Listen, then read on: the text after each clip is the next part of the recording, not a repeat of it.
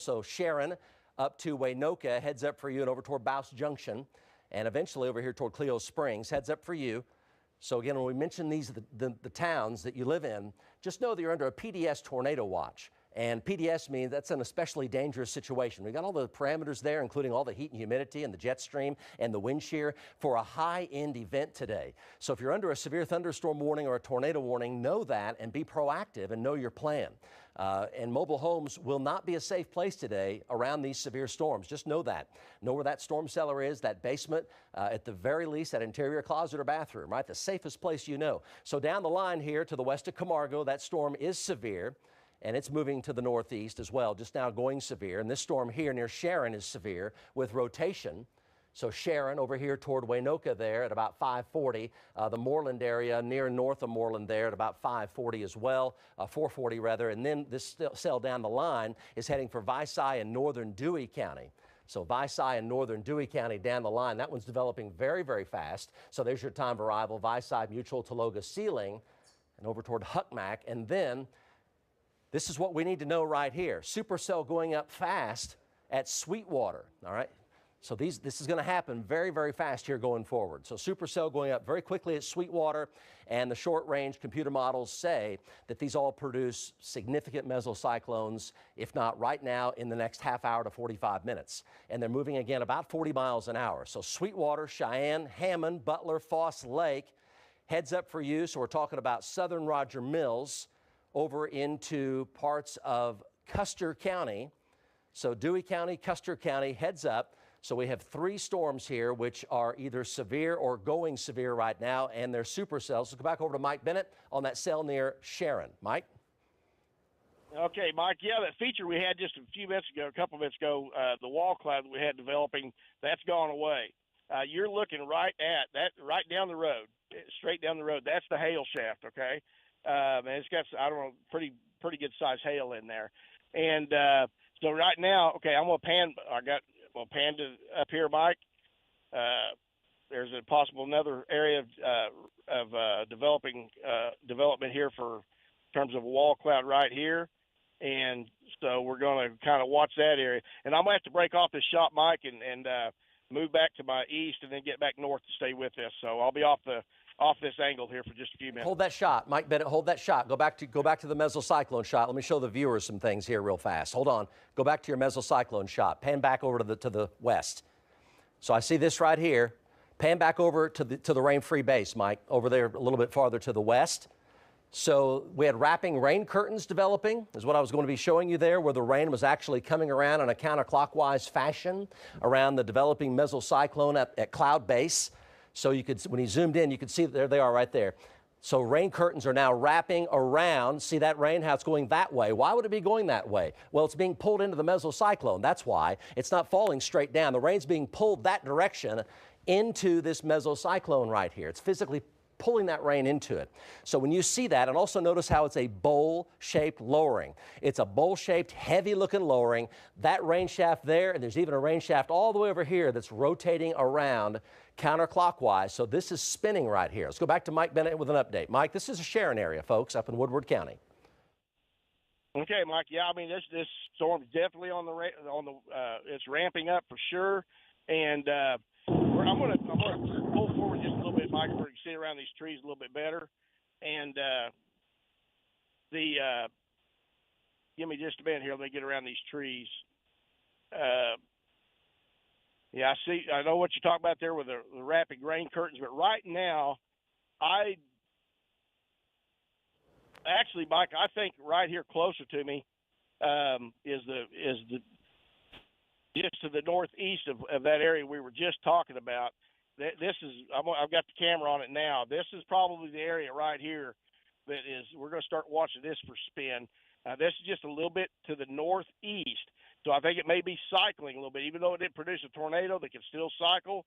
The mesocyclone can cycle a little bit, and so I think we've got a really low area right here, and it's got a feeder tail coming into it. You see that on the right-hand side right there, just developing a feeder band into it, and so we're going to kind of watch this area for rotation. And right now, of course, it's spinning, okay.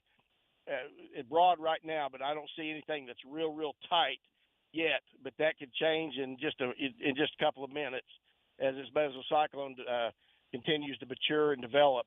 But right now, no tornado on the ground, Mike, but it's heading that direction. Back to the to you. chopper. All right, Mike, thank you. Back over to radar here. If you're just now joining us, there's a PDS tornado watch in effect till 11. It includes the entire metro and really basically everybody to the southwest, west, northwest, and north. The general progression will be west to east. We have one severe storm in progress with a tornado possible. It's near Sharon right now. Let's go to the chopper on that storm there with Mason Dunn live. Mason?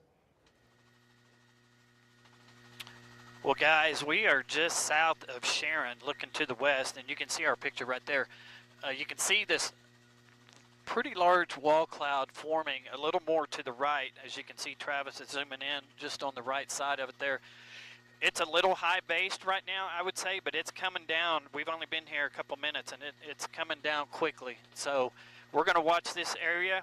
Like I said, we are just south of Sharon, and this is looking to the west about 3 miles from Sharon right now. If it does anything, we'll let you know. Mason Dunn reporting from McIntyre Law. Chopper 4, back to you. Okay, Mason, we'll check back with you. Over to Max 1 here. So the time of arrival on this, again, severe thunderstorm warning. As of right now, no tornado warning. However, there is significant rotation, lowering now down to the cloud base. Here's your time of arrival. So it's in the Sharon area right now. So the east side of Woodward, the Moreland area there at about 4:20. That's coming up in 20 minutes.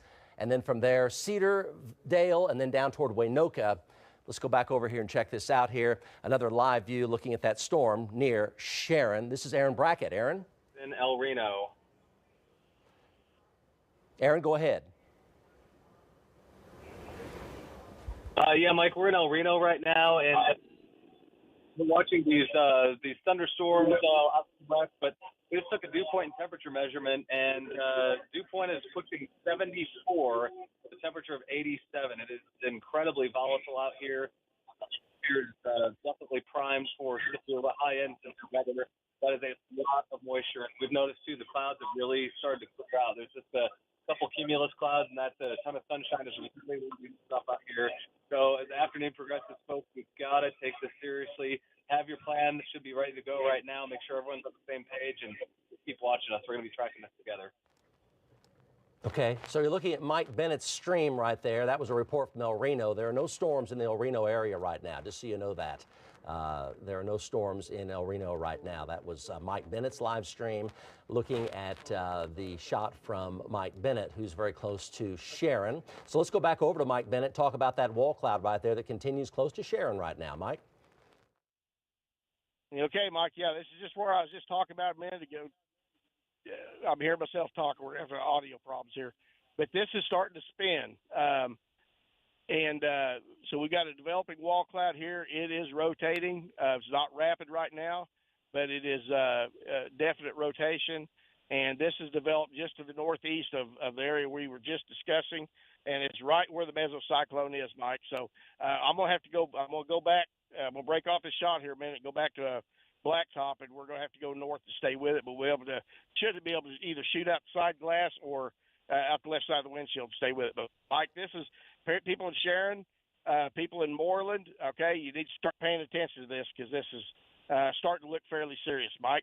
So let's go back over to Lynx 1 here, and this continues to evolve and develop, and will be exactly how this is going to progress here going into the afternoon and evening hours. So as of right now, if you're just now getting home and joining us, we're talking about right now west central and northwest Oklahoma. There's a real chance that we're on the air for the next 8 hours continuous. That I would say that'd be a pretty good estimate right now. That'd be about midnight. And this will be progressing from west to east at about 40 miles per hour. The metro peak timeline for the metro, if you live right here in the metro, still appears to be in that 7:15 to 11 p.m. time frame, and it may wind up being around 8:15 to about 11 p.m. So let's go back and take Lynx 1 full. And here's the wind shear right here. So it's out of the Keenan area now, just moved out of the Keenan area. And we're talking about the area here very close to and just northwest of Sharon and just to the south of Woodward. So the rotation is definitely there. and it is closed off. There is an actual mesocyclone sitting there. The shear marker has not really gone off the charts yet, but it's basically pretty close to Sharon and north of Sharon right now. Let's go back over to the chopper with Mason Dunn. Looking at that, he gave us a fantastic bird's eye view of that. You can see the thick humidity in the air by looking at Mason's picture there live. Mason? Well, you can barely see the windmills. It is pretty soupy out here in the rain there. But as Travis zooms out, this is the wall cloud that is above it. Now that is the town, that's not Sharon. Sharon's back behind me, so that's another little town to the north here. I'm not sure exactly what town that is, but we're looking to the west. This storm is moving a little bit to the east, so Sharon is going to come close to this one, but they need to watch out for the storm that's coming up behind them. That one's going to hit Sharon directly. We're right up here with it in McIntyre Law, Chapter 4. If we see anything, we'll get back with you. Back to you. Okay, so let's go ahead and go on back to the tornado watch here. So here's the tornado watch. If you're just now joining us here, it does include the Oklahoma City Metro. It's a PDS tornado watch for a higher end event, which is possible if not likely. We have a high risk in effect. The last 6 high risks in Oklahoma have produced on average of 19 tornadoes in a day. The last 6 high risks. So we have severe weather here developing. Look how they're back building, right? They're back building, rotation there near Sharon, no doubt about it. Possible tornado producer going forward. And then on down here to the west through north of Leedy, very close to and just east of Arnett, and then down towards Cheyenne, just east of Sweetwater, supercell there as well. And here in Oklahoma City right now, cloudy, windy, temperature close to 80, a lot of fuel here in the metro. So there's radar, everything's developing here. No tornado warnings as of right now. However, things are getting more and more organized. Let's go to Mike Bennett here with an update. Mike? Okay, Mike, we're on the move. We're moving north. We're about 3 miles west of Sharon, 3 to 4 miles west of Sharon. And this, I tell you what, this wall cloud has really organized itself. And I'll tell you, Woodward is not out of the woods on this thing. I think this storm seems to be lifting a little bit to the north. So Woodward really needs to pay attention to this too, at least, especially the southern parts and eastern parts of Woodward. But right now, I don't have it's just a little bit elevated. It's not an extremely low base wall cloud, but it is it's becoming better organized as we speak. And so anyway, I just wanted to get out there. Woodward, pay attention to this because from what I'm seeing, it looks to be lifted a little bit to the north. Could move into Woodward. Mike? Okay, so let's go back over to radar. This is literally just a second-by-second progression here. So what's been happening just in the past even 10 minutes is these storms are what we call anchoring. They're anchoring. In other words, the rotation is now deep into the atmosphere from the cloud base through the storm. So if you can imagine here the way they're moving along, notice how the cores become more pronounced. The core of the storm where the wind and the hail is, they're becoming more pronounced. All of these are doing exactly that same thing, so that they're getting more of a deeper, stronger mesocyclone which sits there and spins in the atmosphere. And that's when you see the evolution of just an ordinary supercell severe storm into a tornado-producing severe storm. It doesn't happen instantaneously. It's more of a progression. Let's hope it doesn't happen. But they're definitely anchoring. All these storms are anchoring here. So Mike Bennett just talked about the South Woodward area. So heads up for you folks in Moreland. Real deal. What do you got? Mike Bennett again. Heads up for you folks in Moreland, heading directly toward you. Developing mesocyclone here. As you can tell, getting lower and lower. Go Mike Bennett. Okay, Mike, yeah, the rain's starting to wrap around it, so I've got to get east to get back around on the other side of it. But I wanted Dillard to have you come to me because I was seeing a lot tighter rotation on the front side of that wall cloud, and we're getting pretty strong west winds right here where I'm at. And so they've got RFD starting to form around it. So this thing is really starting to get organized and could become a tornado producer just not very far down the road. Mike? Okay, let's go to the chopper here in Mason Dunn. We're watching the progression here minute by minute. Look at that wall cloud there. Man, it's changed a lot just in the past 10 minutes. Go Mason Dunn. Well, if you look at my shot just to the left there, that's the town of Sharon. I am about a mile to the east of Sharon looking to the northwest. The storm seems to have taken just a little bit of a right turn, but you're right, that wall cloud is getting lower and lower, and the velocities are getting a lot of red and green where I'm sitting right here, Mike. So right now it is just northwest of Sharon, about a mile or two, and this wall cloud is getting bigger. If anything happens, we'll let you know. For McIntyre Law, Chopper 4, back to you. Okay, very good. Let's go back over to radar here. Mason, thank you. Checking back with you. Again, so we have that, what we call this anchoring process. Let's go over to Lynx 1 here, Damien, and let's check it out here. So north of Sharon, southeast side of Woodward here, as Damien pushes in, and it's really red line, center line for Moreland. So it's not a tornado warning yet. However, a tornado could form very fast. You saw the wall cloud. So it's red line, center line. Let's show the folks Moreland here, Damien. Let's go ahead and feel free to push in to show the city streets. Feel free. So here's Moreland, and we're talking about Alabaster Caverns right here. So Alabaster Caverns in Moreland. So big hail, golf ball or larger, maybe even tennis balls now. And there's Moreland and the area, everybody between Woodward and Moreland. Keep in mind, on days like this, mobile homes are not safe. So you want to be where a safe place is very, very close by to you, and be proactive. This is a severe thunderstorm warning with a possible developing tornado. Let's go back over to Mike Bennett. Looks like an actual bona fide hook here starting to form. Go, Mike. Yeah, Mike, we saw that hook forming. And I missed my road. I've got to go back south to get east to Sharon. I was so focused on that wall cloud, I went right past my road. So we're going to get back to the east to get our angle back on it that we had. But that'll take me it won't take very long. But that's what we're doing right now, Mike. Okay, so let's go back over to Mason Dunn and the chopper. Heads up for you folks in Moreland, far east side of Woodward, southeast side of Woodward. Notice now what we have is a completely different situation than it was 15 minutes ago. Now we have a wall cloud with a spin in the middle, and we have a tail cloud. This tail cloud, it will likely expand and get longer. It's feeding in from the core, which says the wall cloud is spinning and the low pressure is getting stronger. As it does that, this tail cloud will get thicker and longer, coming in from the core right here. Mason, looks like you've got possibly developing rotation right there in the middle of that. What do you think? I would agree. It's trying to get its act together. It is getting a feeder band. You see the feeder band there coming in from the northeast. Now this is right now I'm probably northeast of Sharon, so we are looking out the windows, probably 2 miles to my west right now, and there is a lot of rotation in that wall cloud there. It's trying to get organized. It looks a little ragged, I'm gonna say, but with that said, it could do anything at any time. So McIntyre Law Chopper 4 is right up here with it, guys, and if anything happens right here, we'll let you know as this storm is headed towards Moreland and Woodward. Back to you. Yeah, so if you're in the path of these storms, we're talking about your town, or even if you live near the towns that we're talking about, heads up on this, because this is a high-end day today, and mobile homes are not safe in tornadoes, tornado strength winds. We have a PDS tornado watch in effect and a high risk. The last 6 high risks have produced 19 tornadoes on average a day on the previous high risks that we've had in Oklahoma. So there's the chopper shot showing the mesocyclone, the wall cloud. We're talking about this storm right here. It's just to the southwest of Moreland right now. So it's going to come right over the far eastern sides of Woodward, over the Alabaster Caverns, over through Moreland. So heads up for you.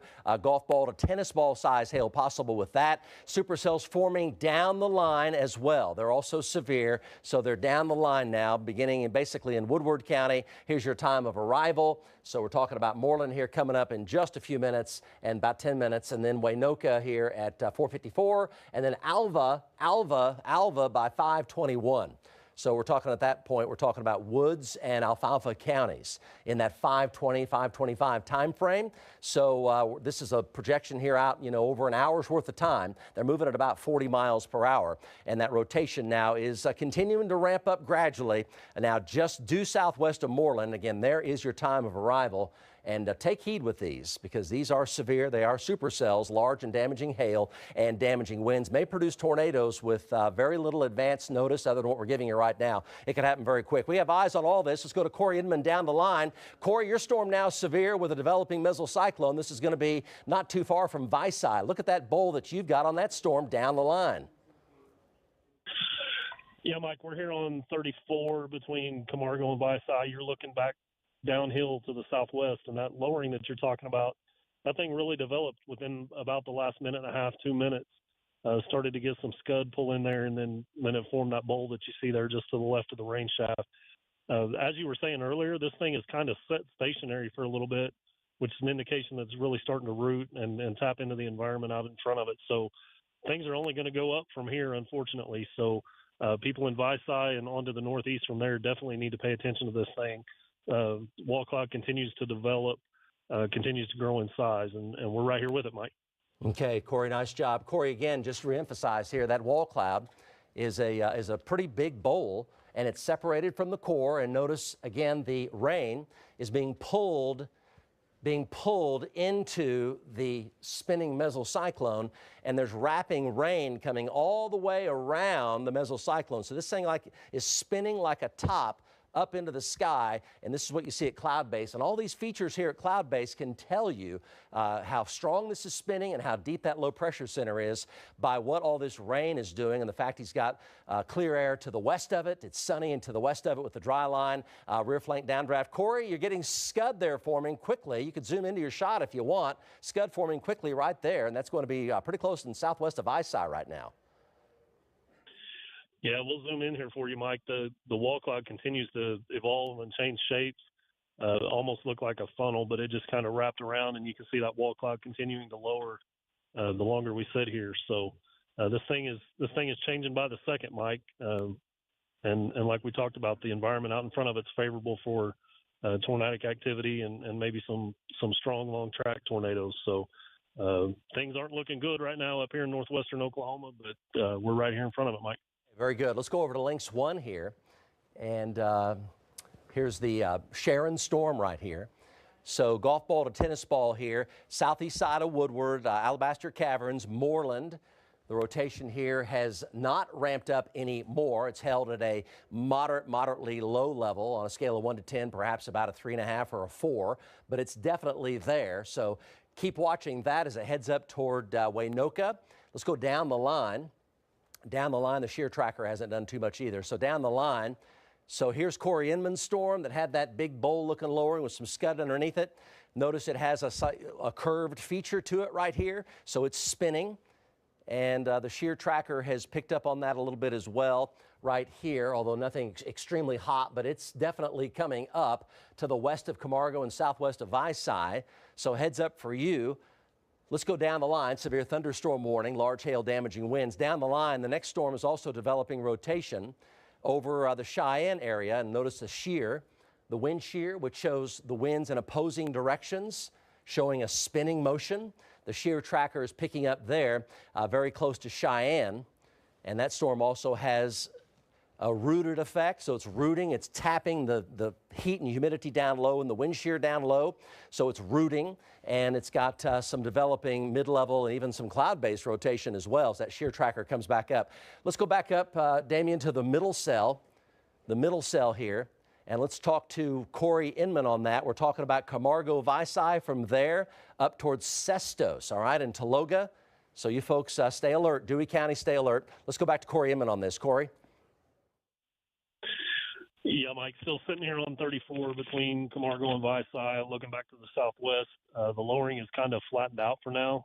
Last time you came to us, we had a few tags hanging out of the bottom of it, kind of flattened out, but the base continues to lower, and you can see kind of right there to the left of the rain shaft. And as you were saying, it's kind of pulling that rain into the mesocyclone, getting some scud to form just to the left there.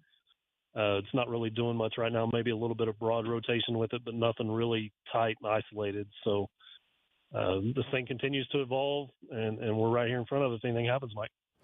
Okay, Corey, thank you very much. Let's go over to Lynx 1, and we're going to go from that cell that Corey's on right there. So this is heads up for Vici, the area near north of Camargo, up towards Sestos. Let's lift to the north and talk about the Sharon storm. So you can still see a little bit of a hook there forming right in through here. Has big hail with it, golf ball to tennis ball. It is severe. Now coming into Moreland. Back over to the chopper on this, looking at it visually here with Mason. Mason? Well, we've moved back to the south now, Mike. We're in between Moreland and Sharon, And this is our shot right here. It's trying to get organized. It looks a little ragged, but it's trying to get organized. I flew up just south of Moreland, turn around and head back this way. So there is a lot of rain coming, and there's also another storm coming behind this one that I'm having to keep an eye on also. So we're right up here with it.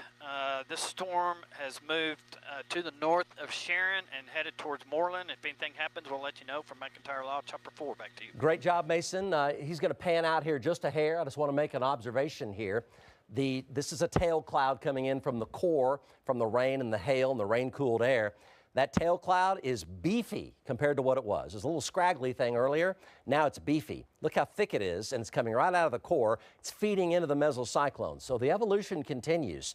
These mesocyclones are getting stronger and stronger, and you can tell by the way the wall cloud changes shape, and that's a big beefy tail cloud coming into the mesocyclone from the rain and hail core right there. Let's go back to Mike Bennett. Ground-based view of that storm. It's very close to Sharon right now. Mike? Okay, Mike, I'm just east of Sharon, and I'm getting ready to get on the highway here. I'm going to angle right to it. You're going to have a great shot of it here in just a minute. And I see exactly what you're talking about. I've been watching that out of my left window. The contrast has not been real good from where we are, but we're going to take this highway that angles up towards Moreland, so we're going to be paralleling it. But we're putting the camera on that, zoom in on it as much as you can. Contrast is probably not going to be very good, but there's still a wall cloud in there. We lost vision of it for about 10 minutes, but we're back on it now. And looks like a pretty pronounced wall cloud in there, but I'm having to cut through the haze to see it. But we'll be in a better position on have a better view of it here in a couple minutes. Mike? Okay, thank you very much, Mike Bennett. Let's go back over to Max 1. And we're going to kind of back out of this for a moment, give you an overview if you're just now joining us getting home. Of course, a lot of events have been canceled this afternoon and this evening. This is a PDS tornado watch until 11 p.m. in the green. Notice it includes the entire Oklahoma City metro, and scattered supercells are forming, and we may well be on the air till about midnight tonight the way it looks. And the progression will be from west to east, and still looks like the metro here is going to be that 7:30 to 11 o'clock time frame coming in from the west. It's 4:18 right now. Not impossible. Cells could develop ahead of the line. Right now, that has not happened, but we're watching that possibility. Our storm trackers, a whole army of them out there, including the chopper as well. Severe thunderstorm warnings. There have been no tornado warnings yet, but supercells continue to become more and more developed. And you folks in Waynoka, heads up, and over here toward Helena, Goltry, Jet, and Ash. Alfalfa County, heads up. Southern Woods County and Alfalfa County, heads up for you on this big supercell here now over Moreland. Notice the metro here. It's windy. It's near 80. It's pretty cloudy. It's very breezy outside, thick humidity, but no storms. There are no storms in the Oklahoma City metro right now. So basically from May Ranch, northwest of Alva, down to the Moreland area, and that storm continues to become more rooted. The mesocyclone continues to be basically cloud-based all the way up. And you can tell by looking how beefy that core is. Golf balls, tennis balls with that. Hook continues to try to develop west of ISI, so heads up there. And all the way back down to near Roll and Durham, near the river there, Roger Mills County and Ellis County. Camargo, heads up for you. You're under a severe thunderstorm warning. The areas near Leedy as well. You're under a severe thunderstorm warning. So there's the Moreland cell. Still looks quite ominous there. Let's go back over to the chopper here and look at it again visually. And you'll see a big tail cloud here coming in. And look how long that tail cloud is now coming in from the core, and the center of rotation's kind of toward the middle left-hand part of your screen. Go, Mason. Yeah, from where the storm is, that tail cloud runs all the way to Moreland. It is over Moreland and going into the storm to the south. I see a train going by east to west. It's about to go through Moreland right now, probably through the heavy rain. We are right up here with it. It still looks a little ragged, Mike, but there's some motion in there. You just can't take your eye off of it right now. So hopefully this does not get its act together, but if it does, we're right up here with it. We'll let you know. From McIntyre Law, Chopper 4, back to you. Okay, very good, Mason. Thank you so much for that. Let's go back to Mike Bennett with an update, ground truth on that. Mike, what do you got? All right, Mike. Yeah, we're right south of it, straight south of that wall cloud, and we're really just now starting to get where I can observe it and kind of study it, just see what kind of motion's in there. I agree with Mason. It does look just a little bit disorganized right now, but doesn't mean anything. That could change in a matter of 2 or 3 minutes. But right now, I looking for. I just don't see an organized wall cloud, Mike. It's just a little bit ragged right now. So we've got a pretty good road. We're gonna be able to stay right with it all the way to Moreland, Mike. Okay, very good. So let's go back over to Max 1 here. We're going to go to Corey Inman next for you folks in Camargo and Visay. So severe thunderstorm warning. The rotation has not increased any further. It's kind of held its own, maybe even come down a notch or so. But still golf balls to tennis balls, damaging winds. The storm is rooted and has a very intense updraft with it, spinning updraft, and certainly ahead of this line, stay alert. You're talking about Woods County over into Alfalfa County. We're under a PDS tornado watch today, so take these warnings seriously. These are severe thunderstorm warnings right now. So you're talking about the area around Waynoka, and then from there, Alva and Capron, Helena, Gultry, Jet, Nash. Helena, Gultry, Jet, Nash at about 5:40 over in Alfalfa County. That's an hour and 20 minutes down the road. But we're giving you advanced forewarning here on this. Zooming on in the Moreland area now, the hail core just to the north of Moreland went over Alabaster Caverns. And again, Waynoka, Alva, Carmen, Capron, Helena there at about 5:40. Down the line, let's go to Corey Inman. He had a wall cloud, kind of a beefy one on that. Still a great big rain-free base. Some scud right there in the middle. This is west of Camargo, southwest of Visay. Go, Corey. Yeah, Mike, still here on 34 south of Visay, looking back to the west, and you can see that one area right there over the power lines where we're kind of getting some tags, and that area is kind of localized the last several minutes, trying to wrap some rain in around it. But that's the area we've been concentrated on. Just keeps pulling some scud in there, and we get little tags to hang down. So definitely a localized area of some increased spin right there. But still, this thing's just kind of drifting along. So it's still intensifying as it moves up towards Visay, Mike. Corey, thank you very much. Let's go back over to radar here. So again, just joining us here, PDS tornado watch till 11, especially dangerous situation here, 4-inch diameter hail, 80-mile-an-hour damaging winds, tornadoes likely, possible outbreak today. The previous 6 high risks that we've had in Oklahoma have produced an average of 19 tornadoes in our state during those high risks on average from the past 6. So that's a lot of tornadoes, right? Notice still a hook there very close to Moreland. So up into Woods County here. Near Alva and down by Capron, so heads up for you, and up toward Cherokee and Helena, Gultry, Jet, and Nash. So heads up for you. Down the line here, that's Corey Inman's storm. Zooming on in for you folks in Visay, severe thunderstorm warning.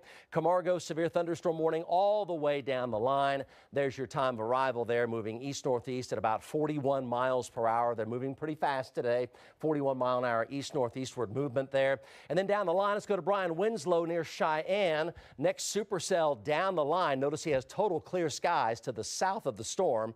That's kind of the tail end storm, if you will. This is going to be near Cheyenne. He's got an excellent view of that right there from Brian Winslow. Go, Brian. Yeah, Mike, we're westbound on Highway 33. We've got a clear view of the Cheyenne storm. The vertical structure is very well defined. The tops look to be about 50,000 feet. It has not received a severe warning yet, but we anticipate that at any time. It's 84 degrees where we are. Got about 30-mile-an-hour winds out of the south. We're tracking it. Back to you, Mike. Brian, I'm showing the viewers here, if we show it in a double box, all the storms that are going up from west through north of Sayre, north of Eric, west of Elk City, west of Hammond, near Cheyenne. Tell us about that activity that you're looking at. You can see it visually down there near Sayre. So west through north of Sayre and west of Elk City. Tell us about those. They're just now starting to go up. Okay, I'm going to turn the camera to the left just a little bit and kind of zoom in so you can see the towers going up. They are not as well defined as the Cheyenne storm, and they're also probably only about 30,000 feet. But they are, you can see the vertical motion of the clouds as those towers develop around Sayre and further back to the south. And it even looks like there's a third tower going up down more towards Dodson, Texas. And so it looks like there's going to be several more storms. But the Cheyenne storm, again, is very well defined. It's got a lot of vertical motion to it. We're west of Custer City. We're between Custer City and Butler, looking right at it on Highway 33. and it's coming right towards us. And these storms have a lot of energy to work with. It's 85 degrees. We got about a 30-mile-an-hour wind out of the south. So we're out here keeping a very close eye on it. Back to you, Mike. Okay, let's go back over to Max 1. So I'll offer to you that the storm coming out of Moreland continues to become more and more tornadic looking. More and more tornadic looking. It has a screaming eagle developing. You can see the wings coming out here and the wings coming out here. Screaming eagle effect with a hook coming around the talons of the eagle, if you will, down here where the mesocyclone is. That is a developing screaming eagle effect, and that's looking more and more like a tornado producer, all right? Let's hope it goes down, but if it keeps going up, that looks like a tornado producer right there. Waynoka, big time, big time. Heads up, let's go to Mason and the chopper, looking right at it. Yeah, we are just east of Moreland, looking to the west, a little bit to the northwest. It's cycling up and down. The velocities really get there, and then they go away. But you can see the entire beaver tail, if you will, coming into this storm from the northeast. Like I said, we're about 2 miles to the east of it. It's trying to get its act together. That's all I can say. It's a mean-looking storm. We'll just have to stay up here and keep an eye on it as it is moving through Moreland right now, headed to the northeast. If we see anything, we'll let you know from McIntyre Law, Chopper 4. Back to you. Okay, let's hold that shot. Take that shot full, guys. Take this shot full. Okay, so tail cloud coming in. Tail cloud coming in, and the rotation center appears to be about right there, kind of on the very back end of it, which is kind of typical with high velocity jet stream wind coming in. So Mason really doing a great job showing this to us. Heads up for you folks in Waynoka and up into Woods County, north of Bouse Junction, now northeast of Moreland. So let's go over to radar here. So no tornado warning on it yet, but the evolution here continues to advance more toward tornadic supercells. So this has what we call a screaming eagle effect. You've got a wing coming in here, and you got a wing coming in here with the hook coming around, like the talons on the eagle, if you will, east of Moreland. So where is this going? Red line, as you can see, red line, center line for Waynoka. See that? Right there. So this would be when you need to know where to go to be safe. Again, no tornado warning on it. However, it's got all the telltale signs of a developing tornado, and it may happen very fast. Mike Bennett's on it, the chopper's on it. Let's go over to Lynx 1. Look at the velocities on it. So there's the hook. There's the hook starting to form northeast of Moreland. And let's go over and push way into the velocities here. So you're looking at a very dark green next to a very bright green northeast of Moreland right there, and you have it. See that? It's even getting tighter. So you're going to see a red center there start to pop up where there's no color. You'll see a little red center start to pop up. That's getting tighter and tighter. That's approaching tornado genesis right there. It's approaching tornado genesis. Back over to the chopper here live. Heads up for you folks in Waynoka. Red line, center line for you. Go Mason. Yeah, Mike, we're still up here with it. We're northeast of Moreland, looking to the west. We're just following the storm. It's taking a little bit of a right turn. It's there's a lot of motion there. It's just hasn't quite got its act together. It's looking good. I don't want to say looking good, but it's looking like the Screaming Eagle. It's looking as if it could, do something here very shortly. The velocities are picking up. So, like I said, McIntyre Law Chopper 4 is right up here with it. And if anything happens here, we will let you know. Back to you. Okay, Mason, nice job. So right now, this is the most dangerous storm in the state. Let's go ahead and back out here on Max 1. So there's a PDS tornado watch in effect if you're just now getting home. That's an especially dangerous situation with 80-mile-an-hour winds, 4-inch diameter hail, tornadoes, some strong, possibly long-track tornadoes today. Not impossible to have an outbreak. We're under a high risk. The past 6 high risks have produced an average of 19 tornadoes in our state during that high risk. An average from the past 6 high risks. That is a Screaming Eagle. Looks very much like a tornado producer here very soon. So Waynoka, heads up. Cherokee and Alfalfa County, heads up here. This is the time to think about your safety plan, your safe spot. Mobile homes will not be safe. Again, a PDS tornado watch for the possibility of large, long-track tornadoes here. Today's the real deal. Look at the hook there forming. Continues to develop, and there's the red A little bit of red there starting to form next to hot green. Looks like there's a little inflow spike there on the eastern side of it down at low levels. That is a developing strong mesocyclone now on a scale. It's now passing a 6, approaching a 7 on a scale of 1 to 10. Earlier it was about a 4. Let's go back over to the chopper with Mason here. There's our Forewarn Me app. You can scan that QR code and download the Forewarn Me app right there on your mobile device. We're streaming now live. Let's go back to Mason Dunn. Again, for you folks in Waynoka, heads up. Go, Mason. Well, you're looking live at it from McIntyre Law Chopper 4. Out the window, it's still there. The wall cloud is still there. It's got a little beaver tail. It doesn't look, I don't know what it's doing. It doesn't look that impressive, but the velocities look pretty impressive in there. Looking in the rain to see if there's another wall cloud or anything in there, but this is the one that we can see. It keeps cycling, trying to get its act together. I hope it does not, but if it does, we're right up here with it to let you, or to keep you forewarned from McIntyre Law Chopper 4. Okay, let's go back over to radar here. So just now joining us here, that could be a developing funnel right there. Again, that's got all the telltale signs of a tornado producer. Screaming eagle, there's a wing there, there's a wing there, the talons are hanging down. That's a screaming eagle supercell. That's the kind of storm, that's what they look like, that produce significant tornadoes. It's looking like it right now. So big time heads up Waynoka, big time heads up. Look, here's Waynoka, right? You folks in Woods County, and then from there up toward Tacoma, and then up into Alfalfa County.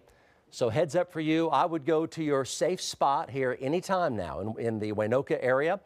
Storm cellar or basement, away from windows, interior closet or bathroom. Mobile homes are not safe. Velocity's still coming up. Tornado genesis here could be literally at any time. Let's go to Mike Bennett. He's looking right at it, point blank. Go, Mike.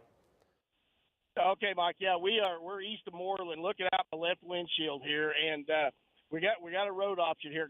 I'm gonna go to Quinlan. Okay, that's gonna put me right in position. I'm right on the south end. I'm starting to actually get back out in front of the hook now. We got caught chaser convergence there a few minutes ago and slowed us down a little bit. We're going to be turning north here.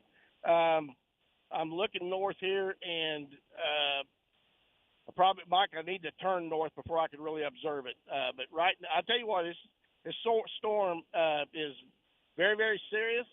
Everybody in Waynoka, even Quinlan needs to pay attention to it, although it might be just a little bit north of Quinlan. But anyway, we're going to turn north here shortly and have a good angle on it. Mike? Okay, let's go back over the chopper with Mason. Mason, go. Yeah, we're still right up here with it. I'm between Moreland and Waynoka, looking to the west here. And right now it looks like it's trying to cycle again. If you just look to the left there, Travis, we're just keeping an eye on this area around in here. So, yeah, sorry, go back to the right. But it just keeps cycling. I hope it doesn't do anything. We're going to stay up here and keep an eye on it from McIntyre Law Chopper 4. Back to you. Okay, tornado warning, Waynoka. Tornado warning for Waynoka, you guys. You folks in Waynoka, interior closet or bathroom away from windows. This is a tornado warning now for the town of Waynoka. Again, heads up for you folks up in Woods County and northeastern sections of Woodward County. It, again, has all the telltale signs of an immediate tornado producer. Tornado warning now, red line, center line for Waynoka. This is a dangerous situation right here. That's got all the telltale signs of a big-time tornado. Big-time screaming eagle effect, strong mesocyclone now developing, tornado vortex signature. We showed that to you a couple of minutes ago. Red line, center line for Waynoka, eventually north of Clio Springs and up into the Cherokee area, Helena, Goldtree, Jet, Nash, Cherokee. And we're talking about Tacoma and Waynoka, but red line, center line for Waynoka.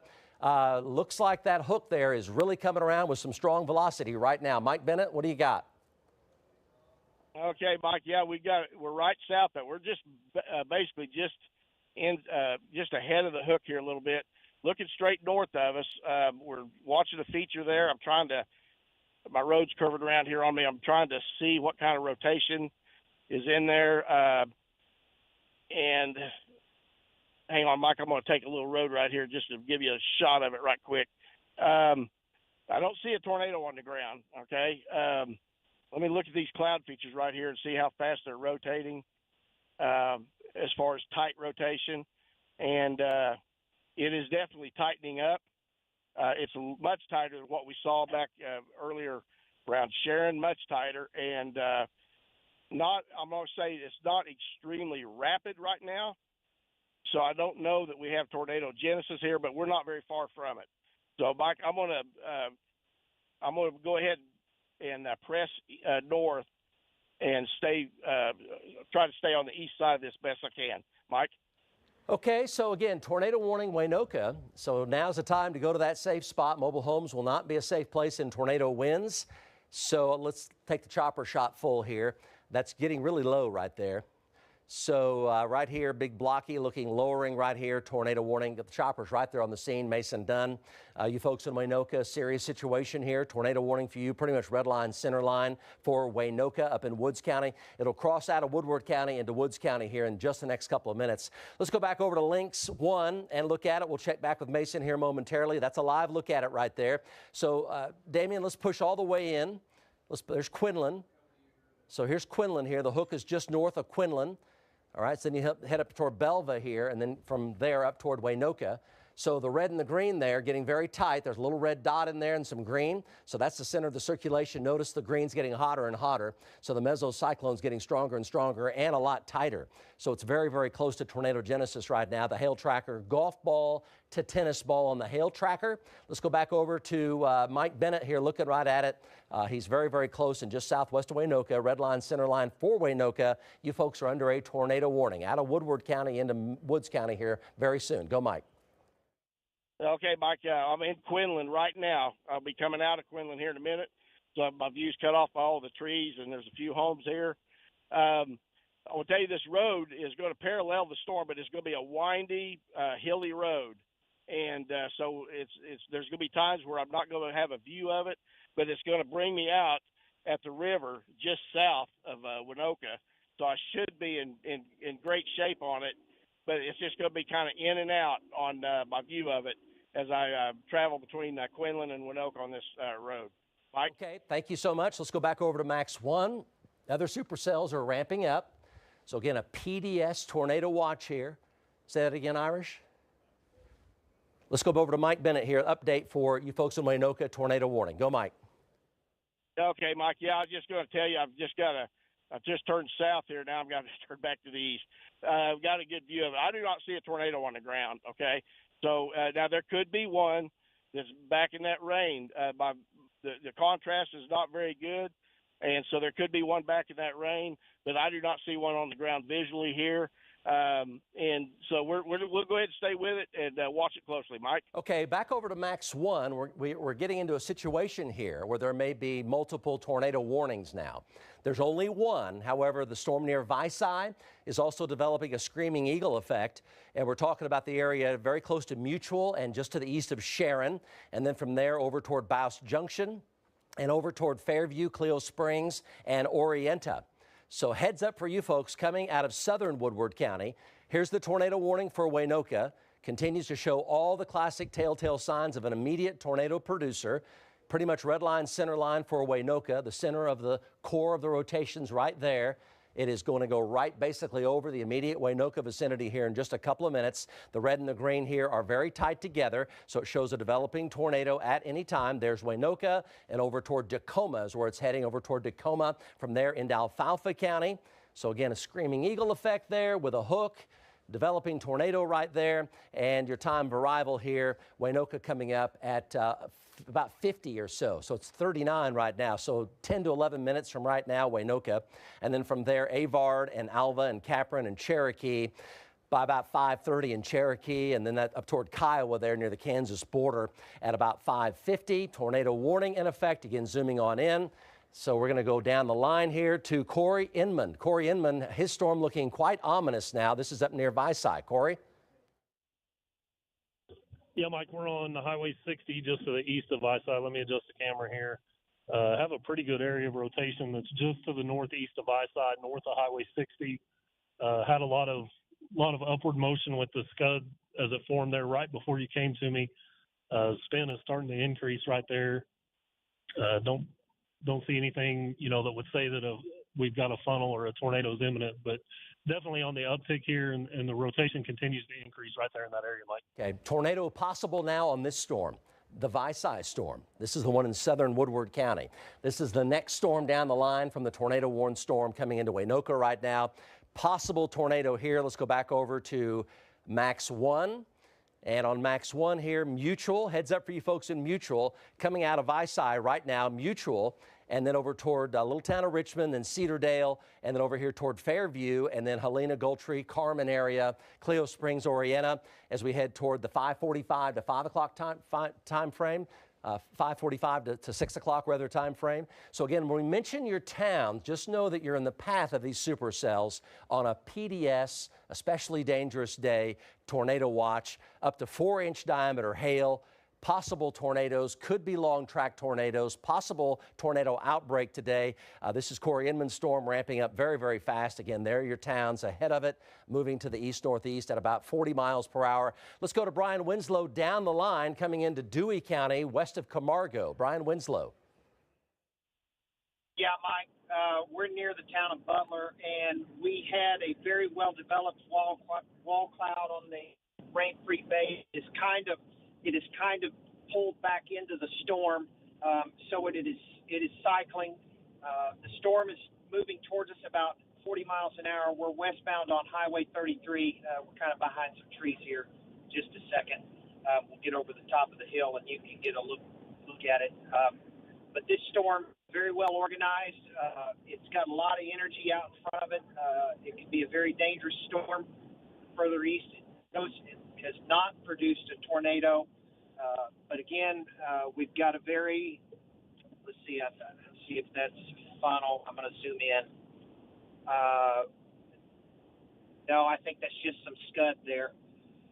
But you can see the developing wall cloud there on the rain-free base.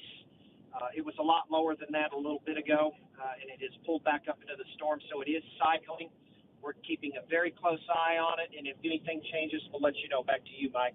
Okay, so we're going to start back up at the north storm coming into Waynoka. So we have a situation here where we have multiple supercells that may produce tornadoes.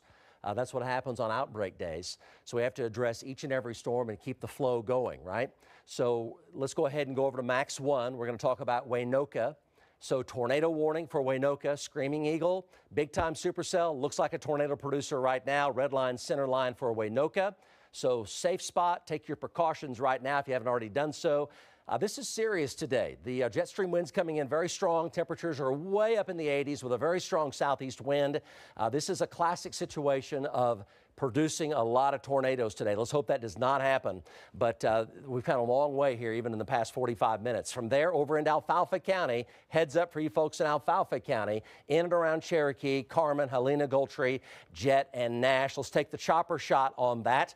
Waynoka, basically right now, there's your time of arrival up toward the Alva area and up toward Helena, Gultry, over toward Cherokee. Let's talk to Mason Dunn here. Mason, very close to Waynoka now. Tornado warning ongoing. You're right on it. Yeah, we're just south of Waynoka, still watching this storm headed towards Waynoka that has a tornado warning on it. You can see another beaver tail trying to form here just on the northeast corner. This is a kind of a skinny wall cloud that is forming. It's getting, there's some little mountains, if you will, out here, so it looks very close to the ground, as you can see right there. Luckily, it is keeping up or outrunning the storm to the south, so that's not going to keep me from moving out at this time. There is some lightning around here, but like I said, this is a tornado warned storm headed towards Waynoka. We are right up here on it with McIntyre Law Chopper 4. If anything happens, we'll let you know. Back to you. Nice job, Mason. Let's go back over to Max 1. So again, tornado warning Waynoka. It's going to come right over the top here, it looks like. Not on the ground at this moment in time, but it's not very far away from it. So tornado warning Waynoka, from there up towards south of Avard, south of Alva, to the west of Carmen, and then from there up toward Cherokee and Helena, Gultry, Jet, Nash.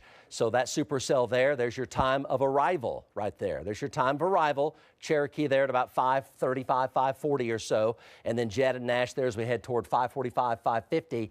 Just know that this PDS tornado watch is a big deal, and these outbreak days can be dangerous, and you want to take your precautions when you're in the path of these supercells here. Again, there's your time of arrival. Waynoka, red line, center line coming up in just a couple of minutes. Down the line, the storm near Mutual also has a developing strong mesocyclone with it, tornado possible with it as well. Here's your time of arrival. Mutual right now, Cedardale, and then over toward Fairview at 5:42. Carmen again, Helena there at about 5:50 to 6 o'clock. So heads up for you folks, if you're in these red boxes here ahead of these supercells, you got to pay attention and stay alert with that PDS tornado watch in effect. That's over the Mutual area right now. We'll check back with Corey Inman. Brian Winslow's on this storm. Supercell here as well. Severe thunderstorm warning. Camargo over toward Canton, Fairview, and O'Keene. Canton, Fairview, and O'Keene. Next storm down the line, west of Morewood right here, supercell. It is a severe thunderstorm, large hail damaging winds. Over here toward Morewood, Leedy, Putnam, Tologa, Sealing, Canton, Watonga in Blaine County as we head toward the 6 o'clock hour right there. So this is where these are going to be heading, and we're under a PDS tornado watch ahead of this, a high risk ahead of this as well. As you can see, supercells, we have 1, 2, 3, all with strong mesocyclones, one tornado warning, one tornado possible, the other severe, all the way down to the northern side of Elk City. These will also likely continue to develop. So that's a heads up for the Butler area. We're talking about Custer County. So there's your time of arrival there as we head over toward Custer City and over toward Tologa and Thomas by around 6:30 or so, 6:15, 6:30 or so. That's going to be over there in far eastern Dewey County, right around the 5:30 time frame over here in Dewey County. So heads up for you, all these supercells right here lined up, one after another. Let's go back over to Mason with an update for you folks in Waynoka. Mason? We are just south of Waynoka, actually right over the dunes out here. If everybody knows where that is. Anyway, we are looking to the west here at this storm. This is a little Sahara down here. I don't see anybody on the dunes today, so it may be closed, but nonetheless, we are looking to the west, a pretty mean looking wall cloud. This storm does have a tornado warning on it. It looks like it's going to pass the wall cloud that is just west of Waynoka, about 2 miles, unless it makes a right turn anytime soon. There is some movement in there. I'm right up here with it. I'm looking out my window. I'm not even looking at the camera. And definitely some motion in here. That's why it has the tornado warning on it. But Avard is going to be the next in line. This storm is probably headed right towards Avard, the next town in line. So if anything happens from McIntyre Lodge Upper 4, we'll let you know. We're right up here with it. Back to you. Okay, Mason, thank you so much. We're going to focus in here on the Waynoka storm. Take a look at it. So you have a supercell down here pretty close to Mutual. So heads up on that one. It's got a tornado possible on it. We'll check with Corey in a minute. And then Waynoka here, Hook, Screaming Eagle effect, talons hanging down. It's got all the telltale signs here of a tornado producer. And you look for the red and the green. The red is not going to show up as prominently because the storm is moving directly toward the radar site. So you don't have velocities heading away too much until the meso gets really, really strong. You'll see the red and the green. So on a scale of 1 to 10, it's up there right now at about a 5, 5.5, 6. Hasn't really totally tightened up. It made an effort a couple minutes ago, and now it's kind of leveled back off. But all that being said, tornado warning here for Waynoka, and then from there up toward Hopeton and near and south of Alva and over into the Cherokee area in Alfalfa County, showing golf ball size hail with it right now. But again, it's leveled off. It hasn't continued to strengthen. It's leveled off at a medium pace as far as rotation is concerned. Let's go back over to Max 1 here and check out Max 1. So there's your tornado warning. So here's Alfalfa County. Here's Grant County. So way down the line here, but we're talking about the 6 o'clock hour, 6:30 hour for Grant County. So heads up for you in that time frame. And then down the line, we have the other supercells also forming. Let's go over to Corey Inman on this storm. Pretty close to Mutual right now, just to the northwest of Sealing, to the southwest of Bouse Junction. Corey Inman. Yeah, Mike, we're on Highway 60 eastbound, headed into Sealing. You're looking back to the northwest at that area of rotation that came out of the Visai area, tracked right over the Mutual area. just kind of keep cycling. We get one little localized area of some tighter spin, and then it'll blow out and recycle a new mesocyclone there. So it's just been kind of steady up and down as it continues to move to the northeast. But this should stay to the north of Sealing. Like I said, we're about 6 or 7 miles to the west of Sealing on Highway 60, and this is to our northwest. So, but definitely people to the northeast of this, Moreland on up again towards Winoka, north of Sealing, definitely need to pay attention, Mike. Pretty low wall cloud right there over there in southern Woodward County. Very close to Mutual right there. Here's the broad view. So we have this PDS tornado watch in effect till 11 p.m. So all of central, northern, all of western Oklahoma, all of southern Oklahoma. It does not include the far eastern parts of our state and southeastern Oklahoma, but a PDS tornado watch in effect. Especially dangerous situation, 4-inch diameter hail, 80-mile-an-hour straight line winds and tornadoes. Possible outbreak. The last 6 high risks we've had have had 19 tornadoes on average for each high risk. So that's the situation we'll be dealing with right here. So tornado warning there for Winoka, and supercell there with tornado possible northwest of Sealing near Mutual right now, and supercells back down the line near Leedy. You see our storm trackers all lined up, and they all have views here basically of wall clouds with rotation quite low, but as of right now there is no tornado on the ground with this activity. The metro timeline still appears to be in that 8 to 11 p.m. time frame. There are no storms, as you can see, no storms near Oklahoma City right now. We have a strong south-southeast wind and temperatures up near 80 degrees. All the action is in Woods County, down into western Major County, down into Dewey County, down into Custer County, and then on down into northern Beckham County right now, very close to and just northwest of Elk City. And a motion here east-northeasterly at about 40 is the average speed. Ongoing tornado warning, but this has not intensified any further. It's kind of stayed steady at a moderate level. Looking at velocities, looking at the chopper, looking at Mike Bennett. Let's go to Mike Bennett here on that storm near Winoka. Mike Bennett, what do you got? Yeah, Mike, you talk about it kind of staying level. It's been that way visually, too. We're at the sand dunes just south of Winoka, cotton chaser traffic again. So I'm not able to get up there as fast as I would like, but right now there is no tornado on the ground. We've had a really good view of the wall cloud for the past 10 minutes, and no tornado on the ground. I'm going to say even it just doesn't even really look like it's getting close to that right now. It may be reorganizing, may cycle, may have another wall cloud develop out of the northeast of this one, but that particular wall cloud is not that ominous. It's pretty low to the ground, but it's not that ominous. We've been looking for rotation underneath it, and there, of course, it's rotating, but I don't see any rapid rotation, anything that I'm getting ready to.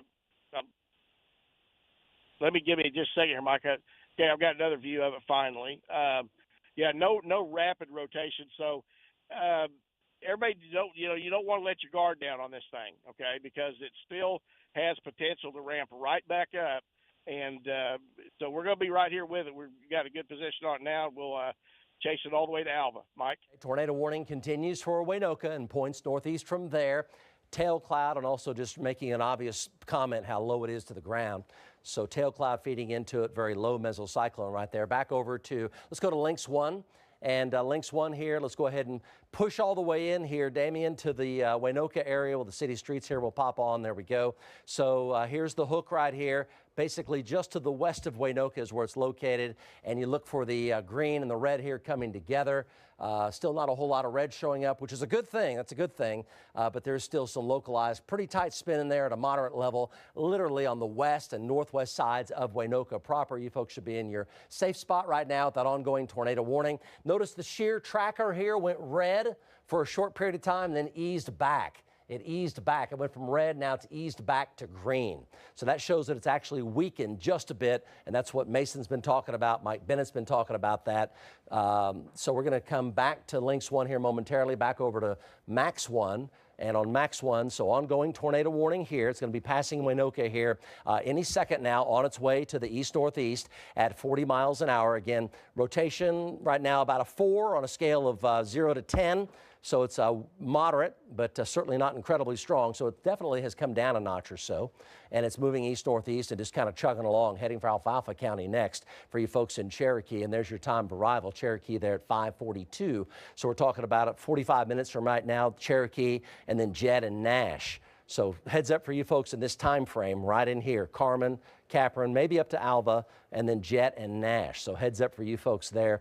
That is a tornado warning ongoing there for the Waynoka area as it moves east-northeast at about 40. Next storm down the line is now located near Mutual, just northwest of Sealing. That's Bouse Junction, Cleo Springs, and Oriena.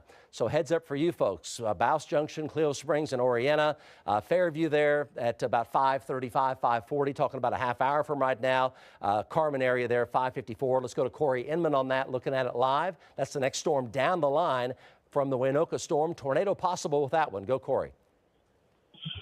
Yeah, Mike, I think they just issued a tornado warning on this storm. We're just to the west of Sealing on Highway 60, looking back to the northwest, and you can see what appeared to be a funnel there in the middle of the screen. It's just kind of hanging there now. We had what looked like a pretty pronounced cone there in the middle of the wall cloud. Looks like it's trying to dissipate right now. But this wall cloud has really... Tornado warning for Major County now. That storm now, tornado warning. Heads up for you folks in Fairview, near Bouse Junction up toward Cleo Springs and Oriena. Go, Corey Inman. Tornado warning, that storm right there coming into Major County. Go, Corey.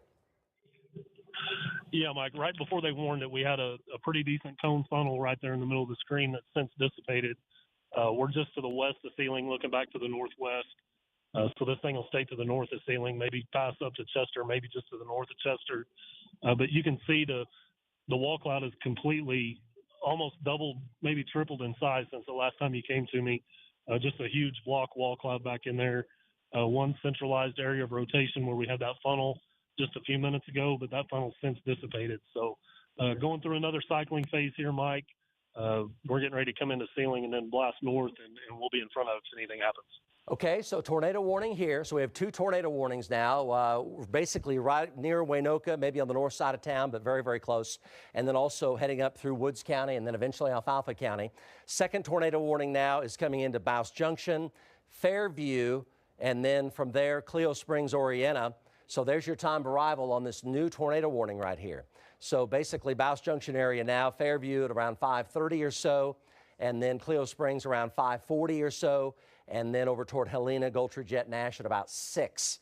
So motion between 40 and 45 miles per hour. Brand new tornado warning there. Let's go back to Corey Inman on that storm. Looking at it, he had what he believed to be a cone funnel there momentarily. The tornado warning came out. Big, big wall cloud. Strong mesocyclone forming right now. Go, Corey.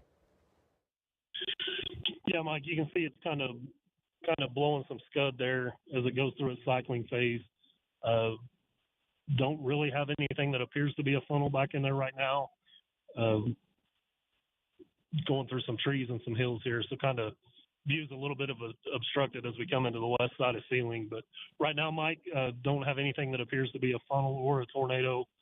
Looks like the new mesocyclone is trying to reform there. We break through Sealing here, and we'll have a better look at it. Back to you. Chopper off, heading down. Okay, Corey, thank you so much for that. Let's go over to Links 1. Damien, let's take a look at the storm coming into Major County. Let's go down to the Major County storm. So new tornado warning. It's got a really large wall cloud with it. So it's now coming out of southeastern Woodward County, just past Northwest Highway. So Bouse Junction, Cedardale, and then over here near Chester, just north of Chester, but near Chester, tornado warning here. And then from there over toward Fairview, Cleo Springs, and Oriena. So heads up for you folks here, that is a tornado warning. And so we look at the rotation. We're going to turn right around here and look at this. So again, you see the bright green. The bright green's getting hotter. And there's the other side of the mesocyclone right there at Cedardale's where it is right now. Push your map a little farther to the east. Let's get Fairview in it. Yep. So here's the mesocyclone right here. Yep. Keep going. There. Yep. Okay. So there's Fairview. So Cleo Springs, Oriena is where that's heading. Pretty much red line, center line, Cleo Springs, Oriena. If it turns right, could go toward Fairview. It'll have to turn right. but basically Aileen and Cleo Springs, Orienta, and the river there to the northwest of Fairview is where that's heading. Major County here, western Major County. Back over to Corey Inman on that. A golf ball to tennis ball with that showing up as well. Hail size is getting much larger, much faster. Go, Corey. Yeah, you could definitely see the hail core back in there, Mike, as we came in the ceiling. We're getting ready to, we're going to turn north here and come through the north side of ceiling. We're kind of obstructed now. Looks like the new mesocyclone may be developing a little further to the north. So we're kind of blocked here, coming through ceiling now, Mike. So give us a couple of minutes and we'll have a shot of it. Okay, so let's take a look here at the, let's go over to Max 1 here and take a close look there at the time of arrival for you folks. Cleo Springs and Aileen is where it's going. West through north of Fairview, but if it were to turn right, you see your cone there, your danger cone here, if you will. So the hook there is forming very close to Bouse Junction and little tiny town of Togo there. So this is western Major County and then heading up toward Cleo Springs. See it right here, Cleo Springs and Orienta right here. And Aileen up toward Carmen, southern Alfalfa County. That's where that's heading. There's Fairview right there. Let's go back over to Lynx 1. Take a close look at the velocities on this. We're going to 4-box this. So feel free to push right on in on it. And let's head on up here. Head on up. There you go. Right here. Push in on that. Okay, so good. Yep. So you see here's the red and the green right here. So right there is where the developing tornado is. To the west and to the northwest of Fairview, heading for Cleo Springs and Orienta right there. That's the reason why the tornado warning's in effect. This is your hail. And the hail went from golf ball to tennis ball in a really big hurry. So the hail's coming up very, very fast. Quick update from Corey Inman, then we're heading down the line for you folks down the line. Go, Corey. Yeah, Mike, just north of ceiling here, crossing the Major County line. You're looking to the northwest. Really two lowerings there. You can see the one off to the north, and then we got this other one, what's left of the old mesocyclone right here. It's kind of starting to pull in some scud there, but nothing real localized right now. Everything's still kind of broad. Everything's still kind of broadened out as far as rotation goes. So we're coming up here just south of Chester and going to have to blast east over towards the Fairview area. You can see the hail core back in there. A lot of heavy rain and continuous cloud-to-ground lightning. So we're right here with it, Mike. Don't see anything real localized that would look like a tornado's imminent. Okay, we're going to go down the line. Let's go down the line one storm over to Max 1. So the Leedy rotation's coming up really fast. Here's your time of arrival. Leedy, Putnam, Taloga, Sealing, Canton, Fairview, Cleo Springs, Orienta again. These supercells are fairly close together, so you're seeing the same towns pop up in the time of arrival danger cone, but east-northeasterly between 40 and 45 miles an hour. Damien, we're going to go in there and 4-box that Leedy storm there and take a look at it. And let's go to Brian Winslow now. Update. Live picture from Brian Winslow, the Leedy storm. Heads up, you folks in Dewey County. Go, Brian Winslow. Yeah, Mike, we're on the east side of Butler looking to the north at the Leedy storm. The storm has cycled, and this is the new wall cloud. You can see, let me move the camera just a little bit here. On the right side of the screen there, the feeder cloud is coming in on the wall cloud. There's a lot of motion in there. I don't know how well you can see it in the camera there, but the winds in that wall cloud are cranking. We have not seen a funnel yet. We've got a clear view of it. It's still got a rain-free base, so the visibility of it, we can see it. And we're keeping a very close eye on it. And if anything changes, we'll let you know. Back to you, Mike. Okay, let's go into Lynx 1 and let's 4-box that. Let's go ahead and 4-box that on Lynx 1. We're talking about the Leedy storm now, right? So notice the shear. So if you're not familiar with what we're showing you, first of all, there are no supercells right now near the metro. It's 5 o'clock now. They're to the west and to the northwest of the metro, but they are heading generally toward the Highway 81 and Interstate 35 corridor. So we have a lot of folks out there in the metro and all of western and northwestern Oklahoma. We're under a PDS tornado watch for it's an especially dangerous situation, 4-inch diameter hail and tornadoes, possible outbreak, possible stronger, longer track tornadoes. and we're tracking supercells out here. The Leedy rotation, so there's the hook forming near Leedy. So heads up for you folks up into far northern Custer County, up into Dewey County here. That shear, look at the shear marker here.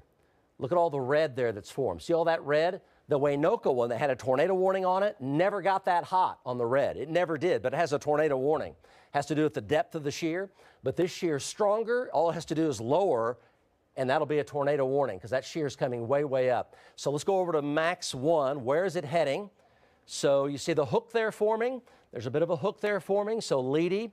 So that's a heads up for you. So here's the broad view. Again, here's the metro right here. So you see supercell with a tornado warning here, just passing away Waynoka, heading into Alfalfa County, near and south of Alva, the Capron area, Tacoma area. Supercell here, Bouse Junction, heading up toward Fairview, Clio Springs, and Oriena. Tornado warning there. This one has very strong shear. Brian Winslow talked about the winds really cranking. He has low-level, high-velocity wind coming in. There's a hook forming. So just a severe thunderstorm warning, but it might not be much longer the way it's going. It's got very high shear now lowering to the cloud base. So that's Dewey County from Leedy over toward Putnam, Tologa, and north of Custer City and Arapahoe. From there, Canton Lake area. There's Blaine County, Canton Lake area. Here, here, and here. All three of these well-established supercells. Back over to Brian Winslow again, the Leedy storm. Brian Winslow, tell us about it. Yeah, Mike, we're still on the east side of Butler looking at the wall cloud passing over Leedy, so we're looking to the north. Still rain-free base, so we have a very clear view of it. It's started to try to produce a couple of funnels, but they're only a couple of seconds, and then they pull back into the wall cloud. You can see on the right side of the screen there that inflow is getting lower. Let me zoom in here, and you can see the motion in the wall cloud there in that feeder band. The winds in there are turning. We've still got about a 30-mile-per-hour wind out of the south. It's 82 degrees. We're keeping a very close eye on this thing. We have not taken our eyes off of it for the last 10 to 15 minutes. We're watching it very closely. I don't know how well you can see the motion there on the feeder band coming in to the wall cloud. That's going to be on the front of the storm on the east side of the wall cloud. It looks like it's getting lower, and now there's an additional feeder band to the east of that also feeding into it. We're watching this very closely. Back to you, Mike. Okay, let's go over to max 1. So that's the Leedy storm. So that's this storm right down here. The rotation on this one coming into Major County has gone way, way up. Probably the strongest we've seen all day today so far. It's like passing a 7 now on a scale of 0 to 10. It's passing a 7. There's your time of arrival. Take this seriously. Fairview there at about 5:30, 5:40. It's 5:07 right now, so 20, 25 minutes from right now. Clio Springs, Oriena at about 5:40 to 5:46. Helena there at about 5:55, 6:03. Lahoma, Enid, right? Lahoma, Enid, 6:12. Take this seriously. It's come way up. That's got a big, deep hook on it now. And again, there's your time of arrival. Heads up on this. Serious deal. Let's go over to Lynx 1. Tornado warning ongoing with it for Major County over to Lynx 1. And let's look at the rotation on that with Lynx 1. Big, deep hook. My goodness. That looks like a tornado producer right there, basically right now. Velocities are coming way up, and also there's a little satellite, some type of little inflow satellite vortex of some kind right there.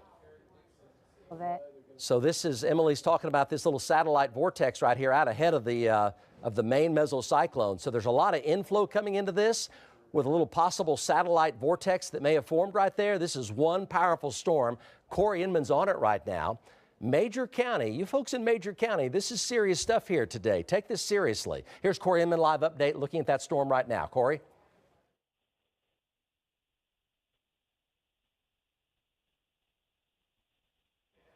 So that's all really, really low.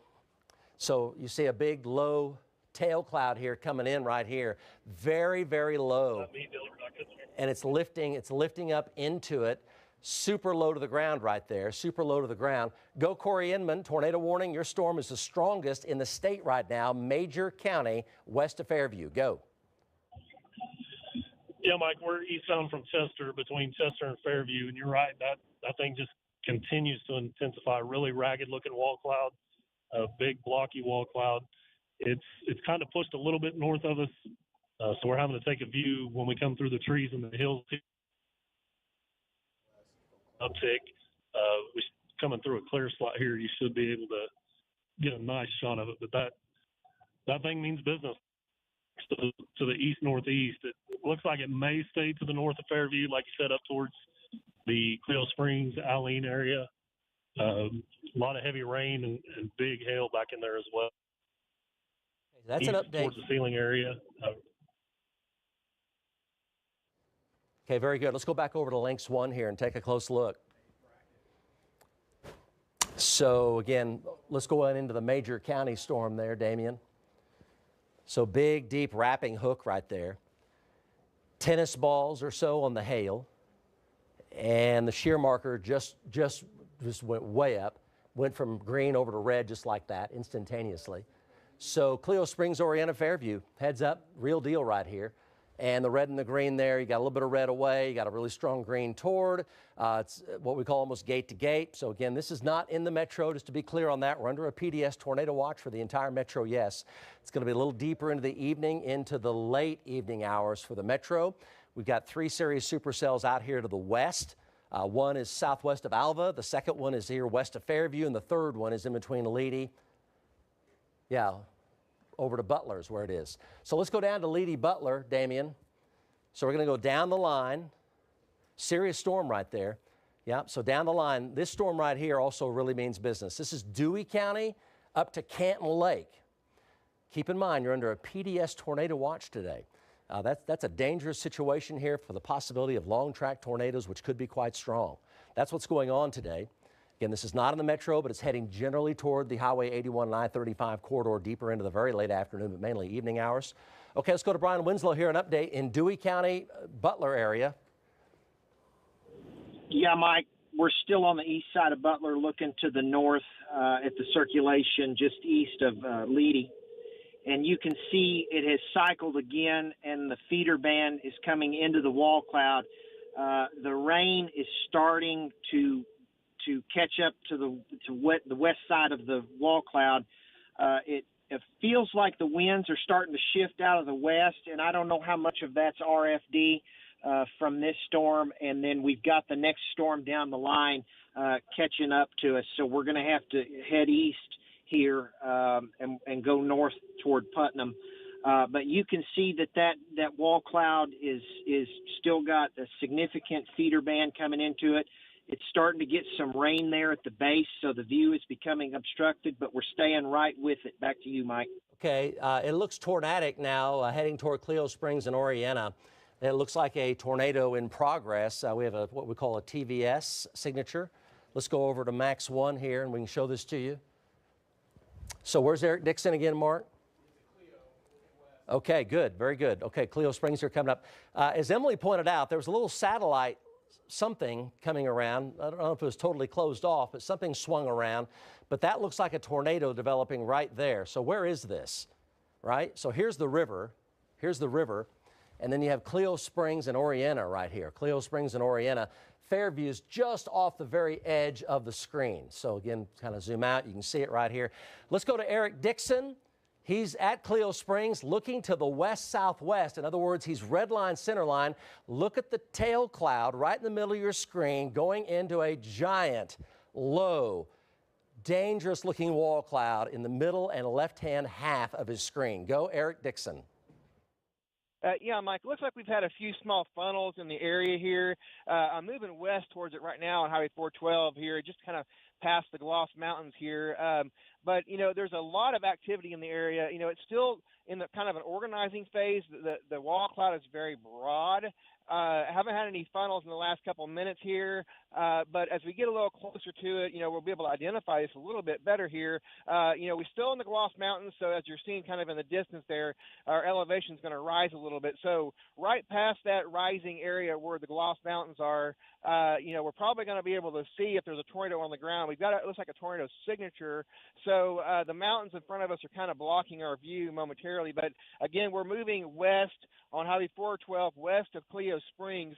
So folks, north of Clio Springs, the Carmen area, Clio Springs need to be aware that this is a rapidly developing situation. We are right here with it, so we'll keep you posted if we see any finals. Back to you, Mike. Okay, so we're just looking at the major county storms. So again, basically the chopper is right there and Eric Dixon's right there. This is a really, really low wall cloud. It's red line, center line for Clio Springs and Oriena, near and just to the west through north of Fairview. And you're looking to the west right there, right into that hook. Right into that hook right there. You see, here's Fairview right here, those Clio Springs right there. You can see where it's going. Clio Springs, Oriena, right here. Clio Springs, Oriena. On the north side of Fairview, or the Fairview area, this is all a tornado warning right here, that red polygon that you see. And you look at the velocity. That is essentially what we call a TVS, or tornado vortex signature right there. Very high velocity one way and pretty high velocity now the other. Let's go back over to Eric Dixon again. This is the time for Clio Springs and Oriena to think about their safe spot away from windows, interior closet or bathroom, the safest place you know, and mobile homes will not be safe in tornado winds, especially on a day like today. Go Eric Dixon. Yeah, Mike, we got a lot of tags through here. We're trying to figure out where, this is going to localize at here. Typically it would kind of be on that right side, kind of over there towards the rain there. But, it's in an organizing phase. Every once in a while we kind of see it come down and kind of bowl down a little bit, which, that's an indication that, hey, the meso's starting to drop a little bit. We're starting to get a little bit more rotation closer to the ground. On that right side of that storm right there, we're starting to see some rising motion, which indicates, it's starting to spin up and rise. Everything's rising into the updraft of this storm here. The low pressure is starting to deepen inside this hook echo here. The winds are starting to come up here. So the wall cloud is just kind of on the other side of those GWES mountains over there here. So we're watching it real closely here. It's kind of holding its own a little bit, but, we're getting these tags here and there. And I've had a couple small little needle funnels. They come and go really quick. So it is definitely rapidly intensifying here.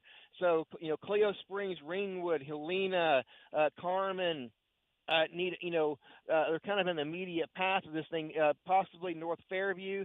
As looking back at this here, I'm not seeing any definite funnels, lots of tags here, still a lot of rising motion in that wall cloud, but it's definitely organizing. It's not 100% there, but we are getting there very fast. Mike? And Mike, That's I'm right. watching on Max 3 right now, and there's a new satellite tornado trying to form off to the southeast. It's happened before, and it's likely happening again right now. So you're looking at the hot red and the hot green there, the southeast side of the main mesocyclone. That'd be damaging winds coming into the Fairview area. So again, Fairview, you folks in the Fairview area, you're under a tornado warning. You guys pop up Max 3 real quick. I can show you what he's talking about. There we go.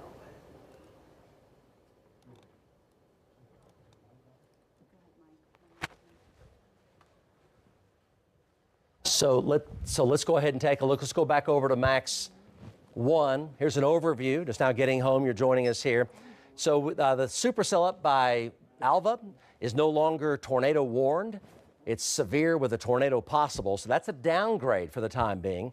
The most serious storm by far, west through north of Fairview up to Clio Springs and Oriena.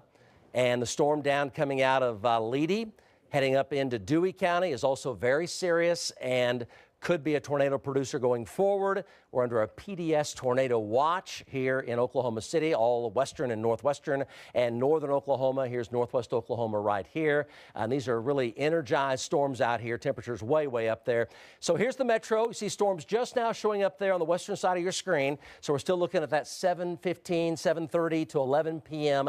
time frame for the metro. That's for the metro area. That's your time frame. But these storms mean business, especially the one coming into the Fairview, Clio Springs, Oriena area. Again, the tornado warning has been downgraded to a severe thunderstorm warning with a tornado possible up there near Alva. And there's your time of arrival for Alfalfa County, Cherokee, down toward Wakita and Medford in Grant County. So east-northeast at about 42 miles an hour coming out of Woods County and Alfalfa County and Grant County, zooming on in. You see it's just to the south of Alva right now. That rotation has weakened wind some, and that's good news. This storm, though, right here appears to be a tornado producer, if it hasn't done so already, at any time. That rotation definitely is weakened. Let's go back over to Eric Dixon looking at that big-time storm. Emily Sutton joins us. Emily? Yeah, Mike, I just have a track on that on Max 3 if you want to put a track. It's moving to the east at about 40 miles per hour. So it's going to be moving into Cheyenne Valley here shortly in the next 10 minutes. Gloss Mountain State Park at 5:34 p.m., moving into Cleo Springs at 5:46 p.m. And what's discouraging about today, as we've been talking about, Mike, that this is just the start. As we head towards the 6, 7, 8 p.m. hour, that's when the tornado environment becomes even more favorable. So it's not a good sign that we're already seeing these producing tornadoes, because it's expected to ramp up as we head into the evening hours. So we're watching closely with our trackers here, this Fairview storm. Let's go to Eric Dixon. He's looking right at it.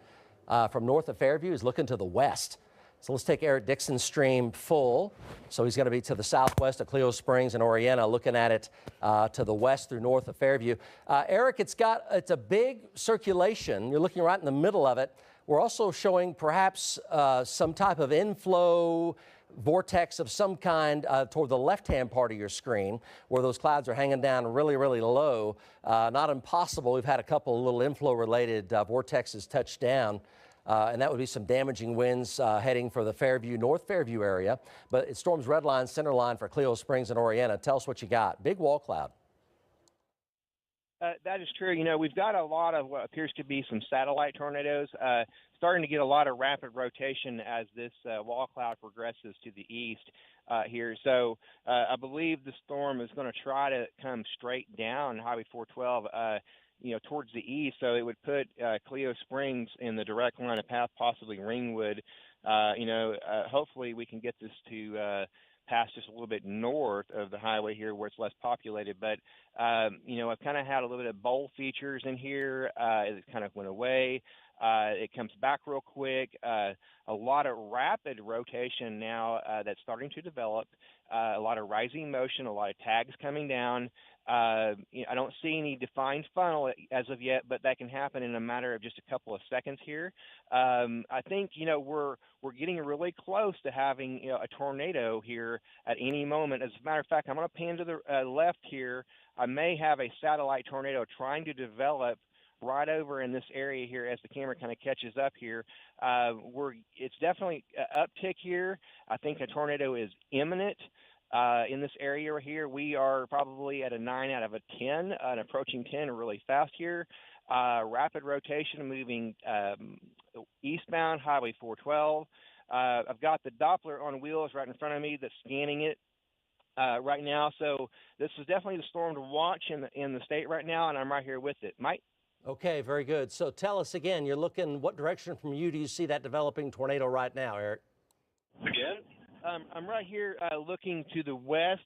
I'm probably about 10 miles to the west of Cleo Springs here. It says the highway, it's going due west, and the highway will make a jog to the northwest. I'm right here at that bend where it's fixing to make the jog to the northwest, looking due west. It appears that a lot of this rotation is starting to kind of dive a little bit to the south here a little bit. Perhaps maybe this is trying to localize and try to pull this energy and make it do a right turn here.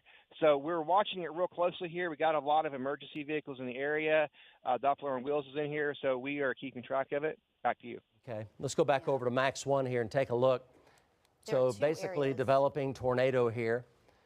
So it's going to be to the west of Fairview up toward Cleo Springs and Oriena, and we'll put the velocities in right here. And as you can see, we're looking right here. So that red and that green, if that were to tighten up right there, that would be a tornado. But it's a strong circulation. There's no doubt about it. So right there along the river, and then again, Cleo Springs, Orienta, up into southern Alfalfa County is where that is going right now. Let's go back over to Eric Dixon, get an update here. Ongoing tornado warning, strongest storm in the state right now. You're looking right at it here, and the chopper is in the immediate vicinity as well. Go, Eric. Yeah, Mike, I'm still at the same spot here. Here just a second, I'm going to go ahead and progress a little bit more east so I can get out of the line of this, don't let it overtake me here. So we're going to get just a little bit to the east of Cleo Springs here, kind of see what it does here, see if it's going to track along the highway here. It's possible that it could try to take a northeast turn, but right now it's trying to localize and head due east. So, Cleo Springs really needs to get in their shelters right now. A tornado is going to be imminent the way it's looking right now. Rapid rotation inbound for Cleo Springs, Highway 412. I'm going to reposition. Mike? Okay. Looks like baseball-size hail as well in that storm. So just looking at velocities here. Let's go ahead and take Eric Dixon's stream here full. So he's looking back to the west-southwest again, basically showing tornado there possible here at any time. There's a lot of damaging winds in this as well, and we're showing at least baseballs with it, 2.75-inch diameter hail. So Aileen and Cleo Springs, Orienta, up into Alfalfa County and northern major counties where that's tracking right now. Hey, Mike, that storm produced an 82-mile-per-hour wind gust. There you go. That's all this hot green that you see right here, all that hot green around it, 82-mile-an-hour wind gust right there. So high velocity damaging straight line winds. Let's go back over to Eric Dixon's stream here full. Let's take a look at it. So ongoing tornado warning, Aileen, Cleo Springs, Orienta, heads up for you. Eric Dixon, it looks like you're moving here a little bit. Tell us what you got right now. Yeah, I'm kind of keeping an eye on my rearview mirror right now. I'm going to get up to the next stop up here about 2 miles ahead, back up on a hill, and look back at it here because it's starting, these things move fast, so you got to keep up with it. So give me a couple minutes here. I'm going to reposition, look back at it here. I'm looking at my rearview mirror. I do not see a tornado at the moment, but we are moving eastbound, and we'll get you another shot here momentarily. Emily Sutton joins us live. Emily? Yes, we continue to monitor the latest. I'm on Max 3 right now if we want to open. I've got to turn my mic on. I'm on Max 3 right now if we want to go ahead and take a look at the latest. So we have a PDS tornado watch that remains in effect, and this goes until 11 p.m. for most of the state. We are keeping a close eye on that one. Again, I'm on Max 3 if you can take me on the big board, guys. We are tracking a couple of severe thunderstorms. One tornado warning continues. We've been keeping a close eye on it. Let's go ahead and take a look at the latest, and the line of storms continues. PDS Tornado Watch. North of Cleo Springs, close in. PDS Tornado Watch means a few things here. It means that it is issued for days where there's a forecast for strong or violent tornadoes. So Mike's putting a big track on this right now when it's expected to move into the metro the way it's headed right now, closer to the 8:30 p.m., maybe 9 p.m. time frame. Let's go back to Max 3 if we can, guys, where I continue to track this line of storms. 2 severe storms at this time, 1 ongoing tornado warning. This tornado warning has been cycling quite a bit, and it's been producing even some satellite tornadoes. So you have the main circulation, and then it can spawn a secondary circulation next to it. This is a severe thunderstorm. The orange means that there's a tornado tag, a tornado possible. Any of the storms today will have a tornado possible.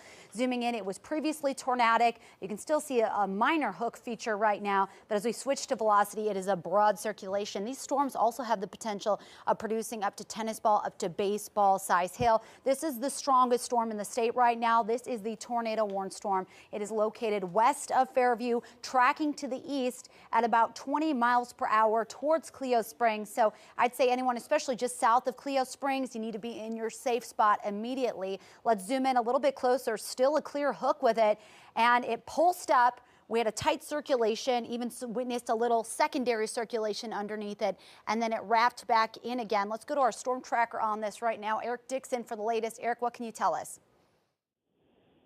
Yeah, I moved east a little bit here. I'm closer to Clear Springs. Definitely still with us here. I've got little tiny tag funnels that keep coming down here. One perhaps right here, right above the highway here, a little tiny needle type funnel that's trying to develop here. There's a lot of chaser convergence out here. People are tracking this here. Looks like I've got a funnel developing right here in the middle of the screen here. Possible tornado that's fixing to try to develop right in front of us here. So I definitely have a funnel. It's coming down. I'm zooming in on it right now.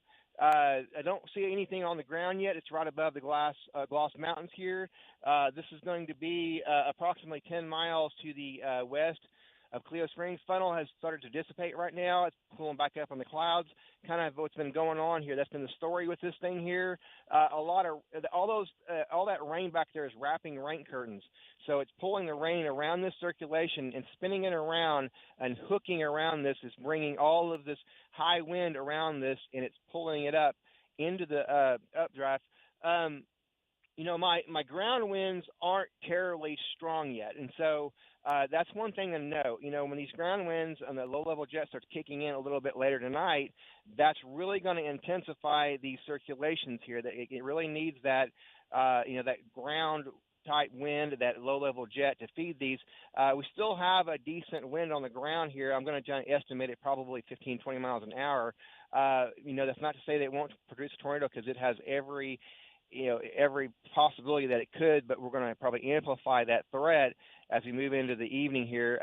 I'm watching it. I don't have any funnels as we speak right now, but we are continuing to watch this, and we will move east with it and keep you forewarned. Mike? Okay, thanks for that report. Yeah, so this pulsed up earlier, but where you're seeing mainly shades of red right now, he was talking about the rain ramping in. That's what we're seeing right now. So essentially the storm is becoming outflow dominant. It's pushing out, and that's causing right now, I'm going to go to that real quick, Damien, in the middle of Max 3. All right, let's go ahead and zoom on in back to that storm. If we can on Max 3, not sure which Max we're on. We are still looking at it blowing out, and that's creating very strong winds. In fact, a report of 82-mile-per-hour winds that happened. So going back to some of the other storms right now, we are tracking the latest. 2 severe thunderstorm warnings continue. There we go. I've got control of my computer again. So in northern Oklahoma, this is the severe thunderstorm warning up through Burlington. This still could have some large hail with it.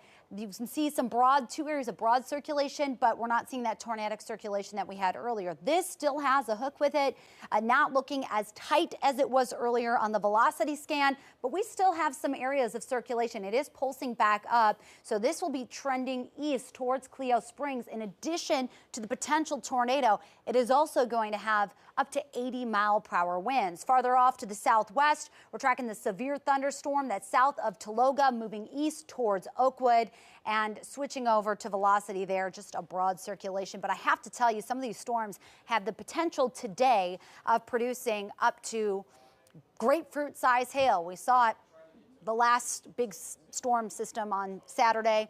And actually Tuesday, we've had a few events, right?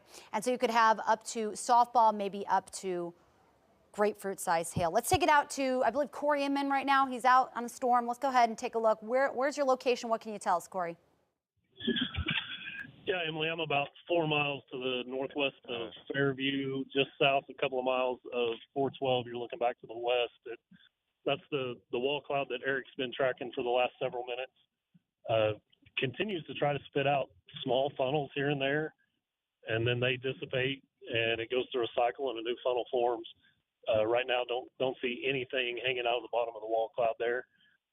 This thing's almost tracking due east right down 412, like Eric was talking about. So be over in the Clio Springs area real shortly. So Clio Springs on up to Alene need to go ahead and take their tornado precautions, Emily.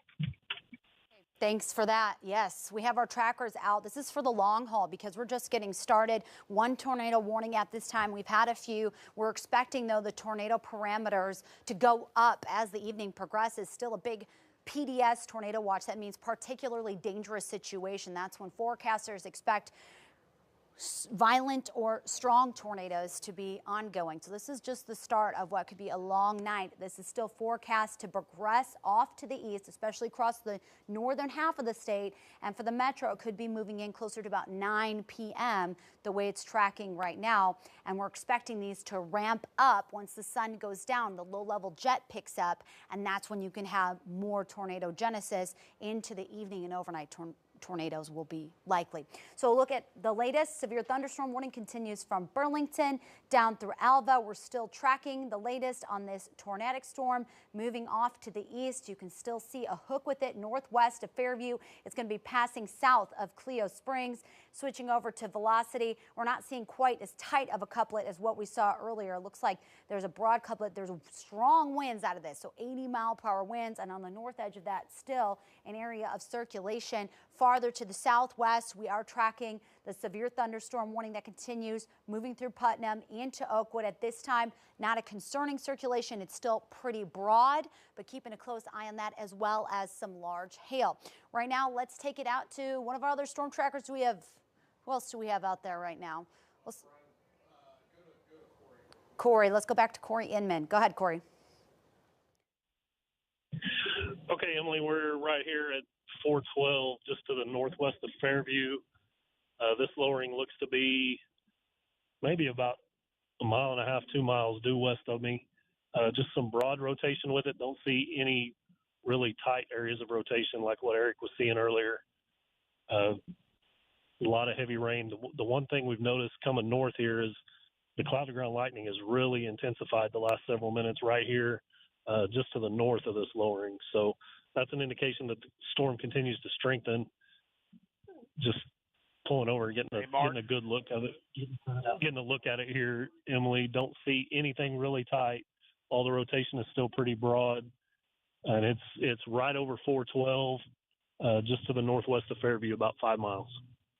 Corey, thank you very much. Let's go over to Max 1 here and kind of give you an overview. Here it is, 5:35 now in the afternoon. So you see the green counties here.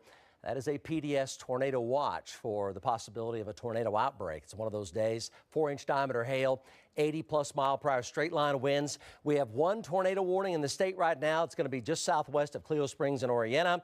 The storm up here coming into northern Alfalfa County, just to the southeast of Alva now. Severe with a possible tornado. There's a small tight circulation with that one. The storm coming out of Dewey County, that's heads up for Canton Lake.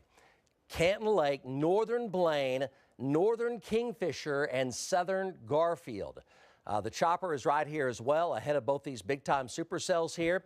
Down the line, these are generally non-supercellular here, so they're not as much of a concern. The metro, here's Oklahoma City right here. This is to the west, to the northwest, and to the northwest of the Oklahoma City metro. You can see these big supercells here. We're under that PDS tornado watch till 11 p.m. But again, nothing in the metro. It's 5:36 right now. Nothing in the metro until at least 7:30, 7:45. But that 8 p.m. to 11 p.m. time frame, heads up for the metro. For the time being, it's to the northwest and to the west-northwest of Oklahoma City, gradually heading east-northeast at 42 miles per hour. So supercell, supercell, supercell. Here's Watonga, there's Fairview, there's Enid, there's Medford. You folks ahead of those three supercells right there, and these two are still ramping up and really not so much down. Small tight circulation there northwest of Cherokee, northern Alfalfa. That'd be Amarita and Driftwood up here in northern Alfalfa County, the Byron area.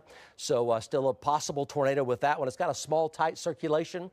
Here's your time of arrival. So Byron, Waukeeta, and up toward Caldwell, Kansas. That's in southern Kansas. So it crosses from Oklahoma into Kansas right around that 6:20 to 6:25 time frame. That's the update for the northernmost supercell that earlier had a tornado warning with it. Notice it has cleared Alva to the east.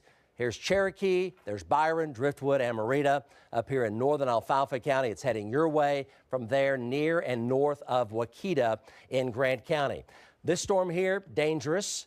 There's a rotation there, nothing too great right there. Earlier, there's a little tight spot in there, but it went away. So there's Burlington, there's Byron, there's Cherokee. So we're going to focus now down on the central supercell. So Clio Springs, heads up for you, still dangerous here.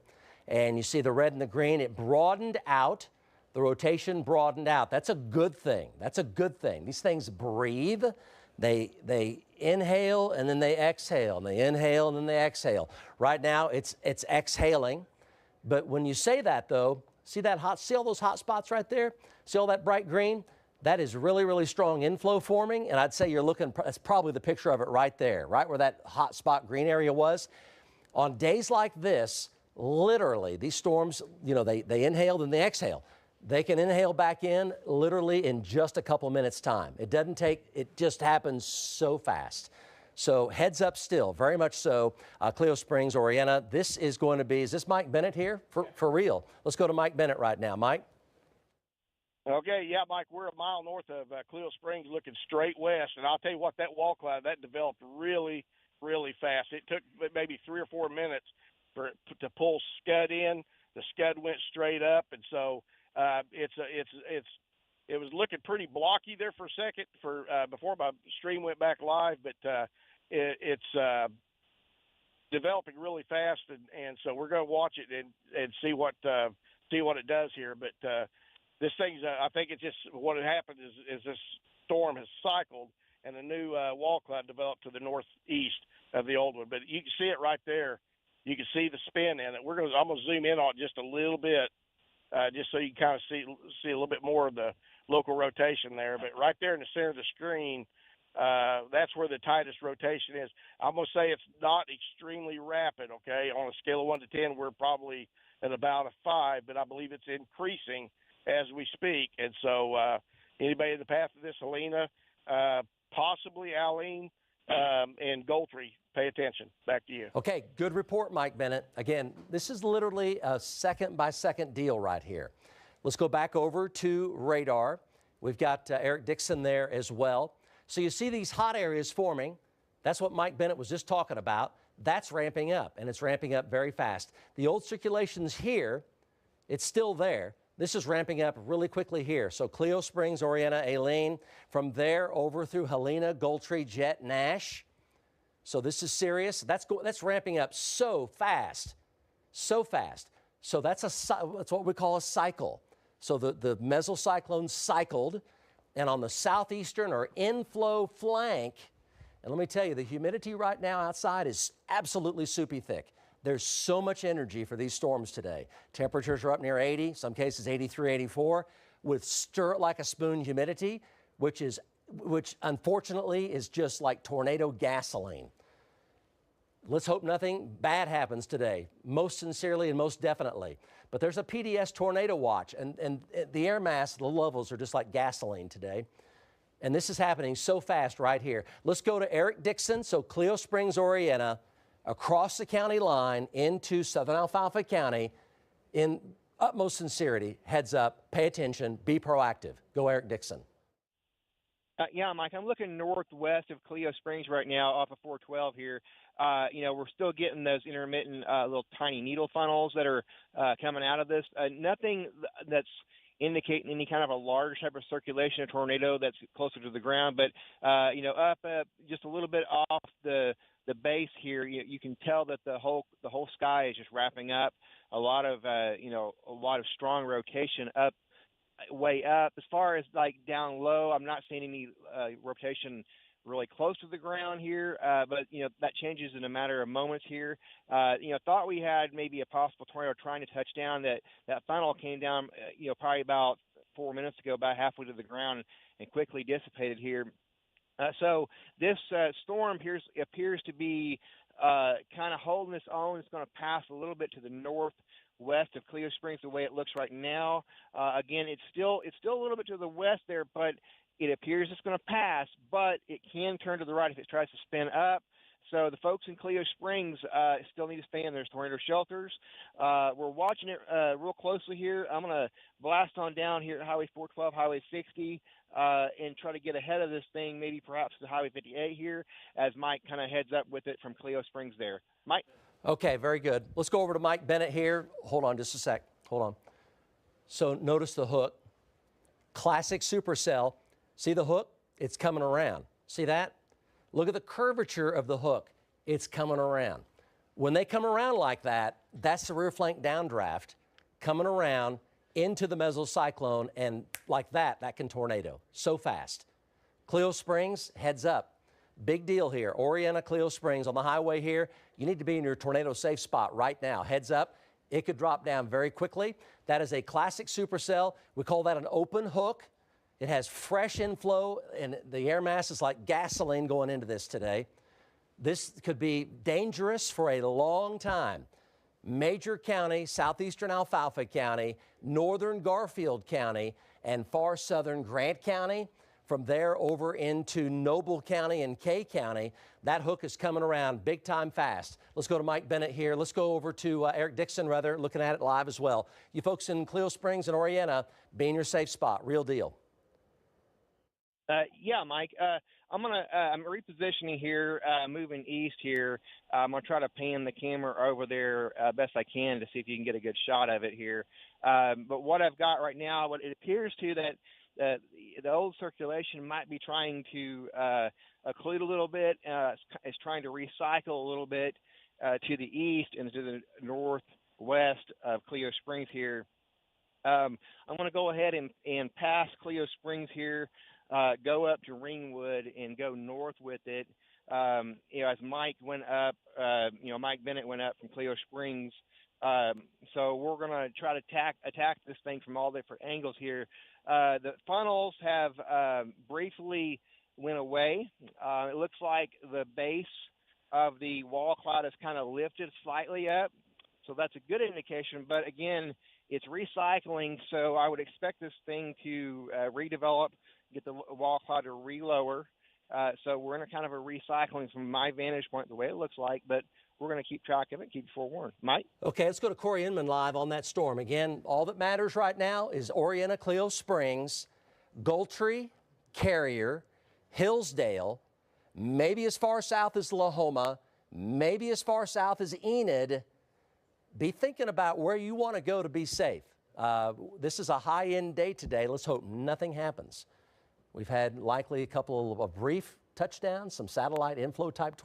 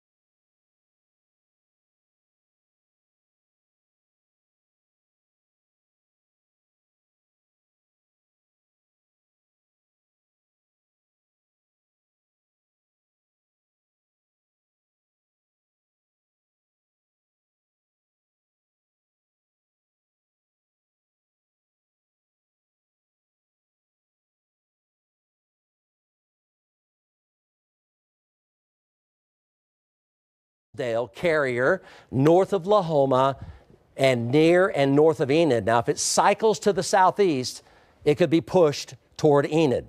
So don't let your guard down in Enid, Garfield County. So there's the super Really close to the ground here, but that ongoing tornado warning there, moving east-northeast at 42 miles per hour. It's produced 82-mile-an-hour straight line winds and a couple of funnels. Again, there's your time of arrival. So Lahoma north at 613. Carrier at 619, kind of red line, center line for Carrier. Near and north of Enid, 629. Near and north of Enid, 629. It's 551 right now. And then over toward Pond Creek. So the motion there is over there into Garfield County. Let's go down the line. Let's go to Brian Winslow. So here's the Canton storm, Longdale, Fairview, Ringwood, Hennessy, Highway 51 corridor. That's a big-time supercell, has a severe thunderstorm warning, but it's got rotation with it. Brian Winslow, and then John Slater's next. Okay, Mike, we are east on Highway 33, almost coming to the Y west. Coming to the Y west of Watauga. We've got two wall clouds with this supercell. Again, two wall clouds with the supercell west of Watauga. We're still at 82 degrees. The storm still has a lot to work with. We're pacing it to the east. We're staying right with it. Back to you, Mike. Let's go to John Slater live now on that storm as well. We're talking about the area north of Clinton right here. John? Hey, Mike. Yeah, we're out here northwest of Watauga, just off to the east of Fay on Highway 8 here, looking off to the west on that severe storm in Dewey County. You can see kind of a flank coming into the storm, kind of a lowering. From our vantage point, it looks pretty interesting right now. We have pretty good inflow. We're just sitting here ahead of it. We're going to track it off to the east-northeast. We're watching it very closely. Mike, back to you. So, John, how would you describe the trend on that storm? I think it's holding its own and increasing a little bit. I think, it could become a dangerous storm in time. Certainly is in a spot where you would think it's the next storm to really start taking over.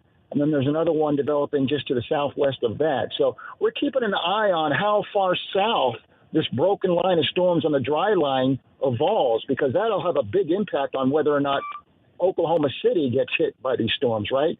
The more they build to the south, the better chance that they'll roll into the metro a little bit later on. But right now, this storm is a pretty stout storm. It's got a severe thunderstorm warning with it. I do see some striations with this storm, so I do think it's rotating. It's got a little hook on radar as well. It's got some good inflow. Temperatures here, low 80s, dew point's about 70 degrees. So we're watching it closely, Mike. Back on over to you. Okay, thank you so much for that, John. Let's go back up to the storm in the Clio Springs area. Big hail now coming into Helena. You can scan that QR code right there and download our Forewarn Me app, absolutely free. Live streaming, radar, weather observations and such. Powerful tool right there, especially on days like this. Back up to this northern storm. Let's go. Who has the best shot here, Corey? Corey Inman does. Let's go to Corey here live. This is Clio Springs, Aileen area. Yeah, Mike, we're 6 miles to the east-southeast of Aileen, looking back to the west. We're going through another cycling phase here with this lowering. We did have one brief funnel as it crossed the highway there north of Clio Springs, and then it kind of gusted out a little bit. You can see it. Pan the camera for you, and you can see the hail core and everything off to the north here. So a lot of big hail and heavy rain just to the north, and then this recycling wall cloud here. This is going to be east of Clio Springs, probably 3 or 4 miles, Mike. Okay, Corey, thank you so much. Let's go to Mike Bennett, also on that storm coming out of Clio Springs, Oriena, Aileen. Go, Mike. Okay, Mike. Yeah, we're north east of Clio Springs on a county road, and I will tell you what, this wall cloud, from what I'm seeing from my angle, is the best wall cloud I've seen all day. It's large. I'm going to try to give you a shot of it here in a second. Let me see if I can turn right here. It's okay. I need to go another mile to give you a better angle on it. But it's very large wall cloud. It's a very solid base. Looks very organized to me, and another mile here. I'm going to have a really. 5 minutes ago, I had a great shot of it, and I don't know if Mark was watching, but it is. definitely on the way up as far as what I can see visually. It looks better visually than what it has since I've been on it. Mike? Okay. Hey, Mike, I'm going to give you a shot of it here. Hang on just a minute. Golf balls in Oakwood. Mike. Yeah, golf ball size hail in Oakwood. That'd be the Fay Thomas area, Oakwood. So I'll tell you what, let's go. We're going to go to Damian Lotus here momentarily. Let's go ahead and take Max 1 full. So we're going to talk about the future here for just a minute. So as we head, this is the 6 and 7 o'clock hour. This is a computer model approximation, not exactly what's going to happen, but it's got a general idea as to what the future looks like through time into the middle evening hours and the late evening hours. This is what we call supercell updraft spin. So here's 9 to 9:30. 9 to 9:30. So we're talking about 2 to 3 hours in the future. There's Oklahoma City, there's El Reno. You see these hotter colors in here. Those are faster spinning storms. And then we talk about the area around 10 to 11. 10 to 11.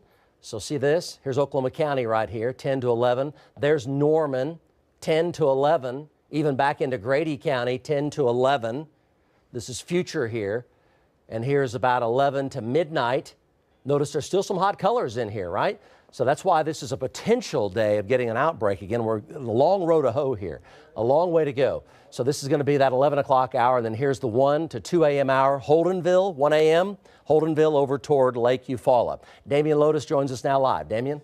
Yeah, Mike, we're primarily tracking these 3 areas of storms continuing across the state, and they have been packing a pretty good punch. The interesting thing is that everything is available in the atmosphere right now for these storms to just drop multiple tornadoes, long track, violent tornadoes even, and so far we've remained relatively lucky. We have our team of trackers fanned out across the state to bring you the latest, and they've been keeping up with these storms, which is a pretty difficult thing to do whenever they are tracking about 30, 40, 50 miles an hour. So as you look at this 4 box that I'm showing you right now, these are the primary storms we're tracking. So on the top left-hand side of your screen, that's reflectivity. That's showing you how strong the rainfall is and even where the hail cores are. So you can see we still have some pretty good storms. Next to that, on the top right-hand side, that is our velocity product. That's pretty much showing you which way the winds are blowing inside the storms. The red is away from the radar. The green is going towards the radar. So that is showing us where we see the velocity signatures as far as any rotation. So you can see right there just to the west and to the northwest of Watonga,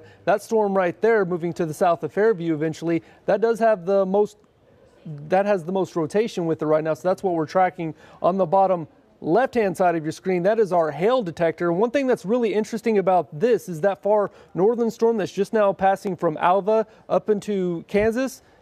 You can see that the hail size have really come down on that one. So that storm is actually showing signs of dissipating. But on down the line, that storm to the north of Fairview right there, that has been maintaining large damaging hail here for the past hour or so. That thing is producing every bit of golf ball up to tennis ball size hail. And that trailing storm, the one to the very south, that one is still maintaining large hail. Maybe not quite as large as the storm in the middle, but still every single one of these storms will be capable of producing golf ball up to tennis ball size, even bigger than that hail. And then on the bottom right-hand side of your screen, that is what we call our shear tracker. That just basically is measuring the amount of spin in the atmosphere. And what that does is that gives us a really good indication on where these tornadoes are going to start to form. Whenever you start to see the green on that, that's showing us where the spin is pretty much strong enough to produce some good hail. But whenever you start to get into the red, whenever you start to get into the yellow, that's whenever it starts to show us there's enough spin in the atmosphere to drop tornadoes. So that's what we're really primarily watching at, primarily because that storm right there that's pushing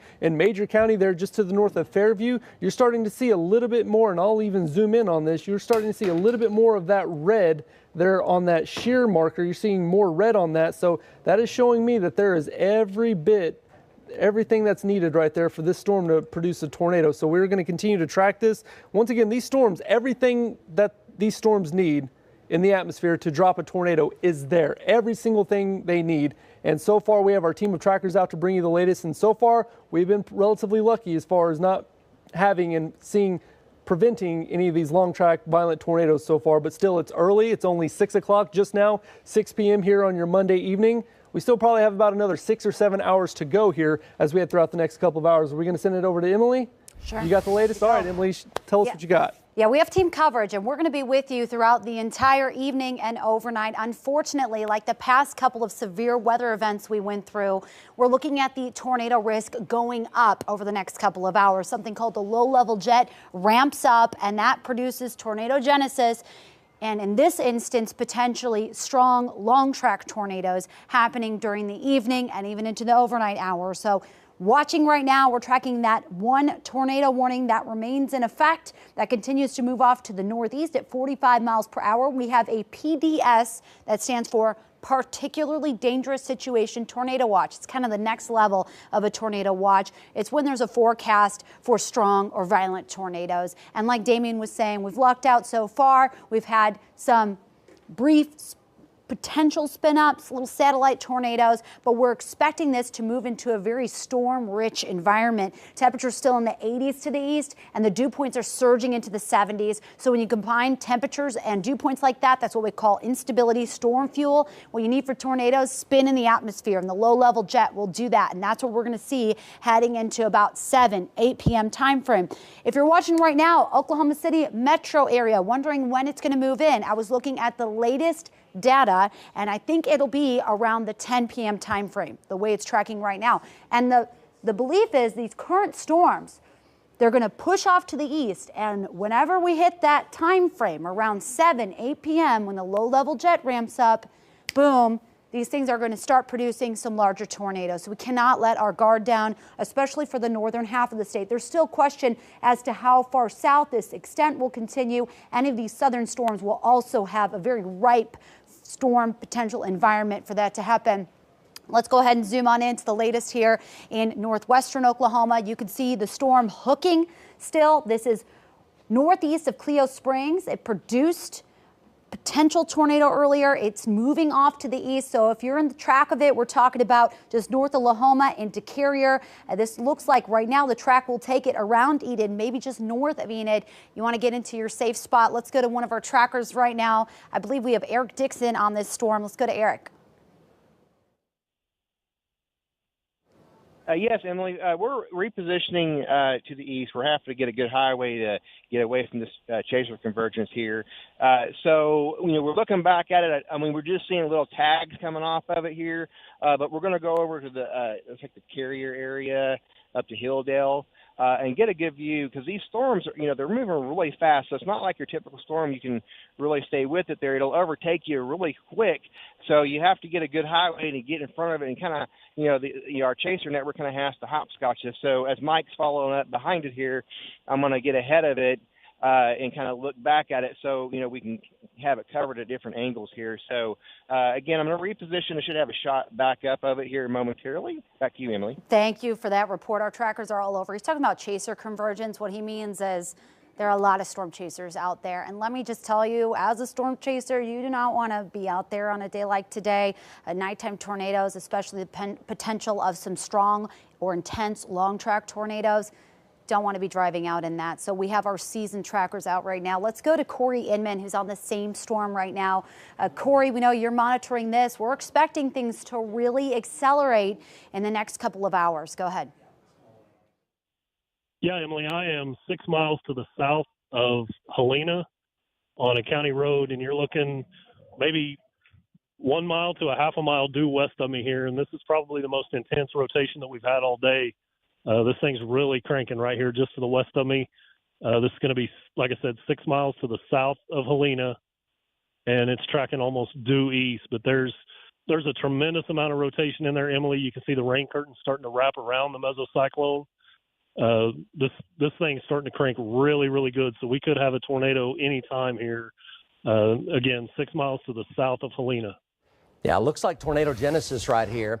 And Corey was just talking about it. That stinger tail's come all the way around now. It made an effort to do it before. Now it's doing it. It's coming all the way around. So where is this? It's north of Ringwood and south of Helena. Tennis balls around Helena. Goltry heads up. Carrier heads up. Hillsdale heads up. Chopper is up, looking right at it. So this is by far the strongest we've had yet today. Here's a TVS forming right now. Corey was just talking about it. There's a TVS.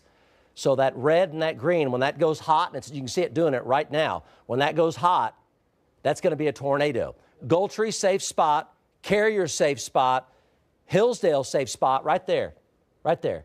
Let's go back over to Mason Dunn and the chopper. So we're talking about Mason. You're looking right at it. From the chopper, you just gassed up at Enid, and now you're back up airborne looking to the west-southwest. That looks like a tornado forming right now. Tell us about it. Well, I agree with what Corey said. It's the most rotation we've seen all day. It's a mean-looking storm. I can see the hail out in front of it, the green tint. But this area right here is starting to rotate, and the velocities are backing that up. So we are on this storm, this tornado-warned storm that's headed towards Helena right now. It's the most rotation we've seen. So we're headed right for it, Mike. We'll keep you forewarned from McIntyre Law Chopper 4. Okay, Mason, nice job. Looks like tornado forming. We're going to stay with this shot.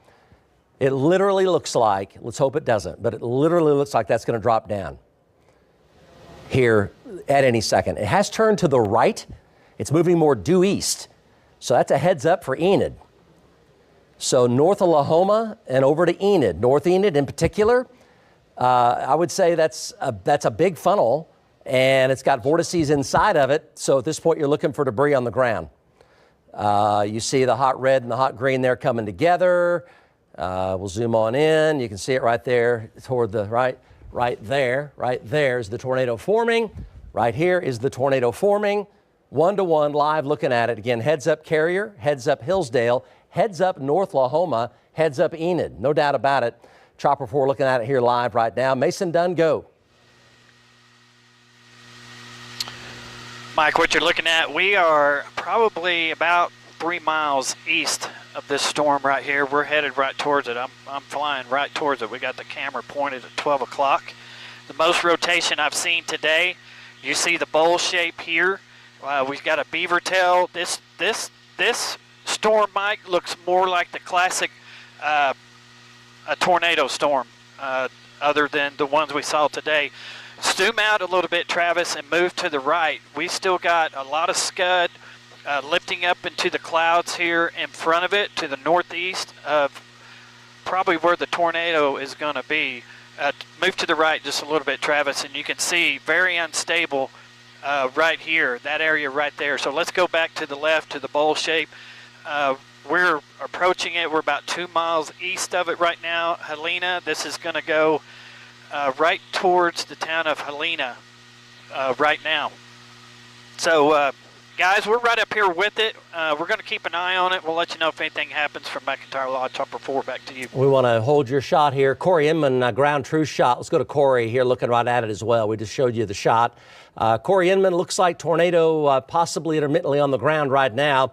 Red line, center line for Carrier, Hillsdale, very close to Goldtree, maybe just south of Goldtree and up toward Kremlin, North Enid. Yeah, Mike, we're about 6 to 7 miles to the southeast of Helena. You're looking back to the west. Mason should be right over us or just to the east of us here. Looking back there, still have a lot of rotation back in there. The rain shaft is kind of cleared out of there, so we've got a clear view of it. Don't see anything on the ground back in there, but that thing's spinning really, really hard. As Mason was saying, the most intense rotation that we've seen all day. So we're kind of in a spot here where we can stop and get out and take a quick look at it and kind of gauge what's going on. We're kind of looking at it through the roof camera here as it's behind us, and we're going eastbound. So let me step out of the truck, Mike, and I'll get right back. Okay, so look at the vertical wall. You got a vertical wall here. So I think it's fair to say that we probably have intermittent touchdowns in through here. Vertical wall going straight up there on the south side of the vortex. Totally clear and sunny back behind it. Rear flank downdraft is coming in. Literally looks like intermittent touchdowns. We'll see whether or not we have condensate here. Obviously a dangerous storm. This is heading for south side of Goldtree, Hillsdale, Carrier area. Travis Shutton zooming in right now. We're looking for vapor down here on the ground. I would say intermittent contact here occurring. We'll see if we see a splash of vapor here on the ground. Let's go back over and show you geographically where this is and where it's going. Let's go over to Max 1. So that storm there has moved into Kansas, no longer a problem west of Manchester. It's this storm right here, just southeast of Helena. Tennis balls to baseballs with it, and looks like intermittent tornadoes occurring briefly with it right now in the form of little swirls and little vortices coming around. So Gultree, heads up for you. Carrier, heads up for you. Hillsdale, heads up for you. And the motion here is to the east-northeast at about 42. There's your time of arrival right there. Gultree on over there toward North Enid, right? That's where it's going right now. So tornado safe spot, interior closet or bathroom away from windows. Let's go to Mike Bennett right now on that storm. Mike? Okay, Mike, yeah, we're north of Ringwood and looking right at it. We're on the south side of it, and we're trying to identify right now. We had a bowl up there, and then we had a dry slot cut around it. So that's what's ramping this thing up. You know, when I was northeast of Cleo Springs a while ago, I said this thing had developed a well-organized wall cloud, and here we are. It's right on the verge of producing a tornado. Look right across the highway. We got wrapping rain curtains right across the highway here, right in front of us. So I got chaser traffic I got to deal with, Mike. Let's go ahead and take the chopper shot here. Let's take the chopper shot. Confirmed tornado here on the ground now. You're looking at it ongoing, live from the chopper. That is a confirmed tornado ongoing. And we have contact with the ground just on the southeast side of Helena. So heads up Hillsdale Carrier, north of Lahoma and the North Enid area. It has turned more to the east or to the right. So it's turned more easterly in direction, which makes North Enid a little bit more problematic on it moving toward you. So we're talking about going into Garfield County out of extreme southeastern Alfalfa County and extreme northeastern Major County. Mason Dunn there in the chopper. Ongoing tornado, confirmed touchdown right there. Ongoing tornado warning. Also have to talk about that storm down by Canton. It's continuing to strengthen. So the Highway 51 corridor from Longdale, Canton eastward to Hennessy. Heads up for you folks, the next storm down the line. And let's go ahead and take a look here. Mike Bennett, who's this, Corey Inman? Let's go to Corey Inman here live. Corey, intermittent touchdowns right here. We are 6 miles southeast of Helena, looking back to the northwest. Can confirm that touchdown that you were showing from the chopper. This thing's actually started to lift to the north after we had that touchdown. So kind of going through another cycling phase, but it was directly behind us over this county road here, and now it's probably a half to 3/4 of a mile to the north. So Helena, Gultree, Jet, Nash, Kremlin, Hillsdale, Pond Creek, definitely heads up as this thing continues to slide to the northeast, Mike. Corey Inman, very, very well done. Very good, very good. Okay, so let's go back over to radar. So ongoing tornado situation here. You see there's the red and the green coming together. That's the tornado right there. We're showing it to you from the chopper. There's your live chopper shot right there. There's the red and the green. There's Gultree. So near Gultree, if it were to deviate or turn to the north, Gultree, yes. And then from there over to Carrier Hillsdale, and there Kremlin, Pond Creek, Highway 81 corridor here, North Enid. So it's got a stinger tail, hook, stinger tail, scorpion tail right there, confirmed tornado. Again, there's Enid, North Enid's right here, Kremlin's right here, Pond Creek's right there. That's where it's tracking, east-northeast at about 40 miles an hour. Ongoing intermittent touchdowns with that. Let's go back over to the chopper. Travis Shutton there, photojournalist, with an update. Mason? Yeah, Mike, we're making a turn to the right here. This storm is the most rotation I've seen today. We got a couple of wall clouds that I'm keeping an eye on. This is the first one. A lot of feeder coming in from the northeast on this storm. You can just see it with your own eye, not the camera as I'm looking out the window. So a very mean storm. I hope it does nothing, but it seems to be cycling. We're getting a hook on it. The rotation, the velocities are there, and so are we with McIntyre Law Chopper 4. We're right up here with it. If anything happens, we'll let you know. Back to you. Nice job, Mason. We'll monitor your shot. Let's go back over to Max 1. So heads up there, Carrier Hillsdale, Gultree. If it were to lift it all to the north, Gultree could right there be in the path, right? So you're right in the middle, basically, of the tornado warning. So be in your safe spot. Here's your time of arrival. Gultree, basically, right now, it's 6:15, and then 6:33, and then Kremlin, 6:37, Pond Creek, 6:43, Hunter at 6:51, Garber at 6:56. Garber at 6:56. From there, you're talking about Billings, right? You're talking about Billings after Garber, Breckenridge, Billings. So heads up, everybody, because the computer models and what we see in the atmosphere out there doesn't say this is going to go away. It says it's going to keep ramping up from here, and this will be gradually approaching. It's doing so now, the Highway 81 corridor. And the metro time frame is again going to be that 9 to 11 time frame, basically either side of about 10 p.m., but an ongoing intermittent touchdown there. Got to go down to the next storm down the line, northwest of Hitchcock to the south of Longdale, Canton, and O'Keene, and the Highway 51 corridor. John Slater's looking right there. Big, deep mesocyclone with that and a supercell. John? Hey, Mike. Yeah, we're just south of the rotation. You can see it. We're looking to the northwest. We're just south of Highway 51, northwest of Watonga here, east of Canton. You can kind of see what I believe is an inflow tail coming in from the east-northeast. Did you see that? There's an inflow tail there coming in from the east-northeast and kind of a little bowl there. I think that's the circulation with this particular storm. It's kind of been going up and down a little bit right now. It looks like it's pretty strong. I don't see any tornado on the ground, but definitely kind of wrapping up a little bit more than it has in the last 30 minutes. We're watching it. We're going to track it east-northeast. We're going to hop on Highway 51 and jog east with this storm. Mike, back to you. Okay, very good, John. Very good. So where is that going? Let's go ahead and take a look at the storm projection for you folks in the path. It has a big, deep mesocyclone, a large, deep mesocyclone. So there's your time of arrival with it. So we're talking about the Hitchcock area now. O'Keene, the Highway 51 corridor. Hennessy, 7:05 or so, maybe a little bit sooner than that, in about 45 minutes. And then Wacomas, Bison, and Crescent. So Crescent, you're talking about Logan County, right? Not too far northwest of Edmond. That's going to be in about the 7:25, 7:30 time frame. That's where that one's heading. And it's got a big, deep, but pretty broad. John talked about a big inflow tail coming into it, so it's pulling a lot of fuel.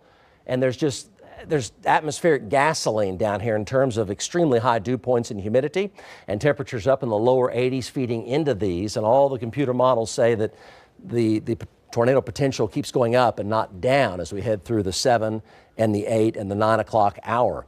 So a big, deep meso there, and Kingfisher here, Kingfisher County, Highway 51 corridor right here, and then over toward the general direction of Perry and northwest of Crescent. There's Crescent right there, Cimarron City being right there. That's going to be to the west and northwest of Guthrie a little ways, so that's going to be chugging right along. Let's go over to Lynx 1.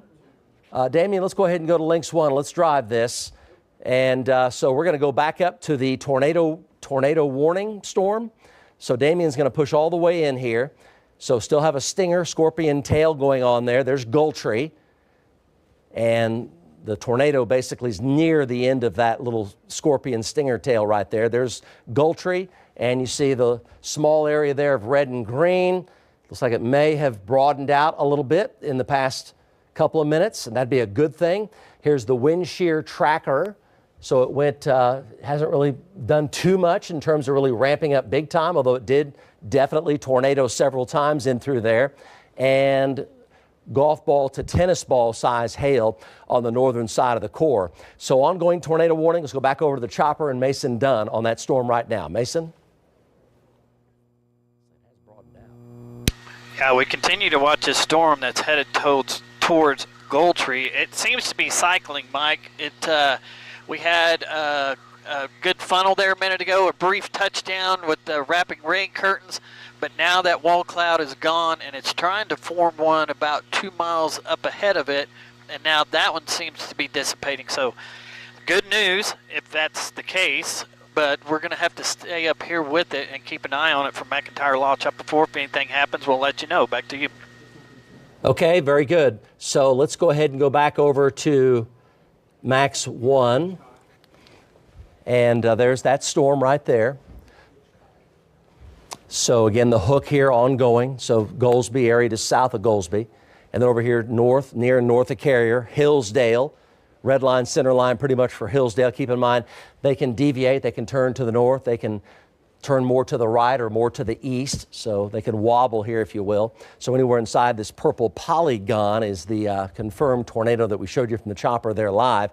So heading into northwestern Garfield County, there's your time of arrival. Goldtree right now, carrier 634. That's in about 14 minutes from right now. Okay, tornado warning for John Slater's storm down at Putnam. Actually, for Brian Winslow's storm. Right? Brian Winslow's storm further down the line. Kremlin, Pond Creek, all right, so that's the time of arrival. And the rotation there very close to Goldtree, so stay in your safe spot in the Goldtree area. Goldtree up to Hillsdale, stay in your safe spot. Tornado could form there at any time. And there's your motion right there as it moves to the east-northeast. Supercell there. And we're going to head down the line right now, go down the line geographically. Again, there's your time of arrival on that storm north of Enid there, the way it looks. And it'll continue to move east-northeast at around 40 miles per hour. John Slater's on this one, O'Keene area. Aaron Brackett's out here as well. And that's moving to the east-northeast. There's your time of arrival on that one. Let's go down the line to Putnam with Brian Winslow. The next supercell down the line has a brand new tornado warning. Go Brian Winslow. Yeah, Mike. We're at Hitchcock, looking to the northwest at that wall cloud. The notch has become very organized and well defined. If there is a funnel in there, it's probably rain wrapped. We do not have a visual on any funnel or any tornado, but you are looking right at the circulation backed up by velocities on the radar. We're just south of Hitchcock, looking back to the northwest, and that circulation is about 2 miles in front of us there, and you're looking right at the velocity, the gate-to-gate velocity on the radar signature. Again, if there's a funnel or a tornado in there, it's going to be rain-wrapped. We're watching it. Back to you, Mike. Okay, let's go over to Max 1. So if you're just now joining us here, so the parameters here continue to really go up instead of down. There's so much warmth and so much deep humidity coming in. The rotation rate has come way up now on the one that John Slater and Aaron Brackett are on. We'll go to them momentarily. That's going to be up here in northern Blaine County. It's heading down the Highway 51 corridor. Everybody here along Highway 51 from O'Keene to Hennessy, heads up. That is ramping way up fast and not down. This one's ramping way up fast and not down. That's going to be heading up toward Watonga and Hitchcock via Oakwood. Okay, so Oakwood, then over to Watonga and Hitchcock, coming out of Dewey County, east of Putnam, Dewey County into Blaine County. From there, it's going to go into Kingfisher County, Loyal, Omega, Hennessy, and Kingfisher. Heads up for you. That's about 40 miles northwest of downtown Oklahoma City. We'll go to the velocities here. These are both strong mesocyclones. We'll go to John Slater here on this Hitchcock storm. That was Brian Winslow right there. Strong mesocyclone right there. Probably as strong as really we've seen all day. If they tighten up, they're going to tornado. Tornado warning right there. John Slater, that storm up Hitchcock, a big inflow tail on that, and that mesocyclone getting stronger, and it's large. Yeah, we're getting some large hailstones right now. Up to golf ball, maybe larger at this point. We're just south of Highway 51 here, northwestern Blaine County. The rotation is basically right over us, maybe a half mile to our north right now. It's wrapped up pretty good. Once we come around this corner, you'll see the lowering. It's just right over us basically right now. So we're right under the circulation at this point. It's going to be crossing Highway 51. We're going to jump on 51 and go east as quickly as we can, as safely as we can. Mike, that's it. Okay, very good. So let's kind of back up here, and we're just really going to highlight. In fact, Damian Lotus here has got links 1 popped up. Let's take a look. Got to highlight these two.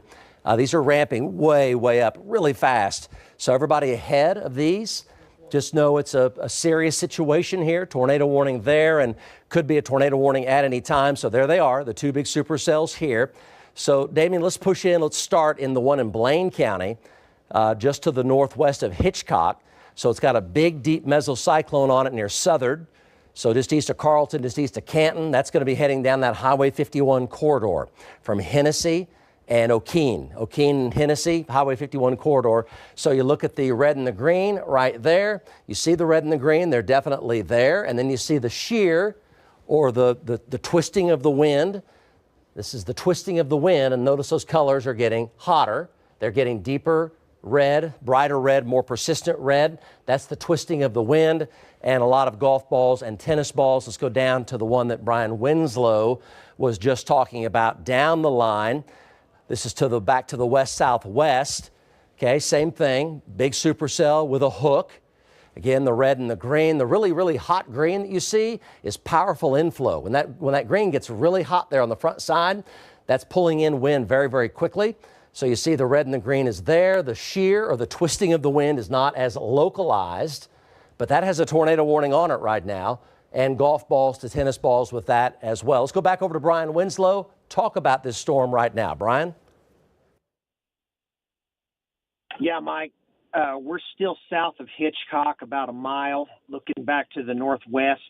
I don't know how that barbed wire is a little bit messing with the focus on the camera there. There's a new wall cloud in front of that rain column trying to form. We still got about 25 to 30 mile per hour winds out of the south, temperatures 80 degrees. This storm looks like it's going to pass about 2 miles north of Hitchcock. So folks in O'Keene, Hennessy, Wacomas, Drummond, this is all headed your direction. If you've got friends, family, send them a text, give them a call, let them know and give them a heads up. If there is a funnel or if there is anything on the ground, it's in that rain column, and we do not have a visual on it. Again, we're about a mile south of Hitchcock looking back to the northwest, so the velocity signature is 2 miles north of us, and you're looking right at it. We're keeping an eye on it, and if anything changes, we'll let you know. Back to you, Mike. Okay, very good. So just know, you folks on the Highway 51 corridor, we're going to go back up to the storm ahead of Brian Winslow's storm. Also, storms are now exploding down to the south of Elk City. So we're talking about west central Oklahoma. That'd be a heads up for Clinton and Weatherford, and then eventually the metro. So we'll show you those here coming up. What camera is this? Weatherford. Yeah, the Weatherford camera right here. These storms are going up hard right here. These are really going up hard. We're talking about the area southwest of Clinton. So this is the I-40 corridors. What this is, it's just now happening. They're getting their act together, but they're going up really hard. Okay, so we'll show that to you on radar here momentarily. That's from the Stafford camera there at Weatherford. So big, deep mezzo here. Notice the red's getting hotter and hotter. So again, this is O'Keene and the Highway 51 corridor. Heads up right here. Let's go back over to John Slater and talk about this storm. They've dropped the confirmed tornado around Goldsby. They've dropped that. So it's now just a tornado warning ongoing, but the confirmed tornado has been dropped. That's going to be Hillsdale Carrier area. That could change very fast. Okay, so here's John Slater here. John, that mesocyclone, it's big and it keeps getting stronger. Yeah, it's right on top of us. We got in the core. We got some pretty large hail. We're going east right now. We're on a smaller road that's just south of Highway 51, parallel on Highway 51. We're going east, but we're in the inflow. Our windows just fogged up. You know how when you're chasing and you get in the core and it's colder with the hail coming down, you still see from here that we're getting some hailstones. But all of a sudden you get that south wind and all the windows fog up, right? So we're in the inflow, and the actual lowering and the circulation it's right on top of our heads, so we can't see it right now. So we're busting east right now. We're getting ahead of this thing, and we'll follow it towards O'Keene. Mike, back to you. We're getting some pretty large hailstones again. Okay, John's in a big hailstorm there approaching O'Keene and the Highway 51 corridor. So let's go back over to radar here and say that again, Mark. Yep. So strengthening mesocyclone here, O'Keene, Highway 51 corridor. Tornado warning for Oakwood with a great big strong mesocyclone there. Here's your time of arrival in that lead storm. So we're talking about basically near and east of O'Keene for the mesocyclone. Big hail in O'Keene though. And then down the Highway 51 corridor, you see right there. And then here's the back storm, Oakwood, Watonga, O'Keene, Loyal, Omega. So let's go back to Brian Winslow on that storm right there. Both have big mesocyclones right there, which continue to strengthen. Go Brian Winslow. Yeah, Mike, we're still south of Hitchcock. The hook of this storm is going to pass just to our north. We stopped driving north to stay out of the hail, and we've got a good visual on it where we are. but this is a high precipitation supercell. As you can see, Final, Dixon. See in the camp. Okay, sorry about that. I was getting an echo there. As you can see, it's a high precipitation supercell, so we cannot see if anything is in there. So we're stopped south of it, but we're looking right at it, due north of it, and it's going to pass to the north of Hitchcock. But folks in O'Keene, Wacomas, Drummond, Hennessy, this is all headed right for you. Again, I do not see a funnel. I do not see anything on the ground, but if there is, it's going to be. Okay, so that's going to be Brian Winslow there. We're going to go to Eric Dixon. He's going to be there near Hillsdale in Garfield County. Tornado warning still, but the tornado for the time being is lifted. Still a pretty strong velocity signature right there. Here's Eric Dixon live. This is northwest of Enid, guys. Yeah, I'm just a little bit to the southwest of Hilldale right now, looking due north here. I've got a developing funnel here. It was a little bit lower to the ground just about 30 seconds ago, but it is, so I'd say moderate to rapid rotation right now. It looks to be heading due east right at the town of Hilldale. I see the antenna tower over there. If anybody in this area knows where the antenna tower is, it's kind of heading right at it due east. So, folks in Hilldale, it looks like they, stay in your shelters. Looks like possibly a tornado trying to develop here in this area here. Starting to get the rear flank downdraft. It's starting to move a little bit to the east. A lot of high winds are going to start going east into Hilldale. So I do have still rotation, getting a little overtaken by the rain here. So we're going to move our shot a little bit to the east. Back to you, Mike. Okay, so let's go ahead and back out on this. We're just looking at all the weather parameters, and the winds are very strong outside, flowing into these supercells. The dew points are up in the low to mid 70s. A lot of these are high precipitation supercells now, which has probably kept them from producing more tornadoes so far this evening. When the low-level jet stream arrives just after sunset in the 8:30 to 9 o'clock time frame, that can compensate for a high precipitation supercell, and you can get a more balanced supercell, which could be more efficient at producing tornadoes. Let's hope that doesn't happen. But the winds are gusting to 40 miles an hour down over the metro area, blowing into these. And it's just like gasoline with temperatures up in the low 80s and dew points in the low to mid 70s. Tons of energy, a lot of moisture content with them as well. So the Gultree storm, a tornado warning here. Gultree storm, it's past Gultree. So it's now past Gultree, the Hillsdale area. So heads up for Pond Creek, Kremlin. So up into southern Grant County now. And the motion there takes this, there's your time of arrival, Hillsdale, Kremlin, Pond Creek there at about 6:56. That's in 20 minutes from right now. And Hunter at about 7:04. 7:04. Let's go to Mason Dunn in the chopper, looking at the rotation there. It's basically unorganized, but it's over the general Hillsdale area. Ongoing tornado warning. Mason joins us live right there. Yeah, we are just south of Hillsdale, looking back to the west. The storm does not look as organized as it did a little while ago. You get little wall clouds that come down, a lot of rain coming down, lightning has picked up. But right now, you can see what I'm seeing is kind of linear. Right now, you don't see any pronounced wall clouds, but that can change. And that's why we're up here in McIntyre Law, Chopper 4. If we see anything, we'll let you know. Back to you. Mason, thank you very much. So we're going to keep tracking all these supercells in here right now. The metro timeline still looks to be in that 9 to 10 to 11 o'clock time frame. So let's go ahead and take Max 1 full. And we're looking there at the circulation, which is not as intense, but it can ramp back up. Ongoing tornado warning here. So Pond Creek, Kremlin, over toward Hunter and Lamont and up toward Billings. And then the Blackwell Tonkawa Airport is where that's heading right there. So still an ongoing hook, tornado warning, moving east-northeast at 40 miles per hour. You see the hook. Here's the golf balls and tennis balls in through here. And then down the line, again, there's your time of arrival there on that northern storm. And then down the line, that cell coming down the Highway 51 corridor with a big, powerful hook here just south of O'Keene. And tennis balls to maybe baseballs in this. John Slater had big hail with this. Let's go back to him. He's near O'Keene. Heads up on that Highway 51 corridor, everybody. O'Keene to Hennessy. Go, John. Hey, Mike. Yeah, we're not too far from O'Keene, just a few miles southwest right now. Are we on Highway 51 now? We're turning north. We're turning north to Highway 51. 4 miles south of Highway 51 in O'Keene. We're 4 miles south of Highway 51 from O'Keene.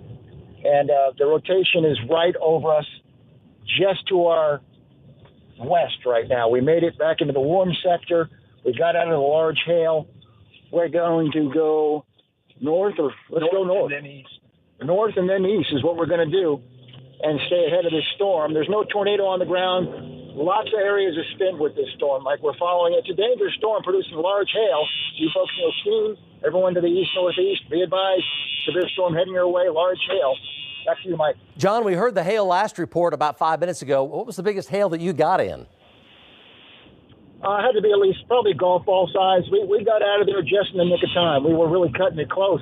We had to get to 51 and go east, and we just we made that east turn just in the nick of time. We were on the edge of that core, the edge, and we were getting some good golf balls. So I'm sure this thing's got probably baseballs in it, the way it looks to me right now, Mike. Okay, John, stay safe out there. He's tracking eastbound there near O'Keene. Let's go to Aaron Brackett in the Interceptor, also on that storm. Aaron?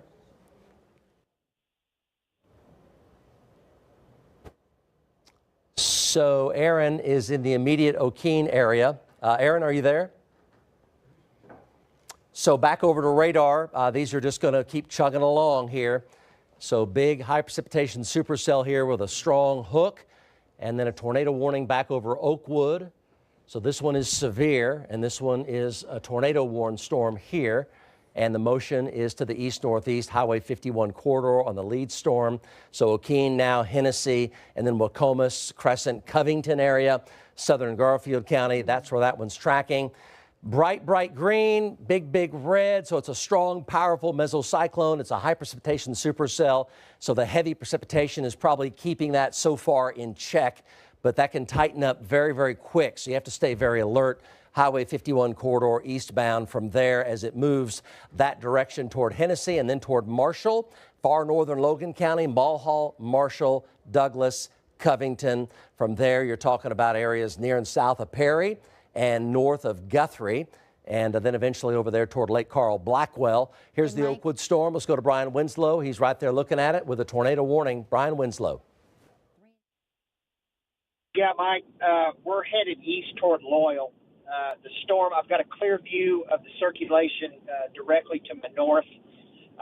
So far, there's nothing on the ground. Again, it's still a high precipitation supercell. Still got a good wind. We're back in the warm sector. Got a good wind coming out of south, 25 to 30, running at 80 degrees. The storm's still moving at a pretty good clip, 40 to 45 miles per hour. It seems like it's trying to turn to the right and head due east. We're just south of it. Again, there's nothing on the ground. We're headed toward Loyal and Dover, and we're paralleling it, keeping an eye on it. Back to you, Mike. Okay, 3-inch diameter hail, so bigger than a baseball near O'Keene. Near O'Keene, 3-inch hail. So it's the lead storm here, 3-inch hail. And that was the report here that we just got. So big. Aaron Brackett is on this as well. Let's go ahead and talk to Aaron. High precipitation supercell. You have to stay very alert. The wind shear is there to spin these things up. And you see the hook there coming around.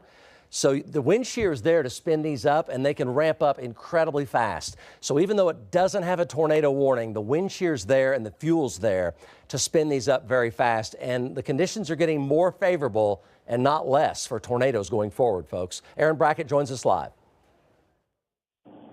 Yeah, Mike, right now we're just off to the east of Faye, so we've got a really good look at that storm kind of coming at us. There's a couple areas that have some lowerings, and there's been some rotation in kind of many different parts of the storm. Lots of rainfall coming down, very large hail, and it's just trying to get a little bit more organized right now. The wind is just ripping out of the south and south-southeast right now, kind of feeding into the storm. But intermittently, we've had, again, these things that, extend down out of the cloud, rotating subtly, and it's just kind of continuing to cycle and breathe in, breathe out. Right now, there is nothing on the ground, but again, it's still really getting organized and rather impressive impression on radar. So, folks ahead of this, take your tornado precautions as it moves further into Blaine County. We just passed into Blaine County just about 2 miles ago. So again, look out. These are moving east in a more favorable environment. Yeah, new tornado warning now, Highway 51 corridor, east of O'Keene to Hennessy and beyond. Hennessy and beyond. John Slater's on it, Aaron Brackett's on it. It's spinning up hard. Tornado warning here now. So everybody on the Highway 51 corridor, if you're in a mobile home, not a safe place. Spinning up really fast now. Hennessy, red line, center line for you. It is a large, powerful circulation that is now going what we call gate to gate. It's going very fast spin. The wind shear is really coming up. There's your time of arrival here. Hennessy in about 20 minutes. Hennessy in about 20 minutes. Marshall, Covington, Mulhall. After that, heads up. Powerful circulation here. Look at it go up. The red and the green there coming together on the southeast side of O'Keene. There's 3-inch diameter hail at least on the backside of that mesocyclone over O'Keene. So giant damaging hail, but look at the size of the meso and that hot color right there, that hot blue, that's powerful inflow. In fact, you can see it wrapping up into the circulation right there. That's a developing large tornado right there. So here you go. Hennessy over to Marshall. So dangerous situation here. It's really wrapping up. Both sides of that spin are really coming up very, very fast. Let's go back over to Aaron Brackett. You folks in Hennessy, the Highway 51 corridor, mobile homes will not be safe. This is dangerous right here. Go Aaron Brackett. Yeah, Mike, we see that right now. You're looking at it off of our interceptor roof camera. We're near Watonga right now. And again, there's been some lowerings that have kind of presented themselves over and over. We're seeing that. This is a tornado-warned storm with a pretty good circulation on it. Basically, we're between Oakwood and Watonga right now, heading east toward Watonga. And it looks, it's moving almost due east. It might be trying to take a little bit more of a right-hand turn just a little bit as it becomes more established. But right over Oakwood right now, Watonga, not technically in the tornado warning, but it's right there. You got to take your tornado precautions. And again, we're showing you some kind of low-hanging features that have some subtle rotation to them. But so far, nothing has been in contact with the ground. But the storm is tornado warned. There's a lot of rotation, and there's just a lot of strong southerly winds that are just ripping into this thing. And of course, we're getting, closer and closer to sunset. Obviously, still plenty of daylight, but that low-level jet's going to come in here and just kind of ramp things up a little bit more. So folks need to be really, really aware of this and all the other storms that we're watching that have impressive presentations on radar. Again, nothing on the ground right now, but all it takes is a split second. We're right on top of it. Okay, we'll check back with you, Aaron. What you folks in Hennessy need to know is that it's a really powerful mesocyclone that has a developing large tornado. And it looks like it's very much the real deal. So Highway 51 corridor, very much the real deal. Funnel at Hillsdale, you can scan that QR code, the Forewarn Me app, absolutely free, streaming video, radar updates, all those great things there. A powerful tool on days like this. So Funnel at Hillsdale, west of Kremlin. Let's go to Corey Inman with an update. That's the storm north of Enid. Go, Corey. Yeah, Mike, we're about 3 miles to the east of Hillsdale. You're looking back to the west, right over and just to the east of Hillsdale, and you can see rotations really increased right here just to the west of us. We did have 2 brief funnels. The rotation was really kind of weak when those funnels happened, and they just kind of blew out, and now we're starting to get a really strong localized area of spin right here just on the east side of Hillsdale. This thing's tracking almost due east, so Hillsdale over to Kremlin, Hunter, Pond Creek, and eventually on over towards the Deer Creek and Medford areas. Definitely pay attention. This thing continues to cycle right now, have strong rotation just to the east of Hillsdale, Mike. Okay, Corey Inman, thank you so much. Back to Max 1 here. So here's north central Oklahoma and a funnel cloud there, Hillsdale. So Pond Creek, tornado warning, Carrier, tornado warning.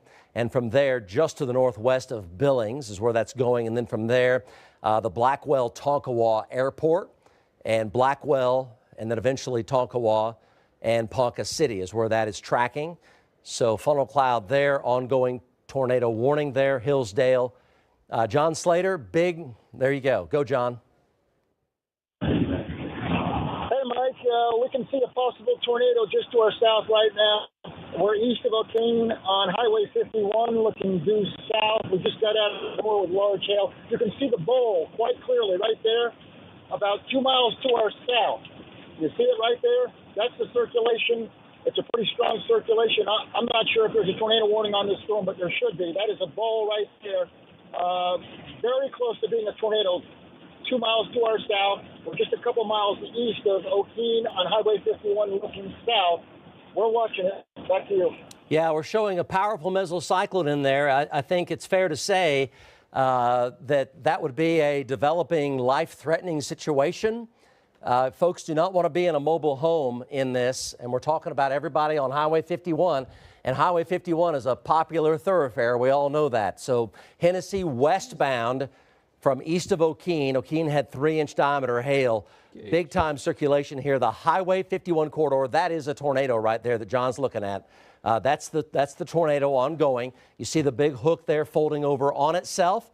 So that, as John said, pretty good sized tornado right there. John Slater's looking at it live. So here's Hennessy right here. This is up into southern Garfield County right here, and we'll go to the time of arrival there. So we're talking about Hennessy here at just about 7 o'clock. So 14 minutes from right now. From there, Marshall, Covington, Mulhall, northern Logan County, and there's the red-green coming together. That's the tornado, and John Slater just showed you a picture of it. Let's go back to John. So heads up there, Hennessy up into southern Garfield County, south of Wacomas and Bison. Go, John. Mike, I can still see the bowl. It's almost on the ground. You might not be able to see in my shot because I'm kind of zoomed in, but that looks like a tornado to me on the ground right now. We're south of Highway 51, just a few miles east of O'Keene. I'm looking due south. That's a tornado on the ground right now. I'm confirming that is a tornado on the ground just to our south right now. Huge mesocyclone around this thing right now, Mike. I don't know if you can see it. It's wrapped in the rain. There's this dark image. I mean, it's on the ground. Back to you. Yeah, so it's going to be right there on the Kingfisher and Blaine County line is where that is, and you can see it forming right there. Good-sized tornado there developing. John's been there. You can see it right there in John's live stream. And take that full. That's the tornado right there. Again, hot red, hot green coming together. And when you see the green go to blue, and the red will change color too, that's becoming a powerful tornado. John's looking at it right now. So it's on Highway 51 within literally a few hundred yards of Highway 51, now crossing into Kingfisher County near the bend in the road west of Hennessy. That is a large tornado on the ground. You see it right there from John Slater's stream. Dangerous situation. Any mobile homes on Highway 51 would not be safe right here. You need to exercise that tornado safety plan immediately from Hennessy down Highway 51 westbound. From there, go John Slater. Mike, it's trapped in rain right now. I saw talking a funnel all the way to the ground. I'm 100% positive. So there has been a tornado that touched down here. It's wrapped in rain right now. There's a very strong circulation with this storm. Look at this inflow coming in from the cold air up here to the northeast. Is pretty incredible right now. So we've got strong northeast winds here, but it's actually inflow. Think, oh, it's cold air, it's outflow. No, it's inflow from the core, and the warm inflow is coming probably about a mile or so to our east, and it's all mixing together here. You got the cold inflow, the moist inflow, very strong location here, and the meso is actually, if you look to the south on this dirt road, the tornado is on the ground just south of the dirt road here that we're looking due south. So it's right in that area right there. But there's huge inflow with this storm. So very dangerous storm. Also, at least golf ball, probably baseball size hail with this storm as we were coming through O'Keene. So the latest right now, I can't see it like I did about 5 minutes ago. I'm telling you, it was on the ground for sure, but I can't 100% confirm that it's on the ground this second right now. It's kind of rain-wrapped right now, just south of my location. So we are right on the Kingfisher County line, right on the Kingfisher County line looking due south for about a mile. That's where the possible tornado is. Mike, back to you. John, you're doing a great job. Stay safe out there. Yeah, 3-inch diameter hail. You folks in Lacey, 3 to 4 minutes away from Lacey on Highway 51. That is west of Hennessy. Let's go to Max 1 and look at the time of arrival here. Lacey, Hennessy, Marshall, Covington, and Mulhall. But Lacey right now, Hennessy by just after 7 o'clock, so coming up in about 11 minutes. So big tornado there. You saw it from John Slater. It's right there.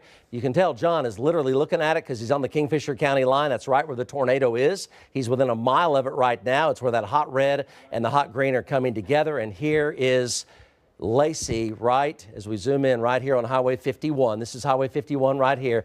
That's the tornado. Let's go to Aaron Brackett here in the Interceptor. Tornado on the ground now crossing from Blaine County into Kingfisher County. Go, Aaron. Yeah, Mike, we're watching it right now here as we're about to cross into Watonga. We're just a couple miles off to the west of Watonga, watching off to the north. So this is Highway 3 we're on right now. And we've noticed a definite uptick in the velocity and the rotation that we're seeing at the ground level. Looking at radar, it almost looks like it's trying to do a forward surge of energy that's trying to wrap up and produce a tornado here any moment. This is going to be north of Watonga, approaching Hitchcock and Eagle City. So it looks like it'll just have passed Eagle City, kind of toward Roman Nose. And north of Watonga on Highway 8 is where this is going to cross. The lightning rates, as Chris McPhee has been noting, have been coming up. Lots of CGs with this. And, it's moving right along Highway 3. So we're just a couple miles south of it, and we're going to pace it toward Watonga here. Okay, this continues moving on to the east. Very dangerous storm. Okay, this is going to be the storm down the line from John Slater's storm. What you need to know right here is look at the donut hole forming. There's a total donut hole forming where the tornado is, like the eye of a hurricane. Yep. And that's the tornado right there. Powerful, powerful tornado wrapped up in rain and hail, but a big tornado just to the west of Lacey. Aaron Brackett is on this storm right here talking about Eagle City and Hitchcock. He's on this one right here. That was his report. Lacey, life-threatening situation here just west of Lacey, over to Hennessy at about 7:15 of 7:05. So about 15 minutes from right now, maybe a little bit less. So there's your motion to the east-northeast. Let's go to Lynx 1. It's got a donut hole eye like a hurricane. Let's go ahead and push on in. So just to the northwest of the little town of Parvin here and west of Lacey, Highway 51. Everybody, any mobile homes here would not be safe. Life-threatening situation on Highway 51. Lacey, and then over toward Hennessy. There's the big-time hook right there with a donut hole forming. And there's this is the CC, right? Yes. So you got CCs in here. This is indicating debris. So possible debris being lofted in through here from the tornado. Let's go back to John Slater with an update. John, powerful tornado very close to you right now. Yes, Mike. Right now, I'm looking back to our southwest. We just crossed the Cimarron River. We just crossed the Cimarron River right here going east on Highway 51. And we're just a mile or two east of Kingfisher line there, so Kingfisher County. So the storm is just to our south. It's wrapped up in rain. I can't see if it's on the ground still at this point. We had to get out of the way. It was actually coming right towards us, so we had to sort of get out of the way. We're going to turn around here and get a look to the south right now live here, and you really can't see that much. Right now, I think it's just wrapped in the rain. It's actually back a little further to our west right now, but you can see kind of the greenish tint here. So this storm is producing large, damaging hail. And again, you can see that persistent northeast wind inflow. This thing has had a tail cloud coming in from the northeast the entire time. So there's a lot of inflow coming in from the northeast and the east and southeast. And the possible tornado is wrapped in the core just over that hill in front of us. So we don't have a great view of it right now. But we're going to continue to follow the east. Could still be on the ground. There's still rapid rotation in this area. So just because I'm not seeing the tornado doesn't mean that it isn't on the ground. And, Mike, the only way we saw that tornado, we were in the bear's den, right? We were in there, inside the hook, and there was that little dry slot on the northeast side of the circulation. Now, we were able to see that tornado for about 45 seconds. And I'm positive I saw a tornado, but then it just got wrapped up in rain again. So this is a high precipitation storm. It's making that transition, right, as it pushes towards the 70 dew points here in central Oklahoma. You got the low level jet cranking right now. We got rain curtains. Look at this. We're looking back east. Look at the rain curtains ahead of us. Inflow rain curtains. That's a south to north wind. You see that crossing? We're going east on Highway 51. So this circulation, we're in the circulation. We're going to book it east and follow it eastward. Back to you, Mike. Yeah. Okay, so John, so here's what's going on. So near Parvin and just north of Parvin and west of Lacey, this is Highway 51 right here. John Slater is in what we call the bear's den or the bear's cage. He's actually inside the mesocyclone itself. And when they're rain wrapped, that's sometimes the only way you can see these. 3-inch diameter hail on the north side of this, which is immediately to his north, and immediately to his south is the ongoing tornado. So again, the Parvin, Hennessy, Lacey area, very dangerous here. It is wrapped up in rain. John's right there. He showed us pictures of the tornado just a few minutes ago as it was wrapping up in rain. It's ongoing. Let's go back over to Max 1. It has turned to the right. It has turned more due easterly. So again, it had a eye in it a moment ago. We're showing a debris signature as well. And we'll zoom on in. The eye has gone away. That didn't really mean anything. There's kind of a debris ball looking thing going on right there. So we're talking about basically, if it doesn't veer off, it's going to be a direct hit on Lacey. And it's going to be here in just a couple of minutes. It's basically in just the next couple of minutes, Lacey. And if it keeps turning right like it is, it's going to be Hennessy. So mobile homes will be very, very dangerous in this situation. It'll be wrapped up in rain. If you can't see it unless you're inside the mesocyclone. So here's the velocity, and there is the tornado. Basically, there may be potentially two. It's like the main tornado might be still on the ground on south of 51, and a new tornado may be on the northern side of 51. So John is basically right in the middle of it. Again, we'll zoom on in here, and Lacey, there's Lacey, and there's a tornado right there. And here is a possible tornado right here, and here's Lacey. So lots of damaging winds, 80, 90 miles an hour. Let's go back over to John Slater. Everybody in Lacey should be in their safe spot right now. Dangerous storm right here. Go, John. Hey, yeah, Mike, we're still kind of booking it to the east here on Highway 51, trying to get back ahead of it. We're on the very outer circulation of it right now. The rain bands are still going by, but we're getting out of the grips of the mesocyclone here. We're going to get ahead of it here, and we're going to turn around back west. Looking at Doppler radar and what we saw, this thing is probably on the ground. You can see that TBS signature right behind us a couple miles. So, yeah, dangerous storm. Everyone in the path of this storm, definitely a risk of a tornado, no doubt about it. In this storm, the problem is it's wrapped with very large hail and heavy rain, so you're really not going to see it until it's right on top of you. And for the viewers at home, don't try to do this at home, really. This isn't going to be your Wizard of Oz tornado where it's clearly going to be, a stovepipe type thing.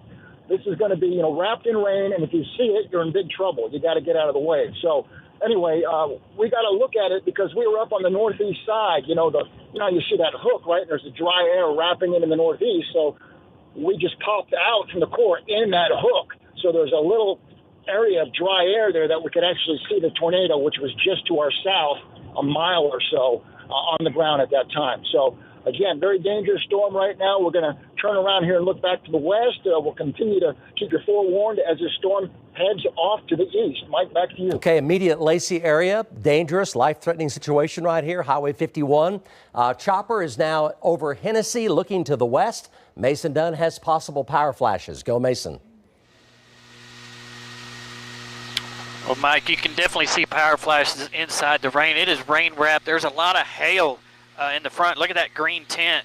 We're kind of looking at the front. So the tornado is in there or just to the left.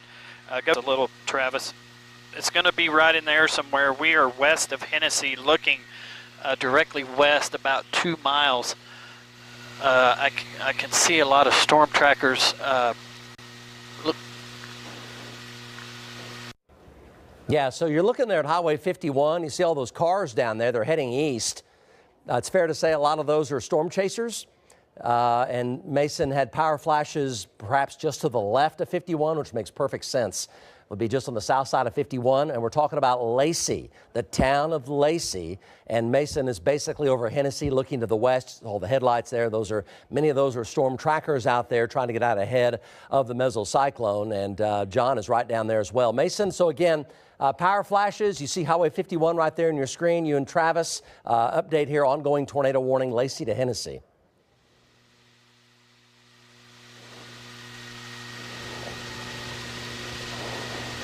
Go ahead, Mason.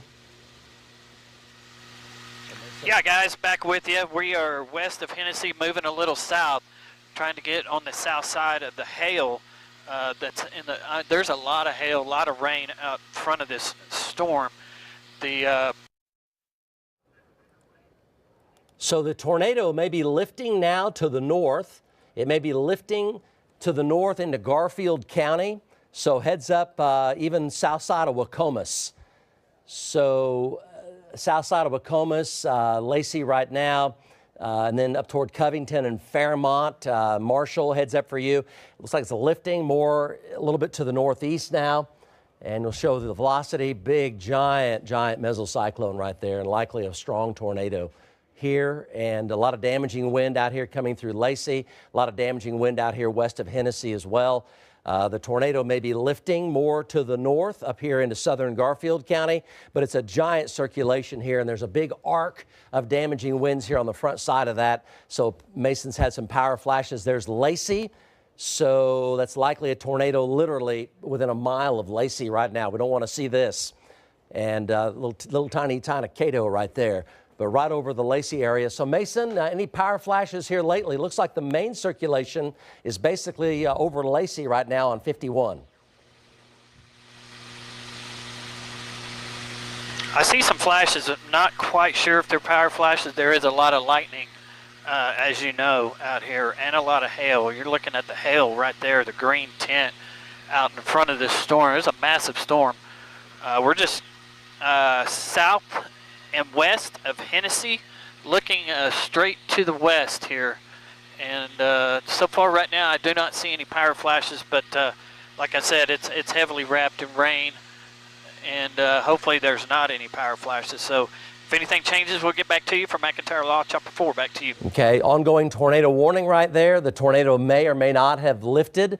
We're losing a little bit of the really confirmed absolutely yes tornado signature, which is really good. Has a lot of damaging wind with it, still a powerful hook, and basically right there on the Kingfisher-Garfield County line. And the rotation center is now basically near and just north of Highway 51. We'll pull all the way in here, and you see still quite possibly a tornado sitting right there. And where is Lacey? Lacey's right there. It's within a mile of Lacey. Let's go to John Slater on Highway 51.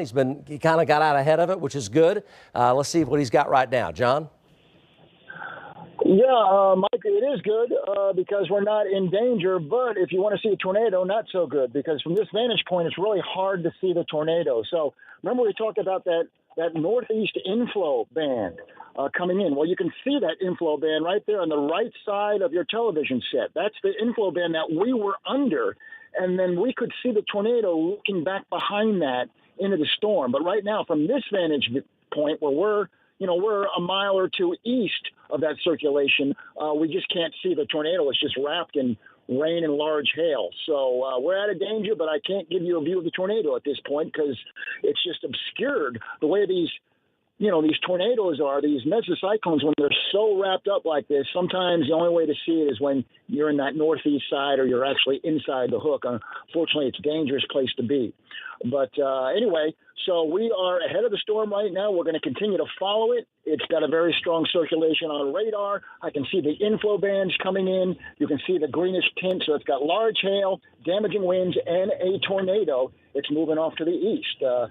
Back to you, Mike. So, John, how far east of Lacey would you say you are? How far west of Hennessy? Well, I think we're probably less than 20 miles west of Hennessy. Yes. Yeah, we're less than 20 miles west of Hennessy. Okay, on Highway 51 right there. So John showed us the shot of it as it was wrapping up in rain.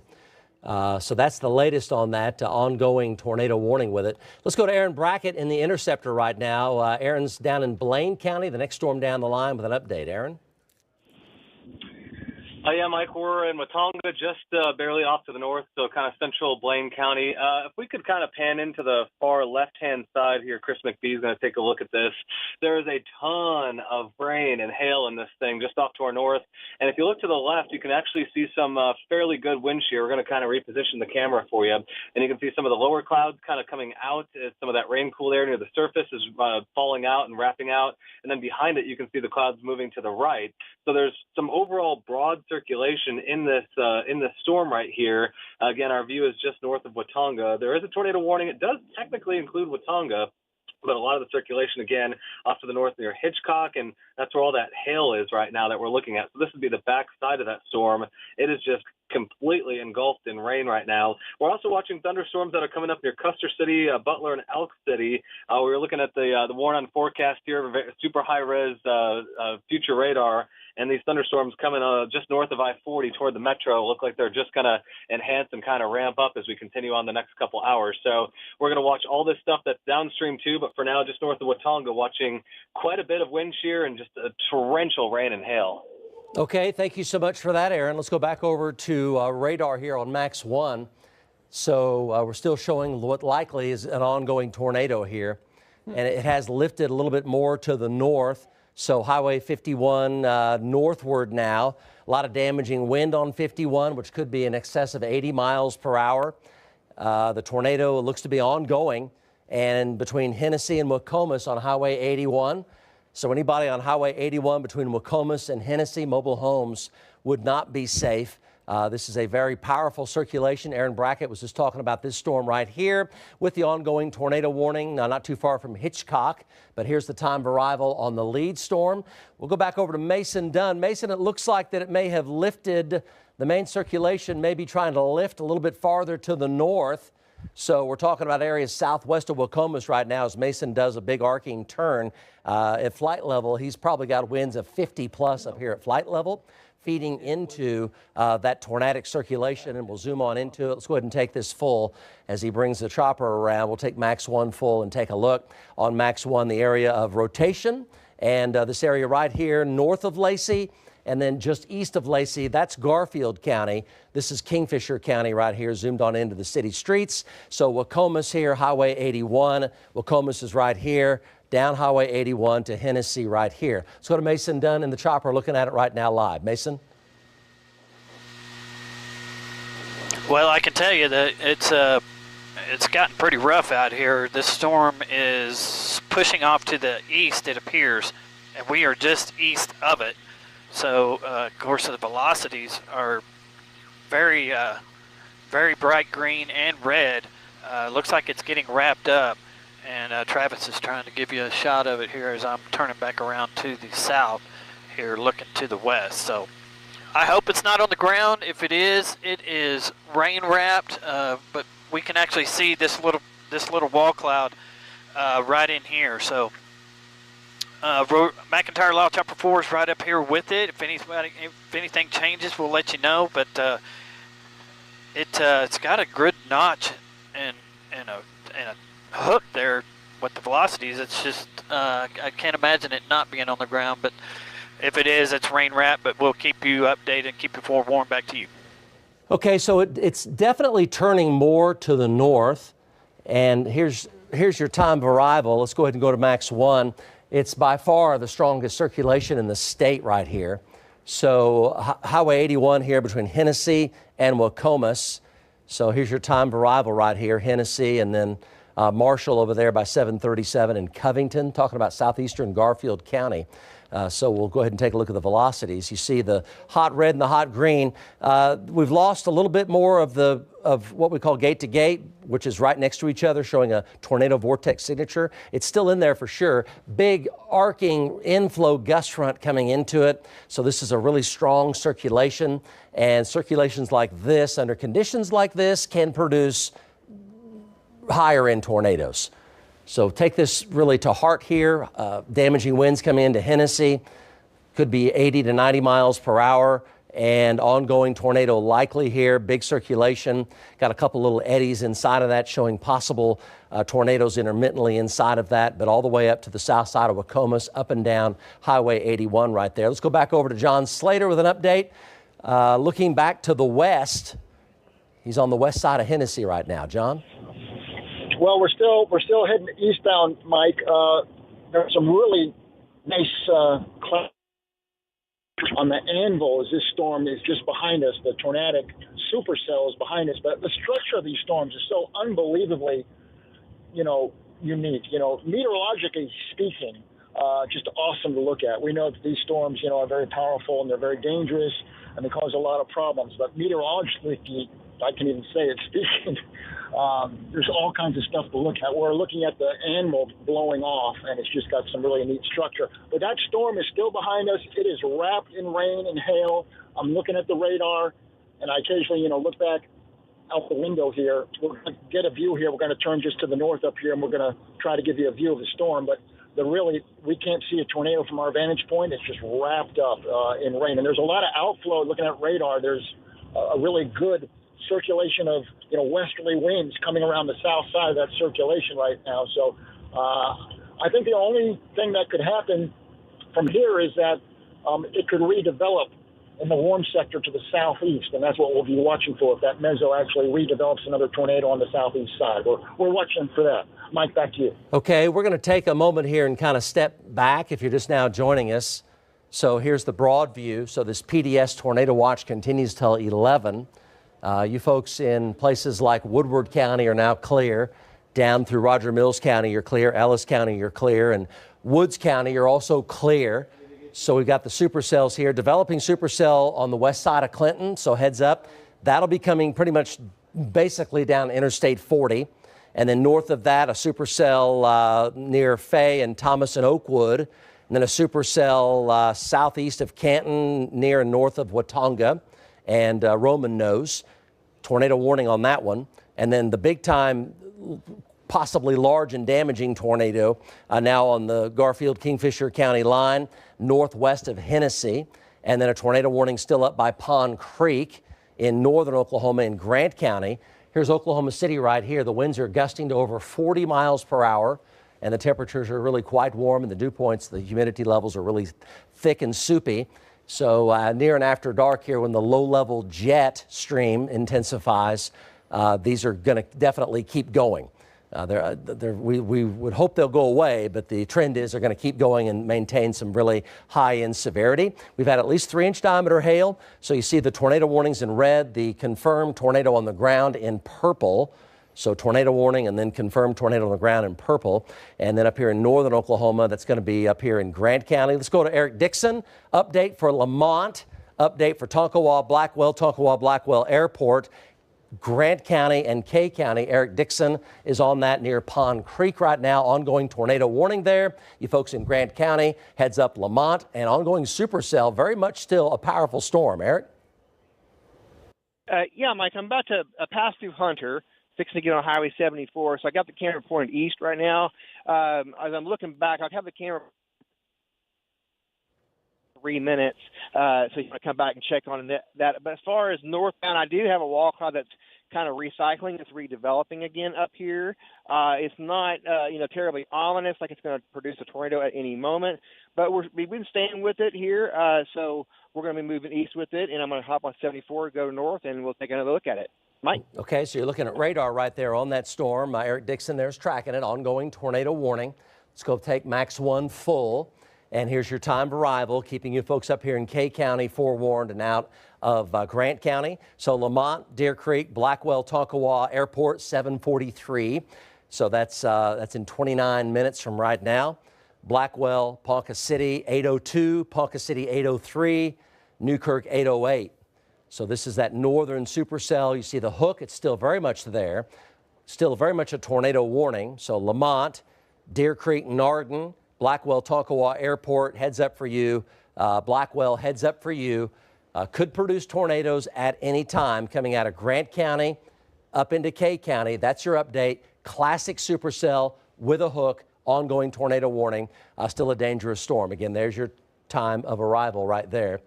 And zooming on in, the hook is just to the east of Pond Creek, just to the west of Lamont, and that's exactly where it's tracking. Lamont coming up in just a few minutes from right now. Rotation-wise, there, but not really over the top. It's just kind of chugging along. Not a whole lot of inflow, but it could change quickly. So Lamont, be ready to take your tornado precautions there for sure. It could ramp up. You're under a tornado warning right now. And again, there's your time of arrival for you folks there. It's cleared Alfalfa County. That's definitely good news. So look at the sink drain, the ongoing sink drain northwest of Hennessy, south of Wacomas. Sink drain about to cross Highway 81. Mike Bennett, I think Mike Bennett. What? Winslow. Let's go to Brian Winslow on it. Brian? Yeah, Mike, we're about a mile south of Hennessy looking at the tornado-warned mezzo. It is rain-wrapped. We've paralleled it all the way from Hitchcock to Loyal to Dover, and now we're a mile south of Hennessy. looking at it, and it has been rain wrapped from our vantage point the entire time. Got the green tint, so we know there's large hail in there. There's going to be some very powerful winds along the south side of this mezzo as it crosses Highway 81. So we're sitting just a little bit south of it to stay out of those winds. But this is very well organized. The lightning has picked up 5 to 10-fold in the last. Okay, we're 10 going minutes. back east. Don't take us now because we don't have a show. All right, back to you, Mike. All right, so let's just know this. Let's go back over to Max 1.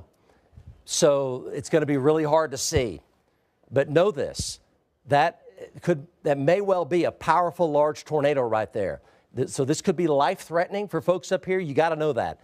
Near and north of Hennessy. So again, here is the area right there. North of Highway 51, giant sink drain right there on the Kingfisher-Garfield County line. Covington, Orlando, Perry at about 8 o'clock, 45 minutes from right now. And then Stillwater, Morrison at about 8:20 to 8:25. All right? Ahead of that, this could be a life-threatening situation. Everybody right in through here, know this. It's wrapped up in rain, but that is essentially a hole in the atmosphere right there, and it's all spinning into it. You can clearly see that. Look at the velocities. Look at it spin. It's like a big egg beater going around and around.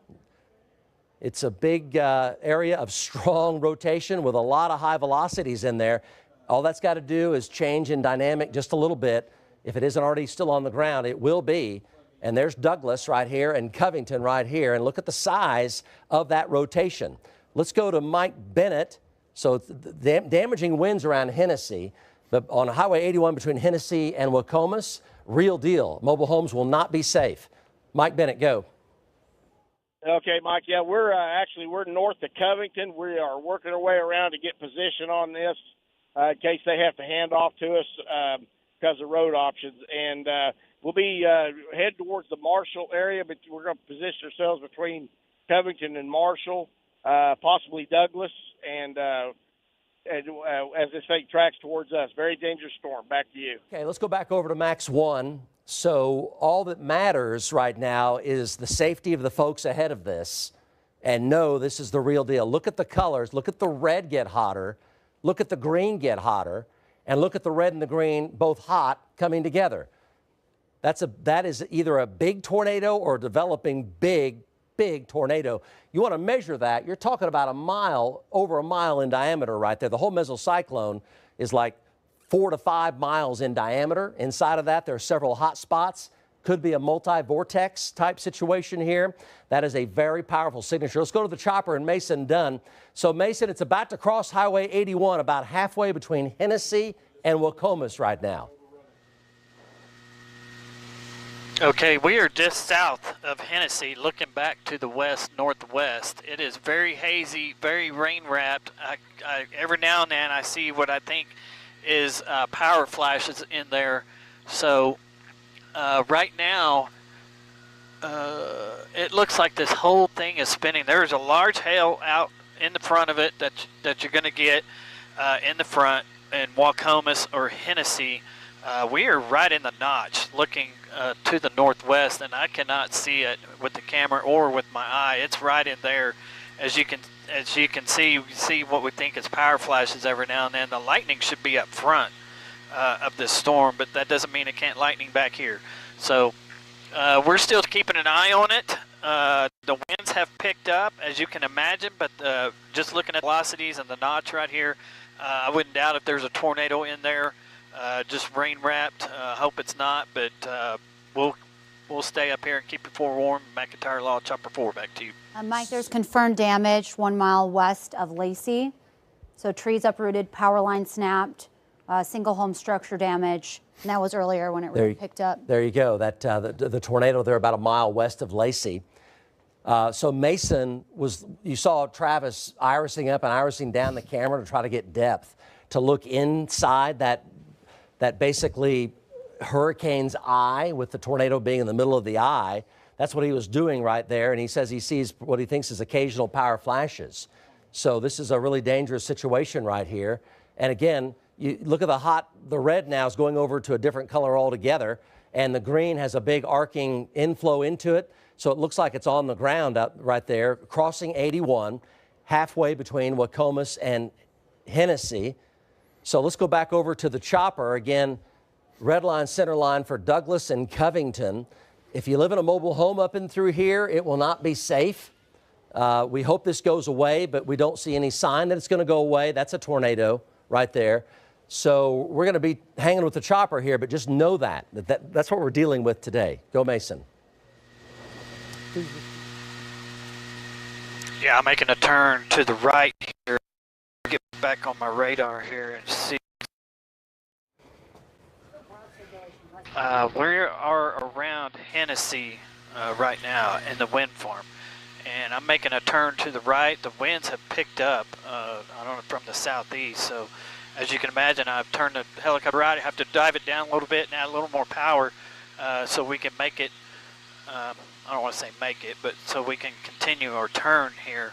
I'm going to head down to the south because this storm appears to be moving northeast and east. So we are continuing to move east with it, right in the notch, but you cannot see if there's a tornado in there. You cannot see it. Like I said, I see occasional power flashes every now and then. Of course, it is tornado warned. I see the storm down to the south is now tornado warned around Hitchcock. So it's going to be getting dark out here soon. It's right at 7:21 right now. So we're just following this storm. I hope there's not a tornado, but it sure looks like there is in there as we see occasional power. You just saw one right there. Back to you. Okay, that's Mason Nunn reporting. Let's go over to, we've got a couple of crews on this. So what you need to know, folks, is it's crossing 81 right now between Wacomas and Hennessy. From there, you're talking about Perry. So just know that this is the real deal here. There's Perry. And you see it's a giant sink drain in the atmosphere, now crossing 81. So draw the line here. Damaging winds, Marshall, yes. Damaging winds, Covington, yes.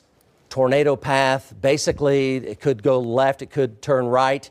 But as you see, Perry, right there, Perry, you see where it's going, right? So know this and know that there's likely a big tornado in that wrapped up in rain. Let's go to Brian Winslow now live. Brian? Yeah, Mike, we are northbound. We are in Hennessy. You're looking right at it. You can see the green tint, so there's very large hail. If you know anybody going north or south up and down 81 between Enid and Hennessy, send them a text or tell them to stop as this crosses. There's some very powerful winds along the south side of this rotation. The sirens are going off in Hennessy. We're tracking this storm. We've got an eye on it. We cannot see the tornado. We do not have confirmation there's anything on the ground because it is rain wrapped. We're right here with it. Back to you, Mike. Okay, so brand new tornado warning with it. Yep, northeast at 25. So it's slowed down a little bit. Just want to show you here on, there's your time of arrival there. It's going to be heading straight towards Douglas on its current track. So I've got the speed a little faster here than 25, but it has slowed down. And we're going to zoom on in and show you the eye of a hurricane look right there. You see the tornado right there. There's nothing else that could be except a tornado. Zoom in, Travis. Is it, what is it? The chopper have power flashes? What do they have? There's nothing else that could be but a big tornado. It's had an eye. So it's completely wrapped up in rain, hail, and possibly debris. There's nothing else that could be but a big tornado. There's the county line. This is Highway 81. There's Wacomas. Hennessy's just off the bottom of the screen, and it's crossing 81 literally right now. So let's go to the chopper here and look at it here live. Mason Dunn. Max 3.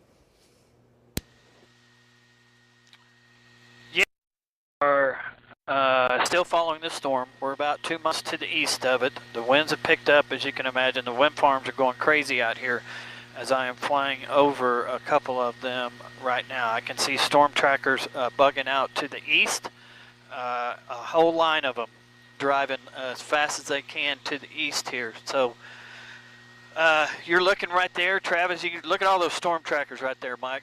That's just unbelievable. But right now we are just tracking it. I can't hardly see anything. There's a lot of rain, a lot of hail. the north side of it looks like it's bowing out a little. So ongoing tornado warning here, Highway 81 between Hennessy and Wacomas, heading for Douglas and Covington, and eventually Perry. It's by far the most dangerous storm in the state right now. And say that again? Power out at Hennessy now. The power's out at Hennessy. Let's go to Brian Winslow here. Brian? Yeah, Mike, we're at Highway 51 and Highway 81. The tornado's going to be just to our north. Okay, the lights came back on. The power was out for just a second. We do not have a visual on any tornado, but all indications on the radar is it's about a mile or two to our north. Moving east, we are now eastbound on Highway 51. Torrential rains, blinding rains, visibility is a quarter of a mile at the most. We're tracking this east. Back to you, Mike. Okay, let's go to Mike Bennett. He's east of it, looking back to the west. He's pretty close to Covington, where it's heading. Go, Mike Bennett. Okay, Mike. Yeah, we're just coming out of Covington right now, and we're caught miles of cars in front of us and behind us. So we're looking back over in there. We don't have a visual of it. We should maybe here in just a few minutes have a pretty good angle on it where we'll maybe catch some power flashes. But right now we don't even have any good visual of the structure of the storm. But we're looking right back in there. We're just exiting. We're 1 mile south of Covington, southbound. Mike? Okay, let's go back to the chopper. Mason Dunn here. Mason basically crossing 81 right now. Yeah, we're still hanging out to the east of it. Trying to stay just a little bit out further than normal. You can actually feel it as usual. So still tornado warning. As you can see, the tornado warning is headed straight to the east, and I can confirm that because I keep moving out to the east, just staying ahead of this massive storm. It's just lined out all the way down to Elk City right now with 3 tornado warnings. So we're right up here with it. We haven't seen, of course, we think we see power flashes in there. Not sure if it's power flashes or lightning. They do look different, but sometimes they look the same. So we're trying to figure out. So you can see one right there. I mean, when it lights up the clouds like that, you can't see the bolt. It makes me think that there's a tornado doing damage, and yeah, it's just a massive circulation. It is turning back to the east again, more due east. Let's go back over to Max 1. So damaging winds on Highway 51. So Marshall, damaging winds. It's turning definitely more to the right or due eastward again. And the velocities are really strong now. They're very, very strong. So Marshall, Orlando, Covington, 3-inch diameter hail here. Let's go back over to, if we have John Slater, let's go back over to John. It's right there on the Kingfisher, Garfield County line, just crossed 81. John? Mike, yeah, we're on Highway 51. We're just 2 or 3 miles west of Marshall right now. We're going to turn around here and give you a shot of the storm. From our vantage point, as you're going to see, it kind of just looks like a spaceship, a green spaceship, something from like Close Encounters of the Third Kind or something, just off to our west. Here it comes. We're coming around right now, and there's the storm. It's just a giant rotating storm. If there's a tornado wrapped up in rain and, looking at radar, that's probably the case. It's going to be on the right side of the circulation. It's up here where, again, that inflow notch is coming in on the northeast side. It's been a trademark of this storm the whole time. You can see the flying saucer type structure. You can see if you zoom up a little bit, you can see and pan up, you can see the striations on this storm on the front side. So it's just a big rotating supercell storm. It's a high precipitation storm, very heavy rain, large hail, and a tornado in there. So the only way you can really see the tornado in this kind of situation is to get in there and see it, and that's kind of a dangerous situation. So right now we're just kind of watching it as it moves off to the east towards the Marshall area. Very severe storm. Mike, back to you. Okay, John, thank you so much for that. Emily, storms up north heading into K County right now. Yeah, we're continuing our team coverage. Thanks to John Slater for that. We have Aaron Brackett out in the field as well. PDS tornado watch continues. Let's go to max 3 if we can. Heading out to the big board. PDS tornado watch until 11 p.m. This is what we've been saying all along. The concern is now as we head towards sunset, which will be happening around 8:15, 8:30. That's when the low-level jet ramps up, and we're expecting all these storms to not only hold, but pulse up as they head off to the east. So we still have 3 ongoing tornado warnings. Let's go ahead, at least 3, 4 possibly. Northern Oklahoma, we haven't talked about this in a while. Ongoing tornado warning. This is located near Deer Creek. This has been tending to pulse up, go back down, and cycle back up again. So the latest track will be taking this towards Blackwell, eventually towards Newkirk and Ponca City. And I'll tell you what, there's concern of this strengthening as it moves east because it is moving into a favorable environment. Not only do we have the low-level jet, we have very high dew points and still very warm temperatures. So a favorable environment as this main upper-level storm arrives. You can see the broad area circulation near Deer Creek. That's our area of concern right now. It has not really tightened up in the recent scans, but ongoing tornado warning. We'll be watching that. Of course, we were just talking about this is the most potent storm, the one northeast of Hennessy. You can still see the hook with it. It's wrapping in. It is going to be rain wrap, so very concerning seeing chopper shot with all the storm trackers. If we can, let's go back to McIntyre Law Chopper 4 for the latest on this storm. Earlier, we saw the line of chasers. There you go. It just makes me nervous as a storm chaser on a day like today because these tornadoes are getting stronger and they are wrapped in rain, so you're not going to see it. We're heading into the overnight hours, so once the sun sets, obviously, nighttime tornadoes are very dangerous. Go ahead, Mason Dunn. Yeah, Emily, just a lot of storm trackers basically running to the east as we are. I don't want to say we're running. We're slowly moving to the east. This storm is moving it's like more east than northeast because we are, Travis and I are just heading, basically doing lazy 8s out to the east here. You still cannot see much. You can look at that green tint though. It does look like a green. John was saying a little bit ago, there's got to be some hail in there and possibly a big tornado in there, which is terrible. That's right. His audio is breaking up a little bit, rightfully so. He's in the middle of the storm right now. Not many places in the country have a chopper flying right next to a tornado. Let's go ahead and take a look at the latest on velocity. This really tells the story, the couplet where the red meets the green. Latest track is taking it more northeast. So this is going to be tracking directly south of the town of Covington. In Covington, you need to be seeking shelter. Get into your safe spot. If this continues to hold together, which we believe not only will it hold together, but could potentially strengthen as the tornado parameters go up into the evening hours. This will be eventually tracking towards Perry. Let's zoom in a little bit closer. Just crossed Highway 81. This has a history of producing damage. 1 mile west of Lacey produced damage in that town. So this is going to continue to be moving off to the east, southeast, eventually heading north of Marshall. Let's go out to meteorologist John Slater, who had a confirmed tornado earlier with this storm. We watched it live on KFOR. John, go ahead.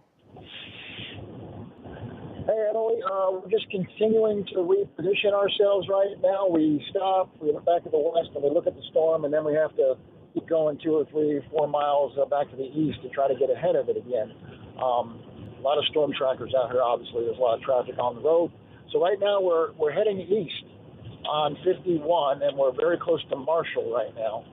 And the storm is just to our west. It's, a high precipitation supercell, strong mesocyclone, very strong rotation, probably a tornado on the ground. I can't tell you 100% there is a tornado because we just can't see it from this vantage point, which is totally wrapped up in rain and hail. One thing is for sure, though, it's a dangerous storm. Whether it's still producing a tornado or not, it's going to have very strong damaging winds, maybe 80 miles per hour. Very large hailstones, maybe up to baseball size. When we were in it, we saw a tornado. The wrapping rain curtains around the mesocyclone were just incredible. You saw them just whipping past us.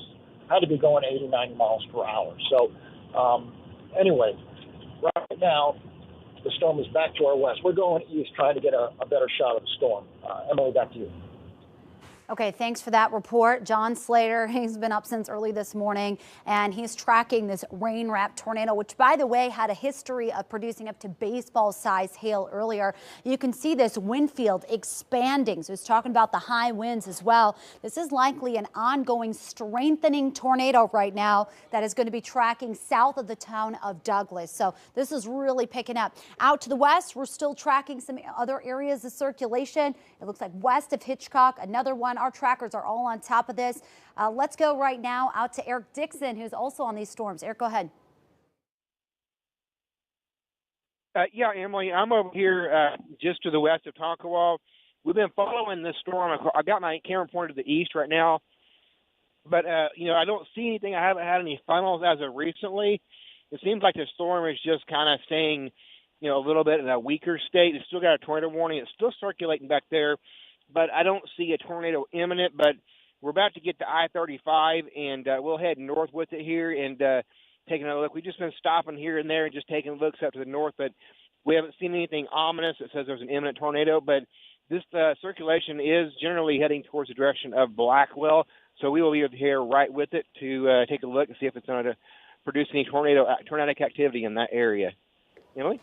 All right, we appreciate that report. Let's go back to the maps and see what he was talking about. Northern Oklahoma, we still have a tornado warning. So you can see it near Punk City, near Enid. Now, the other storms are severe. However, there's still the concern as everything moves east that we will have it pulsing up, that tornado threat going up with the low-level jet ramping up. And there's some showers developing out ahead of this line, but that's not a concern at this time. All these supercells are expected to continue. Now, it is trying to become more of a line. We still can have large tornadoes within the line. That's what happened in that last Saturday event, 2 Saturdays ago. However, when you have a line, there's going to be a flash flooding threat, especially these areas that have seen over ½ a foot of water over the past couple of weeks. In addition to that, we're going to be looking at some damaging wind threats. Right now, this is the storm that he was talking about, still near Deer Creek, and still some high winds with this one as it moves off to the east towards Blackwell. We're going to have some high winds out of this, 70 to 80 mile per hour winds, but potentially some large hail as well.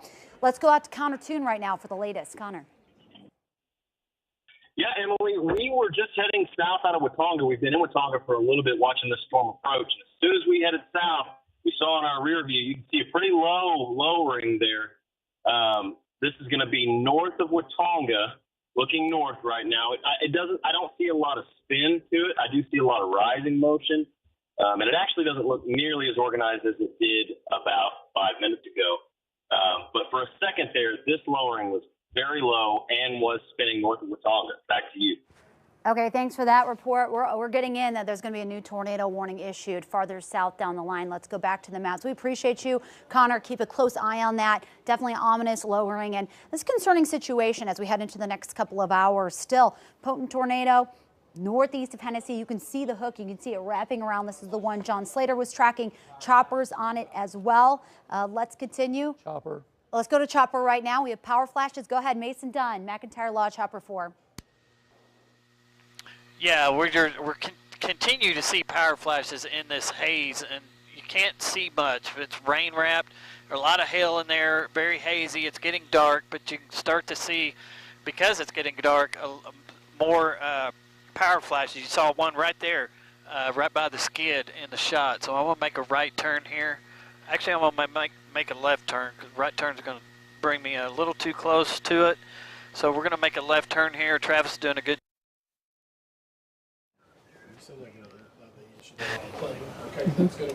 believe it or not, out of the southeast. So we're making a left turn here. Still see power flashes.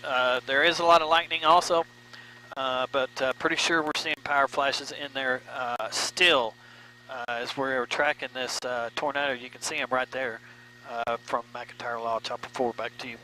Mason, thank you very much. Let's go back over to radar here and check this out. So this is going to be impacting directly some folks over here in southeastern Garfield County, and then from there up toward Perry. You see that? There's Perry, and look at the size of that area of rotation right there, and you can tell exactly, right? Exactly where that's going. So damaging winds on the south side of it, Marshall, Orlando, southeastern Garfield County, big hail, 3-inch diameter hail, north side of it, Covington. We'll go ahead and pull on in here a little bit closer. So Covington, Douglas. So you see there, so the center of that circulation there ongoing, very close to Douglas. There's your time of arrival. So Marshall, Douglas here right now. Covington, Orlando, Perry at 8:14. So you're looking at about 30 minutes from right now. 30 minutes to Perry, 30 minutes to Perry. And then basically North Stillwater, Glencoe, Morrison area. Morrison area over there, Stillwater, North Stillwater, the airport, Morrison area. So push all the way in. You see Marshall right there, damaging winds here, 80, 90 miles per hour right here. And there's the tornado sitting right there. Let's go back to the chopper. And it looks like Douglas, if it doesn't lift, there's going to be a lot of damaging winds or worse in Douglas. Everybody in Douglas should be in their safe spot right now. You'll have literally just a minute. You got to get there right now. Douglas area, mobile homes will not be safe right here. Go Mason Dunn. We are exactly just a half a mile east or west of Marshall, looking back to the west. We're kind of skating a little bit to the north to see around this rain, but I can tell you it is still pretty dark. It does look like a big green spaceship like John was talking about just a little bit ago. But right now there's a lot of hail, rain. It's getting dark out here. You can see flashes like that I think are probably power flashes, unfortunately. The radar looks pretty mean. The reflectivity looks pretty mean. So I would say that there's a large tornado on the ground as you continue to see those power flashes right there. Okay, so let's go ahead and take, Mason, thank you. Let's take the Doppler here full. So there's the tornado. You see the hot red and the hot green there feeding all in together. So Douglas is going to get hit if it doesn't lift.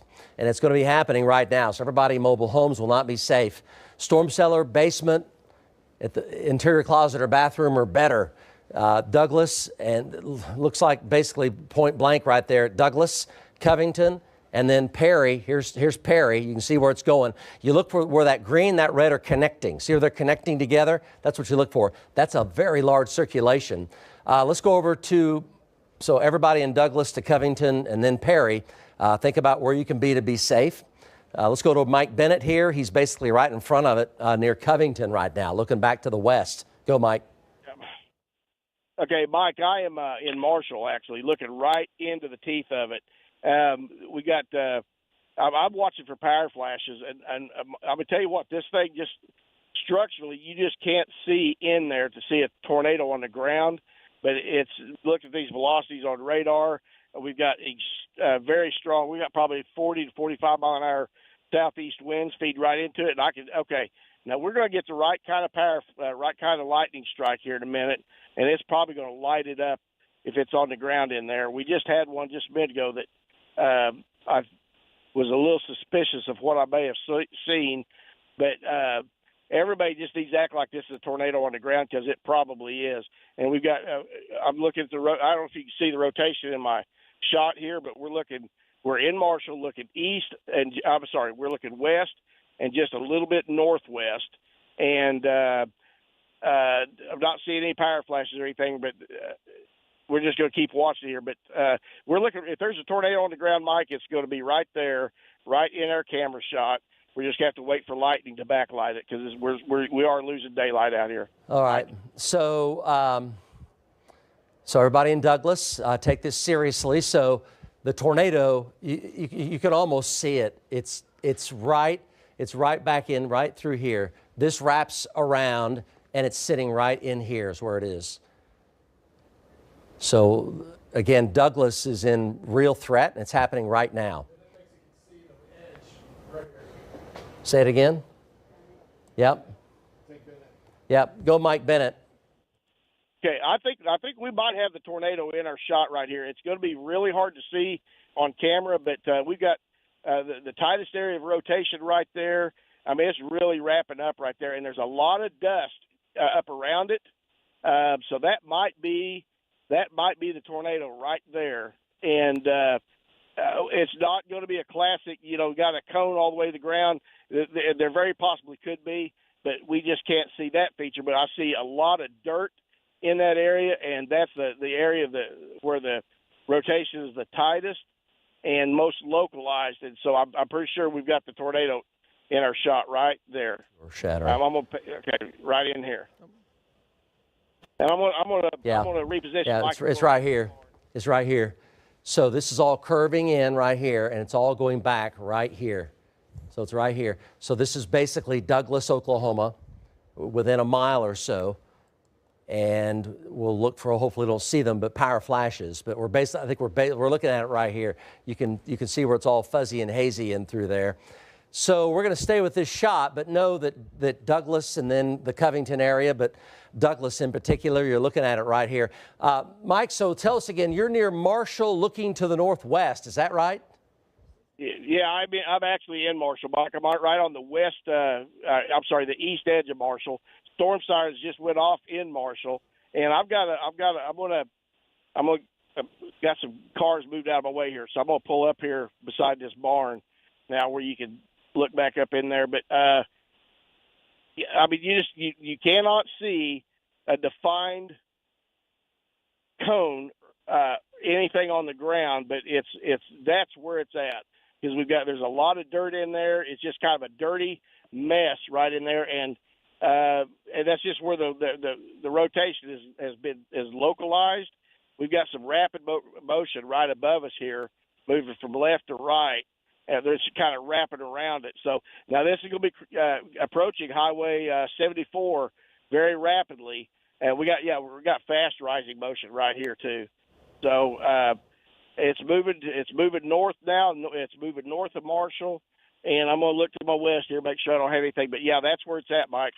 Right in there. Let's go to Links 1 here, and we're going to come back to your shot. So everybody obviously in Douglas knows and they're aware. So let's go ahead and push on. Let's go ahead and push on in. So Mike Bennett's right here on the edge of the circulation. This is the tornado right here. There's Douglas, and here's the shear. Can you put in the CCs? Let's put the CCs in. And there's the big hook right there, basically right in Douglas. Might be on the south side of town, but it's very, very close. Within a half a mile of Douglas, and it's a very large circulation. The shear tracker there, the hot red, shows where the tornado is located. It's a very, very large circulation. Corey Inman's right there with night vision, So again, Douglas over to Covington and then Perry, everybody. Stay alert. So dangerous right here. Could be a large multi-vortex tornado in there. Go, Corey Inman. Yeah, Mike, I'm 2 miles to the southeast of Covington. We're shooting back to the southwest, have the night vision going, just kind of scanning in there along the base. You can see a lot of cloud ground lightning in there. That's some pretty wicked lightning right here in front of the truck. But you can see just the structure of the storm, just absolutely incredible. Scanning in there, trying to find some power flashes back in the Marshall area. In fact, Mike, if I get centered up here, we may have the tornado in the shot. Had one flash of lightning there behind it. You can kind of see the left edge of the tornado.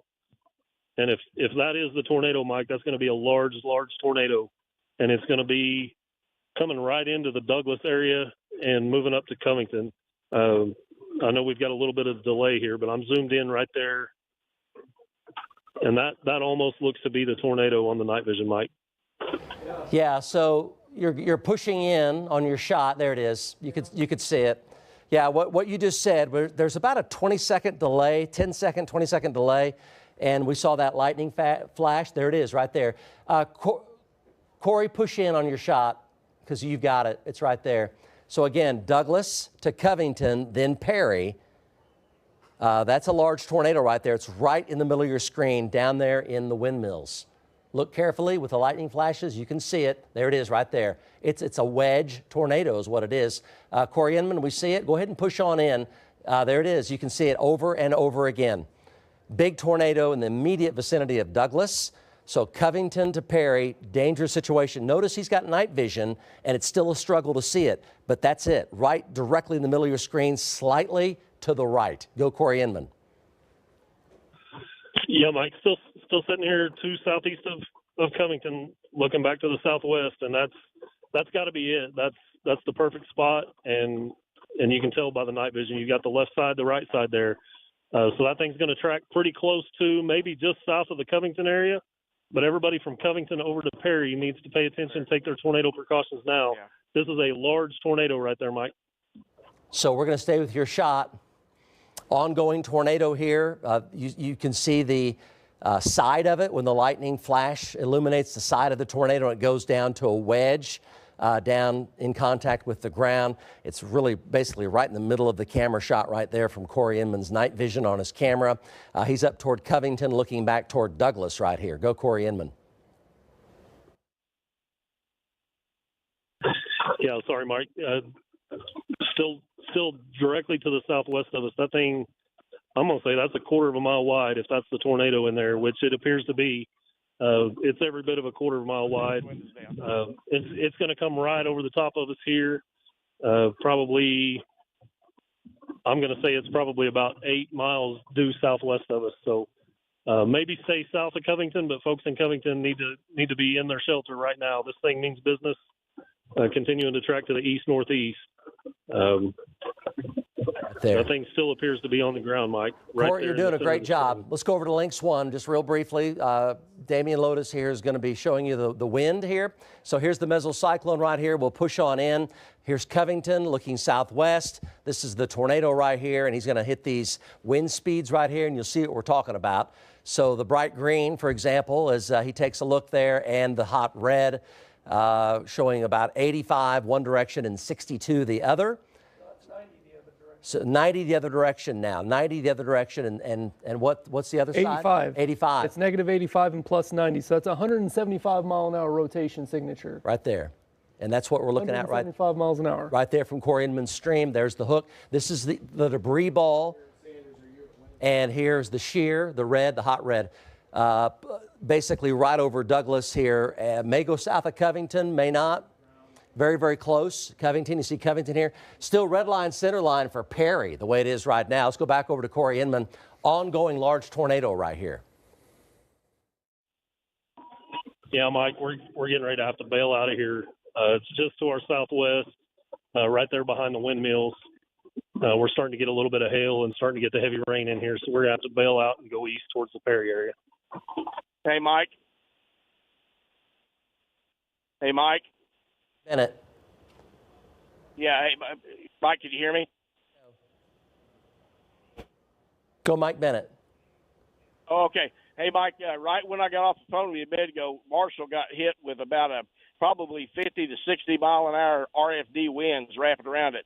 That's just further confirmation that there is likely a tornado on the ground in there. And based on what we saw visually, it looked like it was going to be pretty large. We couldn't see it, but we could just see the dirt and everything that was going around it. So we basically was seeing possibly just the debris cloud.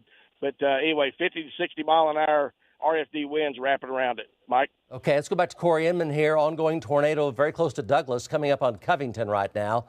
Go Corey Inman. Yeah, Mike, we're eastbound towards the Perry area, trying to refocus the camera back in there and find it. But it definitely still does appear to be on the ground. I've got some traffic here behind me that's going to obscure the night vision. But it was still on the ground when we turned around to head east. Just scanning back in there looking for power flashes right now. Again, Covington over to Perry, you guys have to take your tornado precautions, be in your safe spot. I'm going to have to let these cars get around us here, Mike. Give me just a minute so that I can get their lights out of the shot. Okay, let's go back over to Max 1. We're going to give you a little overview right here. So you folks in K County, so this storm continues with a tornado warning. Nothing really ominous, like exactly right on ominous, but ongoing tornado warning here, pretty close to Blackwell. So Blackwell right about now, and then over toward Newkirk in northern K County. So there's K County, and Ponca City is basically right there. There's Ponca right there. So just on the northern side of Ponca City, that one's ongoing. You can clearly see what's going on right here in the Douglas area, just south of Covington. Damaging winds just came through Marshall. You see Perry is right here, so now's the time. For Perry, you need to be going to your safe spot. Away from windows, mobile homes will not be safe. This is likely an ongoing large tornado right here. Just to the east of Douglas now, and just on the south side of Covington, north of Marshall and northwest of Orlando. Take a look at the It's about to pass into velocities. Noble County. and there's your time of arrival, and there is your basically your rain-wrapped debris balls, what that likely is. The velocities are really pretty crazy. Very hot colors here coming around one side. We had 82 and 92 basically, one direction, the other direction. Well, now look at Lynx 1. Got an eye. Let's go to Lynx 1 here. Damian Lotus is driving it. Look at the new updated velocity numbers. So here they are right here. What do you got? 133 one way and negative 102 the other way. 133 one way and 102 the other. So that's a spin of over 100 miles per hour. That's just the spin of over 100. And that's sampling basically the wall of the tornado at the radar is a fair amount away from it. So that's scanning the wall of the tornado spinning at a little over 100 at 100 miles per hour. So it's a very large signature here. We should probably go to the CCs and see if we see any debris signature on this. It's an ongoing tornado, no doubt about it. There's the motion there. So there's Covington, just south of Covington, north of Marshall and northwest of Orlando. Heading for Perry. It is heading for Perry. Let's go back over to Corey Inman. Corey is doing a bit of repositioning here. He's still very much right there looking at it. We saw it multiple times in your night vision, Corey. You're doing a great job. It was a low wedge down in there. Yeah, and if you look right here, Mike, you're going to see it coming up. We got a bit of a delay, but there's another tornado out in front of that one. This thing is formed. This is probably the second time there's been a small stovepipe that is formed out in front of it, and it gets sucked right back into that large mesocyclone, and you can see it's coming into view there. This thing's right over the highway right now, and that thing is cranking, Mike. It's going to put it really close to Covington, maybe just a little bit south, but it's going to be extremely, extremely close to Covington. You can see that little satellite tornado right there on the front edge of what was the larger tornado that we had back to the southwest. So this thing means business in here, Mike.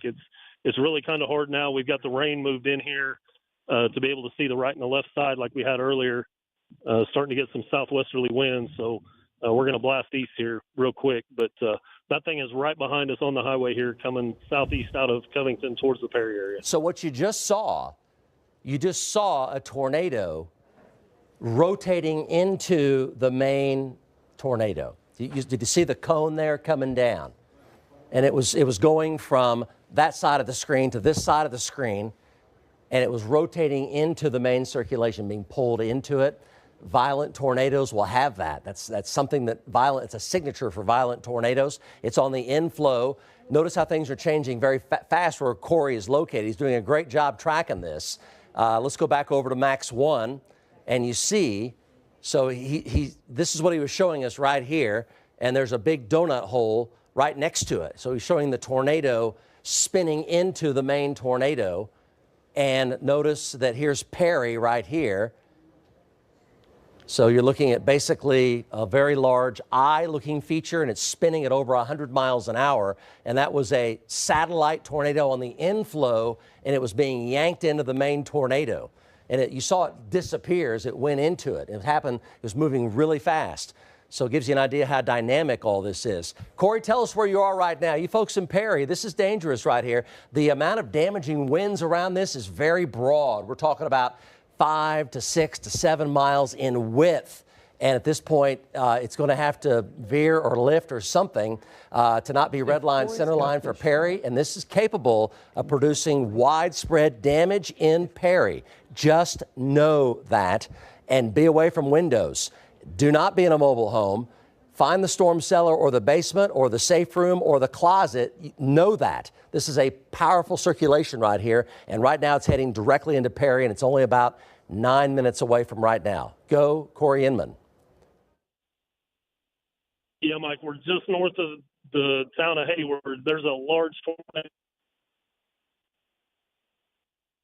That's so dangerous. The left edge of it there in the shot. Had the left edge of it there in the shot, Mike. But that thing is coming, maybe, like I said, maybe just south of Covington, but it's started to move east again, and it's coming right down the highway. Folks in Perry, this is your heads up. Go ahead and take your tornado precautions. You can still see some dust and everything being spun around the mesocyclone and the updraft there, Mike. Really, I've lost the edge of the tornado right now because the rain's moved in here. We're just starting to break out of it. but looking back in there, that thing's still on the ground, Mike. Yeah, and it's such a large circulation. It has the potential to produce widespread damage in Perry. We don't want to see this. You see the size of that rotation right there. And as you show the motion there, it's heading basically directly into Perry, and it's over Hayward right now. Corey Inman, where do you think you are from Hayward? Stand by 1 second, Mike, and I'll give you that. I am 1 mile northwest of Hayward right now, shooting back to the west. We're on the highway here that'll bring us into the south side of Perry. That thing it's just behind us, maybe just to the north of the highway here. Okay, so ongoing dangerous situation here. Hayward right now is where it is. It's a very large circulation. Let's go over to Lynx 1 here. Yep. Damian Lotus here driving that. Ongoing here, and occasionally it has an eye in it. And you see there's Hayward right there, and he's 1 northwest of Hayward. So he's on the northern edge of the tornado, and he saw that satellite tornado. You just saw that live, that funnel. That was a tornado. It was on the north side of it, torquing in and feeding into it at a high rate of speed. And that's what violent tornadoes do. There's your velocity right there. Damien measured about 105 on the spin rate on an average. It's about 113 one direction, 102 the other. So it's spinning at over 100 miles per hour. And that's essentially kind of the wall of the tornado, but not the multiple vortices inside of it. The winds inside of that are stronger. The multiple vortices are stronger than that. Ongoing big tornado. They're the CCs, and we're showing indications there potentially of some debris being lofted. Kind of inconclusive there, but it sure is a possibility right there around the Hayward area, and the shear marker there is going from red to yellow, which is the yellow's up near the top of the scale. So Perry, dangerous situation here. Tornado heading directly toward you. Looks to be large and multi-vortex with satellite tornadoes going around it and a big swath of high velocity damaging winds. Go Corey Inman. Copy.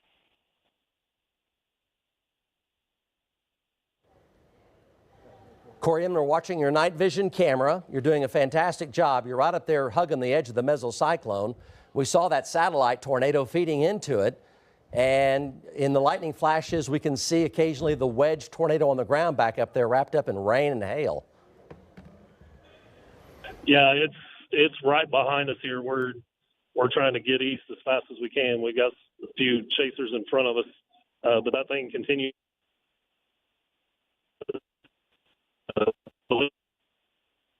Floor out here. Unfortunately, Mike, if this thing doesn't wobble or lift, it's going to go right into Perry. So, folks in Perry, now's your time. Get where you need to be. You can see there's a couple of power flashes back in. We're just trying to navigate east here and get through the chaser traffic. Got the camera pointed back there with the night vision, just kind of scanning around. Corey, you're doing a great job. Perry, no, this is dangerous. It is the real deal. Let's hope something happens and it lifts and goes away. But it is the real deal for sure. We're going to take a look down the line, and this is more for the Oklahoma City Metro here a little bit later on. So we have a supercell with an ongoing tornado warning coming out of Custer County. And this is going to head up into southern Blaine County, and then from there up into either northern Canadian or central or southern Kingfisher County. Ongoing tornado warning right there. The velocities are not totally out of sight, but they're coming up. And that's going to be east of Custer City and to the west of Gary and Greenfield. Just north of I-40, we've got several trackers there. Aaron Sanders joins us live. Aaron? Yeah, Mike, we're going to be pulling into Weatherford right now, looking to the north on Route 66. There's a little wall cloud formation right here. We're looking on the south end of this Clinton storm, this tornado warned. We've been seeing a couple lowerings try and peek their way out the bottom of the storm, but nothing's really made its way to the ground yet. It is rotating right now. We're keeping our eyes on it. We'll be out here keeping an eye on it. Back to you, Mike. So tell me your exact location right now, Aaron. Going to be right at the junction, Highway 54, to head east towards Weatherford and Thomas. Okay, so here's a storm projection. On that. So you're talking about Hydro, Gary, Okarche, Kingfisher, and near and north of Piedmont, and near and north of Edmond in that 9:30 to 9:45 time frame, 10 p.m. or so. It's the tail end supercell right now, just north of I-40, ongoing tornado warning. There's your track. Okarche and Kingfisher are red line, center line right now.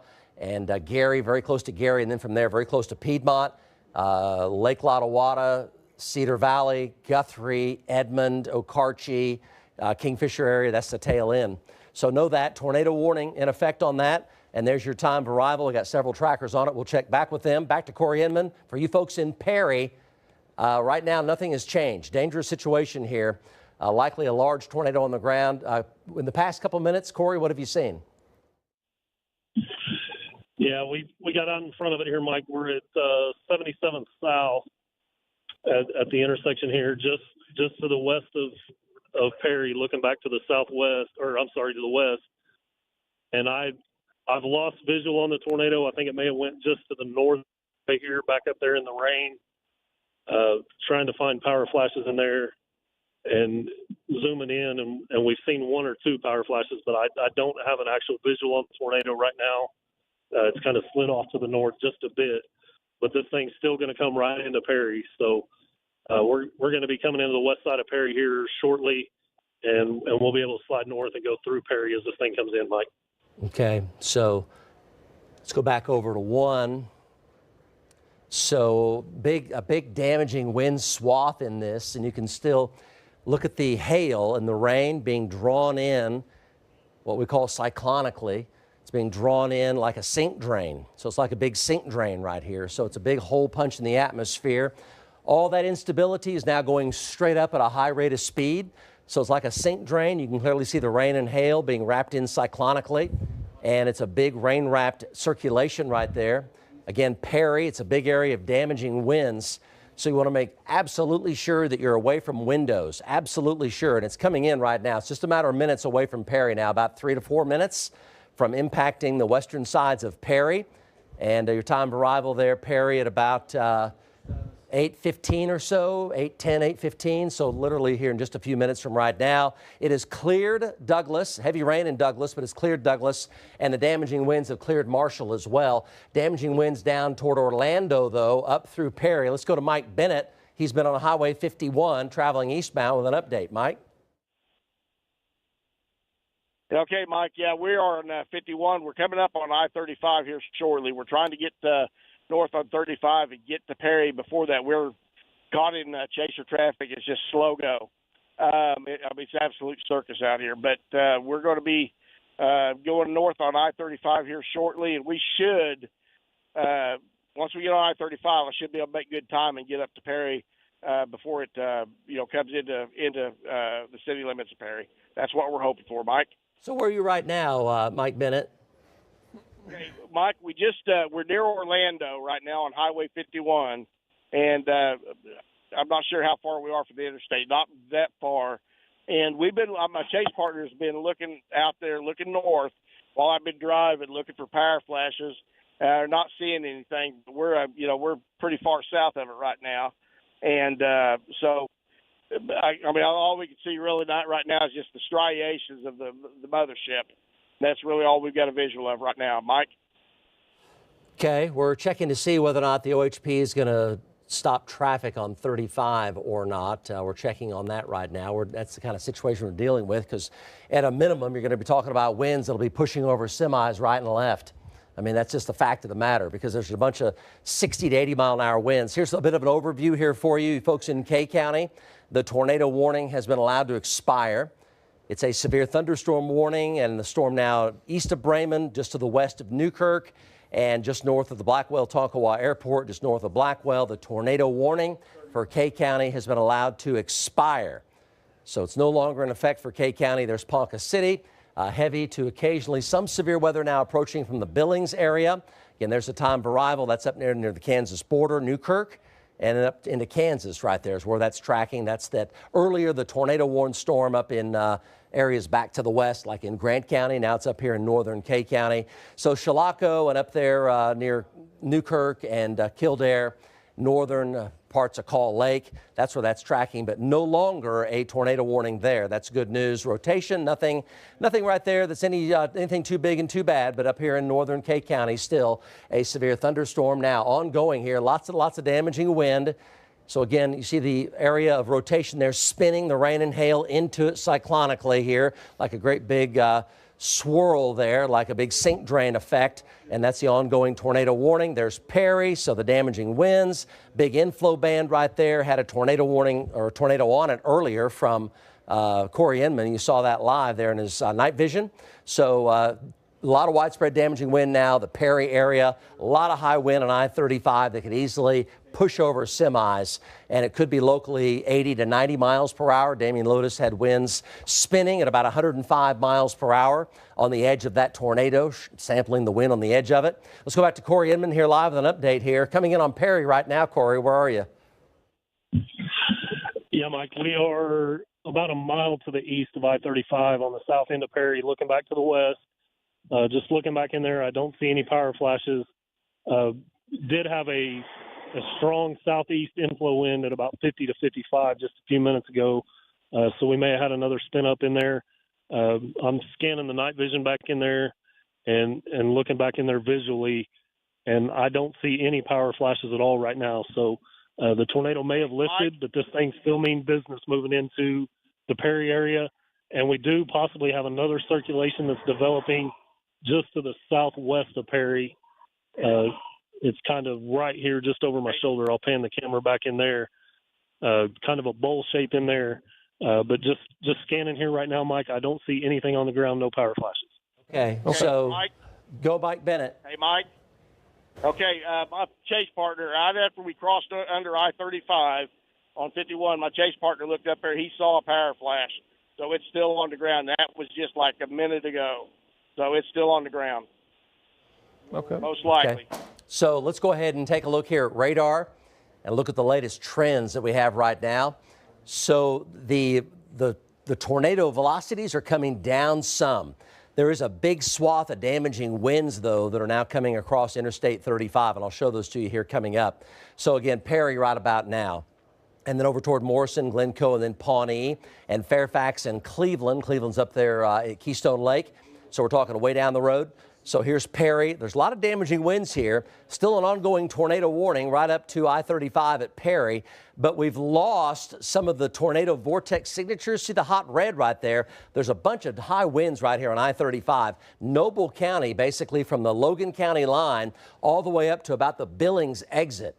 So Black Bear Creek, all in through there, a lot of high winds, 412, I-35, a lot of high winds, could be 80, 90 miles per hour easily. Those hot reds are some really bright colors in there, and there could be potentially still some tornadoes inside of all this.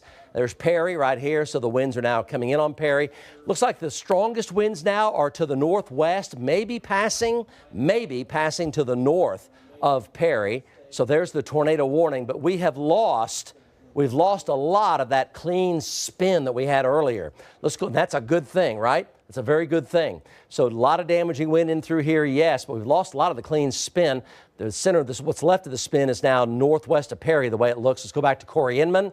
Talk about that. He's got his night vision. He's approaching I-35 near Perry right now. Corey?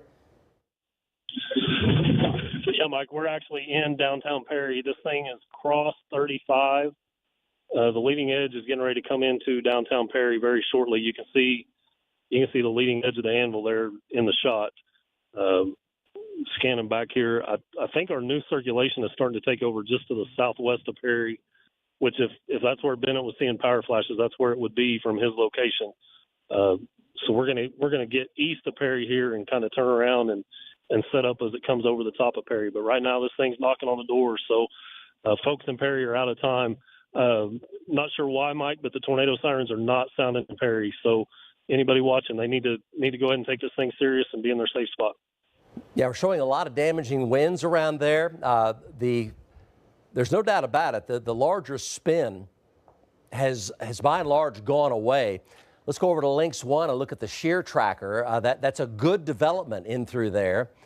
And that's a really good development. The velocities have come down as well. Here's the shear tracker, and we've lost a lot of that clean spin. We're showing basically a gust front now of a lot of high velocity damaging winds in the 80, maybe 90 mile per hour range from the Billings exit on I-35 all the way down to the Highway 51 exit on I-35. So most of Noble County, So you still want to stay away from your windows. It'll be a wind coming basically out of the west and out of the southwest in most cases. So the wind blowing from west to east. So a big gust front in there with some pretty strong winds, which could be 80 to 90 miles per hour. So that the trend right there in terms of the big tornado, this is a good trend. And it appears like the big tornado may well have lifted a little ways back, back closer to Hayward. Let's go back to Corey Inman here with his night vision. He's in Perry right now. Corey? Yeah, Mike, just coming out of the east side of Perry, we'll get up here on the hill and take a look. But you're right, just looking at everything visually and looking at the velocity presentation on radar, it's almost as if it's starting to blow out. We've kind of lost that newer circulation we were looking at to the southwest of Perry as we came through town here. So once we get up here on the hill, we'll be able to scan back in there. I'm still taking a southeast wind at about 35 to 40, so there's still plenty of inflow in here. Now we're east of Perry, scanning back in there, and I don't see any power flashes or anything like that. So good news for Perry, but still need to take this very serious. A lot of damaging winds coming through there now, Mike. Okay, we're going to go back to Max 1 here, and we're going to take a step back out of this. Again, there's the high wind up there around north of Perry on I-35. So a lot of high winds up in through there. And there's some 80 to 90 mile per hour winds, straight line winds up in through there, up toward the Billings exit, Highway 412, up toward Black Bear Creek. There's a lot of high wind up in there, so a bunch of wind on I-35. Be a dangerous drive anywhere up in through here due to the strong straight line damaging winds. And pretty good wind now coming into Perry, but we've lost that clean spin. That's good. So it's more of a giant gust front now with damaging winds with that. So it's changed quite a bit here in the past 5 to 10 minutes or so. Still a big wrapping hook now coming into Perry. So some damaging winds still likely. Okay, so here's the metro right here. There's Edmond, there's Piedmont. So here's Northwest Highway at Okarche. So we have severe storms with lots of heavy rain, flash flood watches, and quite possibly flood advisories coming out here as this comes into the I-35 corridor. The North Metro and maybe even the Metro may get quite a bit of rain here the next 2 to 3 hours. So it's now 8:16. We're looking at that 9:30, 10, 10:30 time period, 11 o'clock time period. Supercell back there to the west of Gary. The tornado warning has been allowed to expire there.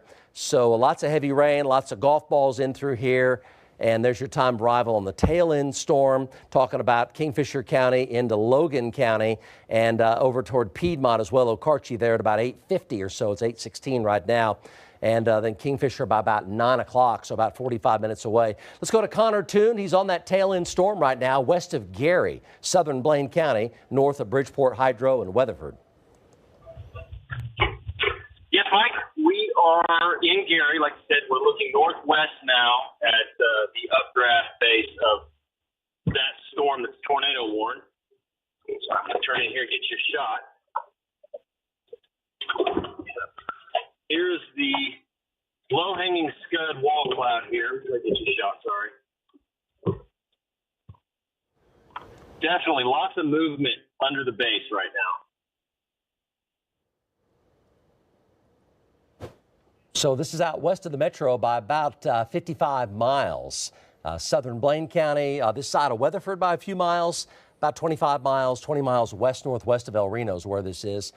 Connor Toon's on there as long as other trackers are as well. Connor, so you're tracking it eastbound. The tornado warning's been allowed to expire. That's a good thing. Yes, Mike, yes, we just saw that. It does not look nearly as organized as it did a little bit ago. So we are going to try to get east, get further ahead of the notch. It's really hard to see once this rain starts wrapping around. But we've had several really good points of visibility. So we're going to keep moving east and keep ahead of that notch. Back to you. Okay, so Emily, the low-level jet's kicking in here, approaching sunset right about now, and so much heat and humidity out there, still a lot of storm fuel.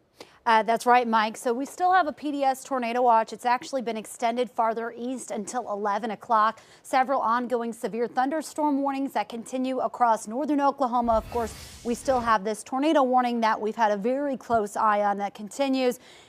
Don't think that it's over, guys. We're just getting started. This is going to be ramping up still over the next couple of hours. We've been talking about the low-level jet, so that's above the surface, not quite the mid-levels of the atmosphere, these winds that ramp up and can give additional spin that continue the tornado threat even after the sun has set. Let's take a look at the line of storms. It is becoming more linear. So when you have a line of storms, it becomes more of a damaging wind threat. This will not diminish the tornado threat because of what I talked about with the low-level jet. Let's zoom on in right now, and north of Ponca City, still tracking the severe thunderstorm warnings. I know we have Eric Dixon on that one. Our storm trackers are on top of all this. Still have a powerful storm moving into Perry, switching over to velocity. Earlier, we watched as it produced it had almost a hole in the center there.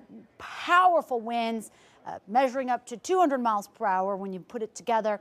And that couplet is moving east. It is blowing out. Still could have a very damaging wind threat moving through Perry, and that is going to be tracking east. Let's go to Corey Inman, who's been on top of this. Earlier witnessed some power flashes.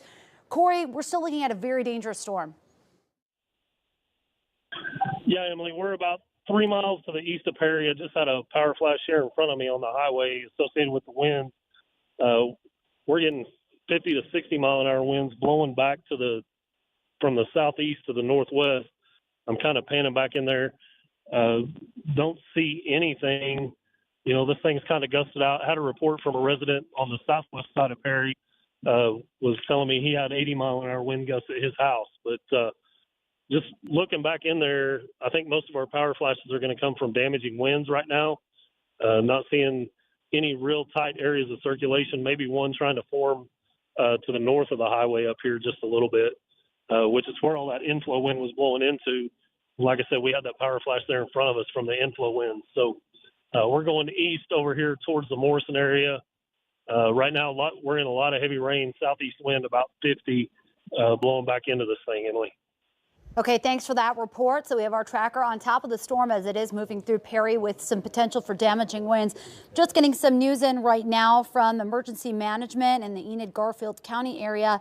They're doing some damage assessment. They've reported trees down and buildings destroyed half a mile south of the Garfield County line and Highway 81 in Kingfisher County. Lots of trees down in the Douglas and Covington area. Of course, this is when this pulsed up to a stronger tornado. So unfortunately, there will likely be some damage in that area. Let's go back to the maps as we're still tracking this line of severe storms. So zooming in, you're seeing these bright shades of pinks picking up. That represents these high winds morphing into more of a straight lined wind event as it's moving east through Perry. It'll eventually be heading north of Morrison. Moving down the line, we're still tracking the severe thunderstorm from Hennessy down through Loyal. This still could have some embedded circulations, but at this time, we're mainly looking at 60 to 70 mile per hour winds as the potential of 1-inch hail. The hail threat's going to be going down a little bit. It looks like there's a brand new severe thunderstorm warning that has been issued. This is going to take it into the northwest metro. Damien, if you could tell me the speed on this one, or maybe we could put a track on it. This is going to be moving off to the east-northeast, and this will be impacting the northwest metro. I've been keeping a close eye on the latest data, and this is going to be moving into the metro, I'd say as early as 9:30, but more likely closer to the 10:30 hour, especially the northern sides of the metro. If we have meteorologist Aaron Brackett out, we could talk to him real quick. He's been monitoring the storms with the Interceptor. Go ahead, Aaron, tell us your location, and we're eyeing this as it will be heading towards the metro. Yeah, that's right. We're heading toward the West Metro right now, not too far from El Reno.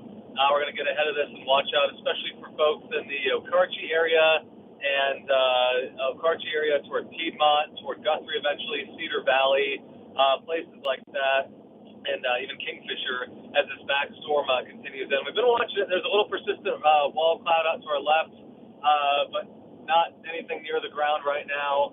And, of course, the storm being on the back end of the line of storms, a lot of times they have a tendency to rotate and a tendency to produce tornadoes. We're going east on I-40, and we're still taking quite a lot of wind from the south. So it's kind of a white-knuckle drive right here, and there's small little clouds kind of feeding into that storm and the tail-end storm that's now going to be approaching the northwest Oklahoma City area and metro and suburbs. So all those folks need to stay weather aware. Things far from over. Of course, the tornado watch goes until 9 o'clock tonight, the PDS tornado watch, and we've already had a lot of, intense activity in northern Oklahoma. This is the back end of these line of storms, so we got to watch it real carefully. Thanks for that, Aaron. We have team coverage as we are not done yet, guys. The PDS tornado watch goes until 11 o'clock tonight. And the severe weather could continue in the state until about 2 a.m. because we're waiting for the cold front to move through. If we can go to max 2 control room, Damian went ahead and put a track on this as it is going to be approaching the metro. So we're talking about El Reno here at 8:52 p.m., Edmond at 9:10 p.m., moving into Yukon at 9:12, Midwest City 9:51, OKC at 9:39. This is an approximation here as it moves east. It may be trending more towards the North Metro. The question is any of this to the south going to do anything? And I don't think it will because it hasn't so far. Another threat we have to talk about is flooding. Let's go back to max 3 if we can. There is a flooding threat that continues with this as you have a line slowly marching east and it's dumping a bunch of water. We have such saturated soils from all the big weather events we've had over the past week and a half. So there's that new severe thunderstorm warning. We're still eyeing the velocity. This is what I'm talking about here. There's a flash flood watch that includes portions of northern, central, and eastern Oklahoma now through tonight. And this is a big flash flood warning, so something to watch out for as well. Let's go to Connor Toon right now. He's near Geary. Go ahead. Yeah, Emily, we slid a little bit to the east. We're looking back towards Geary now. As you can see, I don't see a well-defined wall cloud. I do see several areas of lowering with lots of motion on them. Here, I'll kind of move my camera here. See, here's another one, obvious updraft. I don't see a lot of spin, but I do see a lot of scud rising into the storm. So again, we are east of Geary, looking back to the northwest of Geary, kind of towards the Greenfield area, maybe southwest of Greenfield. But as you can see, yeah, lots of areas of lifting scud into the storm. Back to you. Okay, we appreciate that. Just an update, we are still tracking the potential of some dangerous storms. The Weather Service is not going to reissue a tornado warning for that storm over Perry at the moment, but we can't let our guard down as the PDS tornado watch continues. Well, let's go back to the maps. I want to go ahead and give you a little forecast here for the latest. So we're still expecting the line of storms to be moving into Oklahoma City, mainly northeast, so north of I-40, like we've been saying all along, has the more potent storm environment.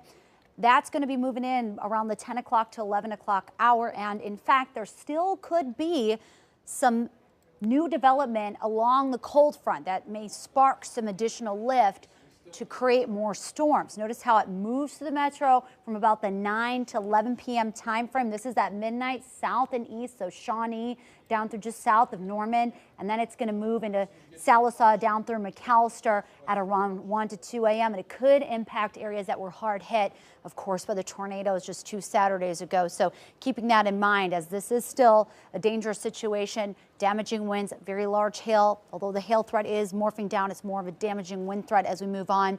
If we can right now, let's take it out to, let's go to Corey Inman right now, who's still on that potent storm.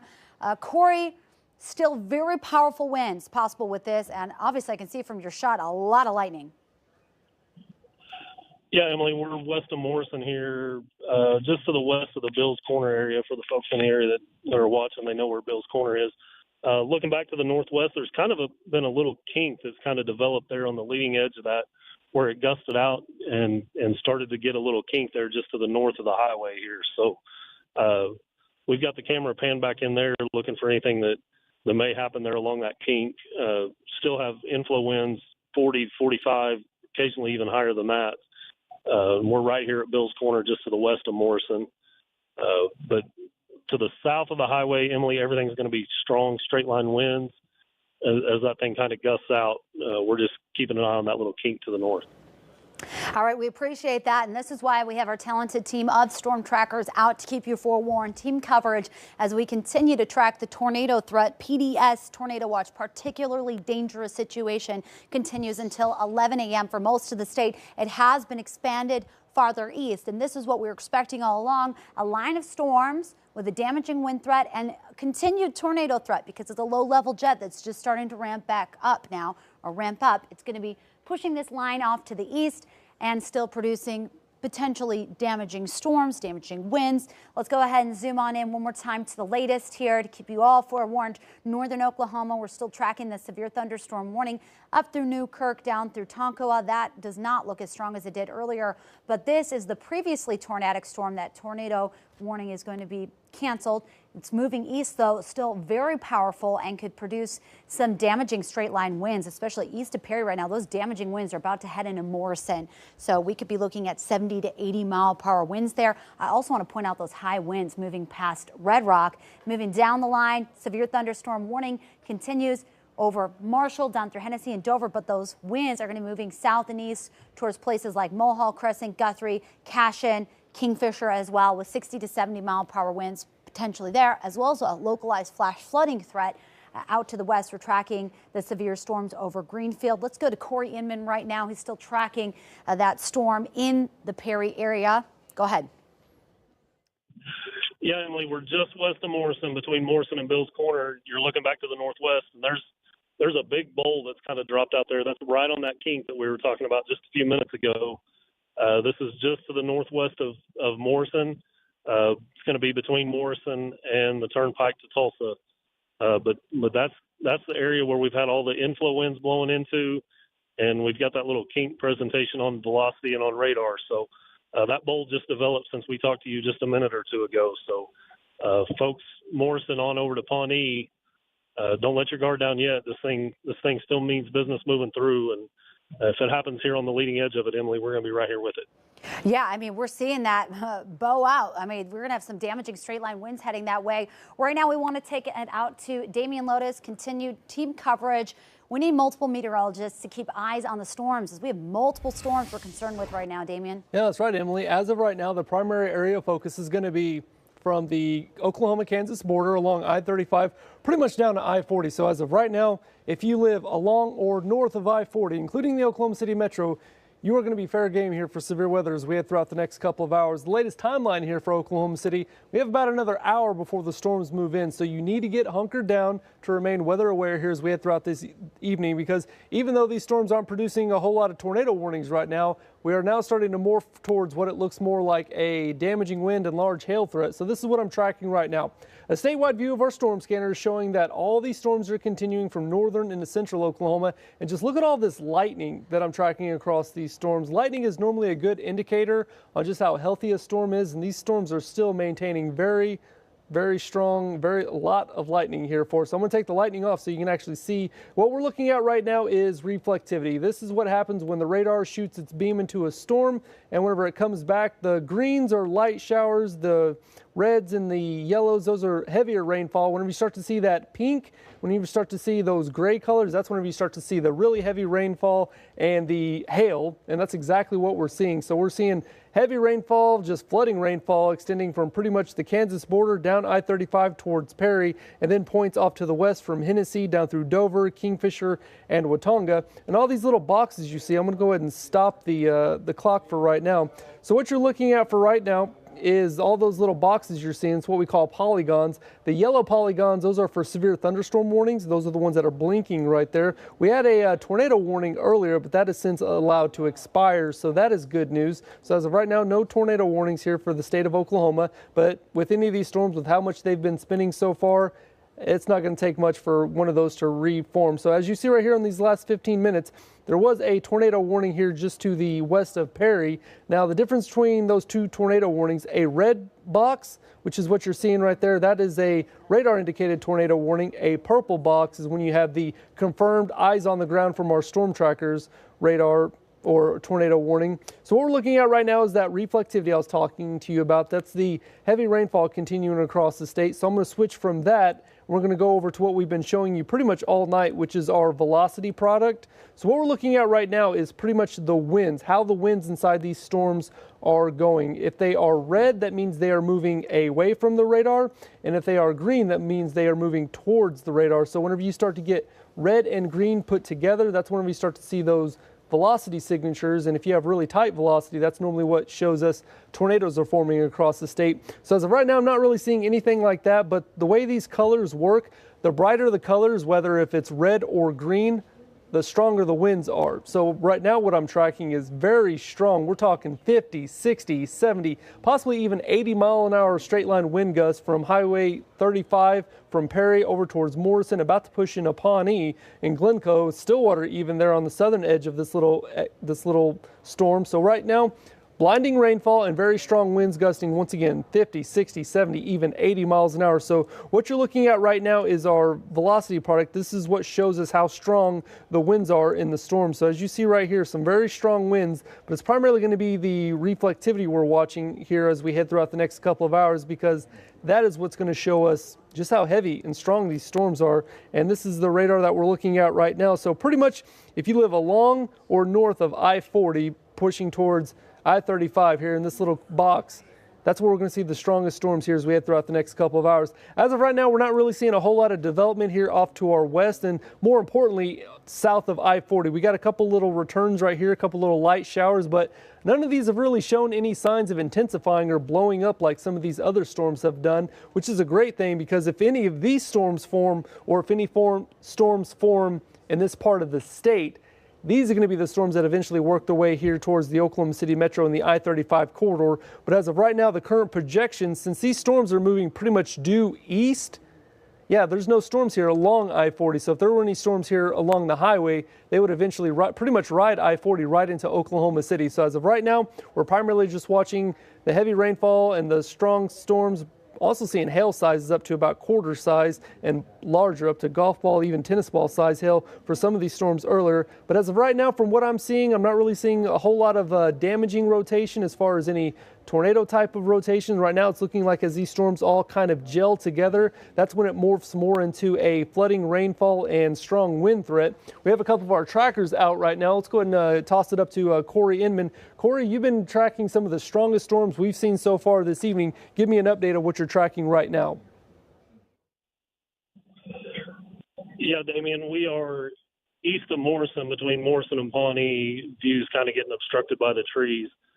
Still have that large Boeing feature just back to our west, probably going through Morrison now. We did have reports that confirmed 80-mile-an-hour winds on the southwest side of Perry when that thing came through there.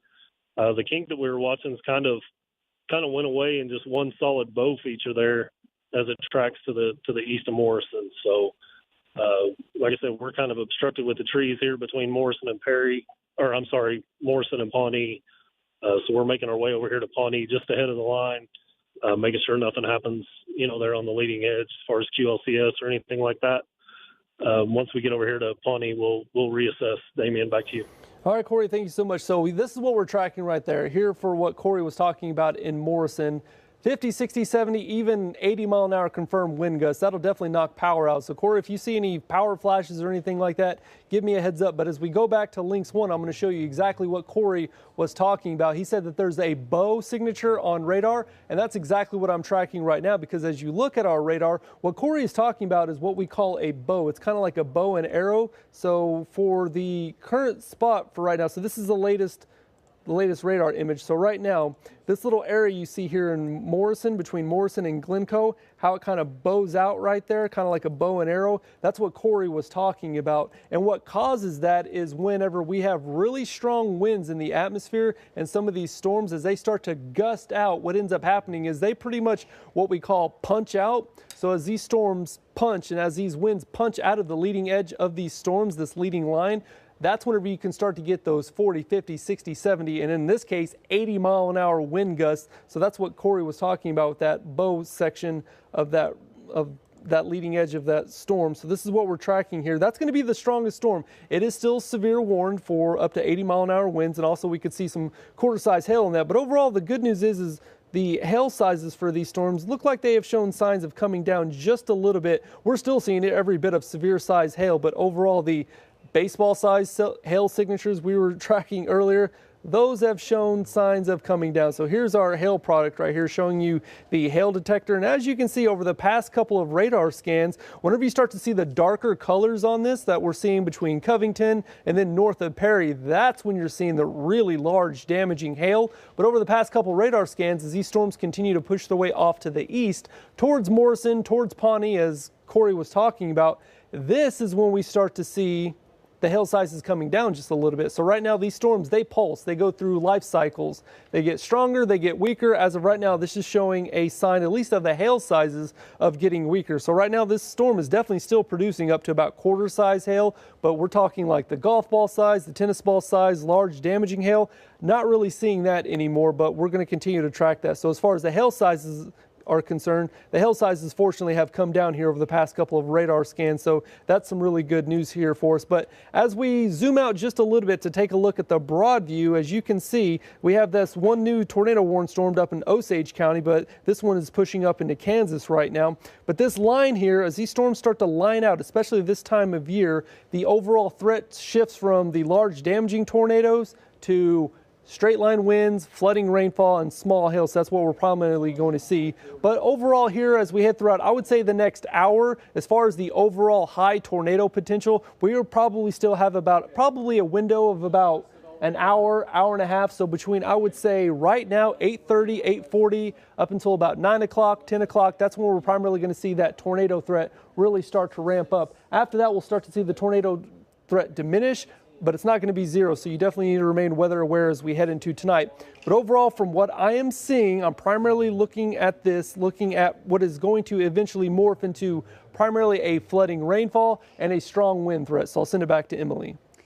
That's right, Damian. We continue our team coverage, and as you're seeing right now, our focus is this line of severe storms, like you've been saying, damaging straight line winds. There still is the potential of spin-ups within this line. We are under a PDS tornado watch until 11 p.m. We still have the low-level jet that's coming into play, and there's even some new tornado warnings moving into northeastern Oklahoma. So the night's far from over, but happy to see not widespread tornado warnings at this time. By the way, the storms will be approaching at least the North Metro within the next hour, hour and a half. So something we're tracking very closely. Our trackers are still out there in full force. So the storms continue to move east. By the way, I have to tell you, I know you're still under a tornado watch to the west, but once this line of storms has passed your area, this is probably going to be tapered back. So this continues to move east. There is an ongoing flooding threat. Flash flood warnings continue as well. Let's zoom on in northern Oklahoma. We're still tracking line of storms. Ponca City, that part of the line is actually not severe. It's as you head into Red Rock and Perry.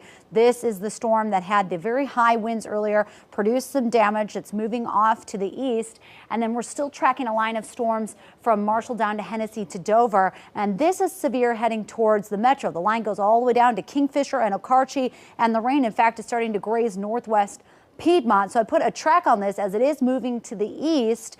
It's going to be moving into Crescent at 8:51, Cashin 8:56, Guthrie 9:09, Piedmont 9:17, Edmond 9:31, and Arcadia at 9:35 p.m. We have meteorologist Aaron Brackett on this line of storms as it travels east towards the metro. Aaron, what do you have? Yeah, we're coming into the West Metro right now. We're going to be going north on the Kilpatrick Turnpike in just a second, and we can see pretty vivid lightning out to the west, out to the north of I-40, and also been noticing that there's been some of those anvil crawlers that'll occasionally kind of come right over us. Even though there's no precip over us, we have been getting some lightning kind of crawling out overhead over top of this storm complex. But again, long tail of storms right now. That the threat isn't over. That's for sure. This is kind of a long haul into the evening hours that we're all watching very carefully. But again, coming to the West Metro, we'll be going up Kilpatrick Turnpike and watching places like Piedmont and Edmond and North Edmond here. The storms continue coming toward Metro Oklahoma City. Still a ripping southerly and southeasterly wind, kind of tugging at the car back and forth, so we're feeling that, no doubt, trying to feed more moisture into these storms as they move into a high dew point environment. So story's not over yet. We're hoping it stays calm, but we're going to be on top of it. Back to you. Okay, thanks for that. Yeah, nobody let your guard down, guys. This still could ramp up. The low-level jet is just starting to pick up. There still could be additional development between now and midnight. By the way, we're getting some damage reports coming in from earlier. 3 barns that were destroyed from Highway 81 and Marshall Road. at least 2 east of Highway 81. We're getting reports of flooding coming in now, so that's going to be a concern. Roads flooded in Hennessy and its normal flooding areas, and we're also getting a report that as the siren sounded in Dover and will be sounding in Kingfisher soon, although no tornado warning at this time, but just heads up that we're keeping a close eye on these storms. Let's go back to the maps. So we're still tracking a line of severe storms pushing off to the south and east. Could have 60-mile-per-hour winds. Check out this big flood watch that remains in effect now through tonight. There's a flash flood warning off to the northwest. If we can take it out to Corey Inman right now, he's still on the line of strong winds, although not as potent as we had earlier. Of course, this was the potentially large tornado that was likely on the ground earlier approaching Perry, and thankfully it weakened before hitting the town of Perry. Still could have easily had 80-mile-per-hour plus winds. What's the latest, Corey? Yeah, Emily, here just to the west of the Pawnee area, we get these cars out of the shot. The lightning's so intense, it's actually flipping the camera back and forth from night vision to color mode. So very electrical storm back in there. Still have that bowing feature coming into the Pawnee area, which indicates damaging straight line winds. I'll pan the camera here and you can see that's kind of right behind us on the highway here coming into the west side of Pawnee. So folks in Pawnee, just prepare for damaging straight line winds, a lot of heavy rain, and there's a tremendous amount of cloud to ground lightning back in there, Emily. Thanks for that report. Yes, and we're not done yet. We are still tracking that line of severe storms as it's pushing off to the east. We appreciate our storm trackers. Of course, he was on top of that tornado, giving us the visual as much as he could. These were rain-wrapped tornadoes. Very scary situation for a lot of storm trackers. You saw from the chopper earlier what we call chaser convergence. So all the storm chasers just lined up trying to get out of the way of the storms. Not a good day to storm chase. John Slater had a tornado live on the air earlier as well before it became included in rain. Obviously now we're dealing with nighttime tornadoes. Never want to have something like that, especially scary at night when you don't have the visual. We count on lightning or power flashes to illuminate a silhouette of a tornado. Let's go back to the maps, a wider view. If you're tuning in right now, wondering about the storms heading towards the metro, this is mainly going to be impacting northern and northwestern sides of the metro as a line of storms right now looking at half-dollar size hail, 60-mile-per-hour winds as the main threat along the line. Of course, we are still under a PDS tornado watch until 11, so we can't let our guard down for any tornado potential, and that's going on for our neighbors off to the northeast. It's going to become a big issue, I think, in the overnight hours for the Tulsa area to the northeast. Storms lining up the radar from Red Rock here, those strong winds still heading towards Pawnee that Corey was just talking about. Farther down the line, Orlando, all the way down through Kingfisher. This is bringing some heavy rain. That's going to be shortly moving into Guthrie here and extending farther south. We have that heavy rain down through Greenfield as well. If we can check in with one of our other trackers right now, we haven't checked in with for a while. Go ahead, control room. Let me know who we should talk to, but we should pick up another tracker. Who do we have out there right now we can pitch to? All right. Let's go to Kevin Josephie. He is monitoring the storms as they're heading towards the Oklahoma City metro. Go ahead, Josephie. Yeah, we just stopped just on the western sides of Okarche here, just looking at this storm as it passes to our north and east. Lots of heavy rainfall with this and frequent cloud-to-ground lightning out here as well. It's got some hail core in different spots. Haven't come across that just yet, but people just need to, be a heads up on this if it's coming through your area.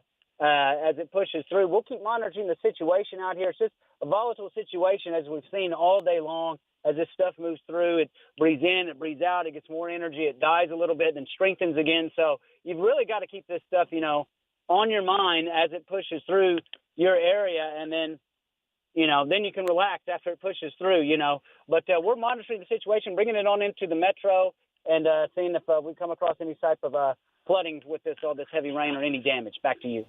Okay, thanks for that report from Kevin Josephie. We have multiple eyes on these storms as they are moving in to the northwest metro. I'm putting a track on the line of storms as it is moving off to the east. So this is the latest track right now. It's going to be moving into Cashin at 8:54 p.m., Guthrie at 9:07, Stillwater 9:18, Edmond 9:44. So tracking mainly around the 10 o'clock hour, and it mainly is still eyeing the north side of the metro. So Guthrie, Stillwater, Piedmont, Oklahoma City proper. As of right now, it looks like it'll stay north, but you have to keep in mind we still have the cold front that's going to take over, and that could result in some back building development a little bit farther south and continue to push it through the metro. That may take, though, until about 10:30 or 11 until that happens. So we still have the PDS tornado watch until 11 p.m. I have to say that these are probably going to be shaved off the back edge because we're done there. But this line could back build a little bit, continue to move farther south and east. We still have the threat with the lines of up to 70-mile-per-hour winds and up to half-dollar size hail. The hail threat is going down. Earlier we had baseball-size hail reported near Canton Lake. Not the case anymore, but with a line of storms, you could have brief spin-ups and you can have damaging straight-line winds. What was that, control room? Let's go to Brian Winslow and Kingfisher, and then we'll continue team coverage with Damian Lotus. Go ahead, Brian Winslow. Yeah, Emily, we're just east of Kingfisher. The front of the line just reached us. We've got a lot of heavy rain. There's about a 50-mile-an-hour wind gust front in the portion of the line where we are along Highway 33. The storm's still moving about 35 to 40 miles per hour. There's a lot of lightning with this storm. We haven't seen any lowerings or anything like that when we can get a look at the clouds, but the rain is very heavy and the visibility is about a quarter of a mile, but we're out here tracking it. Back to you. Okay, thanks for that storm report, Brian Winslow near Kingfisher. So we continue our team coverage. We even have John Slater back in the Weather Center. He's working hard, and he's going to be up early tomorrow morning. All right, let's go ahead and take a look at the latest. Back to the maps as we are still tracking the areas of severe storm. Tornado warnings now it's about to move into Kansas and northeastern Oklahoma. But a severe thunderstorm warning has been issued for the northern end of the line from Newkirk to Ponca City. That's where we could have 70-mile-per-hour winds. So still the potential of damaging winds as well as a flooding risk as this is dumping a bunch of water. Remember, this part of the state received over a half a foot of water over the past 10 to 12 days or so.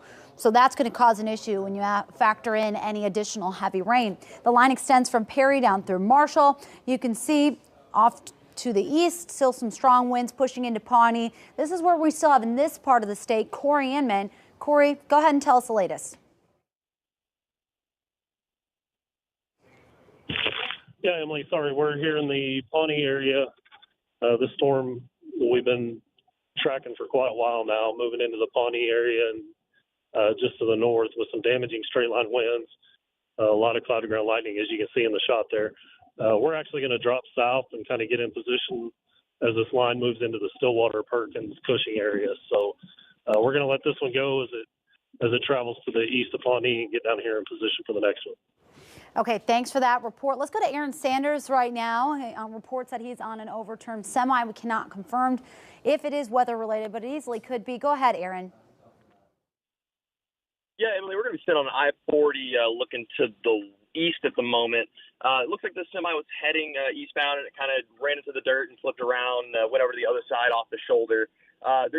Wreckers are out here working on it. They're working to get it flipped over right now. We've been here for about 5-10 minutes, and they've just been kind of working, getting the airbag set up to get the truck flipped back over so they can tow it out of here. But yeah, we can't confirm if this was weather-related or not, but we kind of just came across this, and we stopped to get a shot for y'all. But we're going to go ahead and continue on to get back on these storms. Back to you. Okay, we appreciate that report. We continue our team coverage with meteorologist Damian Lotus right now. He continues as well as Aaron Brackett. He's out in the field, and right now John Slater's back in here as well with Mike Morgan. All of us are out today. I think we got the whole team. That's right. Take a team. Oh, we can't. It's not good when we're all together. Yeah. It's not a good sign for anybody. All right, so Aaron Sanders is on that overturned semi. So as we head throughout the next couple of hours, as we head into this evening, damaging winds, flooding rainfall, that's going to be the primary risk because our PDS tornado watch still extends until 11 o'clock this evening. But one thing I want to point out, as these storms continue to push their way off to the east and to the southeast, these northwestern Oklahoma counties are starting to be trimmed off of this tornado watch, so we're going to still watch that here as we head into this evening. The main show is going to be across northern and north central Oklahoma. Here's this line. There is still one tornado warning here in Osage County, but that storm is just now starting to push its way to the northeast into Kansas, but still, once again, not really tracking much of a tornado threat anymore as we head throughout this evening. But now that all these storms are starting to gel together, the primary thing I'm watching out for is flooding rainfall and strong. We're talking 50, 60, 70, even confirmed 80-mile-an-hour wind gust here as we look on down the line from I-35 down towards Oklahoma City. So for the northern parts of the metro, we're talking Guthrie, Edmond, Deer Creek, Piedmont. We're starting to see some really strong winds moving in. Lots of lightning with these storms. I had to actually take the lightning icons off because otherwise you wouldn't be able to see the reflectivity. So we have heavy rainfall pushing between Highway 81 along 33 for Cashin over towards Guthrie. So the one thing I want to point out, this is our reflectivity. So what these colors mean is the brighter the colors, the heavier the rainfall, and in some cases, the larger the hail. So whenever you start to see the reds, that's whenever you start to get into that blinding, flooding rainfall. And that's exactly what we're seeing with this just line extending from northern into central Oklahoma. But with the storm motion primarily being off to the east, I'm watching this tail end, the very southern end of these storms, because these are going to be the storms that will impact the Oklahoma City metro. So this storm right here just to the north of Geary, it is going to stay to the north of I-40. So for the south side of Oklahoma City, Moore, Norman, Tuttle, Minco, down towards Chickasha, this isn't going to impact any of those communities because these storms are primarily pushing straight east. So if you live south of I-40, the overall storm chance is going to be relatively low here as we head into this evening. The one area I'm watching here, a couple of areas of rotation, so heads up. So hometown Kingfisher down towards other hometown of Okarche. That's what we're primarily watching. Yes? For the Geary storm. Okay, that's so coming in. This is exactly what we were talking about right now. This Geary storm right here that's pushing off to the east. There's enough rotation right here to where they're going to warrant a tornado warning for that storm. So heads up for that. So once the storm comes out, once the tornado warning comes out here for this Geary storm, pretty much right here along the county line between Okarche over towards North Edmond, Guthrie, Kingfisher. So if you live in that box between Kingfisher, Okarche, Guthrie, and Edmond, if you live in that box right there, go ahead and start to take your tornado precautions. You want to shelter in the lowest level, center room, no windows. Those are the 6 words I always use. Lowest level, if you have an underground shelter, that's ideal. Center room, you want to put as many walls between you and the outside, whether if it's tornado strength winds or these 60, 70, 80-mile-an-hour winds, and then no windows, because windows can definitely cause a problem. So that's what we're tracking here for that. So a new tornado warned storm just popped up here near Geary, so it's going to be pushing off to the east once again, staying north of I-40. So once again, if you are in that box between Kingfisher, Okarche over towards Guthrie and Edmond, you need to take your tornado precautions here as the storm continues to push its way through. On down the line here for the Oklahoma City metro, just cloudy skies, it's muggy, it's windy. That's what we're primarily going to be tracking. So here's the updated look at the tornado. I have a track on it on Max 3. Okay, we can go ahead and bring that up because there's the tornado warning right there. So yep, moving off to the east. Yeah, pretty much pick your town, pick your time of arrival here for us. So Okarche, 9:45. It's 8:55 right now. So with this storm moving off to the east, moving about 20, 30, 40 miles an hour. It's moving pretty quick. So there's that rotation signature right there. So yeah, it's really I just got to say, it's really Kingfisher. And check this out, Damien. Northwest of Okarche, it looks like we've got a circulation pulsing up as well. That's right. That's going to be it right there. So we have 2 areas of rotation, one north of Geary and then one to the northwest of Okarche. And looking at both of these, they're both broad. I can see why they warned this one. That one's more tight, but still, this area right here of rotation is concerning as well. So Okarche, Kingfisher, I have a lot of family in Kingfisher. So pretty much what I'm looking at right now, if you live along or south of Highway 33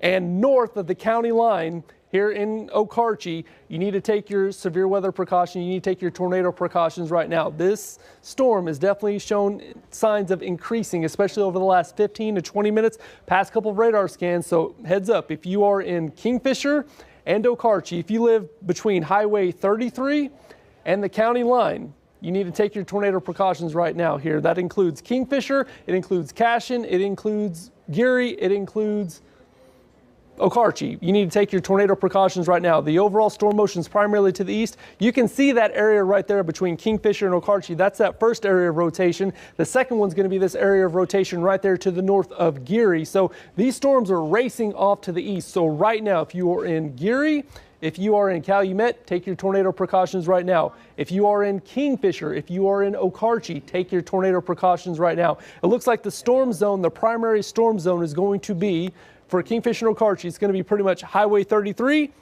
down to the county line. If you live between that area right there, between Highway 33 and the county line, you need to take your tornado precautions right now. So south side of Kingfisher, north side of Okarche, take your tornado precautions right now as these storms continue to work their way across the state. This is definitely going to be an issue, a storm that we need to watch here as we head throughout the next couple hours, because any of these storms can ramp up. They're definitely going to be able to drop a tornado here for us. We have Brian Winslow out here. We're going to go to him, get a live report. Brian, let me know what you're seeing. Yeah, Damien. Sorry.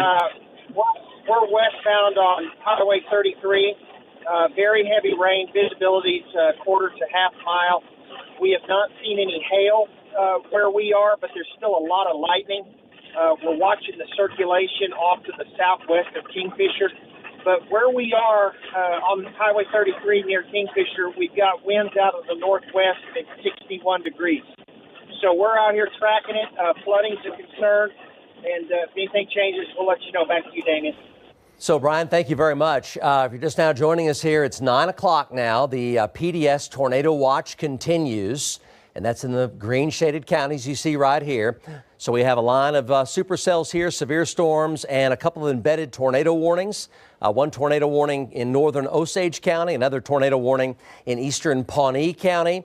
And then the tail end storm, which is basically riding near and just north of I-40. There's a tornado warning there, and that's going to affect parts of the Oklahoma City metro. So that's the broad view.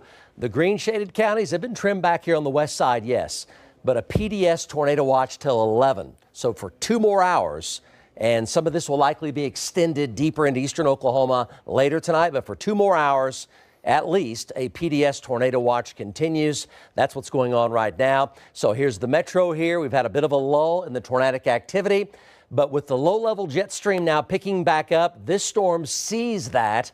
It sees this intense inflow with temperatures around 78 with a spoon thick humidity. That storm sees that, and it's reacting off of that. Now it's ramped up to a tornado warning.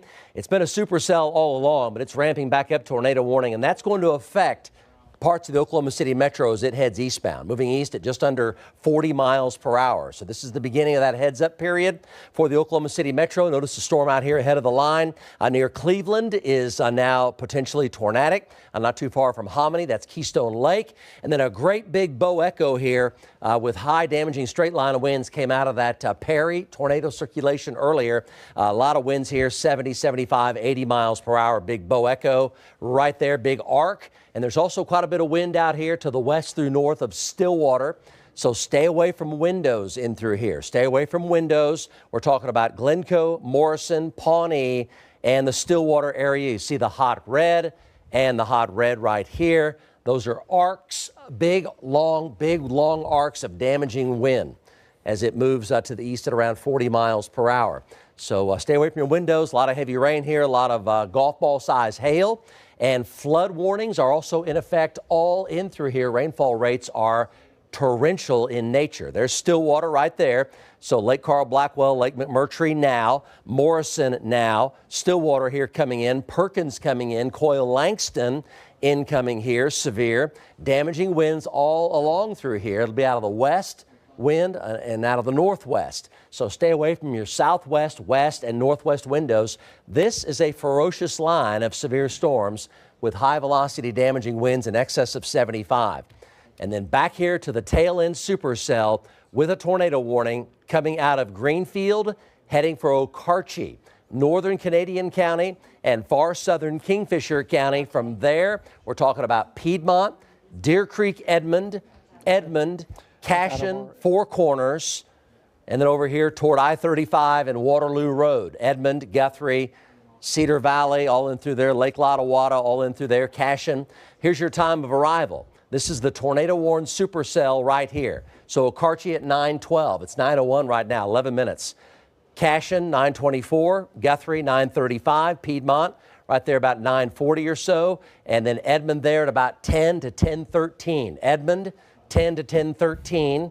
And then over there a little bit farther to the east, over there toward Drumright again, there's all that damaging wind right there. We're going to focus in now. Keep in mind, damaging winds all in through here, 70, 75, maybe locally 80 miles an hour. We're going to zoom in on this supercell. There's your time of arrival. Okarche, Kingfisher, Piedmont, 9:40 or so. Piedmont, Cashin there at about 9:50.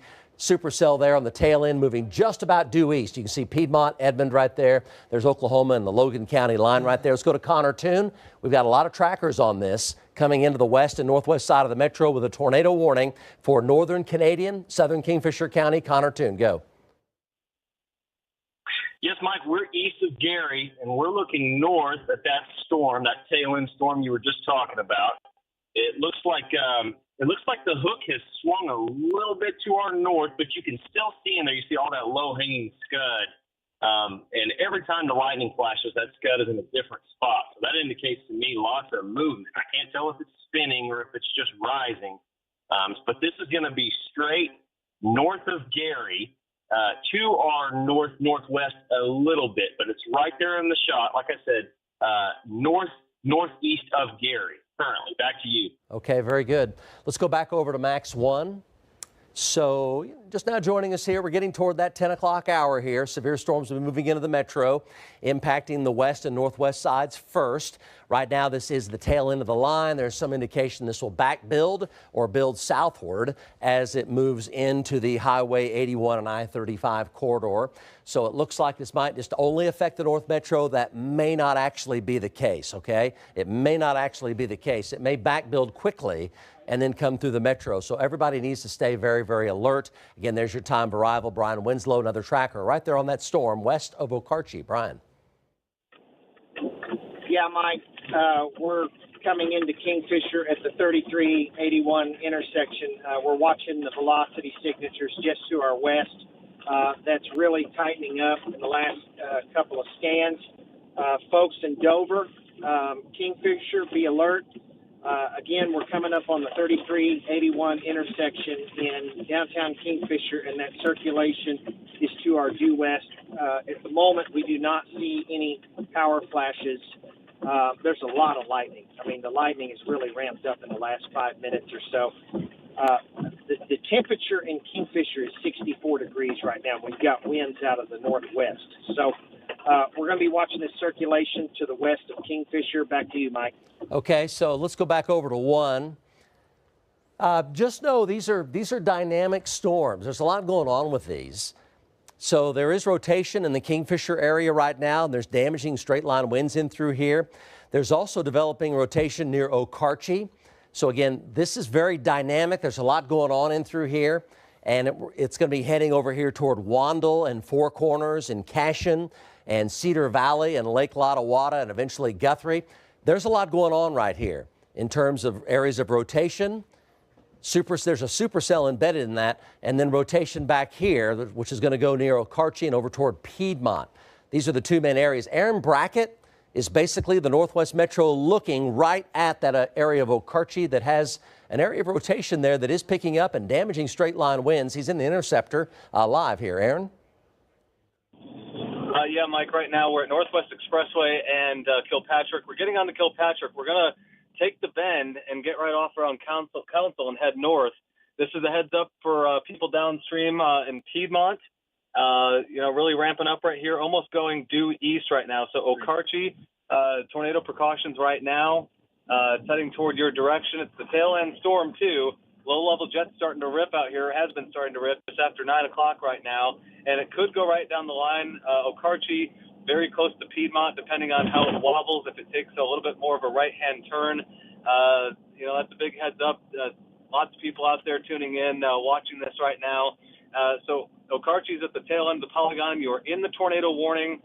Piedmont is not in the tornado warning, but if it continues and keeps up this act right here, being the tail end storm, that's going to become a big concern for people in the Piedmont area, and then eventually toward West Edmond and North Edmond as it continues on this track. So, this is a storm that's coming into the Oklahoma City metro. We're seeing lots of lightning right here. Lightning rates have increased. We had some anvil crawlers earlier. This is a serious situation. We're going right toward it. Okay. So, again, really dynamic situation here coming into the west and northwest sides of the metro. There's a lot of damaging winds, even not in the circulation centers. So let's go back over to radar again. Here's Edmond. There's the village right there. So here's Four Corners. There's Piedmont. So supercell here with a hook, clearly a hook right there, clearly a hook. And there's also another area of circulation very close to Kingfisher right now. So damaging winds here coming out of the Kingfisher-Okarche area, heading over toward Cashion and Lake Lottawatta and Cedar Valley and Crescent and then Guthrie. Then you have that supercell that's really clean there, that's ingesting all that warm, humid air that's ripping in from the southeast. And that's got some pretty decent circulation with it. Here's the lead cell, the time of arrival there, damaging winds right now, the main threat with that. And it could be 75, 80 miles an hour. So Crescent, Guthrie, Langston, Wellston over toward Chandler and Davenport as it moves basically due east through basically Logan County over into sections of over there by the Chandler area, Lincoln County. And then the back storm, here's the back storm right here with the hook. So we have a supercell like this on the tail end. You know, you got to really watch these very carefully. They could spin up very fast. So there's Piedmont.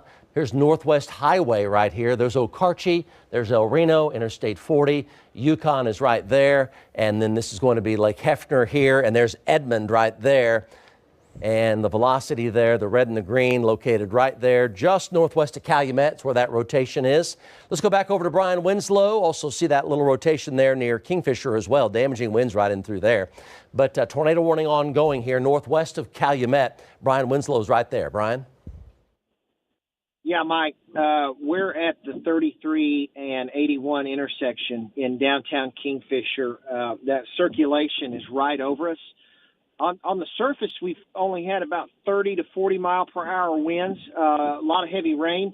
There's just been a few pieces of dime-sized hail that we've seen so far. Again, it's 64 degrees where we are. We've got winds out of the northwest. I'm watching the scans here, so that circulation's right where we are. We're right underneath it in downtown Kingfisher. But so far, everything seems under control, but we're right here watching it. If anything changes, we'll let you know. Let's go over to Links 1 here, and we'll put a quad box, a 4-box up here for you. And so what you're looking at here, this is the rain and the hail.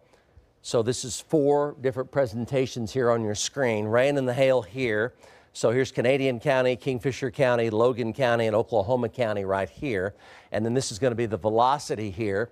The red and the green. The red is blowing one direction, the green's blowing another.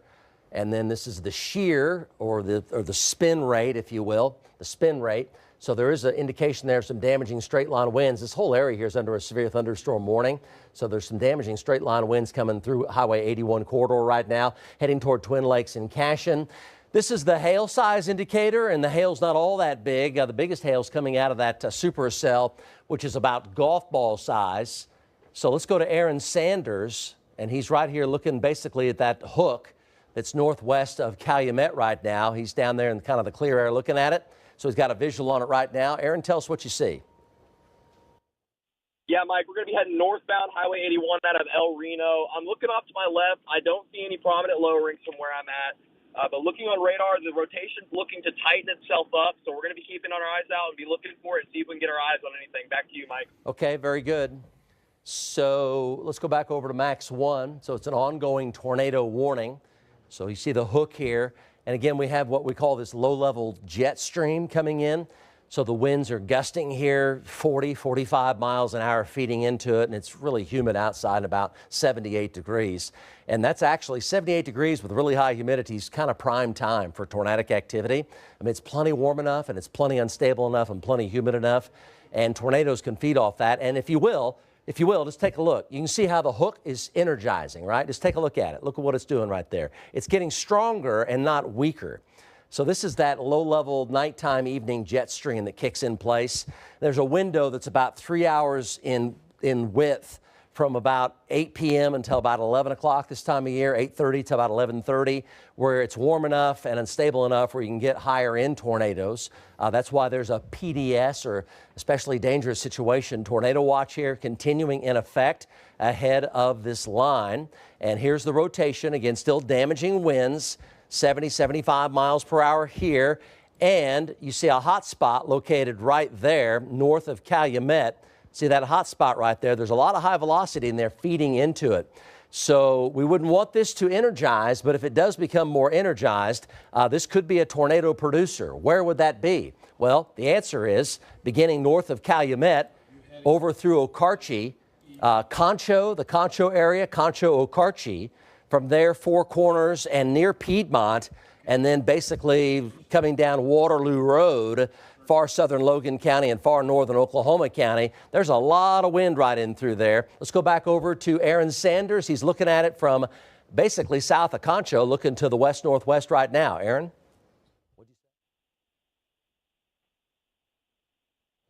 Let's go to Kevin Josephy near Okarche. Kevin? Yeah, Mike, looking due west out of Okarche, seeing a lot of, lifting scud out here just north of the main road there, just over by the little Tower Cafe thing, just looking straight due west, going by the lightning flashes, seeing different areas of, ragged bottoms and then lift up and then lightning flash again, and it'll look different that time. But I haven't seen any power flashes or any power poles out there or anything like that, but we're right on top of it. It's going to come right over the top of us, and to put something down, we'll be the first to know about it tomorrow. Yeah, that hook is energizing. There's just no doubt about it. It's going the direction that we don't want it to go, and you can see it for yourself. Look at that. It's energizing, and we're showing some high velocity, 60, 70 mile an hour winds inflow going into it on Doppler. That's energizing. There's just no doubt about it. So you see the red and the green right there. That's where the mesocyclone is located. And here's the strong, strong inflow feeding into the mesocyclone right there, energizing it. And this is what we do not want to see as it comes into the Okarche area, Concho area, and then basically down Waterloo Road either side by about 5 or 8 miles, which would include parts of Edmond eventually, right, the way it's going. So we'll zoom on in here a little bit more. And you see that's all inflow right there. Strong, strong inflow coming in at a high rate of speed, feeding into that mesocyclone, which is, see the hot red and the hot green there coming together? So the trend is definitely there. We'll zoom in even more. And there's the edge of the stronger mesocyclone with really high inflow right in through here.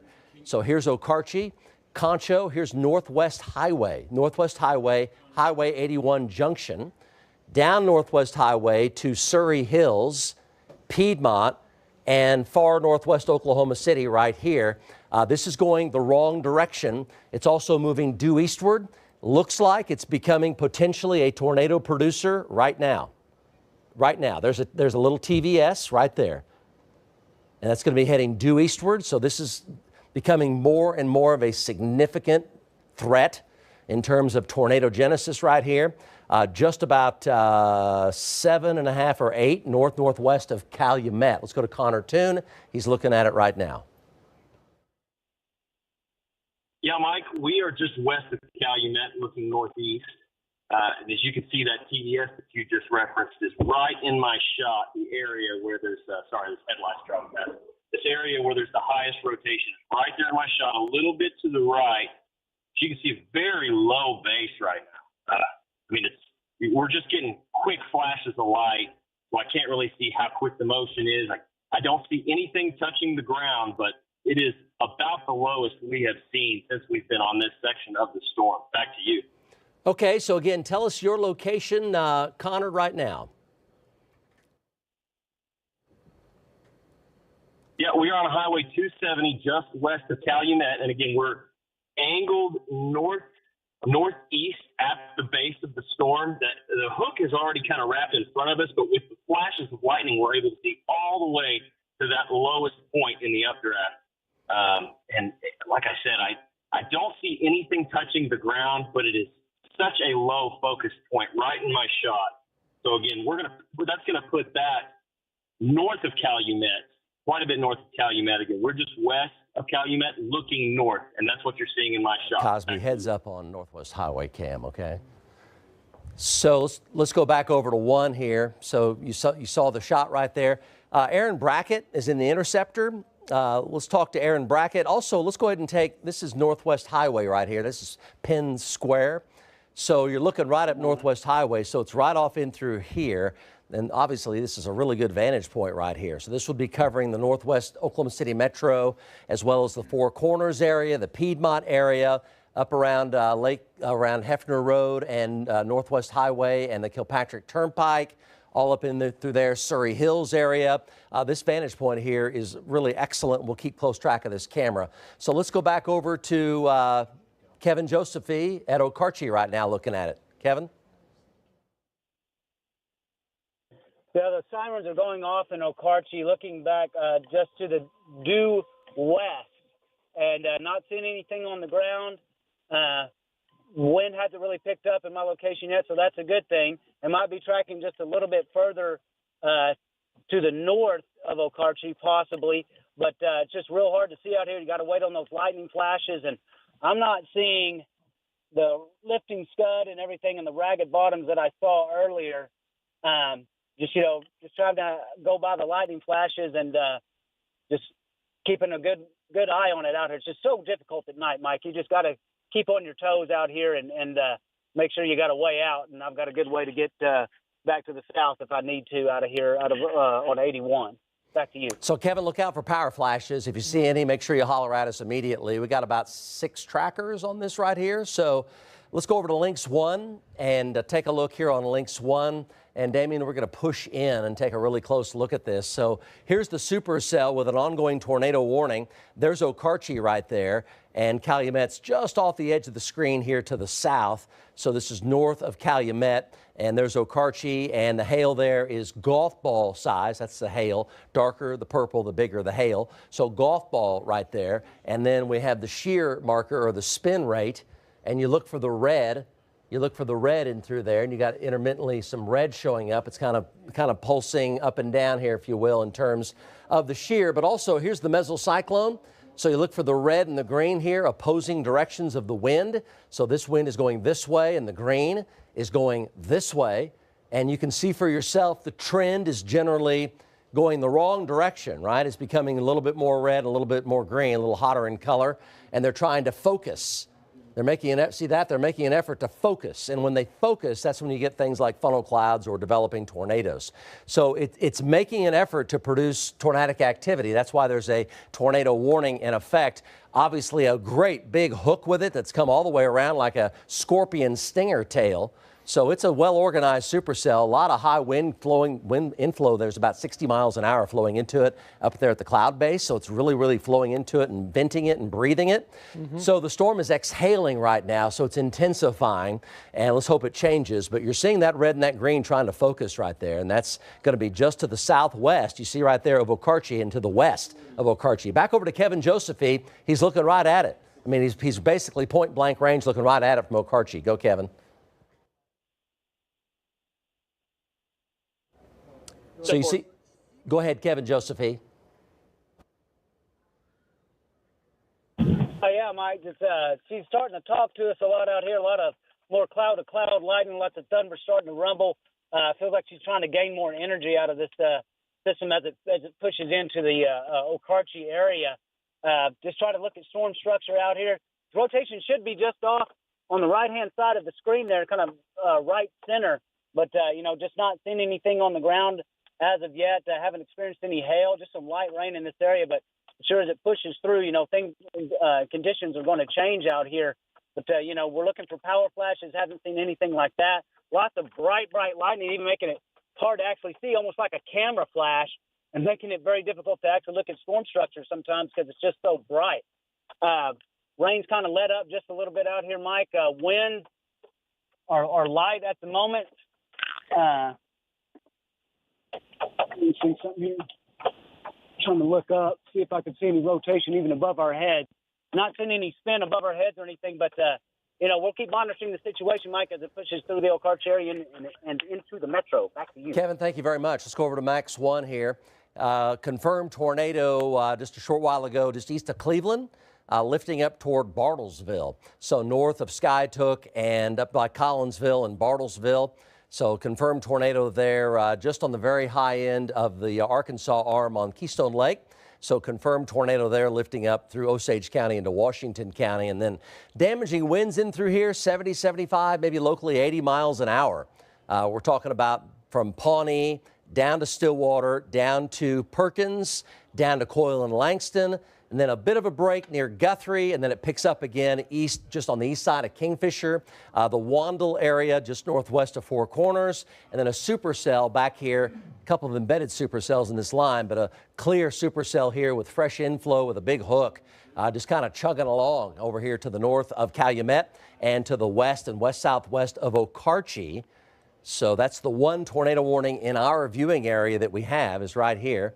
And you see the hook is the stinger tail's coming all the way around on it, and it continues to basically level or elevate in terms of its intensity. So it hasn't weakened, it's slowly strengthening here, tapping in some inflow of about 60 miles an hour at the cloud base, inflow into the storm. So it's got a lot going for it in the wrong direction. That's why that hook refuses to go away. So here's the leading edge of the damaging wind east of Kingfisher, heading for Crescent and Guthrie and Lake Lottawada, and eventually over there toward Wellston and down toward Chandler over there in Lincoln County. That's a damaging wind there that just came out of the Kingfisher area. And then the back little area there with the hook, as you see, it's just moving along, still a stinger tail there, and you look for the hot red and the hot green coming together. Let's go over to Connor Toon, who's looking right at it with an update from Canadian County. Connor? I got you. I stopped in North Edmond.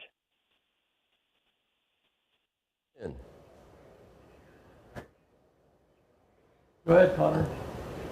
Let's go to Aaron Brackett in the Interceptor, northwest Oklahoma City, up by the Kilpatrick Turnpike. Aaron. Yeah, Mike, we're at 164th right now, heading toward Council, and we've got all the lightning shots right center of our screen here.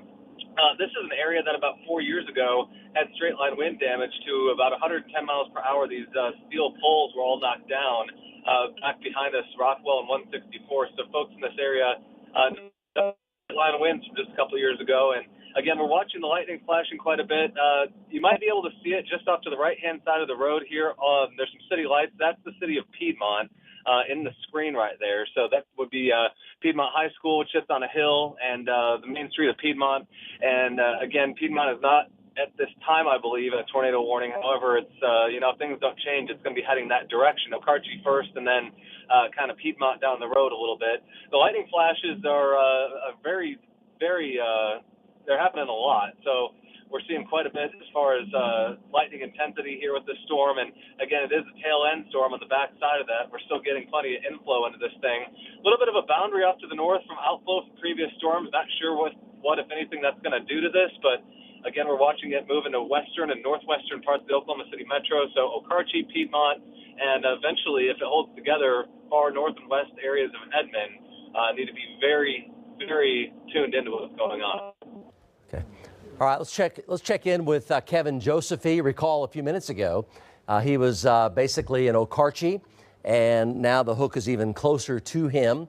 So it's basically just to his west. He's looking for anything like power flashes, things like that. Ongoing tornado warning. We're showing it basically on a scale of 0 to 10. The mesocyclone's holding at about a 5 or so. It's moderate in intensity, but the tornado warning all the same does continue. And it's right up into Okarche, and that's where Kevin Josephy is right now live. Kevin? Yeah, Mike, wind's just picking up a little bit, rocking the vehicle around, but still not seeing any power flashes, looking for anything hanging low. I haven't seen anything like that. Sirens are going off again, sounding here in Okarche, so people need to go ahead and take your precautions. But, man, God, that is so bright. That lightning is so bright sometimes it's just hard to see after the flash goes through. But we're monitoring the situation out here, Mike, just, keeping a close eye on it as we can as it pushes through Okarche. So people need to go ahead and take your tornado precautions in Okarche. Go ahead and get in the shelter, get in your closet, and, surround yourself by many walls as you can. You don't have one, get in the tub, pile a bunch of blankets on top of you, mattress, whatever you can until this thing blows through. But we'll keep an eye on it out here, Mike, just waiting for this thing to push through to see if she's actually putting down something. But as of right now, I do not see anything on the ground. I do not see any power flashes or anything like that. Back to you. Okay, let's go ahead and take Max 1 full. So here's the overview here. Fresh storms building back to the north of Weatherford right now. So jet stream energy still coming in. So they're still energizing back here to the west. That's why it's going to be such a late night in terms of having a lot of storms around and some severe. There's been some reports of very high flooding up here on the backside of this line. Garfield County, for example, rainfall totals here in the 3.5, 4.5 inch range of rainfall in a very short period of time. So a lot of flooding here and torrential rain and blowing spray, near continuous lightning. This is a very tough line of storms right here, and damaging winds embedded in this line as well. One tornado warning, again, just to the west-southwest of Okarche, moving due east. Looks like it'll cross 81, that mesocyclone, either at Okarche or between Okarche and Concho in northern Canadian County. The motion just about due easterly at 30 miles per hour, moving at 30 miles per hour and showing golf balls in terms of the hail size golf balls. But look at the hook, very well pronounced, and the tornado warning there right up to Okarche. So very well pronounced there in terms of the hook, the supercell. Here's the damaging winds ahead of that storm that's coming out of Kingfisher County. So there's your time of arrival there with the damaging winds. That includes up there not too far, Guthrie down to north of Edmond there. Damaging winds here coming up. There's your time of arrival, talking about 9:45, 9:50, 9:55. I-35 Guthrie to Edmond. Guthrie to Edmond there for damaging winds. And the hook still right back there just to the west-southwest of Okarche. And you look for the red and the green, and the red and the green are still there. Very much green, very much red. They're just not tightening up, and that's why there's not likely a tornado right now, although a tornado warning very much does continue. And this thing's just chugging to the east at about 30 miles an hour. Next stop up is going to be North Piedmont, the Four Corners area. Once it passes Okarche and the Highway 81 corridor there, Piedmont, Four Corners, that's Logan, Kingfisher, Canadian, Oklahoma County coming together right there, Four Corners. And Deer Creek, Edmond, Waterloo Road, and then over toward North Edmond, the Oak Tree area, and then I-35, and then the Lazy E eventually over there to the east of I-35 and all the way up toward almost Cedar Valley and Lake Lottawada and Lake Liberty and Lake Guthrie is where that's heading. So you see the motion there, and there is your time of arrival. Piedmont there at about 9:40, so in about 11 to 12 minutes from right now, and then Edmond by about 10 to 10:09. And the Jones area, and then Wellston by about 10:41 in Lincoln County. So that's your time of arrival. Got it right there on the hook. And you see the motion there pretty much right down Waterloo Road. So if you live near Waterloo Road, heads up for you. Let's go back to our team of trackers here. Let's go to Connor Toon with an update here in Canadian County. Connor? Yes, Mike. We are just southwest of Okarche now, and we're looking north. The area of circulation is to our northeast now, and it is pretty obscured by rain. It looks like the rain kind of wrapped around it. We had a good clear shot of the base of that storm, and now it's kind of obscured. What you're seeing ahead of you is just some low, scary-looking clouds. The area that's spinning is to our northeast, so I don't really have anything to show you right now. Looking, though, we do get a few flashes that go past the rain, and there is still a low base to the northeast. That's going to be northeast of Okarche. But our location right now is southwest. Not very good visibility. Back to you. Okay.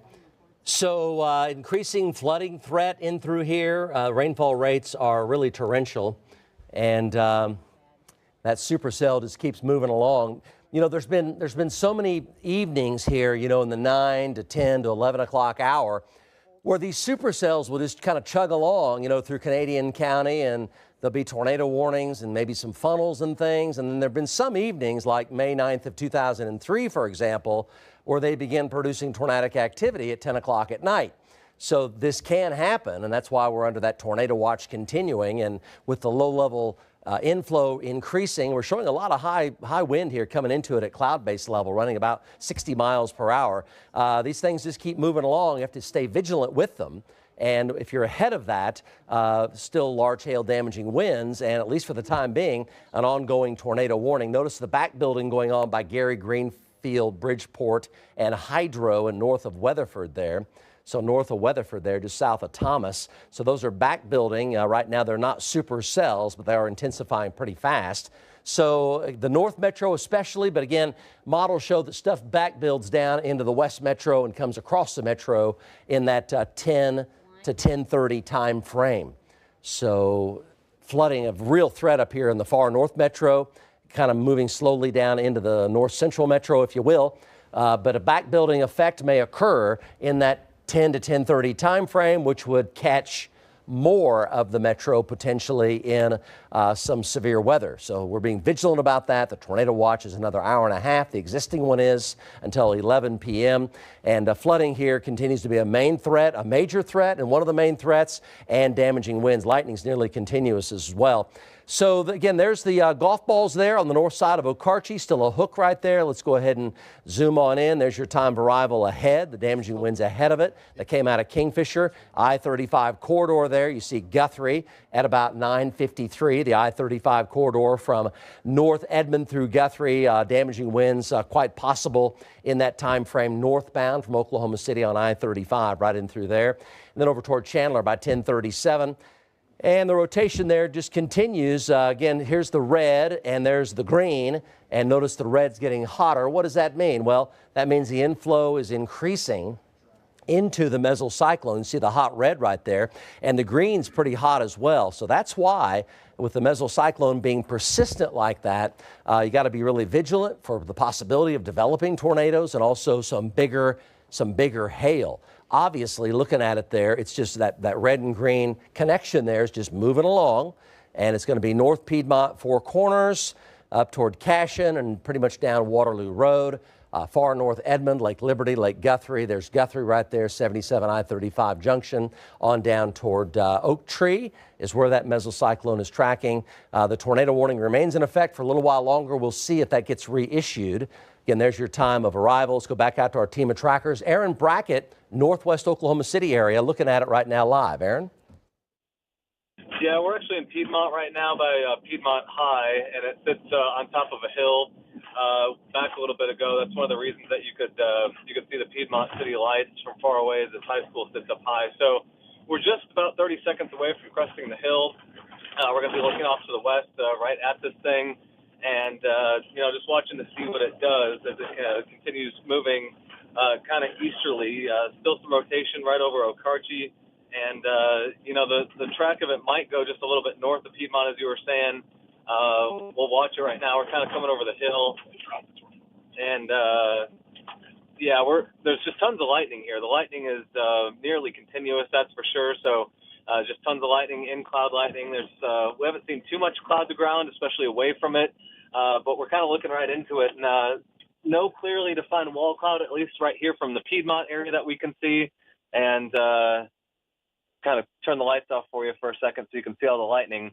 And it's very vivid. There's a lot of electricity in this storm. And just a second ago, we passed the police department, which is by the high school for folks that know this area. And you can see the flag just standing out on end from a south-southeasterly wind. So still plenty of inflow here. Very electrical storm. Watching it in Piedmont.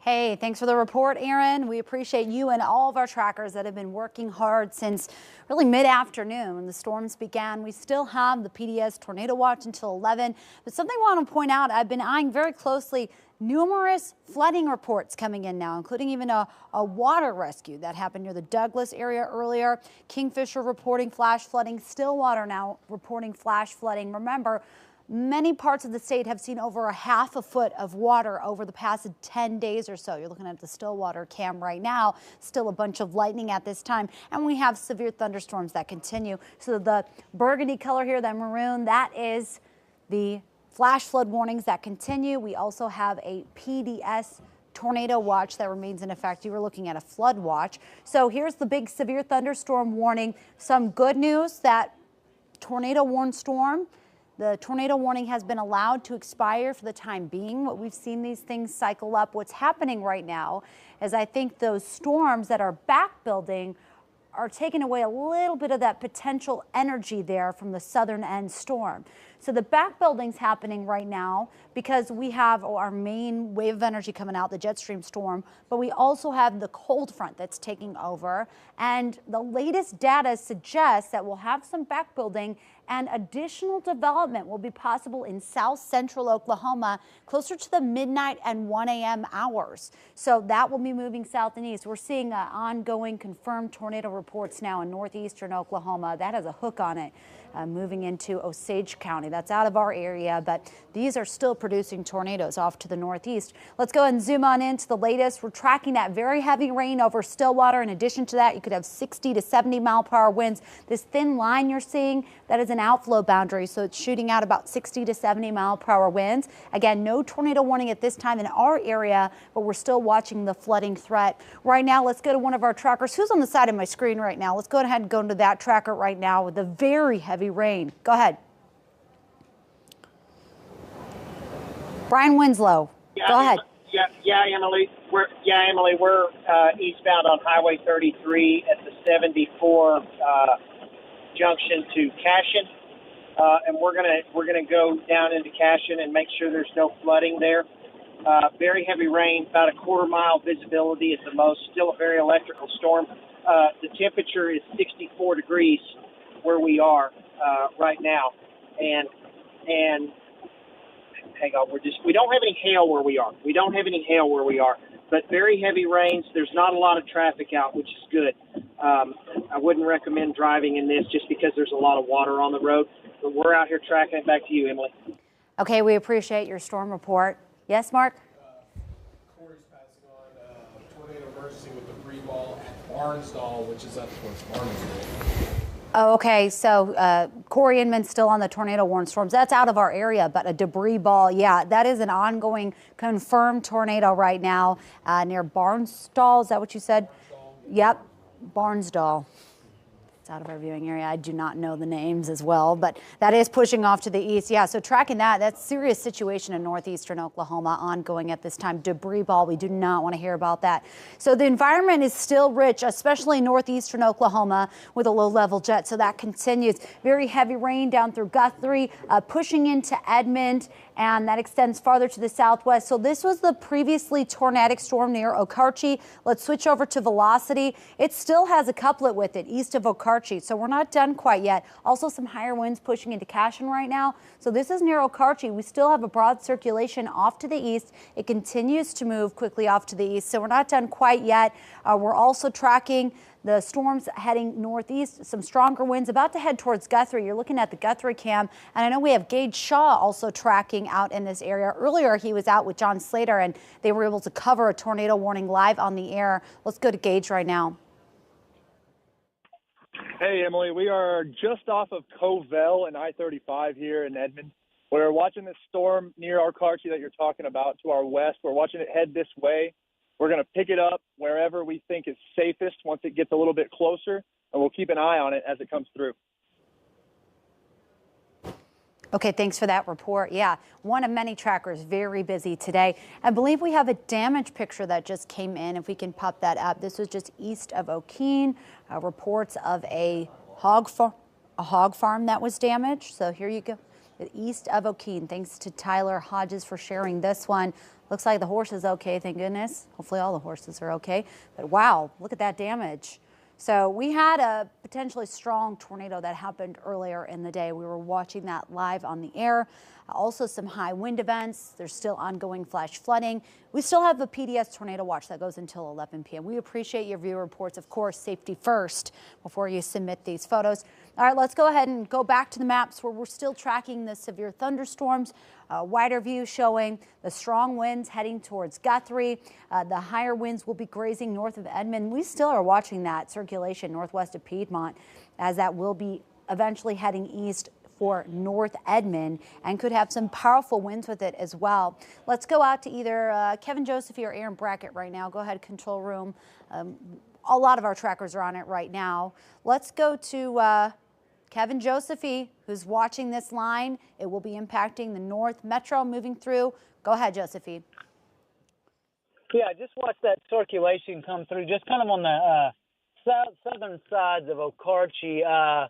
Was low, it was moving super fast, probably about 40, 50 miles an hour. It wasn't here long, and then experienced a little bit of heavy rainfall on the back end of this storm as it pushed through. But we're also keeping an eye on those storms that are just out to our west. It's just kind of lining up along the same path that these others have taken. We may just stay out here and ride that into the metro. We may hang out here and watch it to see if it does anything. We're just, watching as it develops, as it pushes into the metro area. But you have to keep your lights off out here while we're trying to monitoring any lowerings or anything, because that makes it a little more difficult to see when you got your lights on. So you turn those off and you go by the lightning flashes, and just saw didn't see anything super crazy or super concerning at the moment that it was pushing through, but it was that lowering and the rotation was just on the south side of Okarche, kind of going over that bridge that's just north of the church out here with the big giant cross and the Tower Cafe as it pushed through. But we'll keep monitoring the situation out here and informing you as conditions change. Emily, back to you. All right, thanks for that report. Let's go back to the map. So this circulation is pulsing back up, I think, east of Okarche. You can see where the red meets the green. That's the circulation we're concerned with. So that's going to be moving east, moving along.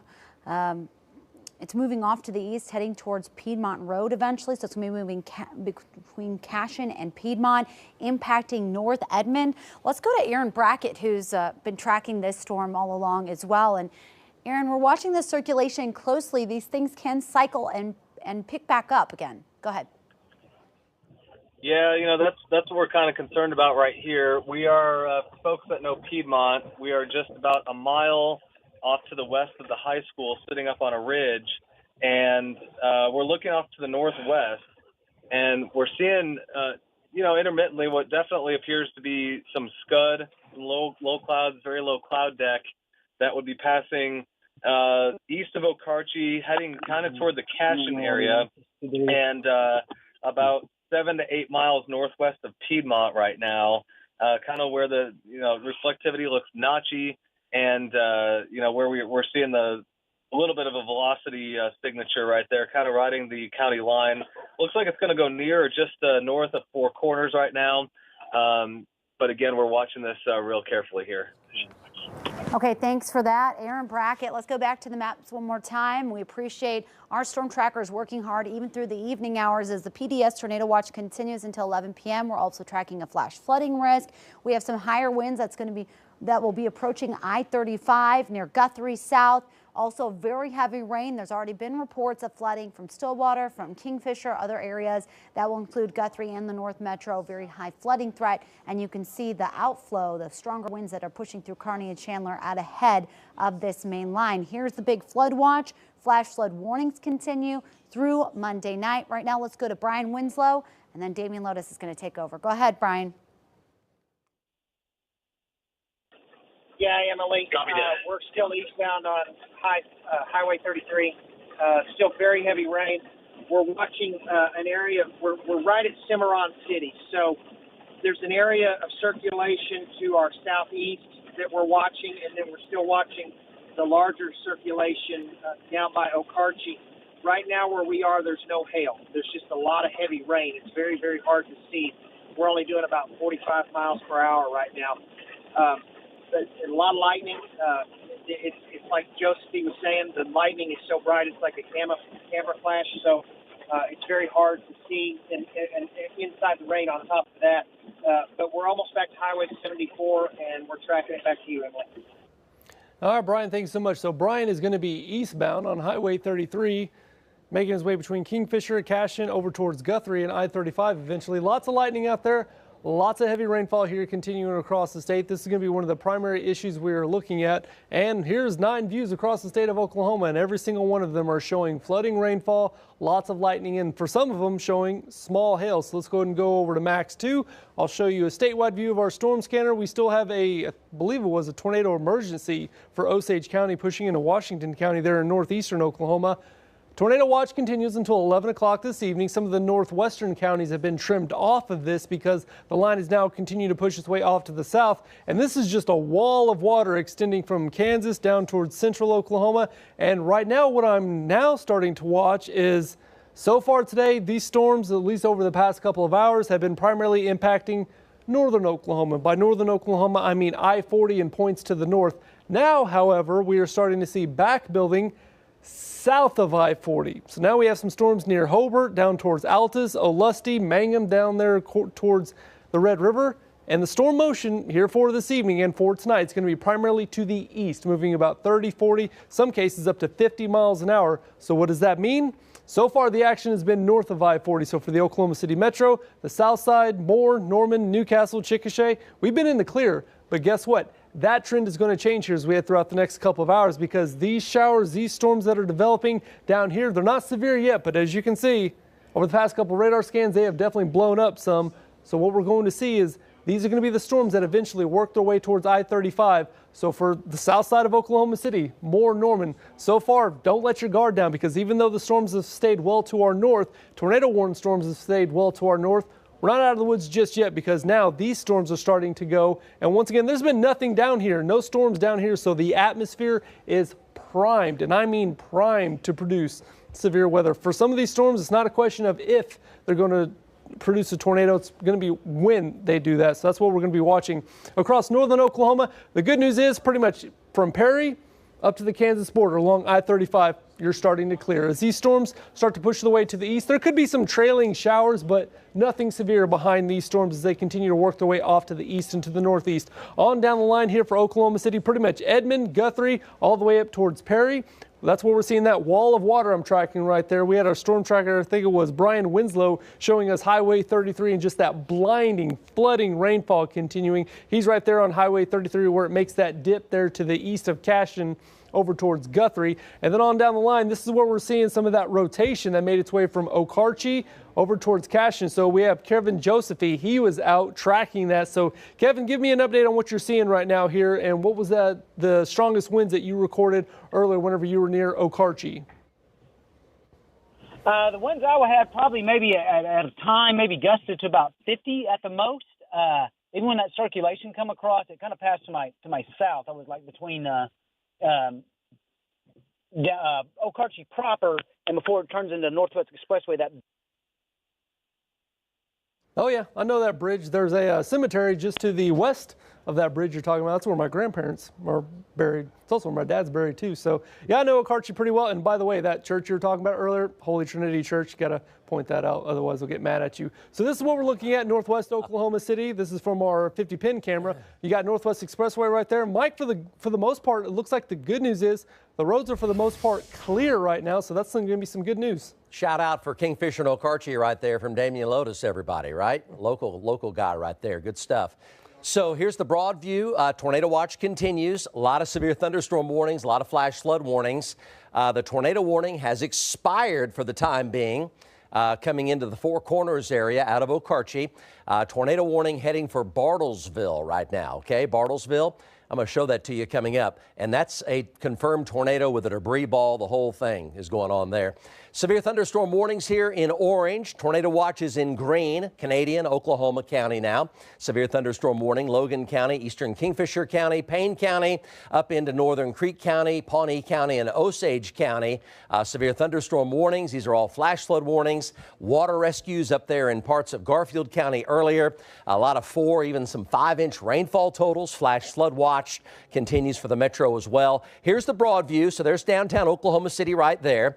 There is a supercell forming in Kiowa County back to the southwest. That's going to move due eastward, so a heads up along Highway 9, Godebo, Mountain View, Carnegie, Anadarko, and then from there, Pocasset, Amber, Chickasha, and maybe Minko and Tuttle.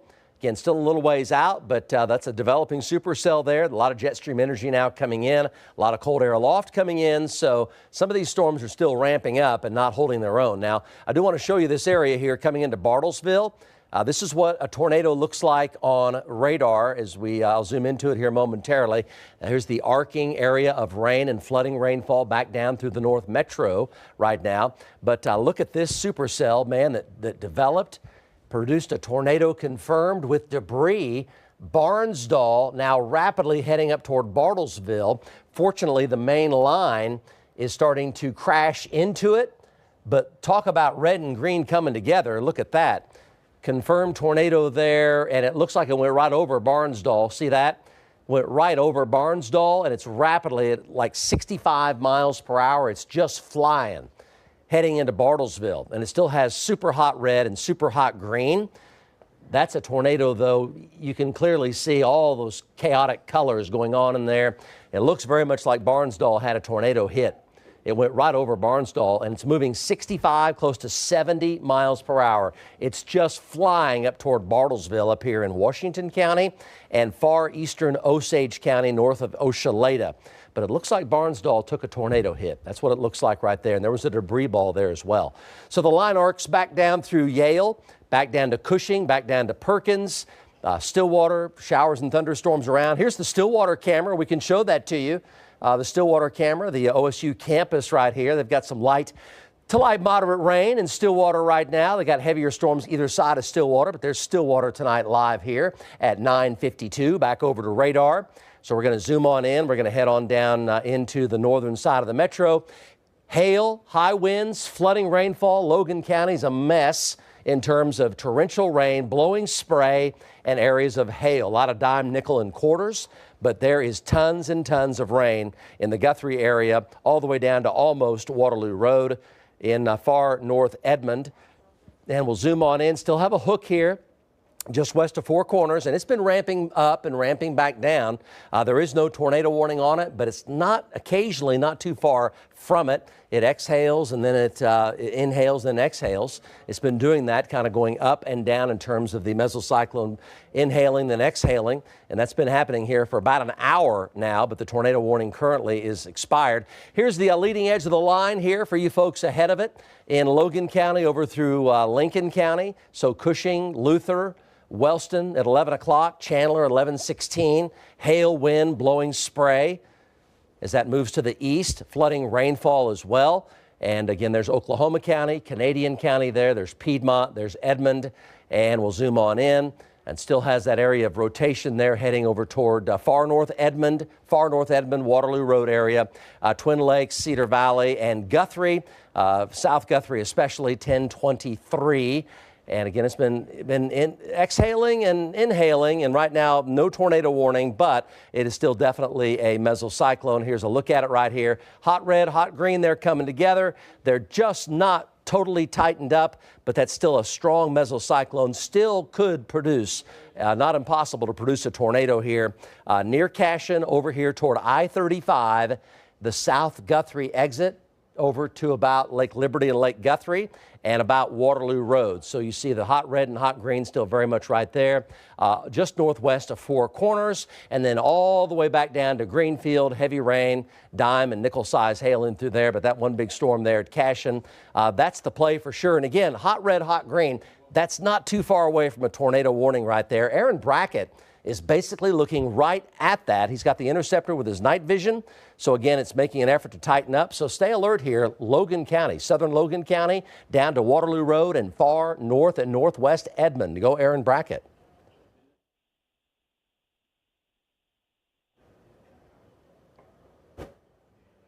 Go ahead, Aaron. So Aaron's up here in the far northwest side of the Oklahoma City Metro in the interceptor tonight. A lot of lightning, nearly continuous lightning out there. Again, it's not tornado warned, but it's not very far from it. Very, very close to being tornado warned. So that's heads up Waterloo Road, maybe a mile or two north of Waterloo Road from Four Corners over to I-35. Aaron Brackett here joins us live in the interceptor. Aaron? I'm here. Go ahead. Go ahead, Gage. I'm still off of Covell and 35. We're sitting here watching that cell that was near Okarche getting closer to us. It's now nearing Cashin, so it's almost to us.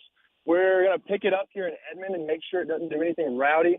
It does look like there's some circulation kind of picking back up just to the southwest of Cashin. So we're going to keep a close eye on that and let you guys know what's going on. Okay, so this is Edmond right here. This is Kelly and 2nd Street in Edmond. So you can tell we have near continuous lightning now coming into the metro, and severe storms are going to be moving across the North Metro, either side of Waterloo Road, Logan County and Oklahoma County, from Four Corners over into the Guthrie area and North Edmond. But look at that lightning, nearly continuous now, very vivid on the west and northern side of Oklahoma City. That is 2nd and Kelly. Let's go back over to our team of trackers. We've got Brian Winslow down here as well. Corey Inman is also in the North Metro. Let's go to Brian Winslow here live. Brian? Yeah, Mike, we're northbound on Highway 74. We're just north of the circulation. The rain is so heavy out here and intense that we're backing off the circulation because we just can't see anything. The lightning is almost continuous. But we're gonna see what we can try to see here with as much rain as we've got, and then get back with you here shortly. So far, no power flashes or anything that we've seen. Mike. All right, Brian Winslow, very good. Let's go back over to radar here if you're just now joining us.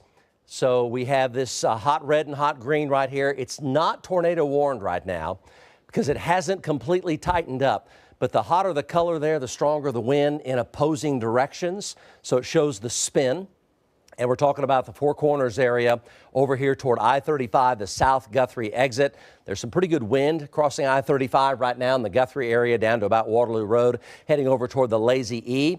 But it's not tornado warm, but that's that supercell just sitting there chugging along, heading into far southern Logan County, near and just north of Waterloo Road. A lot of flooding in through here, blowing spray on I-35. Let's go to Corey Inman. Corey Inman is up here in the North Metro. And of course, Corey showed us the Hayward tornado earlier. Fortunately, it lifted before it got to Perry. That was good news. Corey, tell us where you are right now.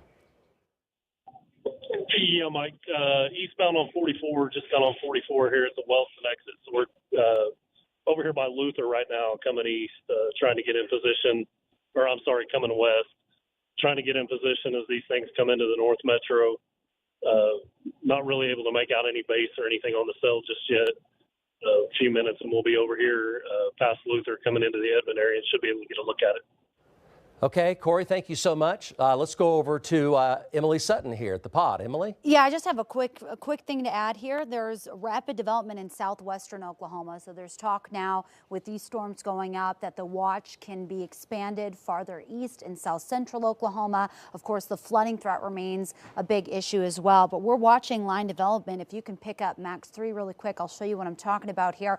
Storms lighting up from Carnegie down through Hobart, down through Altus and El Dorado. And what's concerning about this area, although nothing severe at this time, this is now moving into a very favorable storm development area for supercells, especially if they remain more isolated. These could easily turn tornadic. So southwestern Oklahoma, if you remember, has essentially remained untapped atmosphere. So it will have the threat for tornadoes to occur in the coming hours. What the models are showing, the latest data that's coming in, is that this is all forming along a line, a cold front that's taking over.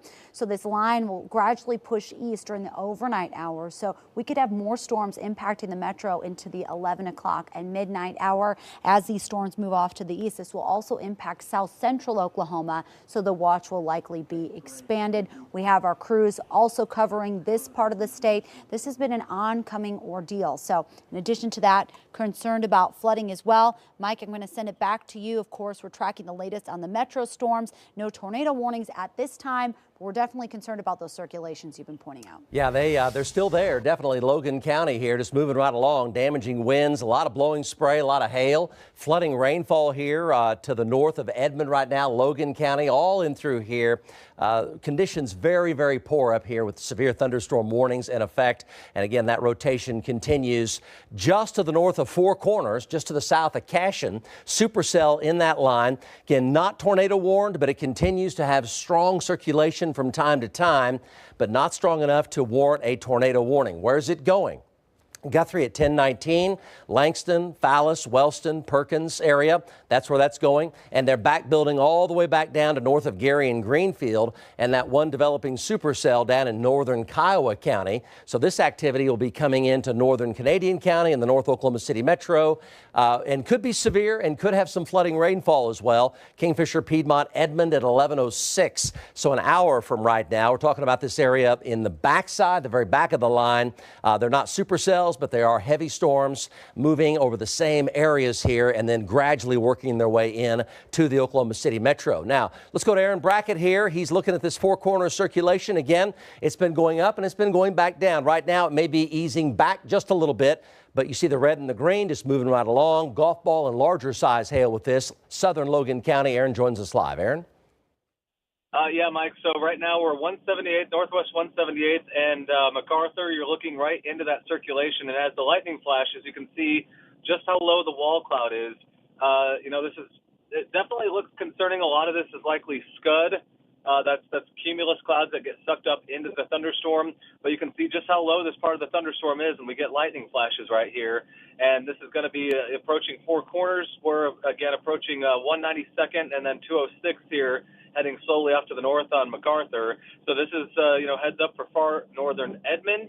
This is where that broad circulation is. And, again, as the lightning flashes right in the middle of the road, you can see basically how low that cloud base is, right where the circulation center is, approaching the Four Corners area. So watching that right now, it has cleared the Piedmont area. There's no threat right now. But, again, very, very low cloud base up here, wall cloud, just a couple miles north of us. Aaron, thank you very much.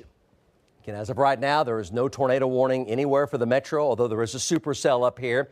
So this is the 4 box here that shows you a lot. This tells you a whole lot what's going on right now. Here's the hook, and it's coming around here to the east of Cashion and just to the west of 74, a couple of miles north of Waterloo Road, just 1 to 2 miles north, 3 miles north on 74 there, south of Cedar Valley. So there's Lakeview and Lake Liberty and Lake Guthrie, US 77 at I-35 South Guthrie right there. There's the hook coming around. Then you look for the red and the green. You have the red and the green, but they're not really tight together. So the fact that they're not hot red and hot green together shows you there's no tornado right there. There's a mesocyclone sitting there that's just moving to the east, and the shear shows the twisting of the wind, and it goes from green over to red and then over to yellow. And we're seeing some areas of red there, so there is some twisting of the wind locally near Navina. And there's some damaging straight line winds over there just east of I-35 heading over there past the Lazy E right now. Then the hail. How big is the hail? Well, the answer is this is dimes, nickels, and maybe a couple of quarters, but that's it. If there were golf balls or baseballs in that, you'd have dark purple, but you don't. So it's nickels and dimes and maybe a couple of quarters in there.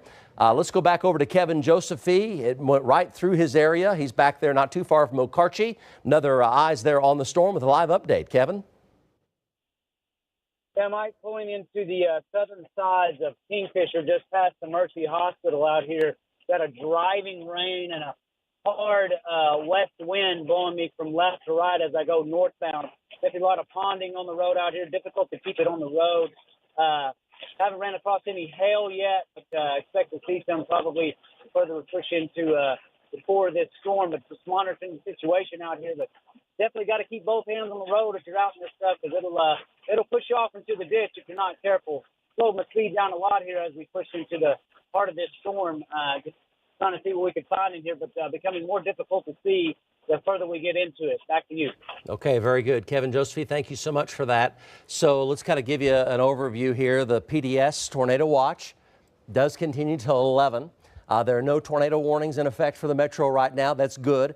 There is just about continuous lightning out there. There's a lot of flooding going on. The rainfall totals in through here are common 3 and 4 inches. Water rescues up in Garfield County earlier, and now the heaviest of rainfall is in southern Kingfisher County and southern Logan County, basically on the northern side of the metro. These are all severe in through here, damaging straight line winds 70 to 75. But the hail sizes, there's no giant hail in this. There's a lot of dimes and nickels and a couple of quarters. That's really good. There's no giant hail in this. So basically, the flooding is a main threat, a lot of blowing spray around, some damaging winds. They're definitely severe, no doubt about that. But the fact the supercells are struggling just a bit, which is good, is keeping the hail size down some. And let's hope that trend very much continues. So there's the very back line, the very back of the line, which will come into the likely the Edmond area at about 11 o'clock. So in about 50 to 55 minutes from right now, the very back of the line right there. And then we're going to look at the rotation here. So the red and the green, no big deal right there in terms of tornado, no big deal. But keep in mind, mesocyclones will produce damaging winds, but no big deal in terms of a tornado there. There is still a bit of a hook. It's going to be coming basically just north of Waterloo Road, crossing I-35 up around Seward Road. I-35 and Seward Road is where that mesocyclone will be tracking. It's embedded in the line of severe storms. So there's some spin there, and there's still some spin there. But again, tornado-wise, that's all mid-level spin. The low-level spin is just not there. And that's why there's no tornado warning. Pretty vigorous mid-level spin, but the low-level spin is really just not quite there. A couple of areas here of spin in Logan County. And around those, there will be little pockets of damaging winds of 70 to 75 miles per hour. Let's go back over to Aaron Brackett. He's looking right at that activity. Very close to Waterloo Road right now. Aaron? Yeah, Mike, right now, basically 192nd and 74 heading off to the north, and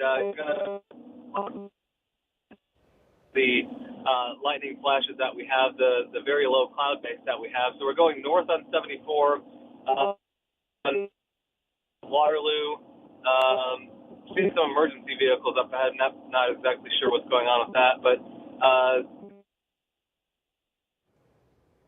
so this is basically going to be northwest Edmond right here is where Aaron Brackett is. Go back over to the maps. So again, if you're just joining us here, there are no tornado warnings in effect. Let's go back over to Max 1 here and take a look. So areas of rotation still very much there, mostly mid-level. Lower level rotation is not all that strong.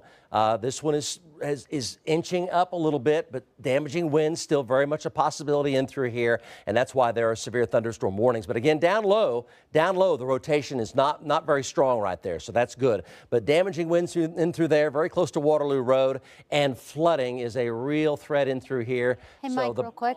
Yes, go ahead. The watch is going to be extended until 1 a.m. Yeah, so the PDS watch? They did not indicate if that's going to be a PDS. Well, it says an extension of the current tornado watch, and the current tornado watch is a PDS tornado watch. So that goes until 1 a.m., and I believe it's going to expand in parts of southeastern Oklahoma as well. And there's a couple of reasons for this. One is the ongoing activity that we have here. Still that area there, rotation, so you got to be vigilant there, just east of 74, west of I-35. And right in through there. So again, damaging wind, still a supercell in through there. And low-level rotation, still not there. Middle-level rotation is definitely there, but that's not imminently threatening in terms of tornado. And then we have activity farther back to the southwest. The temperatures ahead of the line are running 77, 78 degrees still with really high humidity and a strong wind feeding up into these storms, so flooding rainfall is going to be a big-time concern here, an ongoing concern, Kingfisher County and Logan County. And then we have the activity. This is the reason why the watch is being extended, one of the reasons why. This activity coming out of Carnegie, Godebo, Mountain View, Hobart, down to Roosevelt. They're taking supercell characteristics right now, and they're pushing to the east at around 30 to 35 miles per hour. So you're talking about Carnegie, Fort Cobb, Apache, Anadarko, and Verdon. Let's go over to Lynx 1 here, and on Lynx 1, we'll focus back in here into, there's the kind of the central Oklahoma view. See storms back down to the southwest, flooding rainfall, damaging winds, near continuous lightning, dime, nickel, and quarters in through here, Logan County and Kingfisher County. But again, hail size, dime, nickel, couple of quarters, that's it. If there were golf balls and tennis balls and baseballs, you'd see dark purple in through here, and there's not. And then the twisting of the wind, the wind shear tracker, the twisting, you look for the reds. You look for the reds, and they're there, but they're not continuously there. So they kind of inhale and then exhale in terms of the mesocyclone. And when they weaken, they go back down to green. And that's going to be the mesocyclone strength, or the twisting of the wind.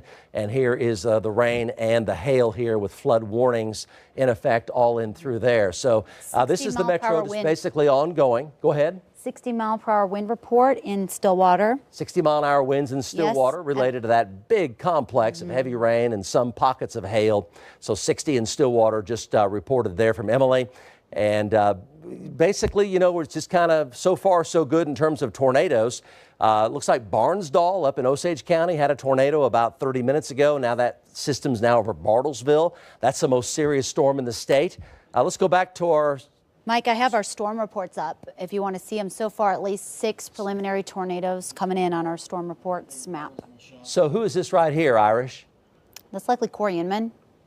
So this is near Bartlesville, our NBC affiliate in Tulsa.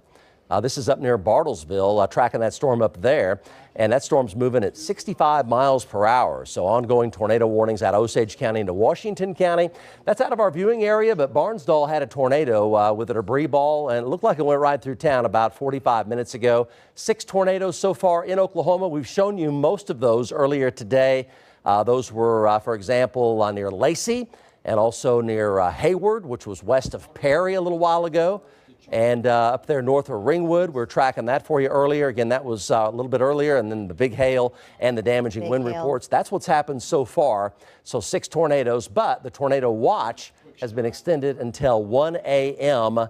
in the morning. So I'll show you that real quick. Baseball size hail at 6:10 p.m. near Canton. So. And there is the extended tornado watch there, covering a larger part of the state. Northeast Oklahoma covering up there, the Bartlesville area. See that red? That's the Bartlesville, Washington County tornado warning there, and the tornado warning all the way down to Ardmore. Storms are firing down in Kiowa County right now. Emily, let's go ahead and take it here. Yeah, let's real quick take a look at the rain totals. Which track are we looking at right now? Is this Brian Winslow? Oh, this is the live view from Bartlesville. Right. Let's go to one of our trackers right now if we can.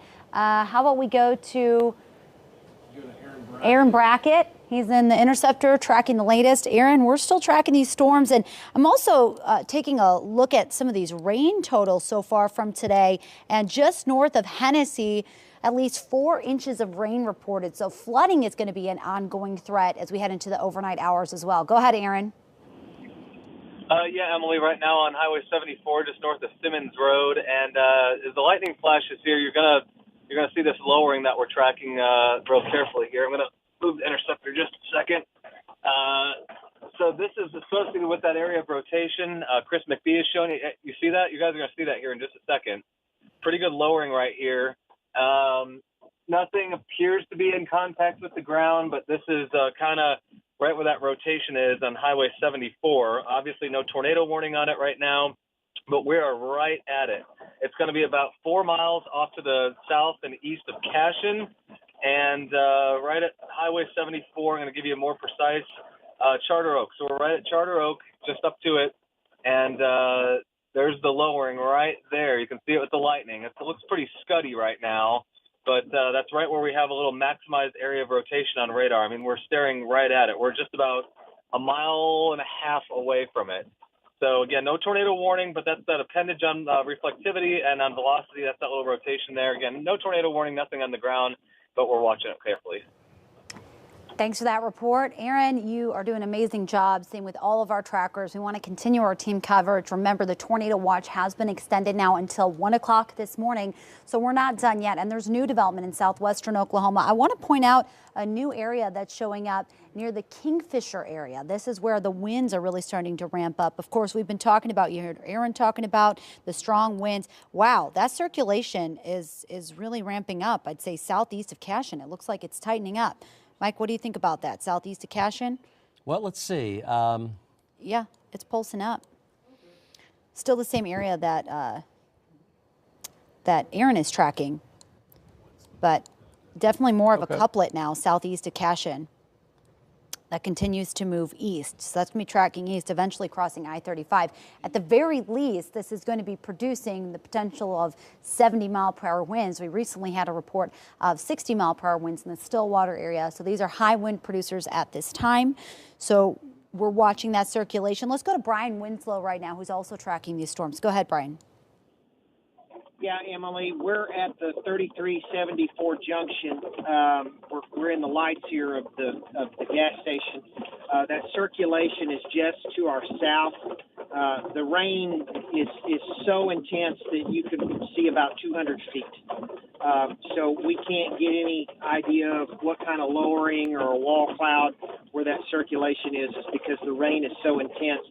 But we're getting a lot of positive lightning strikes. The thunder is shaking the car when the lightning strikes. And the lightning has really amped up in the last 5 minutes or so. Again, we're at Highway 33 and the Highway 74 intersection at the gas station there. And we're going to wait for this circulation to cross Highway 74, and then we're going to track it and to the south. Back to you, Emily. Okay, thanks for that. We are getting in new information about the updated tornado watch. So it has been expanded where you're going to see off to the south and east. That now goes until 5 o'clock in the morning. So that would include Atoka, Bryan, Cole, Hughes, Johnston, and Marshall counties in southeastern Oklahoma. That goes all the way until 5 o'clock. So we're not done yet. This is, you can see the back building in southwestern Oklahoma.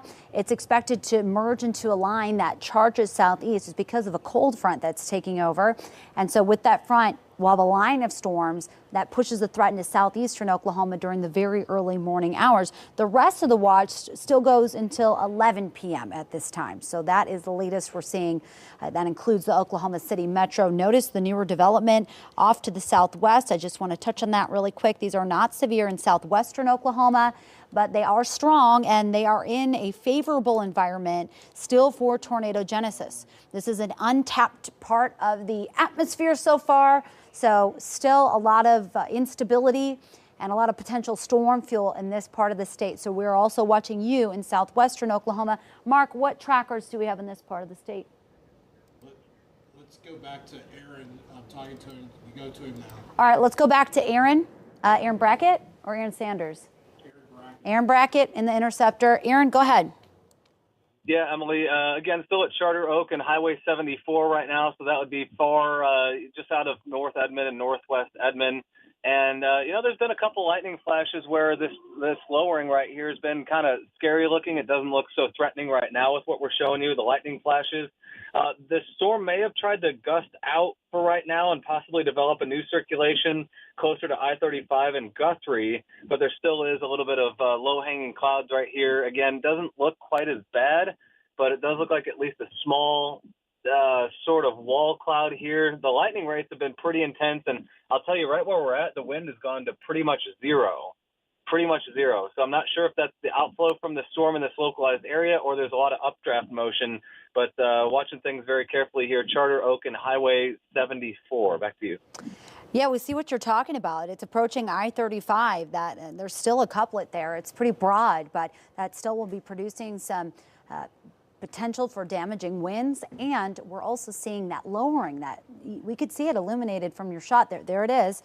That's the challenging part of storm chasing at night. You depend on power flashes or lightning to illuminate the outer edge of the clouds. So Aaron's right on top of that. If this does tighten up in the North Edmond area, remember we're still under PDS tornado watch, so the potential is there. But as of right now, we've been watching these broader couplets. Still concerning as there's some newer circulation trying to form now east of Cashin as well. So ongoing situation for the North Metro. High winds near the Kingfisher area as well. So we're keeping a close eye. In addition to that, there is a big flooding risk. I want to go ahead and take a look at the latest rain totals. And this is a big concern. Remember, over the past week and a half, there have been many locations in our state that have received over a half a foot of water. So the soil is very saturated. Look at some of these totals here, what you're seeing in the reds between Hennessy and Enid, where we have the tornadic storms earlier today. That produced up to 4 inches of rain locally, and that will result in some flooding also near the Kingfisher area as well, where we could have some localized flooding. I want to take a look at our storm reports, and you are seeing that we had some tornadoes. At least 6 tornadoes reported in the state, so we're still watching that right now. If we could go ahead and take it out to one of our trackers right now, perhaps we can go to Kevin Josephy for the latest. Kevin Josephy's also been monitoring the latest severe storms. Go ahead, Josephy. Yeah, Emily, we just pushed our way out of Kingfisher in some blinding and heavy rainfall. Had maybe some nickels and dime-sized hail with it, but definitely rocking the vehicle left to right as we're pushing southbound out of here. Very difficult to see at times. Had to slow down to about 5 miles an hour on Highway 81. It was just so bad, and had to really strain to look at the dividing lines on the lane to make sure that was still on the road. But slowed it down, took it slow and easy, pushed out of it. Now we're headed just on the northern side of Okarche now to intercept those storms coming up from the south and west. Back to you. Thanks for that. Yeah, we're still on alert for the metro. We are not done yet. I'm zooming in closely to the North Metro. You can see this little appendage feature north. This is going to be moving south of Guthrie along I-35, and that's a little concerning, and it matches on velocity what we were talking to Aaron about. Look at that. We have a little couplet that is pulsing up right now, and this would be located, this would be south of Cedar Valley, moving just north of Seward Road, heading towards, eventually towards Broadway. That's the intersection right now. I believe we still have Aaron in this area. Aaron, this is a newer circulation, and it looks like it's really pulsing up. Go ahead. Aaron Brackett, go ahead. Yeah, Emily, right? Yeah, we're in Charter Oak right now, and Charter Oak and about 77 area. And we're kind of looking after what a reported lightning fire around here. We saw some emergency vehicles racing this direction, and we've seen some smoke. But I see that circulation on radar, and we're going to be coming at that here in just a little bit. But right now, we've been seeing some smoke here, and it looks like emergency crews on the scene of some sort of a lightning fire. That would be about Charter Oak and about a mile and a half off to the east of 74, Emily. Okay, thanks for that. Yeah, lightning, very dangerous with the severe storms, and unfortunately, we've had reports of lightning fires like the one he's on, a structure fire. There have also been numerous reports of flooding, flash flooding. That is also an ongoing threat as we head into the overnight hours. Let's take it out to Gage Shaw, who's also in this area near Guthrie, where it looks like that circulation I was concerned with has pulsed back down. We see these pulse back up and pulse back down. So far, they haven't tightened up enough to produce a tornado, but we're eyeing it very closely. What they are doing, producing damaging wind potential. So go ahead, Gage. Yeah, Emily, we've been watching this circulation. We're just to the east of Aaron, so we're kind of seeing what he's seeing. It keeps pulsing up and then pulsing back down. One thing I'm noticing, this is just speculation, I think some of the lower levels are a little bit outflow dominant, meaning that the cooler, heavier air is pushing out ahead of it, which might limit the tornado potential, but we're going to stay with this couplet, and we're going to keep you guys updated. Yeah, we want to limit the tornado potential. That would be fantastic. But still have a damaging wind threat, and we have to be cautious across the North Metro. So especially these winds that are ramping up, moving into Cashin right now, we easily could have 60 to 70 mile per hour winds moving through. You can see the greens rushing out, right? That represents the winds really picking up, and the hail threat has really gone down, as now we're looking at more of a line of storms. So it's going to be a damaging straight line wind event, still a tornado threat, as well as a flooding threat as we head into the overnight hours. And remember, I just showed you the tornado watch has been expanded for southeastern Oklahoma, and that's going to go all the way until 5 o'clock this morning. We're also watching the storm development in southwestern Oklahoma. These are not severe at this time, but these could easily become severe as they're in an untapped atmosphere, so to speak. Haven't had storms in southwestern and south central Oklahoma earlier today. So as they travel east, we could be dealing with more severe storms, and that's why the tornado watch has been expanded. Let's go ahead and take it out to one of our other storm trackers. How about Brian Winslow right now, who continues to track the latest torrential rain. You don't want to be driving right now in any of these storms, as it is an ongoing flooding risk. We've already seen some areas with over 4 inches of rain. Go ahead. Yeah, Emily, are you talking to me? Yes, go ahead. Okay, sorry I couldn't hear you. We're southbound on 74. We've still got a lot of heavy rain.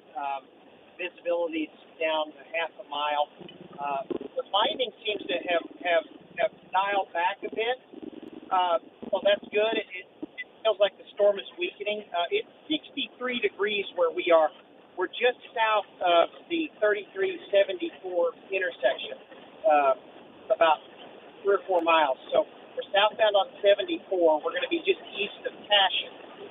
Again, it's like 63 degrees. The rain is starting to taper off where we are. We're right on the southern edge of this line of storms. But we're tracking it. Back to you.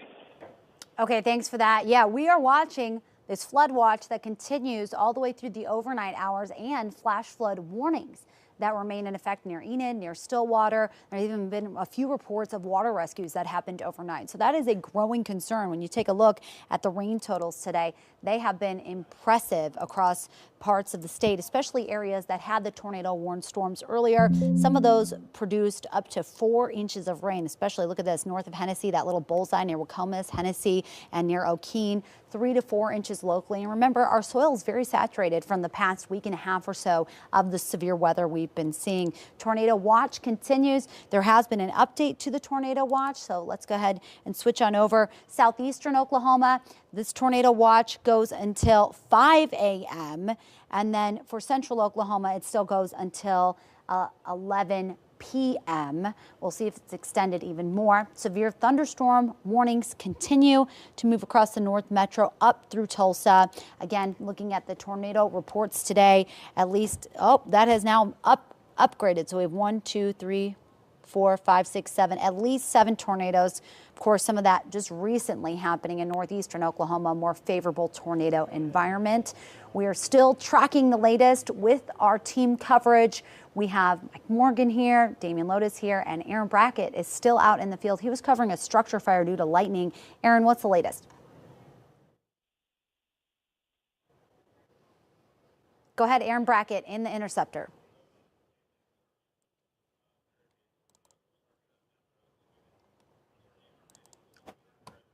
Aaron Brackett. All right, let's go to Gage Shaw, if we can.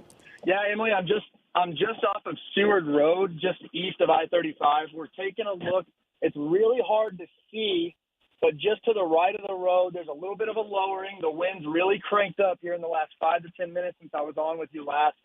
We can't confirm any type of a tornado or anything, but I can say that the wind's really cranked up right when it started to look really good on velocity. Yeah, that makes sense. We're watching the winds really enhance now as it's crossing I-35 east, and there is a potential area of circulation east of I-35 that'd be north of East Waterloo. So we're watching that, very closely here, because all it takes is one of these circulations briefly tightening up to produce a tornado. And it does look like we have that area of circulation right now east of I-35, north of Waterloo. That's one area of concern. And then it looks like high winds just pushed through Cashin, and that continues to move east. So go ahead, Gage, describe again what you're seeing. You're right there. You just had the high winds move through. It's east of I-35 now, but there's another area of high winds that'll be moving in right behind that. Yeah, we're just now, the hook's kind of coming over us now, so we're getting some penny to pea-size hail here. We're moseying to the east with this rotation. We really cannot see much, so I'm trying not to be aggressive or anything. We can't see the rotation very well, but I can tell you that the wind's really cranked up about 5 minutes ago. Right about the time that it crossed I-35, we could see rain curtains in the lights of the gas station we passed just cranking towards the south. So we're trying to get up here just a little bit further east and see if we can't get any type of a visual or see any type of a power flash from this public. Yeah, we appreciate that. We really appreciate our storm tracker having eyes on the ground. This is what we're looking at right now on radar. This little appendage, it is a small hook that is starting to form right now. This is east of I-35, north of Waterloo Road, and it looks like this couplet is pulsing up. Mike, what do you think about the latest on this one? Well, a lot of that rotation's kind of mid-level, right? It's trying to get a little bit lower level down to the cloud base. That's why there hasn't been a tornado warning. It's more mid-level rotation. It is strong up at mid-levels. It's not lower. It's not doing a good job at lowering down to the cloud base. We're talking about you folks over in Logan County, near the Lazy E and to the east of the Lazy E. But it is a strong mesocyclone. It's just not strong down low. It's up at the mid levels of the atmosphere. Let's go over to Max 1. And here's all the updated tornado watches on Max 1. So on Max 1, all the tornado watches here. Notice there are no tornado warnings in effect, but tornado watches now all the way down into far southeastern Oklahoma until 5 a.m. Flooding, severe storms now, the North Metro, eastbound from there, and also severe storms back down over Caddo County. We've got a team of trackers back down over Caddo County. This will be heading up into Grady County. So those are going to be moving to the east, and they're developing some supercellular characteristics right now.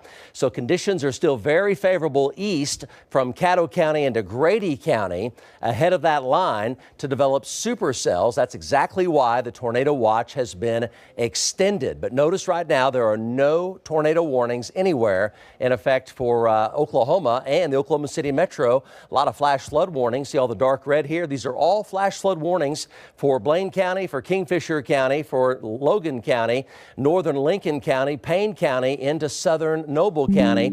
All flash flood warnings right there. So we had a tornadic supercell move through Barnsdall, also through the Washington County area, the Bartlesville area, and then from there all the way back down here, this line of flooding rainfall. A lot of dime, nickel, and quarter-size hailstones here, but there's no giant hail in this line. There's a bunch of small and medium-sized hail and some flooding rainfall as it moves to the east. Still that one hook there, which continues. It's riding a boundary. It's riding a wind shift line, so it's making an effort to lower down to cloud base. It's been a lot of strong mid-level rotation, but it is lowering and getting lower now down to the cloud base. So here's the big supercell that moved through Barnsdall and through Bartlesville. Here's the velocity. That was a tornado that went through Barnsdall, Oklahoma, moving at about 70 miles an hour up into northern Washington County. So here's back down into Lincoln County and Logan County. And this rotation here is getting a little bit lower down, closer to the cloud base. So it's making an effort to become more organized down at low levels. But still, there is no tornado warning. Got several trackers on that. Let's go to Aaron Brackett in the Interceptor now in Logan County looking at that. Aaron? So Aaron Brackett is in the Interceptor in Logan County, North Edmond area, as that storm tracks to the east around 35 miles per hour. And we also have Gage Shaw there. There's Aaron Brackett. There's Gage Shaw. Go, Gage. Yeah, Mike, this thing, we tried to take Seward east with it, and we ran out of road. We were trying to see if we could get a visual while that couplet looked really good. We never quite did. We're going to go back north and go east out of Guthrie and try to get another look at this thing if we can. I can't confirm any type of a tornado, but I can say that on radar, visually, that couplet started to look a lot better right when we started to see a lot higher wind velocities on the ground. Next here. Let's go to Eric Dixon. He's near Wellston on the Turner Turnpike here, just ahead of that area of rotation now, coming out of southeastern Logan County. Go, Eric. Yeah, Mike, I'm heading north on 177 here, right at the Turnpike. We're looking for any kind of power flash, any kind of lowering. I haven't seen any as of yet, but we're in a really good position to kind of, see what this thing is doing here. I pressed through that area here moments ago. I was coming south, just kind of get ahead of the storm. It's really cold up there. A lot of, rain-cooled air. And I punched through the boundary. My windshield just fogged over when I hit all that heat and humidity and that strong south wind. So definitely a big cool down up there, a big wind shift, a big temperature change. But we're right here with it, and we'll watch it. And I got a little bit of a lowering, just a tad, just to my, it'll be to the northwest of the highway here. So that's going to be just barely north and northwest of Wellston. It's not nothing crazy yet, but just a little bit of a notch, a little bit of a lowering just off the basin there. So we're going to watch it here. We're heading just a little bit north of the Turnpike. We'll be right with you. Okay, very good. Thank you so much for that, Eric. So tracking to the east around 30 miles per hour. Again, still not a tornado warning. It just hasn't really lowered down to cloud base, at least not strong rotation, but it's got strong rotation at the mid levels here. We're talking about the area east of the Lazy E now, heading over toward Kearney, so heads up for Lincoln County. Severe thunderstorm warnings in effect right here. And again, lots of flooding rainfall in through here. No giant hail, a lot of dime, nickel, and quarters. So let's hope that's as bad as it gets here on out. But the tornado watch has been extended till 5 a.m. because we have activity down in southwestern Oklahoma. And this is going to be chugging along into Lincoln County. So Kearney, stay alert right there. And over toward Agra and Chandler, stay alert. And then Davenport and Stroud. So the motion there to the east. Again, flooding rainfall here. Some areas up here, 4+ inches of rain and counting from Cashin and Crescent and Lake Lottawatta and Cedar Valley and Guthrie. And a lot of dime, nickel, and some quarter-size hailstones there. And there's your time of arrival ahead of that. Kearney right about now. Shamrock over towards Stroud at 11:27. Bristow by about 11:30. Kiefer at 11:40. And again, zooming on in, clearly the hook there. The reason why there's no tornado warning, strong at mid-levels and only weak to moderate down at low levels. So there is a difference. The mesocyclone needs to be strong through the entire storm, and right now that's just not quite happening. But when it tries to intensify, the rotation at cloud base does pick up some. But it's something you simply watch minute by minute and second by second as that moves along. This is also where the biggest hail will be, east of Guthrie on the Highway 105 there through Meridian. So some quarter-size hail there, and some dimes and nickels back down through Cashion and down to the south side of Kingfisher right there. So again, here's the velocity. You look for the red and the green. Down at low levels, it's really just not quite there. It's just been spinning along a little bit stronger in the mid levels, but weaker down at the cloud base. And that's exactly why there's not a tornado warning. Again, there's the mid-level rotation, and that's much, much stronger at the mid levels of the storm. But down at low levels, it's just not quite there. But there's the rotation at mid-level, so damaging wind still a threat with this. That's why there's a severe thunderstorm warning, and that's going to be east of the Lazy E over toward Fallis and Kearney. The low levels occasionally, a little bit of a hot spot right there, a little bit of a hot spot, but not persistent enough to generate that tornado warning. That's why there's just a severe thunderstorm warning. Sometimes these things will just spin for a long time and not do much of anything. You got to watch it second by second. Now, back down to the southwest, are more storms coming in. That's why the tornado watch has been extended, and those are going to be affecting more of the southern sides of the Oklahoma City metro. So the transition here deeper into our later evening is going to go from the north here into the southern sides of town. Again, not much rotation down there at cloud base. Put a track on that storm. And there it is, right? Binger storm, it's moving east at 60 miles per hour. So which one? The Binger storm. I know it's just 60-mile-per-hour winds and quarter-size hail, but it's moving east at 60 miles per hour. So it's going to be impacting the South Metro not too long from now. And here's the storm track. I'll show that to you right here. So there's Gray Spot, there's Binger. So it's moving pretty quickly, moving along pretty quickly. Caddo County into Grady County right here. So Amber and the Tuttle area, and back over to 1. We can go back over to 1 here. So temperatures are still in the mid to high 70s here. And then you have the storm in Caddo County, which is severe. We got a couple of trackers down there. Let's go to them right now. We got Anadarko, the Chickasha area. So heads up for you folks in the South Metro, the Norman area. This is going to be Aaron Sanders. Aaron, tell us what you got. Yeah, Mike, we're going to be heading southbound through Anadarko right now. We're about to take a left turn to track back east with this storm, heading back towards Chickasha.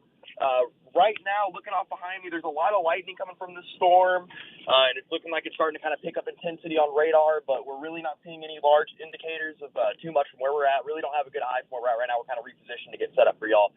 But we're going to go and turn back to the east and get ahead of this storm and get y'all some eyes. And back to you, Mike. Let's go to Connor Toon in the Chickasha area, looking at it to his west right now. He's in Grady County, looking to his west. Connor? Yeah, Mike, we just passed Pocasset, heading towards Chickasha now, and there is a lot of lightning off to the southwest. And like you had said on the radar, this storm is flying towards us right now. So it is out the right side of our vehicle. I can't really angle the camera at it right now, but it is coming up on us fast here, like I said, between Chickasha and Pocasset currently. Back to you. Okay, there's your time of arrival on that. Let's go ahead and take that full. So severe thunderstorm warning here. It does have supercellular characteristics, but there's no tornado warning on it right now. Fort Cobb, Anadarko, Vernon, Chickasha, Tuttle, Mustang, could go as far north as Bethany, but more like Mustang and Tuttle and Amber is where that is heading, the red line, center line on that. So it's going to be a heads up for the south side of the metro here in particular, red line, center line. And there is Noble and there is Norman and up toward Moore right in through here. So there's I-35, there's Norman located right there. So it's pretty much heading in the direction of Norman as we head through the 11:30 to 11:45 time frame, about an hour from right now, as it moves to the east through northern Grady County into northern McLean County and over through Cleveland County right there. Let's go over to Lynx 1 and look at Lynx 1. So again, we have no tornado warnings right now. That's very good news. And so here's the intensity showing the rain and the hail. And then we have the velocity sitting right here. No real mesocyclone there to report. That's very good news. A little bit of twisting of the wind, but not very much. Fort Cobb, Graysmont, Binger. So not a real problem there. And is this going to be the hail? Yeah, the hail box here is not very big hail. So the more organized they get, the bigger the hail they produce. And right now the hail in that is not very big. So far so good on that, although things could change very, very quickly. And again, here's the North Metro. So new storms going up near Arcadia right now on the outflow on the winds coming out from this entire complex. New storms over Arcadia right now. Again, dime, nickel, and quarters in there in Logan County. And the twisting of the wind, still a little hot spot right there, but rotation down at the cloud base, not all that strong. And a little bit of the twisting of the wind near Arcadia right there on the outflow. So these are heading into Lincoln County. See folks in Lincoln County still under a tornado warning right there. And this is going to be the North Metro as it moves to the east at around 40 miles per hour. Flooding rainfall is one of the primary threats in through here, heading into Lincoln County, Logan County, and Kingfisher County. A lot of heavy rain, 4.5 inches of rainfall. And this will gradually work down into Oklahoma County, but most of it's staying here near and north of Waterloo Road. But again, there are no tornado warnings in effect right now, and that's very good news. Let's go ahead and work this line here a little bit. Damien, take a look here as we kind of watch the entire line. So we'll start up here in Creek County, over here by Drumright and Cushing and Yale, so north of Bristow. And then from there back down through Cushing, back down through Perkins, hail here, threat of some damaging winds, dimes and nickels in through here, winds maybe 70 miles per hour or so. Supercell still in the line. Strong mid-level rotation, not too much going on down at the cloud base. I mean, it's there, but it's not all that strong. If it were to pulse up, and it could do so pretty quickly, there'd be something more serious going on right there. But still a hook, and it's still spinning away very close to Fallis and northwest of Wellston and to the west and southwest of Kearney. Then from there, the line heads back through the Guthrie area. A lot of water up here around Guthrie. Guthrie has some flood-prone areas, and they've had some very heavy rainfall with this. Hail. Dime, nickel, and a couple of quarters right there. Nothing too big on the hail. There's your hail size. The darker the purple, the bigger the hail. And the line extends back down to Kingfisher. And then the tail end is out there around Kingfisher. And then to the west of Kingfisher, not really doing too much right there as that line moves to the east. And so over the same areas, training over the same areas like on a track. So that's why you have a flooding here threat with flash flood warnings in effect. Let's go back to our team of trackers checking out the north part of the metro here with Gage Shaw. Gage? Yeah, Mike, I'm just east of Guthrie. We lost this storm momentarily, and now we're trying to get back up to it from behind. There for a moment while we went through Guthrie, it smelled like cedar, so I'm pretty sure a decent hail core went right through Guthrie. We didn't have a chance to stop and look around for any damage or anything, but I'm almost positive some decent-sized hail went through Guthrie. Now we're coming back on towards this storm from the west, and we're going to try to pick it back up and see if that lowering looks halfway decent like it did earlier. Okay, let's go to Aaron Brackett, also in the North Metro in the Interceptor. Aaron? Let's go to Eric Dixon. He was near Wellston, looking at it, looking to his west and to his northwest from Wellston. Eric? Yeah, Mike, I'm still here at the same spot. We're just kind of watching the lightning back there. There's a little bit of a lowering. It's going to be just to the northwest of Wellston. It's nothing, terribly too alarming here. What I'm kind of wondering is that, as it kind of wraps in there, that all this wind's feeding into it. It's really cold right behind that line. We just came through it. The temps were in the lower 60s. So I'm hoping that we can kind of ingest some of that cold air into these updrafts, as they kind of spin through here. But again, there's a lot of scary looking clouds up there, a little bit of a lowering here, but we're watching it real closely here. We're in a good position to see everything. A lot of vivid lightning out here, so we'll stay with it and keep you forewarned. Mike? Okay, very good. So notice here the tornado watches cover a large part of the state. Now, far western, far northwest Oklahoma is clear of the tornado watches, but storms have been back building all the way back down into Caddo County. So there's supercells developing here, Caddo County down to about Cache and Snyder. So those are going to track to the east, and that's a heads up for Grady County and for Stevens County, Marlow, Duncan, and for McLean County, Newcastle area on down toward Colon, Washington, Purcell, Garvin County, Pauls Valley, Heads up for you because these are developing supercells. We've got quite a few trackers down in this part of the state as well. And then just to the north of Oklahoma City, there's been a lot of rain, 4, 5, and 6 inches of rain common. Lots of flash flood warnings. We've had about 7 tornadoes today. Most of those were earlier. You saw most of those live here on our air. And those were up here closer to the Enid area quite a bit earlier and out toward Lacey west of Hennessy there. And there was also a tornado that hit Barnsdall. There is tornado damage around Barnsdall. That's in Osage County, and that tornadic supercell raced up through Bartlesville at about 70 miles per hour. Now it's weakened up in Kansas, being absorbed by the main line, and is no longer an immediate tornado threat, so there's no tornado warning for it. But again, Barnsdall up to about Bartlesville, tornado damage in through there with a pretty long tracked debris signature and a tornado on the ground earlier, moving at about 70, 75 miles an hour, really flying. But again, severe thunderstorm warnings, Kingfisher County, southern Logan County, northern Lincoln County, and eastern Payne County and Creek County. All severe thunderstorm warnings here, winds 70, 75, dime, nickel, and quarter size hail. Look at all the flood warnings here in effect. There's been widespread 4 to 6 inches of rainfall, and that's been Logan County, Kingfisher County, and Noble County, and also up into Lincoln County. Flash flood warnings very, very widespread. Let's go to Aaron Brackett in the Interceptor right now. Aaron? Yeah, Mike, right now we are on Highway 74 coming up on Northwest 164th. We're starting to see the lightning from these thunderstorms that are now coming into the Southwest Metro.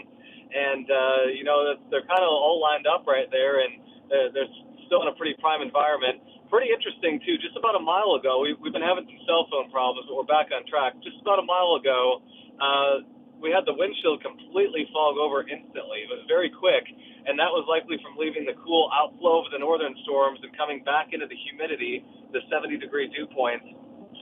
So a lot of folks, that can happen real quick because you're traveling across these boundaries, and it can really just completely blind you. And that just tells us, too, that there's a lot of different boundaries, a lot of different air masses that are mixing together out here tonight and that are keeping things still volatile. So there's lightning up in Edmond, East Edmond right now that we can see, and there's also lightning off to our south and southwest. This is a heads up, again, with these severe thunderstorms coming into the south and southwest metro, that folks need to be prepared. This kind of, you know, it's one of those marathon days. It's not a sprint as far as the severe weather chances that just keep on rolling in. We're going to be on top of those storms here, heading off toward the southwest. Okay, Aaron, thank you so much. Very good report right there. Back over to radar. And again, all those flash flood warnings, flash flood watch. So if you live here in Oklahoma City, basically at this point in time, the storms are just to our north and supercells back down to our southwest. These are going to affect the South Metro. We're talking about Chickasha, Pocasset, Amber, and over toward Blanchard and Newcastle. They're going to affect then Purcell and Moore and Norman. And again, supercells there. Tornado watches are in effect. Supercells all the way down into Tillman County around Frederick. So they're moving to the east. And this is all a lot of heavy rain, flooding rainfall, dime, nickel, and quarter size hail here. They're all severe thunderstorm warnings. There are no tornado warnings in effect anywhere in Oklahoma right now, and that's really good news. There's that area of rotation continuing over around Kearney, and it still has a hook with it. It's still an embedded supercell in the line, but the rotation's strong at mid-levels and not quite so strong down at the cloud base, but it's just moving to the east at around 30 to 35 miles per hour. So near and north of Chandler, the Kearney area, and Guthrie over to Cashin, back to Kingfisher, training on the same track, if you will. Widespread flooding in through here with 4, 5, and 6 inches of rainfall. Let's go back over to Eric Dixon again, looking at this. And this is going to be the area near Wellston and south of Kearney. Eric Dixon over there in Lincoln County. Eric? Yeah, Mike, I'm looking to the northwest here, kind of into that hook area. You know, there's a lot of scary looking clouds over there, but I don't see any definite organization of a lowering in there. You know, I was just checking kind of where the front was. You know, I've got 76 degrees in about 5 miles to the north of here. It's really cold back in the mid 60s.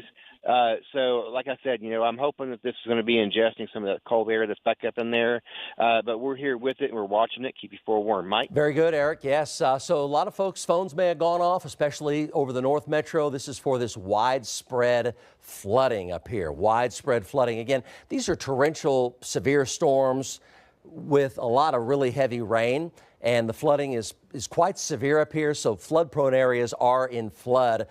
Guthrie area, there's a lot of flood-prone areas around Guthrie, so there's a bunch of flooding up here, up into parts of Payne County and up into northern Lincoln County. So there's a serious flooding situation going on literally just to the north of Oklahoma City, while Oklahoma City is basically pretty dry right now. Storms are trying to form down to about downtown Edmond, and we'll see whether or not the activity from the west comes right into Oklahoma City. It will come close, but right now all the action's been just on the northern side of the metro and developing now to the southwest of the Oklahoma City metro. And again, there's your time of arrival on some of that rotation in through there as it moves to the east over through Lincoln County. So flooding is a really big concern here, with flood-prone areas very much in flood. 4, 5, 6 inches of rain, and it is still raining. So not advisable, even I-35, not a good idea at all up here with a bunch of water. And the flood-prone areas, state highways, some of the rural roadways in the flood-prone areas are going to be in flood and potentially even underwater. So a situation here at night where you don't want to be messing around with all that flash flooding going on up there just to the north of Oklahoma City. So again, no tornado warnings in effect right now. Flooding situation here just north. Let's go to Kevin Ogle and Jolene Cheney at the news desk with an update, guys. All right, Mike, thank you very much. You and the team doing a great job keeping everybody forewarned once again. We are checking some of the pictures that are coming in and looking at some of the damage reports. And we did see one, it was a hog farm, actually. It looks like a hog farm. Let's see. Okay, we've got some hail pictures to show you. Yeah, we do. Southeast of Woodward. That can do some damage. That definitely can do some damage, especially if, oh man, your car. And this is in Canton, more big hail that fell up in the Canton area. As we continue to look at some pictures here, and there's another, yeah, that's O'Keene. Where there was some damage as well. There was some structural damage there. And this is just a yard covered with some hail that fell there as well. This is a hog farm east of O'Keene. Some of the damage that we are hearing reports of, that looks like a large barn of some sort there. It's a hog farm where they store the hogs there. That was hit by some of the high winds, possibly a tornado that came through earlier this evening. And then Jolene, boy, look at that. That's Oklahoma springtime. Lightning in Edmond. Yeah. And we appreciate you folks sending your pictures in to us. Another one here from Okarche.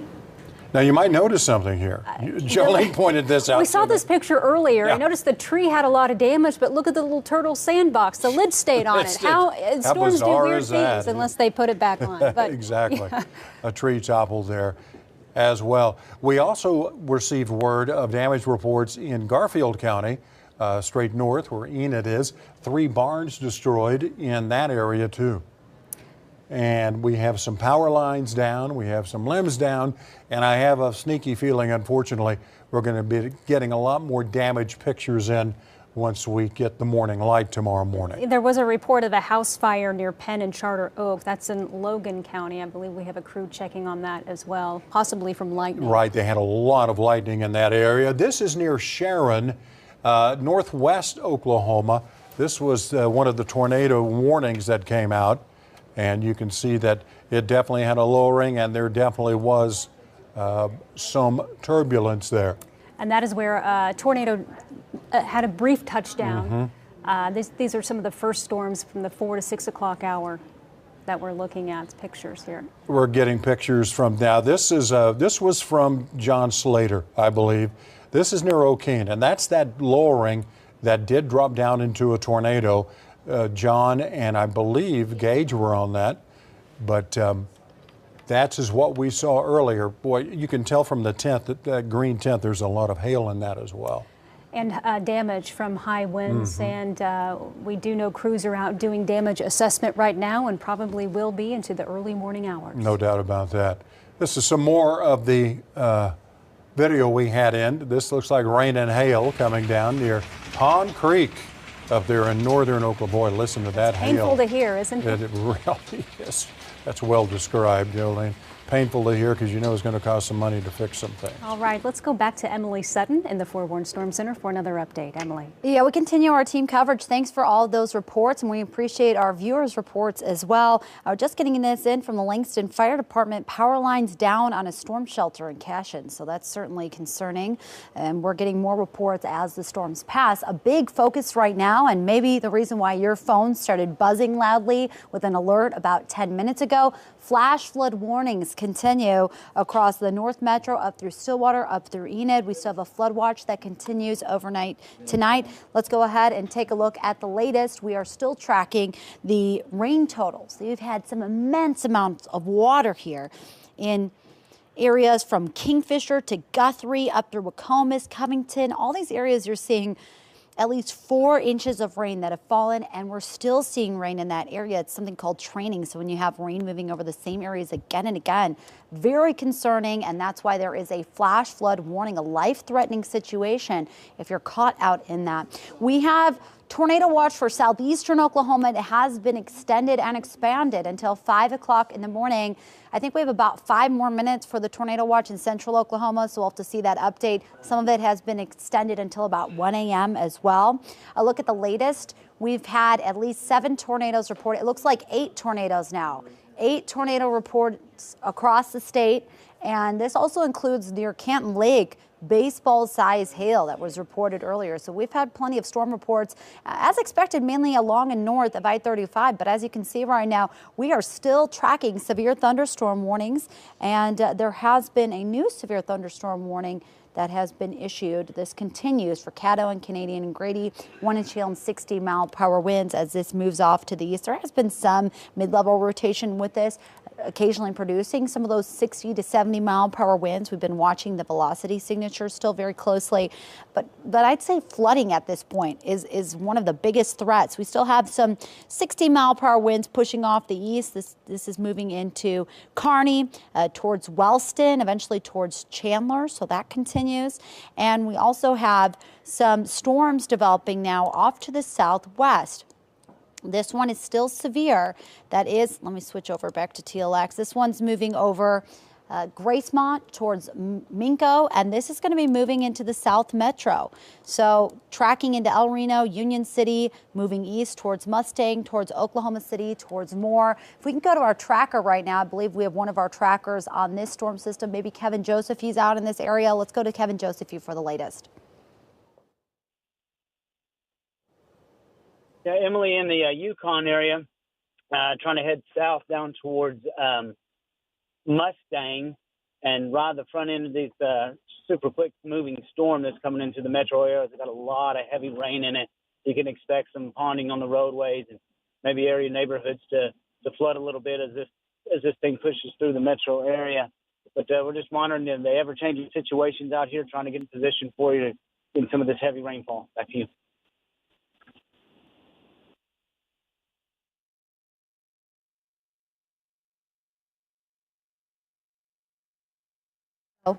We are watching that as it continues to move off to the east. Severe thunderstorm warning continues. Let me zoom in a little bit closer here. So this is over Gracemont. It is trending east towards Union City, towards Minco. Quickly approaching the metro from Yukon to Mustang to Tuttle, Bridge Creek. You can expect 60-mile-per-hour winds, at least quarter-size hail with that. There has been a notice of a weather watch clearance. Let's check where that is right now. I believe they're tapering the back edge of the watch. So essentially any areas northwest of that line of storms, it's no longer an issue. There is a storm report, 59-mile-per-hour wind gusts reported 4 miles north-northwest of Fort Cobb. So these storms are still producing up to 60-mile-per-hour winds. We continue to see storm development all across southwestern Oklahoma. If we can go to one of our trackers down there, I'm not sure who we have down there. Maybe is Aaron Sanders still out at this time? Let's go to Aaron. Go ahead. Aaron Sanders, are you in southwestern Oklahoma? Go ahead. Yeah, Emily, we're going to be heading eastbound right now through Chickasha, kind of moving to reposition, set up for these storms coming from the southwest. Right now, we're looking up to the north of the severe ward storm that's kind of going through Union City and Tuttle, kind of heading that way, head towards the metro. And it's producing a lot of lightning on radar. It's kind of starting to build itself together, and it's looking like it's starting to get its game together. So we're going to be keeping our eyes on that, and we're going to kind of reposition ourselves and try and find a good shot for y'all. Back to you. Okay, we appreciate that, and we're just getting this in. Actually, Damian Lotus, there's going to be a tornado warning coming in for Lincoln County near Chandler. So let's go to the latest. If we can also have our trackers on standby, anyone who's in this area. Let's take a look. There's the reflectivity. I'm going to switch over to velocity. So incoming tornado warning. You're going to be getting your alert shortly coming in on your phone. And here it is. This is, we have Eric Dixon who's tracking this storm. Let's go to Eric right now. Yeah, Emily, I'm right here on 177 by the Wellston here. We'll be moving up to the north. I've seen the velocity started to come up right to the east of us here, so we're repositioning. We are moving south here. We're going to be south of the turnpike here momentarily here, but we're right there in the notch there. We didn't see any lowering or any funnel, but we noticed the velocity just came out really quick. But what we're hoping is, it's really cold back in there, so maybe that'll help ingest and kill this, kill this circulation. But right now we do have a tornado warning. So we are repositioning to look back up in it. A lot of vivid lightning out here, but again, I haven't really seen a heavily defined wall cloud in there. It's a lot of torrential rain, a little bit of hills out here, a little bit of trees, so it's kind of hard to get a visual here. But we are moving south here. We're going to get a good turn around and get a look at it here in just a second. Emily? Okay, go ahead, Mike. We're tracking this. It's moving east-southeast at 15 miles per hour near the town of Chandler. So right now it's about 6 miles to the west-northwest of Chandler, moving to the east and just south of due east at around 20 to 25 miles an hour. So this will cross the Turner Turnpike, Chandler over to about Davenport, and so to the west of Stroud. So tornado warning there, Lincoln County, and that's moving to the east-southeast. Your storm projection there, Chandler at 11:11 and Stroud about 11:28. So that's an ongoing tornado warning right here. So let's go back to Eric Dixon here. He's over here in Lincoln County. He was in the Wellston area, so he's tracking that to the east. Quarter-size hail to the north of it. So that is a tornado warning ongoing right now. Go Eric Dixon. Yeah, Mike, we're fixing to, we're heading south, 177, fixing to go south of the turnpike here. Again, we haven't seen any lowering here. We're looking, a lot of trees. We're looking to our left here. That looks like the circulation is trying to pass a little bit to the left or just a little bit to the east of the highway here based on the radar here I've got. So it came out really fast, kind of right there in front of us, and it got, a lot of torrential rain just kind of flooded in on us. So we're down in the clearing now. We're starting to get in the warmer temperatures here just south of it. We're just south of the turnpike right now. So we're going to turn to the east here momentarily and look at it. I didn't see any lowerings when this was all happening here, but not to say that there's not one in there, but there's a lot of trees, a lot of hills in this country here. So it's dark out here, so we got to use our extra senses out here to see this stuff. A lot of vivid lightning that we will be with it. Mike? Okay, so the area here in Lincoln County, tornado warning. That's for you folks in Chandler, moving to the east and just south of due east at around 25 to 30. This is to the east of Oklahoma City, moving to the east, but the Chandler area, the Stroud area, the Turner Turnpike, there's your motion right there. So we're talking about Chandler here right about now, and then over towards Slick and eventually Mounds and Beggs. So again, Lincoln County, central Lincoln County, moving to the east, east-southeast at around 25 to 30 miles per hour. And there's your motion again and your time of arrival, Chandler and Stroud and Depew. And maybe as far north as Bristow, probably south of Bristow and north of Castle and IXL and Boley in Ofuskie County. So between Bristow and Castle and Boley is where that's going to be heading. But the Chandler area, just north of Chandler and then over towards Stroud, the Turner Turnpike, that's exactly where that one is tracking. Back to the west of that, more heavy rain, but they're generally non-severe. Activity is picking up now in the West Metro. So this will be coming into the winds east of Gracemont with that. Right. So we're moving towards the South Metro. So we're talking about this area right here filling in Oklahoma County and Canadian County. So here's the rotation here. Let's go back over to Eric Dixon here. Take a look at that. Again, it came up and then it kind of eased back a little bit. Came up and then eased back a little bit north of Chandler. Go Eric Dixon. Yeah, I definitely noticed that trend there. I'm on 66 highway right now from 177, so I'm pointing towards the Chandler area here. So, we're in a good position to see, any lowering. But again, there is a tremendous amount of trees and hills in this area, which makes it really hard to see. It's dark out here, but we're in a good position. If we see any power flashes that would, note that there was some higher winds, but we're not seeing anything. Power's still on in this area so far. So, we're going to be pulling into the Chandler area here real soon. But again, it kind of looks like it might be coming down at the moment, but it bears watching. We'll stay with it. Keep you forewarned. Mike? Okay, so let's go back over to Max 1. So here's the update here for you. So storms are picking up here on the west and southwest side of the Oklahoma City Metro, up and down Highway 81. They are severe. We're showing inbound winds here up to about 70. The jet stream core is now coming out. The jet stream higher velocity winds are coming out. So El Reno down to Chickasha. So up and down Highway 81, that'd be Minco, Pocasset, Amber area. Winds about 70 miles an hour and picking up in speed. So damaging winds inbound in the southwest and the south metro. So heads up for Newcastle, Blanchard, Moore, and Norman and Purcell. So again, severe there all the way up into South Oklahoma City here. So these are some pretty good winds here picking up now coming into the southwest metro. The tornado warning is on the northern side of Chandler right now, and that's moving to the east and east-southeast at around 25 to 30. We're going to focus in here. We've got several trackers down here as well. Focus in here on some inbound damaging winds. El Reno down to Union City, down to Minco, down to Pocasset and Amber. And there's your high winds there, about 70. So you see that really hot color of green right there going to blue. That's going to be coming out of Coger and over through Union City and Pocasset and Amber, Grady County. So some pretty hot high winds in through here. So that's going to be a wind out of the west. So you're going to want to stay away from windows in this severe thunderstorm warning area. That's Grady County, Southern Canadian County, southwestern Oklahoma County, including Will Rogers, and over through Newcastle and to the west side of Moore and the west side of Norman, Minco, Tuttle, Union City, Pocasset, Amber. Pretty good velocity winds coming inbound about 70 miles an hour in through here. So those are severe. They are ramping up in terms of damaging winds, and the wind will be blowing from the west to the east. And over here to our east, we have one tornado warning now, very close to Chandler. Let's go to Eric Dixon now live on that. Eric? Yes, we're still on 66 Highway. We stopped for a moment there to see if we can kind of study the sky over here a little bit. Still getting some breeze over here. I haven't really seen anything hanging down in the sky that just says, hey, we've got an imminent tornado. We're watching for any kind of power flashes. But again, the velocities look like they're trying to come down a little bit here based on what we're seeing. But we're just to the west of Chandler right now, looking to the east, kind of right at it. So we'll see if it kind of recycles and forms. But right now we're looking pretty good, and we'll keep you forewarned. Mike? Okay, so Eric, tell us where you are right now. This is going to be, I'm probably about 5 miles to the west of Chandler on 66 Highway, looking east right at it.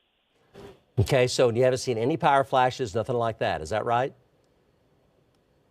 I'm just noticing it looks like we've got a lamp light on down the street, so we still got power in the area. Haven't seen any power flashes, so everything's looking good so far. But I'm watching it moment by moment here.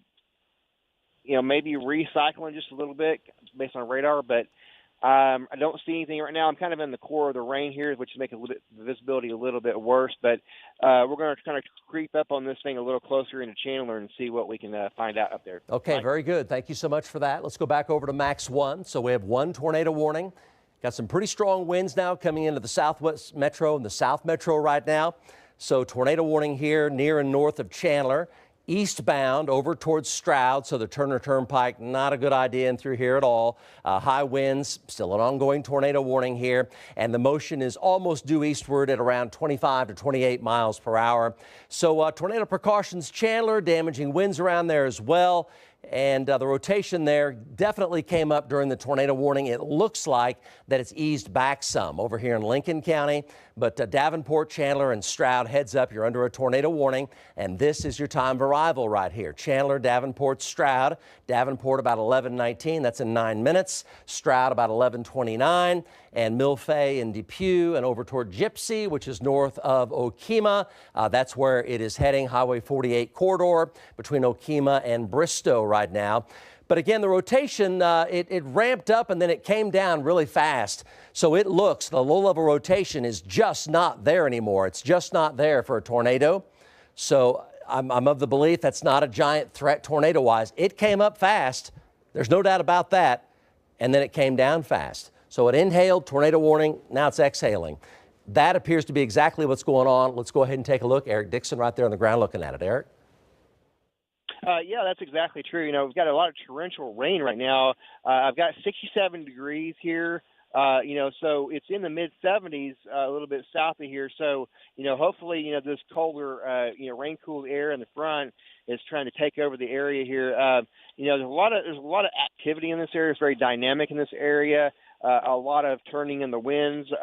You know, it is colder up in here, but you know, it still bears kind of watching. But I don't see anything that just says, "Hey, we got a tornado." Like you said, it's starting to ramp down in this area. But just like you know, like it happened before, it came out really quick in a matter of moments. So we got to stay with it and be vigilant and see if anything happens new. Okay, very good. So here's the again time of arrival on that.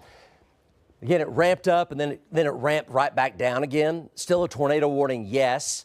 Doesn't appear to be immediate, but Chandler, Davenport, Stroud, Milfay, Depew, right? Over toward Gypsy, which is north of Okemah. So Lincoln County into southern Creek County is where that is heading. Again, looking at the wind velocities there, it ramped up, tornado warning came out, and then it came back down. So it doesn't appear to be a big-time threat tornado-wise. The rotation there is just to the northeast of Chandler right now, moving almost due eastward. So Davenport, Route 66 over there toward Chandler. That's exactly where that is headed. So a lot of flooding there as well. Lincoln County flooding back through the Guthrie area. Considerable flooding. Flood-prone areas are in big-time flood. And also just note here, activity finally picking up here in the metro. Pretty high inbound velocity winds now coming in. So some winds up to about 70. So we're talking about the Highway 81 corridor, El Reno down through Union City, down to Pocasset Amber, Minco, Tuttle, Mustang, Southwest Oklahoma City, Blanchard, Newcastle, and far west Moore, and all of Southwest Oklahoma City. Inbound winds here are about 70. So this is a severe storm here moving very quickly. So you want to avoid your west windows blowing west to east. And you see the hot colors right there, the Minco, right at Minco, down to Pocasset and Amber, heading eastbound. So this is the kind of deal that can cause power outages, down tree limbs, things like that. And Tuttle on down to Blanchard, Newcastle, I-44, Bridge Creek. So we've got several trackers down here. Let's go ahead and take a look. Kevin Josephine, the Southwest Metro. Kevin? Yeah, Mike, I'm here in the town of Mustang, looking back to my west-southwest as this storm continues to push in. We're just going to let this thing come to us and experience some of those 60-mile-an-hour winds and then ride the front of this thing into the metro area. But you can expect a lot of heavy rainfall with this stuff, any type of localized flooding in the area. It's definitely any area that's prone to flooding. It is going to flood as this heavy rainfall moves through the area. A lot of cloud-to-cloud lightning going on out here. Winds are pretty calm at the moment, but as this thing gets closer, you can expect those winds to ramp up. And if they're as strong as they are now and push into this area, you could have some tree damage, some smaller tree damage out here with 60-mile-an-hour winds that might be accompanied with these storms as they push through, or anything that's not locked down outside. You know, it's going to blow around. Leave it alone now, folks. Don't go out and go, oh, I forgot to bring the trash cans in. Leave the trash cans out. Don't go out in this stuff. Just let it push on through, and then hopefully it'll still be there for you in the morning. Mike? Yeah, that's right, Kevin. Let's go to Corey Inman here and check it out as well. Southwest Metro, night vision right here. He's in Newcastle, so basically he's just west of Moore and just west of Southwest Oklahoma City, Newcastle, down there at I-44. Go, Corey Inman. Yeah, Mike, here at 44 in the Norman Spur, looking back to the west, and it's just a constant flash of lightning, as you can see by the shot there. Finally starting to make out a little bit of the base as it comes over the hill there. Haven't noticed anything too concerning, as far as lowerings or anything like that in there. Have had confirmed reports of ping pong ball size hail just back to the west. And I believe this thing's warned for 70-mile-an-hour winds. So fixing to be a loud night for the south and the southwest part of the metro, Mike. Okay, very good, Corey Inman. Thank you so much for that. Let's show you a time of arrival. So for you folks in the South Metro, there it is right there. We're talking about Tuttle and Newcastle and South Oklahoma City, Midwest City, Del City, Choctaw, Harrah, Tecumseh. So moving easterly at around 40 to 45, moving pretty quickly, maybe close to 50. It's moving right along. So damaging winds here, the main threat. Some hail up to golf ball size, ping pong ball size hail's been confirmed, and a lot of lightning now coming into the Southwest Metro. Again, there's Norman, there's Purcell. Storms further down the line are not as intense and they're not severe right now. But this storm is severe now coming into the South Metro, basically South Oklahoma City all the way down through Norman. That'll be the track across the South Metro and the I-35 corridor right there. Let's go back over to Kevin Josephine again. Update in the southwest part of the Metro, tracking this. Damaging winds and hail here, the main threat so far. Go, Kevin Josephine. Yeah, Mike, rain's starting to pick up here. Wind's starting to get a little bit gustier as this storm gets closer here in the Mustang area. Just expecting those winds to start really pushing us around as it comes into the Mustang area. But, like I said earlier, there's a lot of cloud-to-cloud lightning out here.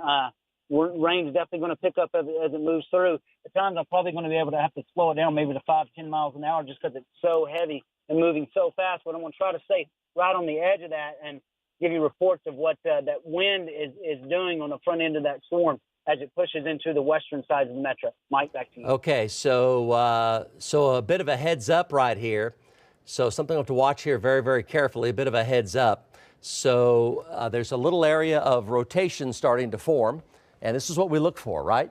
So again, this is kind of an advance notice.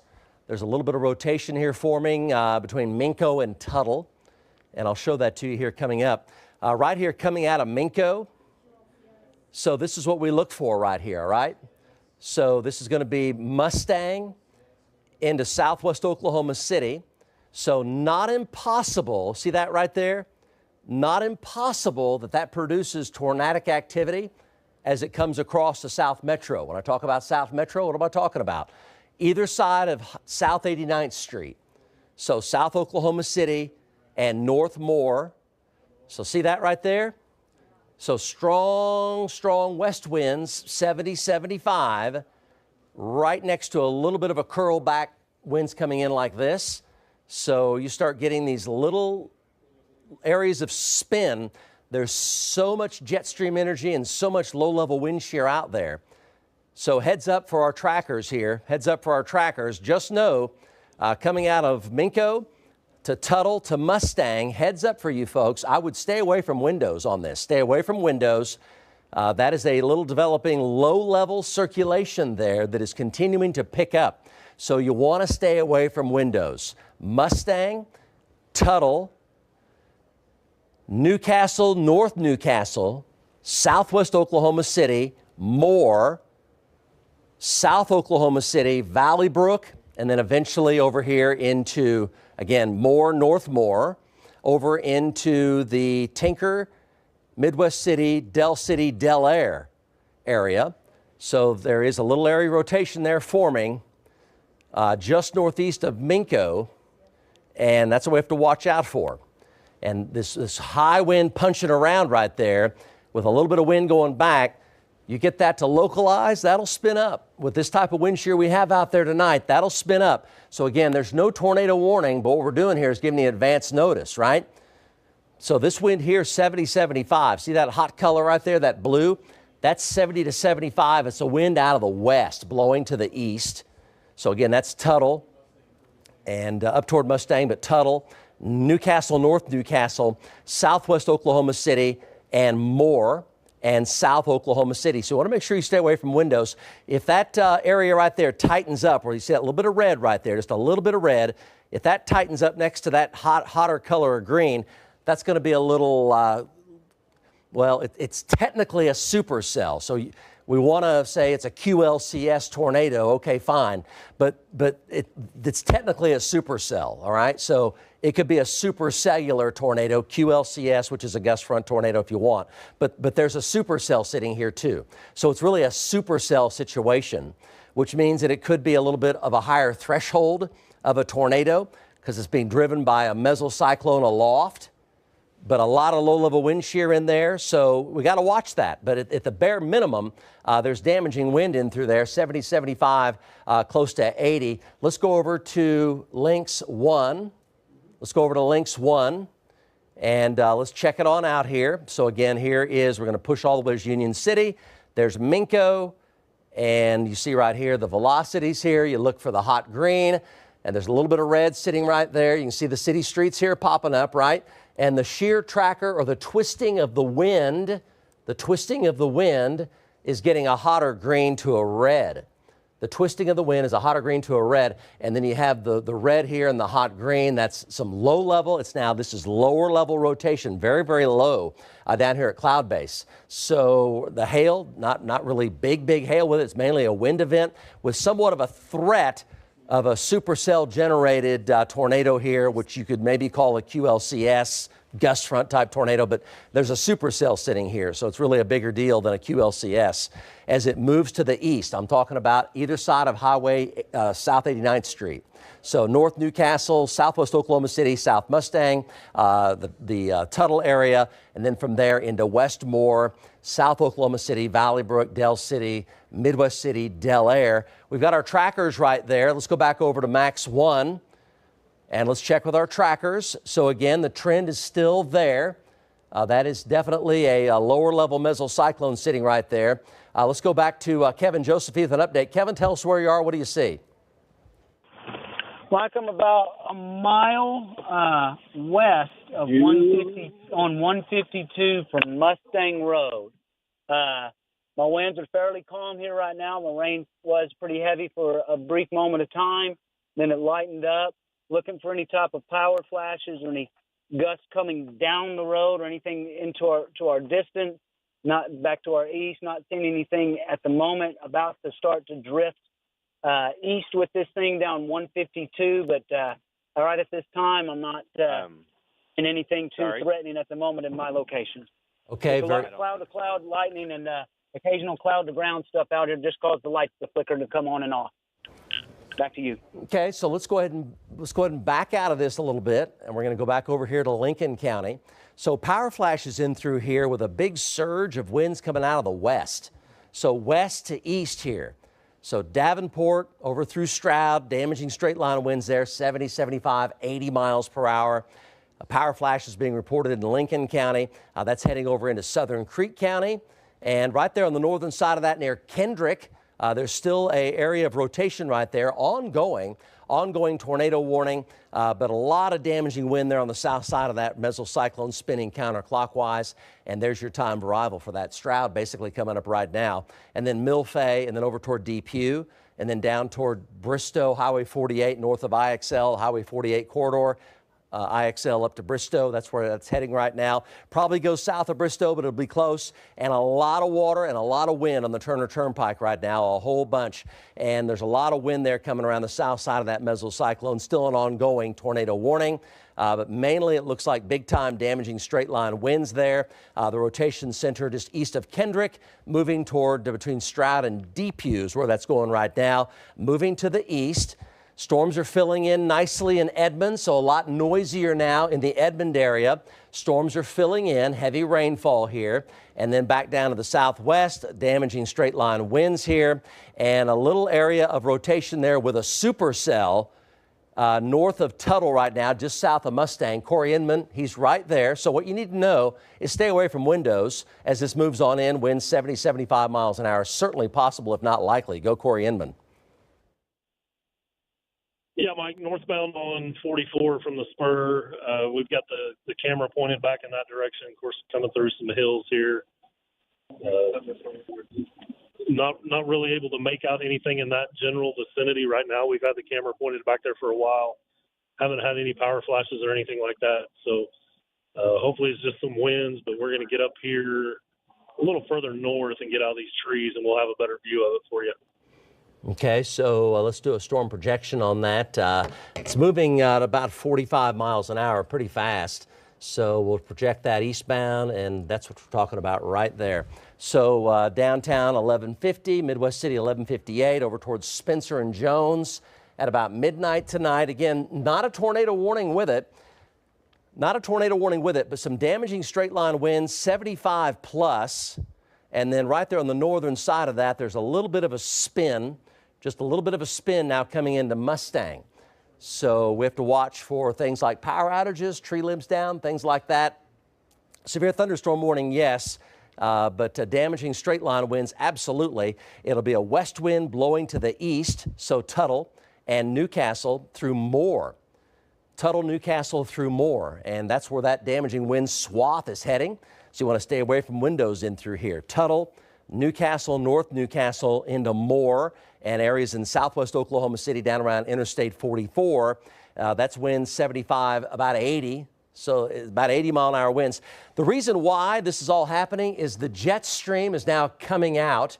So they're being driven by a really fast jet stream storm. That jet stream storm is now about ready to cross the I-35 corridor right now. That's why we're getting these really high velocity inbound winds here from the west.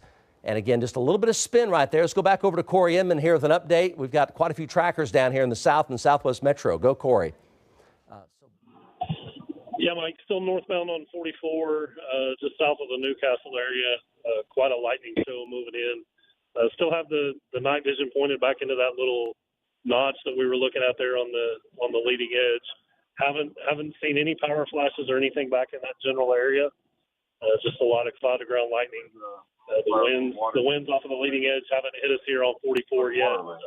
But we should be running into those here anytime as we make our way up towards Newcastle. Okay, Aaron Brackett and the Interceptors down there as well. Aaron, severe storms now moving into the southwest and south metro. Tell us where you are. What do you see?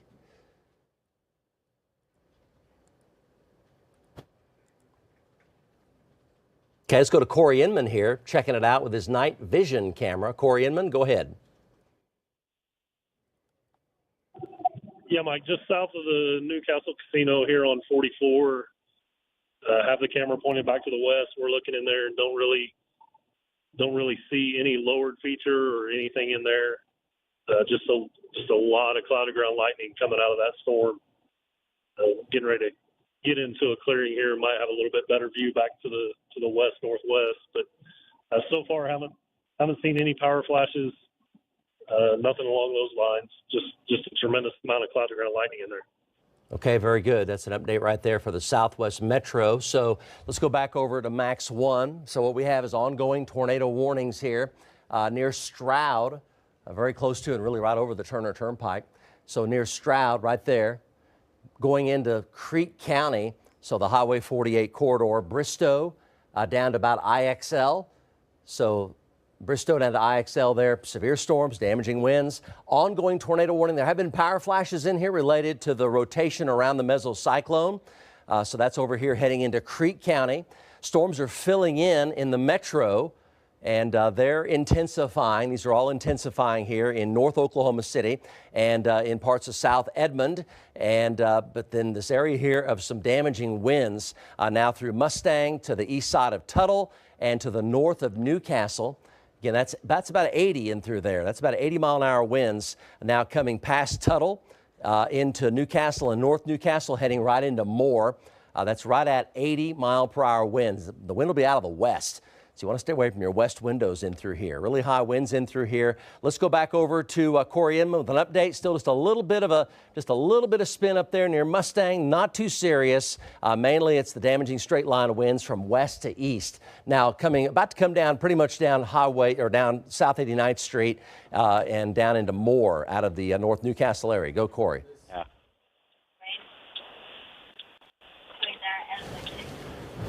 Go ahead, Corey. Yeah, sorry, Mike. We're right here at the Newcastle Casino. You're looking back to the west of Newcastle. Just a tremendous amount of cloud to ground lightning in there. Not seeing any type of rotation back in there from the cloud base. We're starting to get into some of the rain here. the strong winds out of the west that you were talking about should be just to our west, getting ready to cross 44 here at the casino. So we're getting ready to cross the river, and then we'll take it east through Moore. Back to you. Okay, so again, winds about 80 or so coming into the Southwest Metro right now. So again, you're going to want to stay away from your windows, and your phones might go off here because of the intensity of the straight line winds that are coming out right now. So if your phones are going off or they're about ready to go off, that's going to be why. So we're talking about South Oklahoma City and Moore, all of Moore, and Newcastle and North Newcastle, moving to the east through Cleveland County. 80-mile-an-hour winds here, and they're not getting weaker. They're getting a little bit stronger. So winds of 80 miles per hour. Let's go over to Aaron Brackett in the Interceptor. Again, high winds, damaging straight line winds here. This will be power outages, tree limbs down, maybe even bigger tree limbs coming down. So do look for widespread winds. Stay away from your windows. That's the main deal right here. Go Aaron Brackett. Yeah, Mike, we're about a mile away from the west side of Will Rogers right now, coming in from the Mustang area. And we've been seeing some extremely close, extremely bright lightning flashes that have really picked up in intensity. The velocities in this storm here that's moving toward the metro is quite strong. So folks need to get prepared for at least straight line winds. Wow, that was bright. The lightning is just incredible. Yeah, I mean, it's definitely ramping up in strength here, and we're hoping to not get some circulations out of this, but even so, straight line winds can and will cause some damage. Again, this is working its way to Mustang through the airport and toward the Moore area. Folks need to prepare and get ready. We have not seen any power flashes yet, but we're looking for that. We were on the south side of Mustang and now heading on 89 toward the airport. Okay, let's go over to Max 1. So again, 80-mile-an-hour winds. This will be a damaging wind event. So we're zoomed on in here. Notice how fast these are moving. So this is a big area of 80 plus. Big area of 80 plus. There's Newcastle, there's I-44, southwest Oklahoma City. The most important thing is to stay away from your windows. Again, big area here of 80 plus, heading right into Moore. There's the Warren Theater and Moore right there. Here's North Norman right here. So it's heading up right into Moore and up on South 89th Street into South Oklahoma City. So we'll zoom all the way in, add the city streets. There's the county line. That's going to be the McLean County line, the Grady County line. So you see the highways right here. So here's the river, and this is going to be Southwest Moore right here. Those are the strongest winds now coming on in. So if your phones are going off, it's for this wind event, which will be a damaging wind event, 80 plus mile per hour. That really, really hot green is a solid 80 out of the west, blowing to the east. Let's go back over to Corey Inman with an update in the South Oklahoma City Metro there. So, Corey, have you seen any power flashes yet? Yeah, Mike, we pulled over here at the Newcastle exit on 44, looking back to the west. Haven't seen any power flashes. You're starting to see quite a bit of structure on the storm here, just to the west of 44. So, the leading edge of the high winds are probably, I'm going to say, a mile and a half just to the west of 44 here at the Newcastle exit. Scanning through there, both visually and with the night vision, haven't seen any power flashes at all. So we're going to get up here and cross the river and go east as it comes through Moore. Back to you, Mike. All right, let's go over to Lynx 1. So if you're just now joining us, there's a damaging wind event here ongoing. Here's the wind. Here's some of the sample of the wind, and this is basically right down very close to ground level. So we think this is very close to being ground truth. So let's go ahead and push on in. So this is going to be Mustang and North Newcastle. Yeah, there's all the city streets there, add in there. So now we'll walk over to Moore, all right? So it's going into the Moore area, so we're going to walk into Moore. And Damien, if you want, keep the city streets on there so you can push back in and physically walk over to Moore. Yep, so there's Moore, there's 37th Street, Highway 37. Okay, so go physically walk into Moore from here. So here's the wind, 75, 80. All right, so then we cross I-44. There's Highway 37 right there. See Highway 37? There's I-44, Highway 37. Here's Central Moore right here. There's the Warren Theater. All right, so you see exactly where that's going. So stay away from your windows. Let's go ahead and broaden back out here and take a look. And you see the gust front there, the twisting of the wind here. It's indicating these strong, damaging straight line winds. So if your phones are going off, that's why. as this comes into all of southwest Oklahoma City and then into Moore and South 89th Street into South Oklahoma City. So damaging straight line wind out of the west, and it's got quarters to near golf ball size hail also with it. So this is a damaging wind event here now in the South Oklahoma City metro. You can expect power outages with this. The hail's not very big. Dime nickel had a report of ping pong a while ago, but dime nickel to quarter size, basically over the Tuttle area. Most of this is dime and nickel in through here, but a whole bunch of wind. A whole bunch of wind blowing from west to east right into all of southwest Oklahoma City and right into the South Metro, basically from North Norman northward, I-35 area. Let's go to Aaron Brackett. We've got quite a few trackers down here in the South Metro tracking a damaging wind event now coming through the South Metro. Go Aaron Brackett. Yeah, Mike, we're right here near Will Rogers, just about a mile off to the west of it, and the wind is rolling in right now. We're just on the leading edge of it. If we can maybe zoom in on that tree right there, I'm going to give you my exact location here. Southwest 104th and Rockwell, 104th and Rockwell. And you can see there's that tree moving. You're going to see it start to rock here as we're seeing winds coming in. Just a second ago, Chris McBee is with me, and he saw what appeared to be a green flash pretty close to the ground. That might have been a power flash associated with this as it continues moving in. Pretty good burst of wind right now. I'd say all of 50, 55. Still might not have the strongest wind. Still might be on the way. But you can see those trees rocking and rolling pretty hard right here as this is punching in basically Will Rogers and points south right now. So big wind coming on in. Okay, we had an indication of the wind approaching 100 down here. We had an indication of the wind approaching 100. Not impossible with the jet stream storm coming out. Not impossible. That would blow out windows. So let's go ahead and take a look here. So a damaging wind event, big bow here on the gust front. This is going to literally just come at a high rate of speed, come right across Moore and North Norman. And we had an indication there of gusts of about 100 or so. Let's go ahead and go over to Lynx 1. So the most important thing by far is stay away from windows. See this hot area right here? Damien, push on into that. That's basically either side of Highway 37 coming into Moore. That's exactly where that is. See that? Very high velocity winds in through here. There's Highway 37. There's I-44. This is Moore right here. There's the Warren Theater right there. It's punching almost due eastward at a high rate of speed. So make sure you stay away from windows. Real deal here. Closer to the center of your home. Wouldn't be a bad idea to take your tornado precautions just because of the wind. We're showing winds locally about 100 up here. About locally close to 100. West to east is what that wind's going to be doing right there. A lot of wind-driven dime, nickel, and a couple of quarters with that. Let's go back to our team of trackers. Corey Inman. Go, Corey. Yeah, Mike, I'm eastbound on 149th Street from 44. I've actually got southeast winds at about 40 and heavy rain blowing into this, and we're getting leaf debris being blown everywhere. I've got it on now. My winds are out of the southwest, blowing to the northeast. You can see here I've got the dash cam on, so you can see how the winds are blowing here.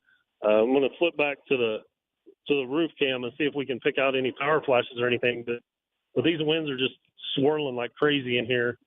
Still having leaf debris being blown from. Okay, I've got power flashes. I've got power flashes in front of me, Mike.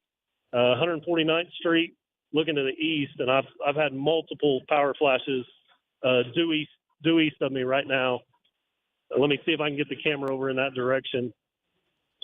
I've got the dash cam on here, so this is coming into the southwest side of Moore. Continuous power flashes just to my southeast here, and it's raining so hard in here, Mike, that we can't see, but maybe 25 feet in front of us. So power flashes now in southwest Moore. That's exactly where we had this 100-mile-per-hour wind or so. So here's a look at it right here. So here's Highway 37. Here's downtown Moore. Say that again. 71-mile-per-hour gusts south-southwest of Minco. 71 south-southwest of Minco with this complex, and that's now coming into Moore. Power flash from Corey. More power flashes with Corey. So again, Oh, serious those are big situation power here. flashes. Stay away from windows. Corey Inman, let's take Corey's shot here. So this is 100-mile-an-hour winds here in the South Metro right now, coming right down Highway 37 quickly. I-35, the entire Moore area. Stay away from your windows. Go toward the middle part of your house. 100-mile-per-hour winds here coming through and into Moore, point blank right now. Go, Corey. Okay, Mike, we're at 149th and Penn. Still have southwest winds blowing every bit of 50 or 60, and I've still got power flashes. I'm trying to maneuver the camera. The power flashes now are north of 149th Street. Like I said, winds are blowing in there. I'm going to say 50 to 60 from the southwest, blowing right in there to where we have the power flashes. So we're just kind of maneuvering ourselves through the heavy rain here. Visibility is very, very low, but power flashes continue off to the east. We're about a half a mile to the east of Penn on 149th. Okay, so damaging wind event in the Moore area right now. Local winds could be 100 miles per hour. So you don't want to be standing near a window looking at this when it comes in, because the wind's going to come rushing in incredibly fast. Multiple power flashes. Let's take the Rose State camera, and we're showing winds here of about 100 now moving basically through West Moore. They're straight line damaging winds. They're now coming down to I-35 and more. Let's take the Midwest City camera here and see if we can see it. Looking back to the southwest. So multiple power flashes from multiple trackers here. So this is going to be over here at Rose State College in Midwest City. Let's go to Gage Shaw, South Metro, live update. Winds locally close to 100 down here, coming right through Moore, all the way up into South 89th Street and far south Oklahoma City near Valley Brook and Crossroads. Go Gage Shaw. Yeah, Mike, we are just east of the airport. We're on 240. We've got multiple power flashes here. Big time winds blowing from right to left, as you can see on the shot. Major wind damage, probably ongoing, definitely doing damage to the electrical grid. And we've been seeing some of those green power flashes. Yeah, so he's reporting wind damage now in Moore. Gage, let's try to stay with you. Again, what matters here, folks, is you stay away from windows. Let's go over to Max 1. So it's a Corey Inman here live. Let's go to Corey Inman live. That's about 100 right there. Again, right through Moore. This is going to produce likely a lot of wind damage here, folks, into South Oklahoma City, Cleveland County, into Southern Oklahoma County, but especially Moore over to Draper Lake. Go Corey Inman.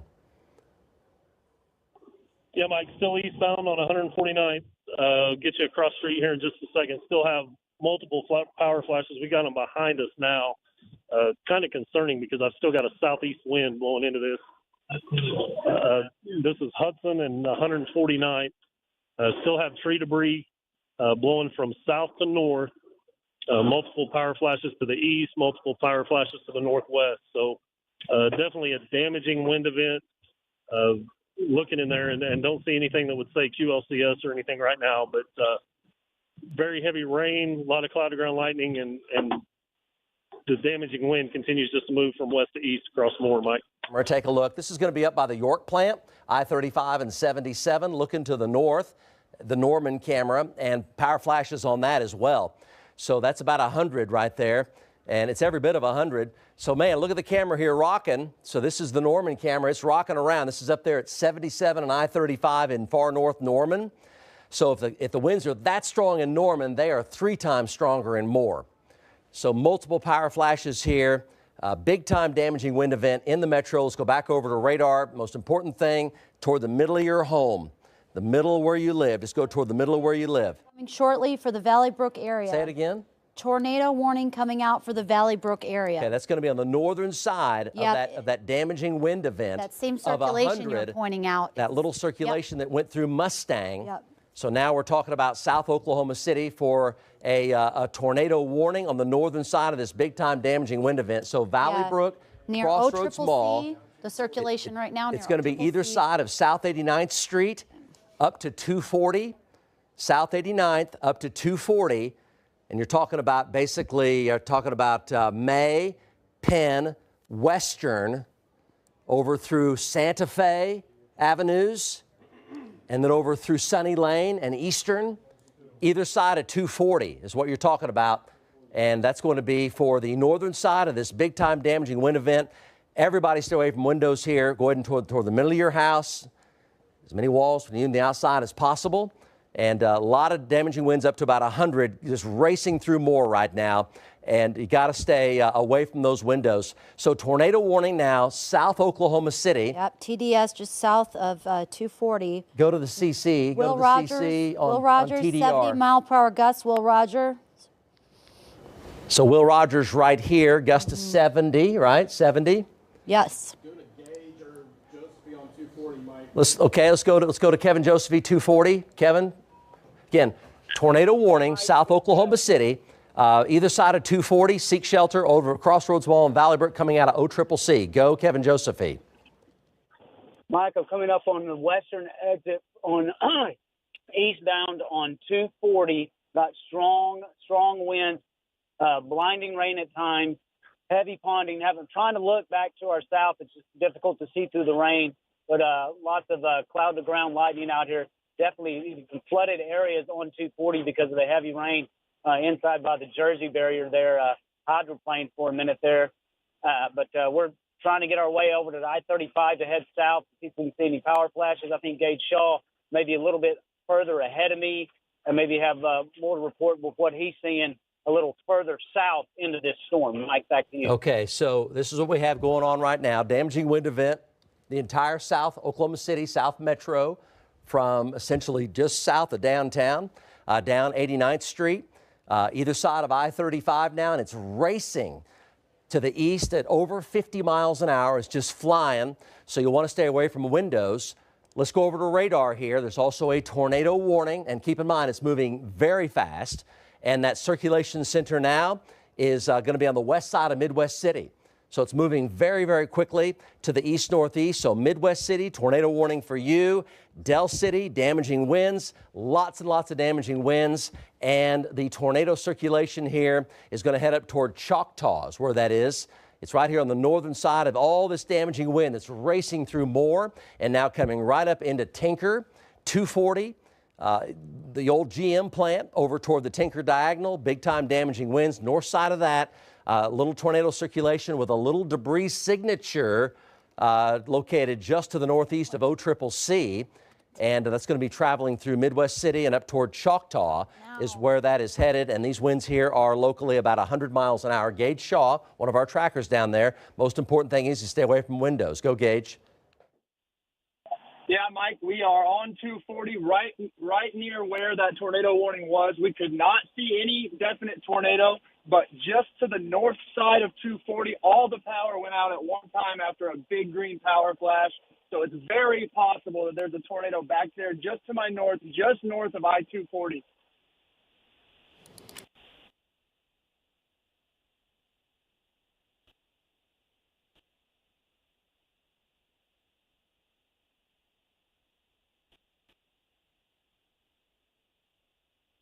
Now, basically in the Midwest City area, it's a small little area there of spin, but that's the tornado warning. And let's go over here to Corey Inman again. Continue to stay away from windows.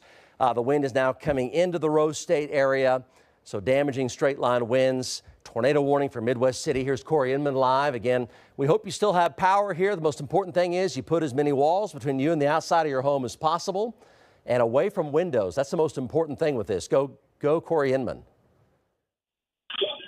Yeah, Mike, we're at Southeast 19th and Eastern here in Moore. Tornado sirens are going off in Moore. Most of the power is out if you get north of 19th Street. There's some areas that still have power. Just blinding rain in here, Mike.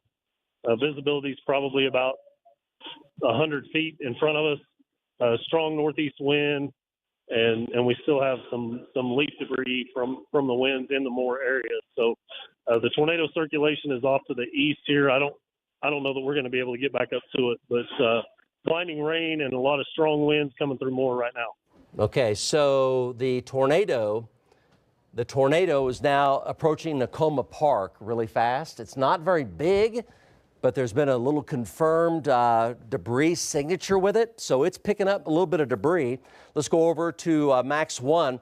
So it's coming out of basically Midwest City, heading for Nakoma Park in Choctaw. It's right here on the northern side of this big damaging wind event of 100 miles per hour down here. So that's moving to the northeast at around 50 to 60 miles an hour. Let's go to Rose State, take a look at Rose State. And here's a lot of that driving wind and rain at Rose State. So it's a pretty wild and woolly severe storm here. Again, there's a small tornado on the northern side of that heading for Nakoma Park in Choctaw. And then all the way down there to northeast Norman, there's winds of 75 to 100 miles per hour. Just came across more. We might keep track of the power outage map here. Let's go back over to radar. And sirens are going off in Midwest City, so that's good.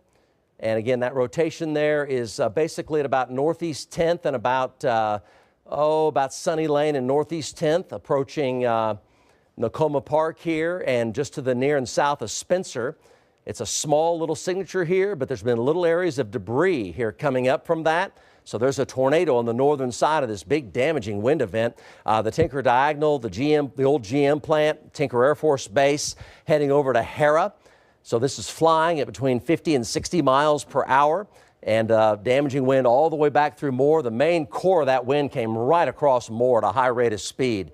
And let's hope everybody is safe. They stayed away from windows here because it's moving northeast at a high rate of speed. So into southeast Oklahoma County and northeastern Cleveland County, up into Pottawatomie County around the casino in McLeod and Jacktown is where all that's heading at a really high rate of speed. Let's go back over to Corey Inman. Corey, any power flashes from you? Again, small tornado, but definitely a tornado approaching Nakoma Park and a whole bunch of straight line damaging winds. Go, Corey.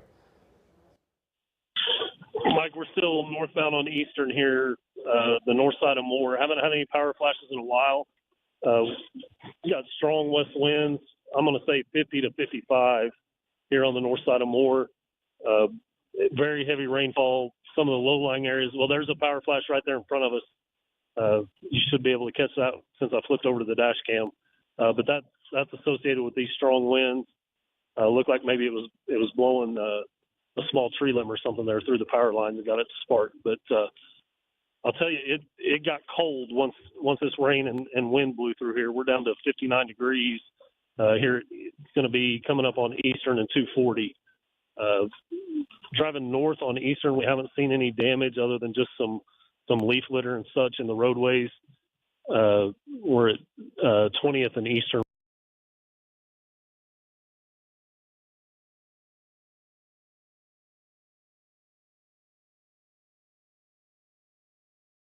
Kevin?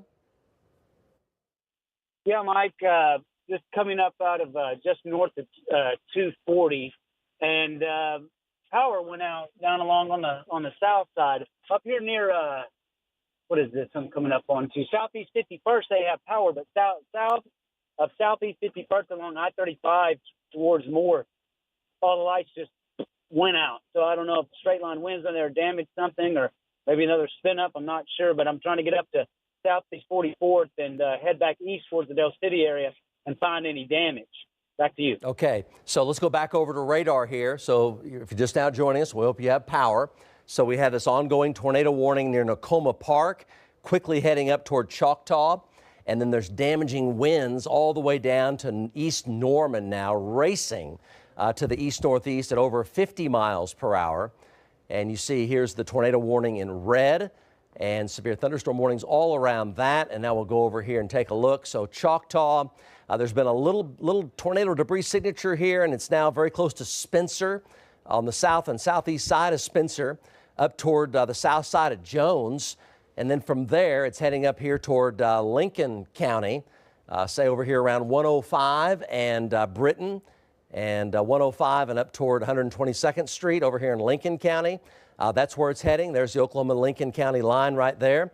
And then a damaging wind event here on the south side of that circulation. Circulation now is very close to Spencer.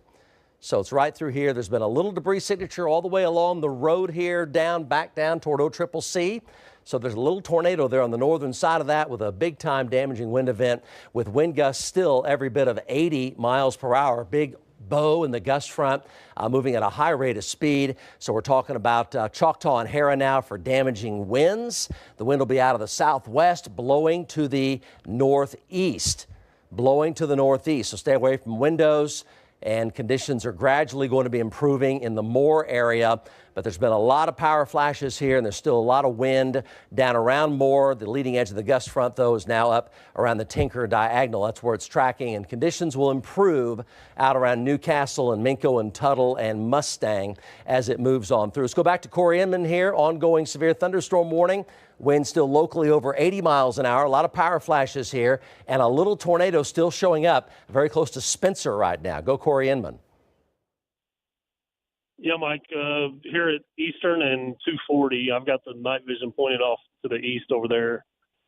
Haven't seen any power flashes, but it's pushed far enough to the east that I don't know that we're going to be able to see them. We may be able to catch one or two as we get into clearing here.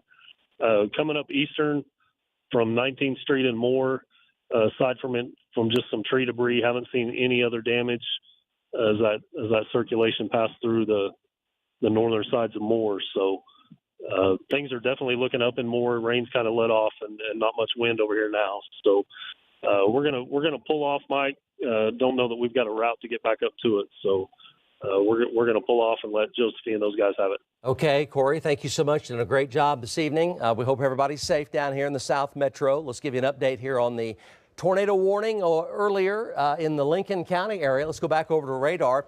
That's moving down south of Bristow now, right here, and moving over toward Beggs and Mulgee, and that's moving out of our viewing area, but an ongoing tornado warning there.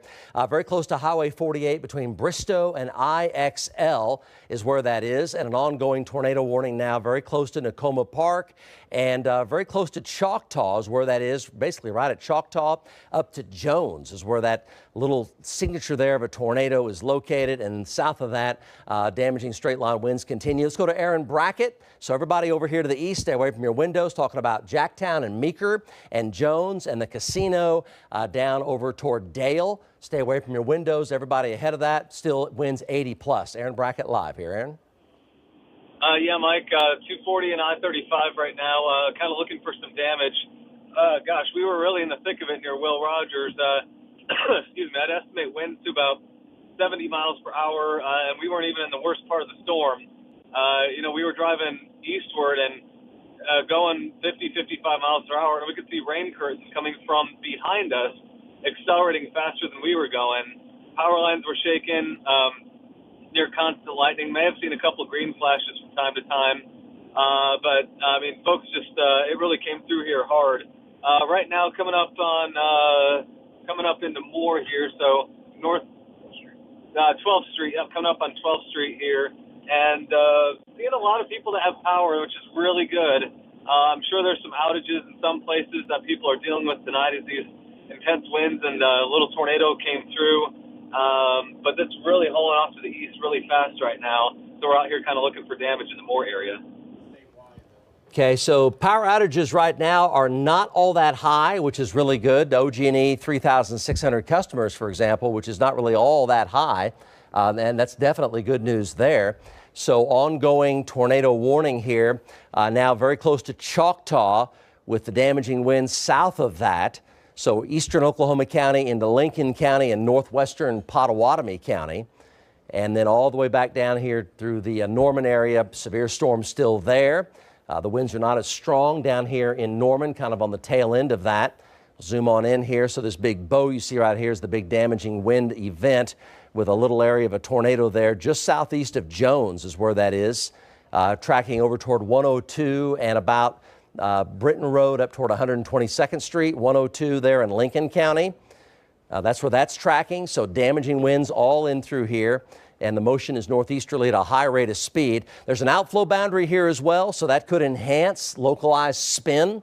So you folks over here in Lincoln County, definitely a heads up around 102. We're talking about Britton over through Wilshire and up toward 122nd and Memorial along 102 in Lincoln County. And you see the damaging straight line winds coming through right there. And the wind still every bit of 80 plus in through here, right down through Dale and McLeod and I-40 out here, Choctaw Road and I-40 and coming right into Hera is where those strongest winds are. Choctaw, Hera, 80-mile-an-hour winds in through there. Let's go back over to Aaron Brackett with an update in eastern Oklahoma County here. Aaron?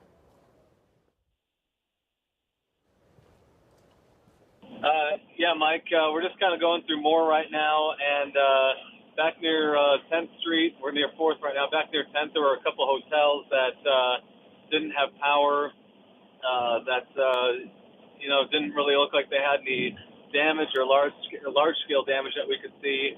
The rainfall rate's picking up again, and we noticed a billboard that kind of had part of it, the skin pulled back a little bit. Looks like, you know what?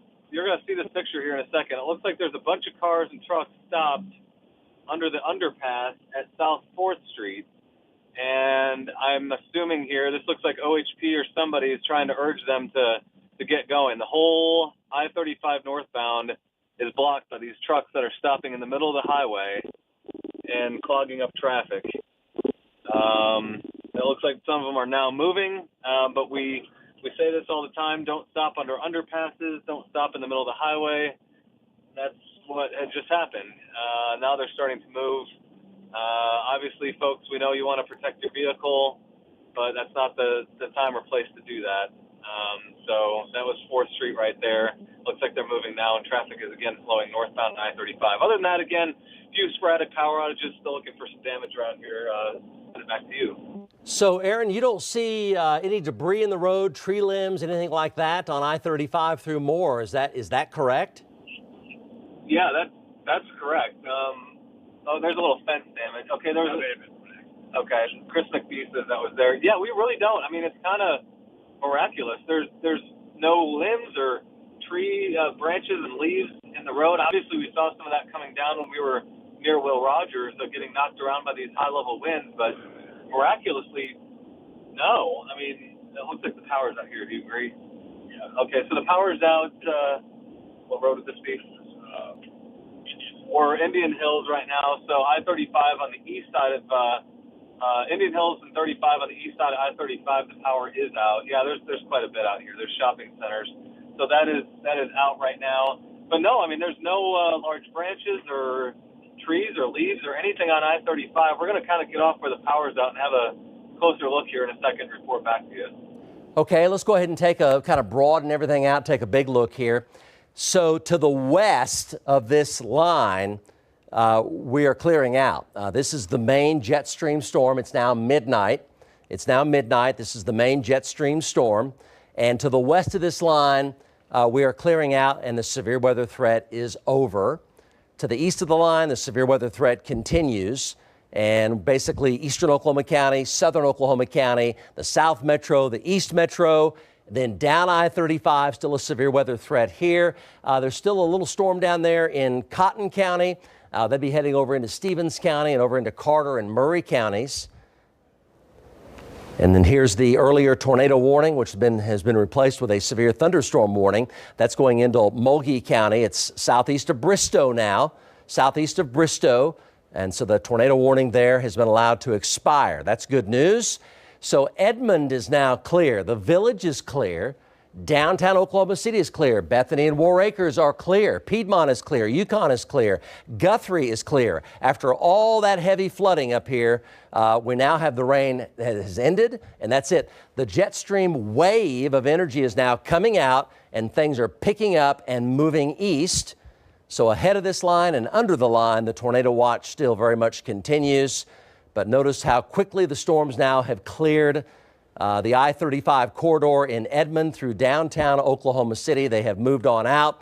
Still a lot of rain up on the Turner Turnpike right now, but things are improving quickly in all of the West Metro as it moves to the east at a higher rate of speed. Very wet, very stormy on the Turner Turnpike, either side of Stroud, and still that tornado warning. This is going to be very close to Britton Road and about Luther Road, Britton Road and Luther Road, that small circulation there, very close to and to the east side of Jones, heading over into Lincoln County. So still a little tornado warning there and that big arc of damaging winds. So there's the Turner. So heavy and occasionally severe storms here on the Turner. And the storm has weakened some below tornadic levels in Mulgee County. That's good news. And then here's eastern Oklahoma County. So still an ongoing tornado warning for far eastern Oklahoma County. Damaging winds back down through Dale, Twin Lakes, west side of Shawnee, Jacktown, and over by Meeker. So keep that in mind. Damaging winds in through there. And zooming on in, notice downtown Oklahoma City is cleared out and more has cleared out as well. Aaron was just talking about that. But McLeod here, very much still damaging winds right there, and a little area of circulation still at Britton Road and about the county line. Britton Road and the Oklahoma-Lincoln County line. There's still a little area of circulation right there. That's what tracked from OCCC across Midwest City with occasional debris signatures, a little tornado in through there, and then this damaging wind extending in a big arcing bow back down through McLeod into Twin Lakes and West Shawnee and Bethel Acres. So this is all 80-mile-an-hour winds in through here, 75, 80, so you want to stay away from windows. And that gust front extends back down, as you can see, into far east Norman and on down toward Noble is where that goes. Let's go to Gage Shaw here with an update. Gage, what do you got? Yeah, Mike, we're on I-40 right now. We're about to cut north on the Kilpatrick Turnpike to get up towards Luther to see if we can't either catch up to that storm that's still tornado warned or get a look around afterwards to see if there's any damage. We're going to keep you guys updated on that last remaining tornado warning. All right, thanks to Gage Shaw for that one and all of our trackers that have been out throughout the afternoon, the overnight hours. It's now past midnight, and we are still tracking powerful winds east of the metro. You were watching live on air from Gage, from Corey Inman earlier, of these high winds causing power flashes across the metro. Remember, I know there's a lot of stress on tornadoes, but damaging straight line winds can be as powerful as weaker tornadoes, and we're still seeing a tornado warning for the East Metro. Let's go to Max 3 right now for the latest on this one, where we still have a tornado watch that remains in effect for southeastern Oklahoma. It goes all the way until 5 o'clock this morning, for central Oklahoma until 1 o'clock this morning. And it's important to note, like Mike was talking about, west of the line, you're in the clear. We're done. So this is the front moving through. There's still a big flooding threat. We have one tornado warning right now that has been reissued for the McLeod area. High winds pushing out towards Meeker. Also high winds that'll be impacting Shawnee as well. Zooming in a little bit closer to reflexivity, we're seeing the very heavy rain from Luther down to McLeod. Switching over here, those high velocity winds surging out, bowing out, and that's where you can have 70 to 80 mile per hour winds, and this will likely knock out power. It's what happened just recently from Moore to Norman. So it's going to be moving into Meeker, down through Shawnee, moving through Pink. If we can, let's go to one of our trackers right now. How about we go to Corey Inman? Corey, go ahead. No Corey. All right, who can we go to right now? Let's go to Aaron Brackett for the latest. Aaron. Yeah, Emily, right here we're in North Norman, and on I-35 we passed about a 2-mile-long section where all the businesses and areas that were off on the east side of I-35 did not have power. We just got off an Indian Hill Road a second ago, and on the west side of I-35 there was some sporadic tree damage, but nothing. I'm not saying that there isn't, but that we've seen so far. Nothing bigger than some small branches. You can see the service road right here. The traffic light is out. So, of course, if you come upon that, treat it as a 4-way stop for folks that are going to be out later or tomorrow morning that might be out and still see some power outages early on our Tuesday morning. So there might be some of those intersections that are without power, 4-way stop situation. But, yeah, if you look at our camera here, you can see lights in the center and left-hand side of the screen, but nothing on the right side. We're going to come up on a few buildings here that don't have power. So sporadic power outages for sure, some minor tree damage that we've seen in North Norman and South Moore. We're continuing to kind of see what's going on out here, Emily. All right, thanks for that report. Yes, let's go back to the maps where we're still tracking this ongoing tornado warning, and high winds continue to shoot out. We want to still keep you forewarned. Shawnee is not included in the tornado warning, but you can expect 70 to 80 mile per hour winds, so stay away from windows as these high winds are moving into your area. We've already seen what it can do with power flashes through Moore, through Norman, where Aaron was just surveying the damage. This is bowing out to the north, and you can see a little bit of that circulation. Whenever you have it bowing out on the northern side of where it's bowing out is where we keep an eye on for potential circulation. So likely just north of McLeod, northwest of Meeker. That's where that possible circulation is located. It's going to be tracking just north of Meeker towards Sparks. So this is an ongoing tornado warning. Obviously, that is very concerning with the circulation there. So you need to get into your safe spot, away from windows. Even with these damaging winds, this entire swath, you want to be away from windows.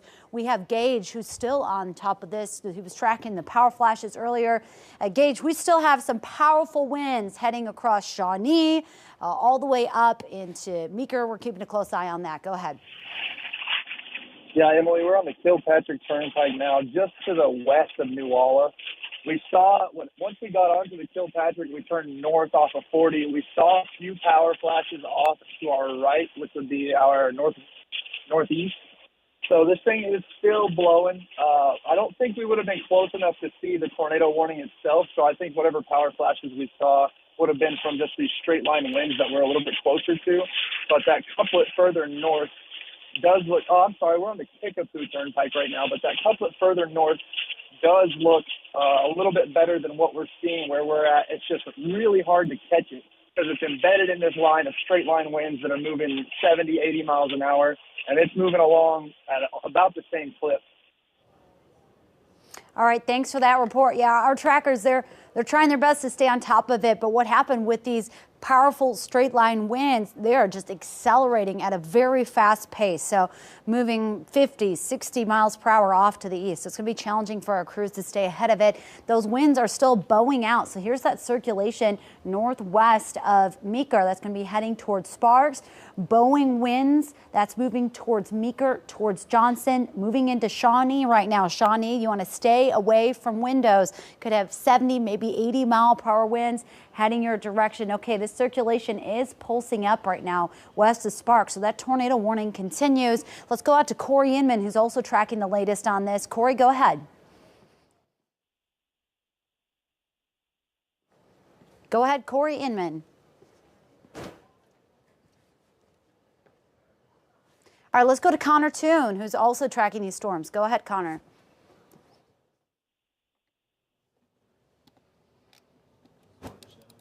Connor Toon.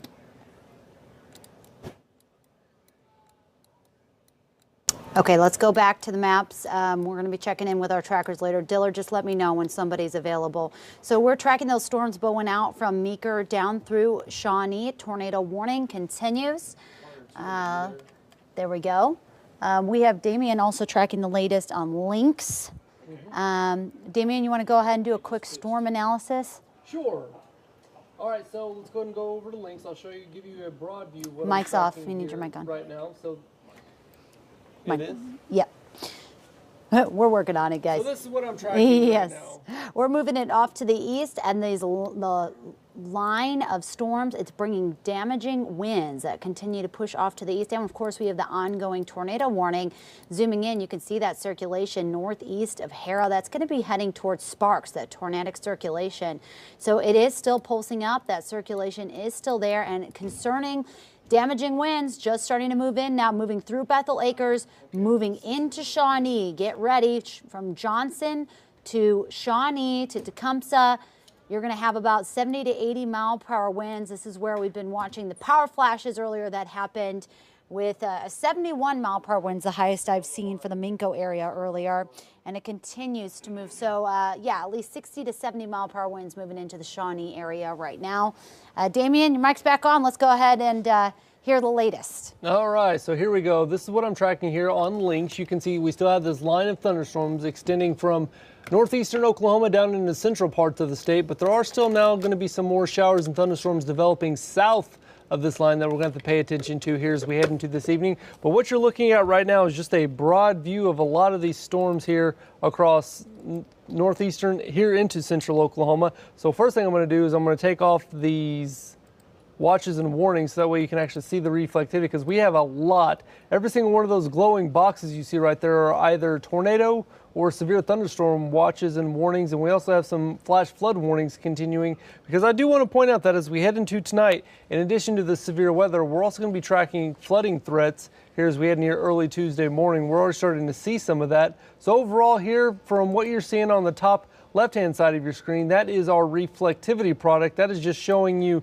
pretty much how heavy the rainfall is and the storms are here across the state. The brighter the colors, the heavier the rain and the larger the hail will be. Whenever you have the greens to the yellows, you have some light to moderate rain. Whenever you get into the reds, that's when you start to see the really heavy rain. And in some of these little embedded areas, you can see some of that purple. Whenever you start to get into those really hot colors, that's the large hail starting to develop. So here for Oklahoma City, we have this main line punching out into Shawnee. But the one thing I do want to point out is that for the broad view, once these storms pass through, it's pretty much done. We're going to see cooler air and just rain-cooled air. So overall, the primary risk of severe weather is going to be extending here for once the rain moves in about an hour, and then after that, it'll pretty much be taking off and tapering off here as we head into this evening. So what I'm tracking right now is this line of showers and thunderstorms. So the very southern edge is what we're primarily going to be watching out for the most rotation. So you see these storms from Norman down through Goldsby, down through Nenakaw right there just to the east of Chickasha. This is what we're going to be watching. So we still have more additional storms developing here across south central and the southwestern Oklahoma. And we also do want to point out for you folks in Stevens County, we also have this line of thunderstorms developing here just to the west of Highway 81 between Marlow, Duncan, and Comanche. These are still drifting off to the east. The storm motion will be about 20 to 30 miles an hour, but these storms are definitely producing hail, so we will be watching out for those. So overall here for Oklahoma City, off to our south and off to our east, we're still watching out for those winds, because in the top right-hand side of your screen, that's where we're watching the velocity. So with these products, this is pretty much where the radar is measuring the wind speed inside the storms. So what's happening is that red is the wind blowing one way, green is the wind blowing a separate way, and the brighter the colors, the stronger the winds are going to be here. And you can see that some of those storms pushing between McLeod off to the east towards Shawnee and Tecumseh, you can see that they really get pretty bright. So that's where we see the really strong winds. And Mike, as we head into this evening, we will be watching out for not only that strong and damaging wind threat, but also that flooding threat here as we head into your early Tuesday morning. Damian, thank you very much. Aaron Brackett, I believe, has some power outages down here in the South Metro. He's been down around the Moore area, South Oklahoma City area, looking at some of the damage, the wind damage. Reports still coming in for sure. This blew through about 45 minutes ago in South Oklahoma City down through Moore. Here's Aaron Brackett in the Interceptor with a live update. Aaron. Yeah, we're showing you some of the, there's the PetSmart here, there's the Garage Burger Joint, and just a lot of businesses, about a 1.5 mile strip. On the east side of I-35 don't have power. I'm going to go ahead and kill all the lights of the Interceptor so you can see just how dark it is out here. You'll see this in a second. It's completely pitch black, minus some of the businesses that might have a, some of those emergency exit lights on them, but it is just completely pitch black. You can see the lightning in the sky, and that's about it. I'll turn the lights back on here, and it's like this all up and down. Just mostly the east side of I-35 in the Moore area. As we come out here, you can see the Moore Water Tower, and as we kind of pan up on that, as Chris McPhee pans up on that, there's really nothing to illuminate it right there. So it's power out east side of I-35 and Moore. And look at the lightning there. You guys will see that back in the station and at home here in just a couple seconds. But quite a bit power outage. But you know what? We've been driving around. We have not really seen much of any damage, and that's really good. I'm sure there's got to be at least some infrastructure damage, obviously, if we have these power outages, but since this thing blew through, we have not found more than some about small to moderate sized branches down, and that is good as far as we can tell right now. Really good news, Aaron, no doubt about it. About 26,000 customers now without power. There is a lag usually by 10 minutes or so. So the number went from 4,000 customers to 26,000 customers. And that's close to 80,000 folks. And most of those are in South Oklahoma City down through Moore. So about 80,000 people are without power right now. And Aaron is right here in the middle of that. And this is right where that 80 to locally 100-mile-an-hour wind came through. Now, let's go back over to Max 1. So this is a report there for South Oklahoma City and Moore. So tornado warning for the Sparks area just now expiring. You see that just now expiring right there. It's going away. Mulkey County, a tornado warning there, but there are no tornado warnings for any as of this very moment in time, no tornado warnings for any of the Oklahoma City metro. Severe thunderstorm warnings for damaging straight line winds, Lincoln County, Pottawatomie County into northern Seminole County. And the line is now east of downtown. So if you live west of downtown, you're totally in the clear. It's going to be quiet for the rest of the night. No more storms. That's it. Even parts of Midwest City, totally clear now. More, totally clear. So we're in good shape now. The line is very quickly and accelerating off to the east. The heavy rain has pushed out of the severe flooded areas up here in Kingfisher and Logan County, as well as western Payne County, central Payne County into Lincoln County.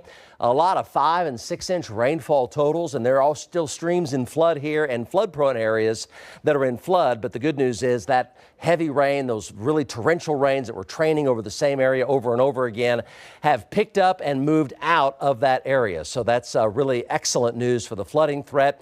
There's that circulation center, Mulgee, that's out of our viewing area south of Tulsa. So it's moving to the east and back to the west of that. Heavy rain on the Turner Turnpike down through northern Okfuskee County, southern Creek County, back down into the Chandler area, down to Meeker and Prague. Still a lot of wind in through there, still 75 to 80 miles per hour there. And that is moving to the east-northeast at about 50 miles an hour, moving very quickly. But notice Choctaw clear, Luther clear, Edmond clear, downtown clear, Moore is clear, and even central and west Norman now clear as well. This motion is to the east at 50, and still a damaging wind event from Sparks down to west of Prague. Moving to the east at about 50 miles per hour. So stay away from windows in through here, and then back down through Shawnee. We're seeing severe storms here in Pottawatomie County. So heavy rain, pretty high winds in Shawnee, down at Tecumseh. So up toward I-40 and Kickapoo.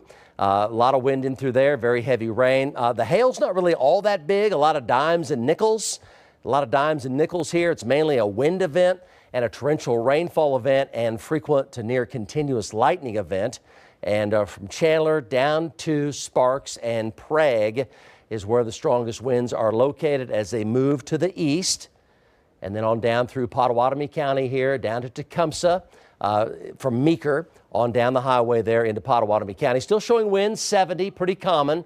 70-mile-per-hour winds. They're not quite as strong as they were earlier, but winds common at about 70 miles per hour. But again, the tornado warning for Lincoln County has gone away and is no longer in effect. And this is all moving to the east over into Okfuskee County. And you see the motion there takes that right on through the Okemah area, back down through Shawnee and Tecumseh. But again, no more tornado warnings. And even the southeast metro, Midwest City, Del City, Choctaw, all clear. Over to Draper Lake clear as well. So really good news. The storm has picked up and moved out to the east very, very quickly as it continues to do so. Let's go back over to Aaron Brackett here with an update in South Oklahoma City. Again, about 27,000 customers now, Aaron, without power. It's about 80,000 folks. What do you got?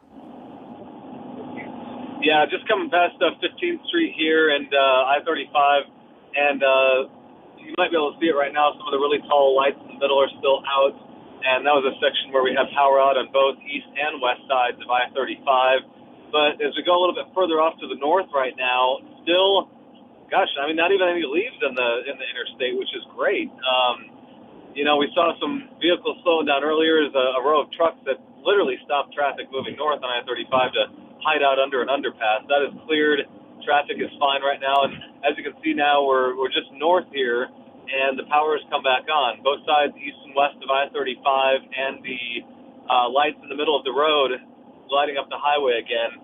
Passing an RV center, you know, those have a lot of surface area with a low weight, can tip over easily. They're all fine. They're all sitting there just fine.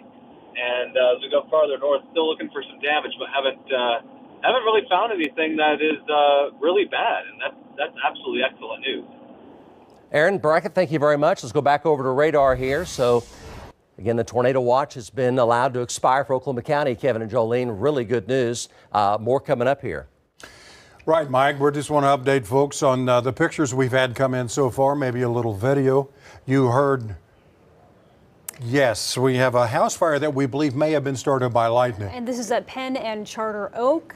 This is video from earlier, or this is live right now with Aaron Okay, and here we are, Penn and Charter Oak Road in Logan County. This was earlier this evening. We believe this home may have possibly been struck by lightning, causing a fire in the roof, and it looks like they have it under control or got that under control pretty quickly. It does. Southern Logan County, there at Charter Oak, if you're familiar with that area, and a little bit west there on Penn. And we continue to look at some more of, this is Barnsdall up in northeast Oklahoma. You have heard Mike talk about they got hit pretty hard by a tornado, and we're looking at some of the damage right now. A little hard to see, it's nighttime video, but look at that, Julie. Down power lines, oh goodness, in the street. This is Barnsdall earlier this evening as well, where several buildings, possibly homes, sustained some damage there. That's in far northeast Oklahoma, near Bartlesville, not too far from it.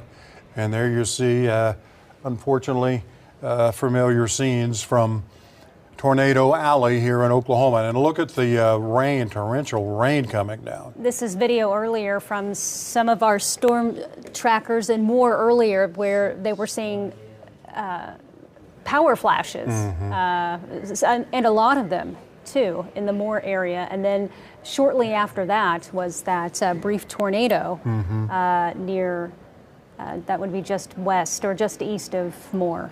About 11:35 is what we're being told is when that went through. And as Jolene said, a lot of power flashes. Mike just mentioned 27,000 customers out of power. And when they mean customers, they just mean to a home or business. So you're talking, what, maybe three and a half times that, close to 80,000 folks without power right now. And you see all those semis under the overpass there, which we are told to never do, but they were blocking traffic there. And I believe OHP told them to move. So eventually that opened up the flow of traffic. Right. This is earlier as we were in, I believe this is also, well, you see the lightning there in the background. And just one of those nights, spring nights in Oklahoma, where even this late at night, where the sun's down and you think the sun provided energy for storms and that they would settle down at this time of night, not so today. And Mike can explain why about that a little bit later. We also have some hail pictures if we can get to those, but we're trying to show you what it's been like in case you're just joining us. Look at that one. It's southeast of Woodward. That is a large piece of hail. That's got to be baseball right there, I would think. Baseball-sized hail that has come down. We've had others send in pictures of what they've had. A lot of hail this evening and a lot of wind damage, too, in certain parts of the state. Not just here, closer to the metro, but northeast in the Tulsa area as well. Yeah, and that looks almost like a fried egg piece of hail there. And this near O'Keene, where we did see a tornado earlier today from John Slater and his coverage. Also in that area, there was a pig farm that sustained some damage, and there's a picture of that. We also know in Garfield County in northern Oklahoma, we've had about 3 barns destroyed, and I'm sure they're going to find more damage there as they inspect it on the dawn of tomorrow, as they get more light to look at it. There is a lot of cleanup and a lot of damage assessment going on right now, and especially in the morning when daylight is here, they can really see and navigate around power lines. There's that lightning we were talking about in North Edmond and southern Logan County. May have started, not that particular strike, but may have started that house fire that we showed you earlier. And also, Jolene, flooding is going to be a problem. And then that, a lot of tree damage as well. Yes. That's a shame. That tree's been there a long time. It's big. And the wind blew it over tonight. So, okay, guys. We're gonna be going back to Mike in just a minute so he can kind of tell us what the situation is now, because when those storms, as Jolene said, came into the metro, tornado warnings started popping up again. Mike Morgan. So, Kevin, it's now about 12:30 at night. So here's the latest. Oklahoma County is clear, and even Norman now is clear. South Norman, Noble, and then points eastward. Ongoing tornado watch here down through southeastern Oklahoma until 5 a.m. in the morning, but Oklahoma County, we're clear. Moore is clear. Chickasha is also clear right now, and everybody to the west and to the north, The jet stream wave has come on through and things are clearing out nicely. And it's really good because the heavy rain has moved out of the flooded areas of Kingfisher and Logan County and Payne County. So no more rain there. One tornado warning. It's out of our viewing area. It's in Okmulgee County right now. Okmulgee County. There are no tornado warnings for the metro. There is some rotation south and southeast of Chandler near Sparks. Here are the flood warnings, but again, it's not raining there anymore, so that's good. That high water will recede. Keep in mind, though, there's going to be high water in the flood-prone areas right on through probably daylight tomorrow morning, Tuesday morning, in the red shaded area. And parts of the metro had some flood advisories for a while, but the rain kept on moving, so we're in pretty good shape there.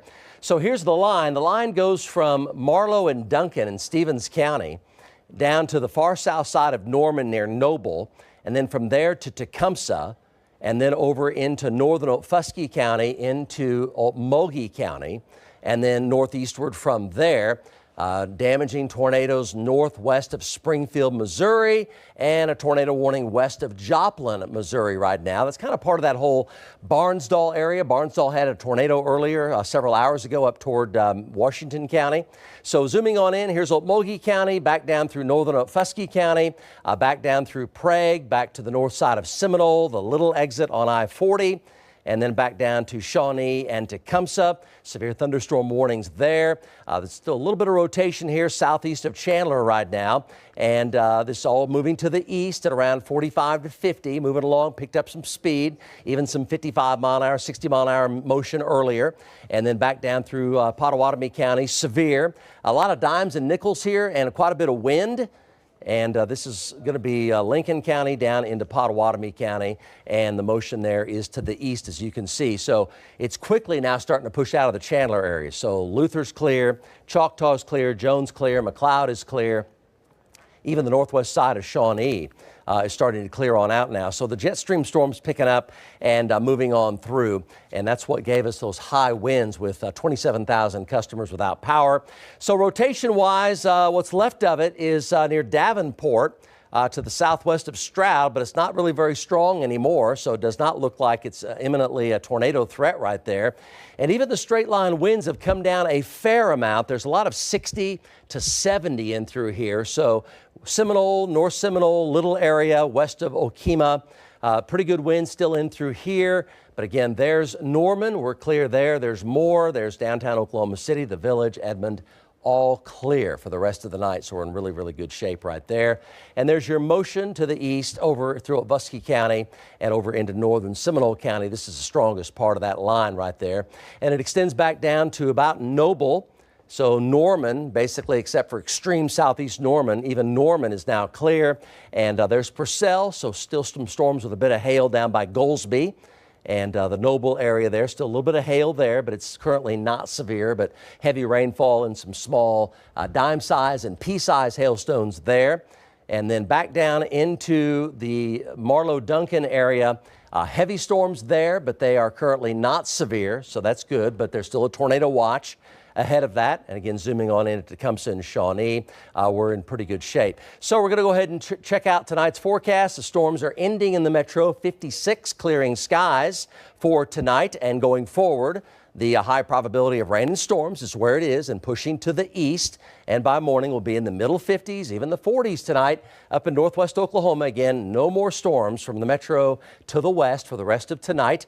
And for tomorrow, we'll have a nice dry westerly wind and a lot of sunshine for Tuesday, and from 80 to 83 here in the metro. And we'll have high temperatures mostly in the upper 70s to middle 80s with a southwesterly wind. So a lot of sunshine tomorrow for a good day right there. Here's my 7-day forecast for you. First time we got a chance to show that all day today. 56 tonight, 82 for tomorrow with a southwesterly breeze, lots of sunshine. Again, the storms are over for the metro and for, so that, let me explain something to you. So it's after midnight, right? So the computer has automatically updated these days of the week because it's now Tuesday. So tomorrow, according to the computer, tomorrow's Wednesday. So this should say Tuesday and this should stay Wednesday. And the reason why this is at midnight at 12:01, the computer updates the day. So this is Tuesday, 56 and 82, and Wednesday, 66 and 81, 10% chance of a very light shower. No big deal right there, partly cloudy. And this is going to be Thursday, mostly sunny, 55 and 76. And this is going to be Friday, 52 and 76. This is Saturday.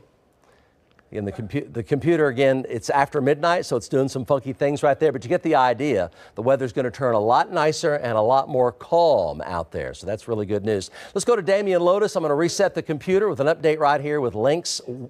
There you go. So there you go. So he corrected the days of the week. So he went back and told the computer that it's still only really Tuesday and not Wednesday. So there it is right there. Damian, thank you for that. So there's Tuesday, there's Wednesday, there's Thursday. Now the days of the week are correct. There's Friday, 76, lows in the low 50s, so really nice. Mother's Day weekend, we're looking good as well. A 78 on Saturday and an 80 on Sunday, and dry weather. This is going to be a nice stretch of weather for quite some time. We get a break from the severe weather in early May, which is truly a gift. We've had enough of it here already in late April and today, of course. So this is the real fine forecast right here. It looks really, really nice. We can enjoy some beautiful early mid-springtime weather right here. Let's go to Damian. I'm going to reset my computer and go over to Links 1 here with Damian. Damian? All right, Mike, let me get my mic on. There, he's got it.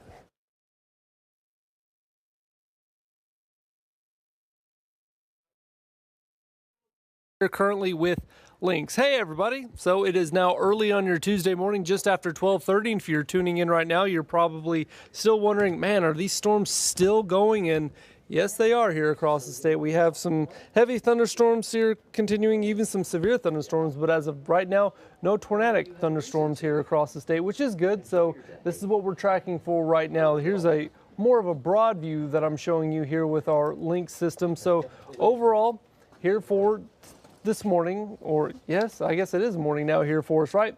So this is what I'm showing. So right now what you're looking at is this broad area just to the east of Chandler. We were watching for some areas of rotation right there, you can see, but overall the rotation signatures have slowly come down. I'm going to put on the current watches and warnings so you can see some of those. So we still do have, as you can see right there, some severe thunderstorm warnings continuing here for the state. Those little blue boxes you see, what we call polygons, those are for flash flood warnings. And the good news is that where we have those flash flood warnings here from Watonga over towards Kingfisher, Guthrie, Okarche, Stillwater, Cushing right there, the rainfall is now coming to an end, which means that the flash flooding issues for the most part are doing better right now, but we're still going to see some heavy rainfall here as we head throughout the rest of the tonight here across the state. So here's the way the forecast is shaping up right now. I-44 is starting to clear. I-35, especially south of Oklahoma City, starting to clear. The only area I'm watching is some back building for some storms here just to the south of Oklahoma City. We have this storm just to the north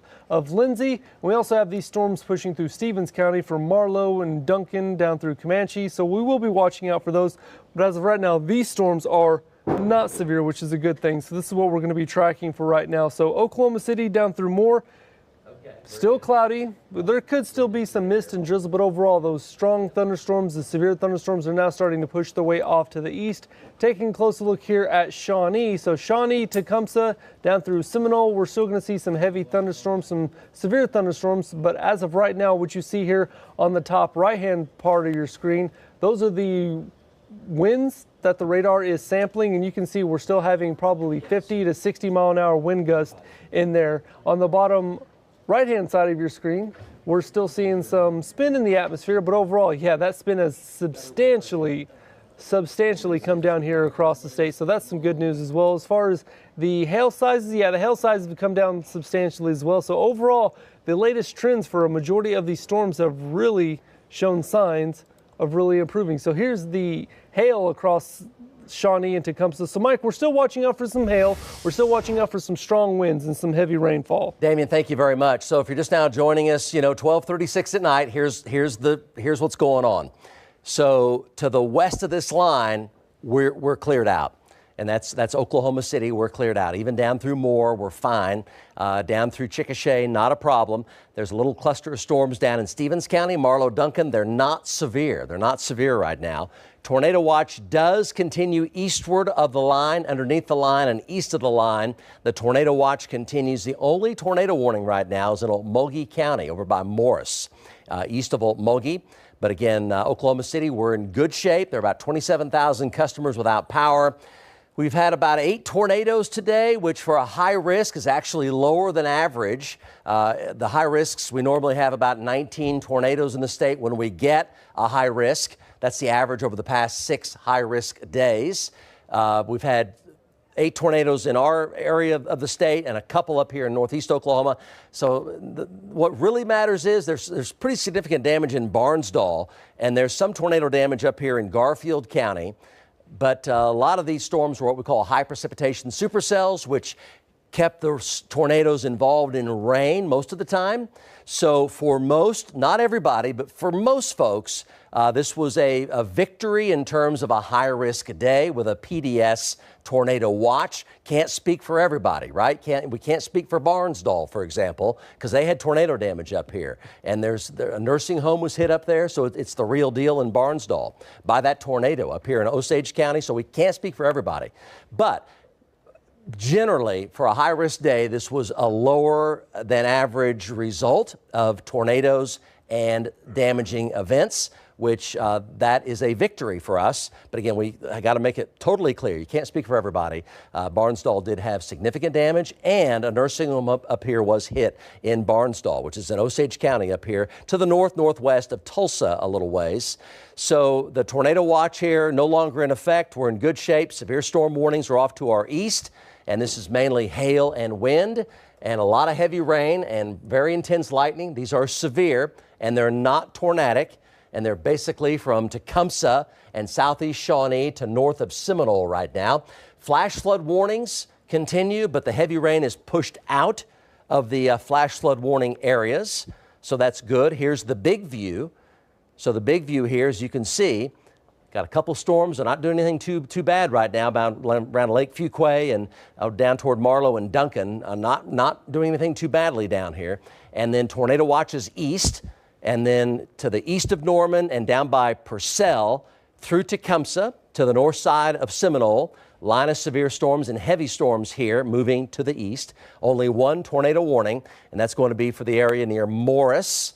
Still a strong hook right there and a big supercell, so that's a serious storm tracking toward Muskogee is where that's going. And then localized flooding rainfall back down through Seminole County into Tecumseh. Most of Shawnee now starting to clear out. The rain starting to weaken just a bit downtown Shawnee, and the rain has ended up at the Shawnee Mall, for example.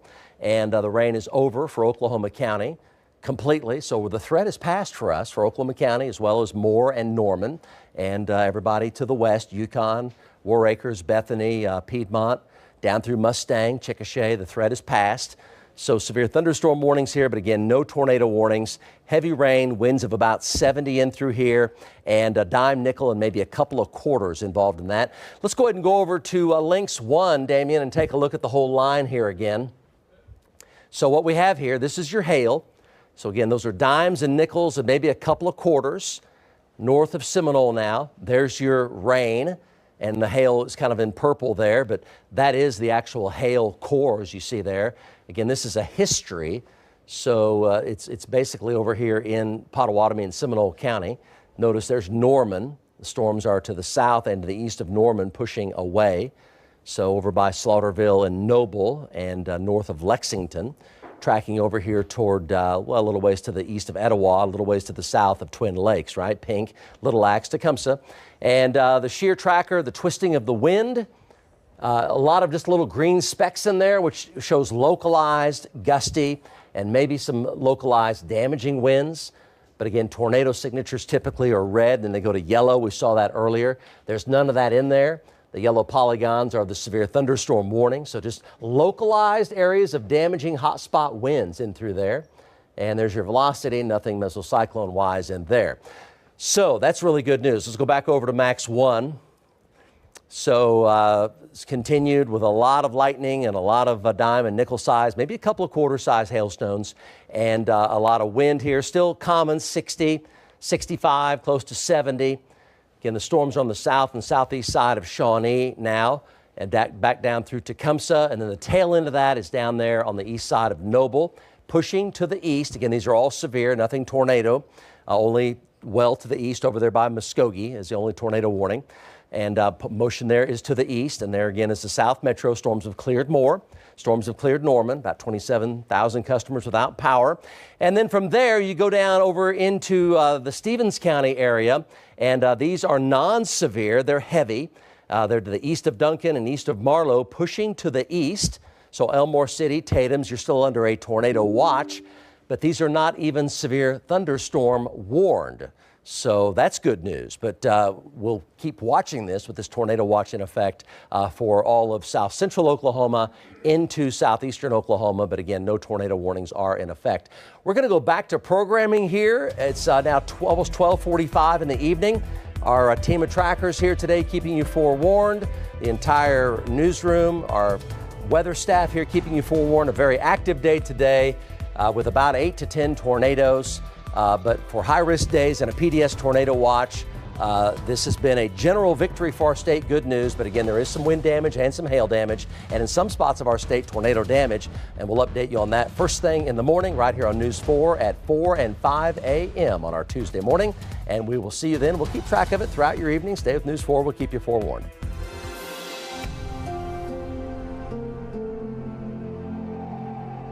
To reimburse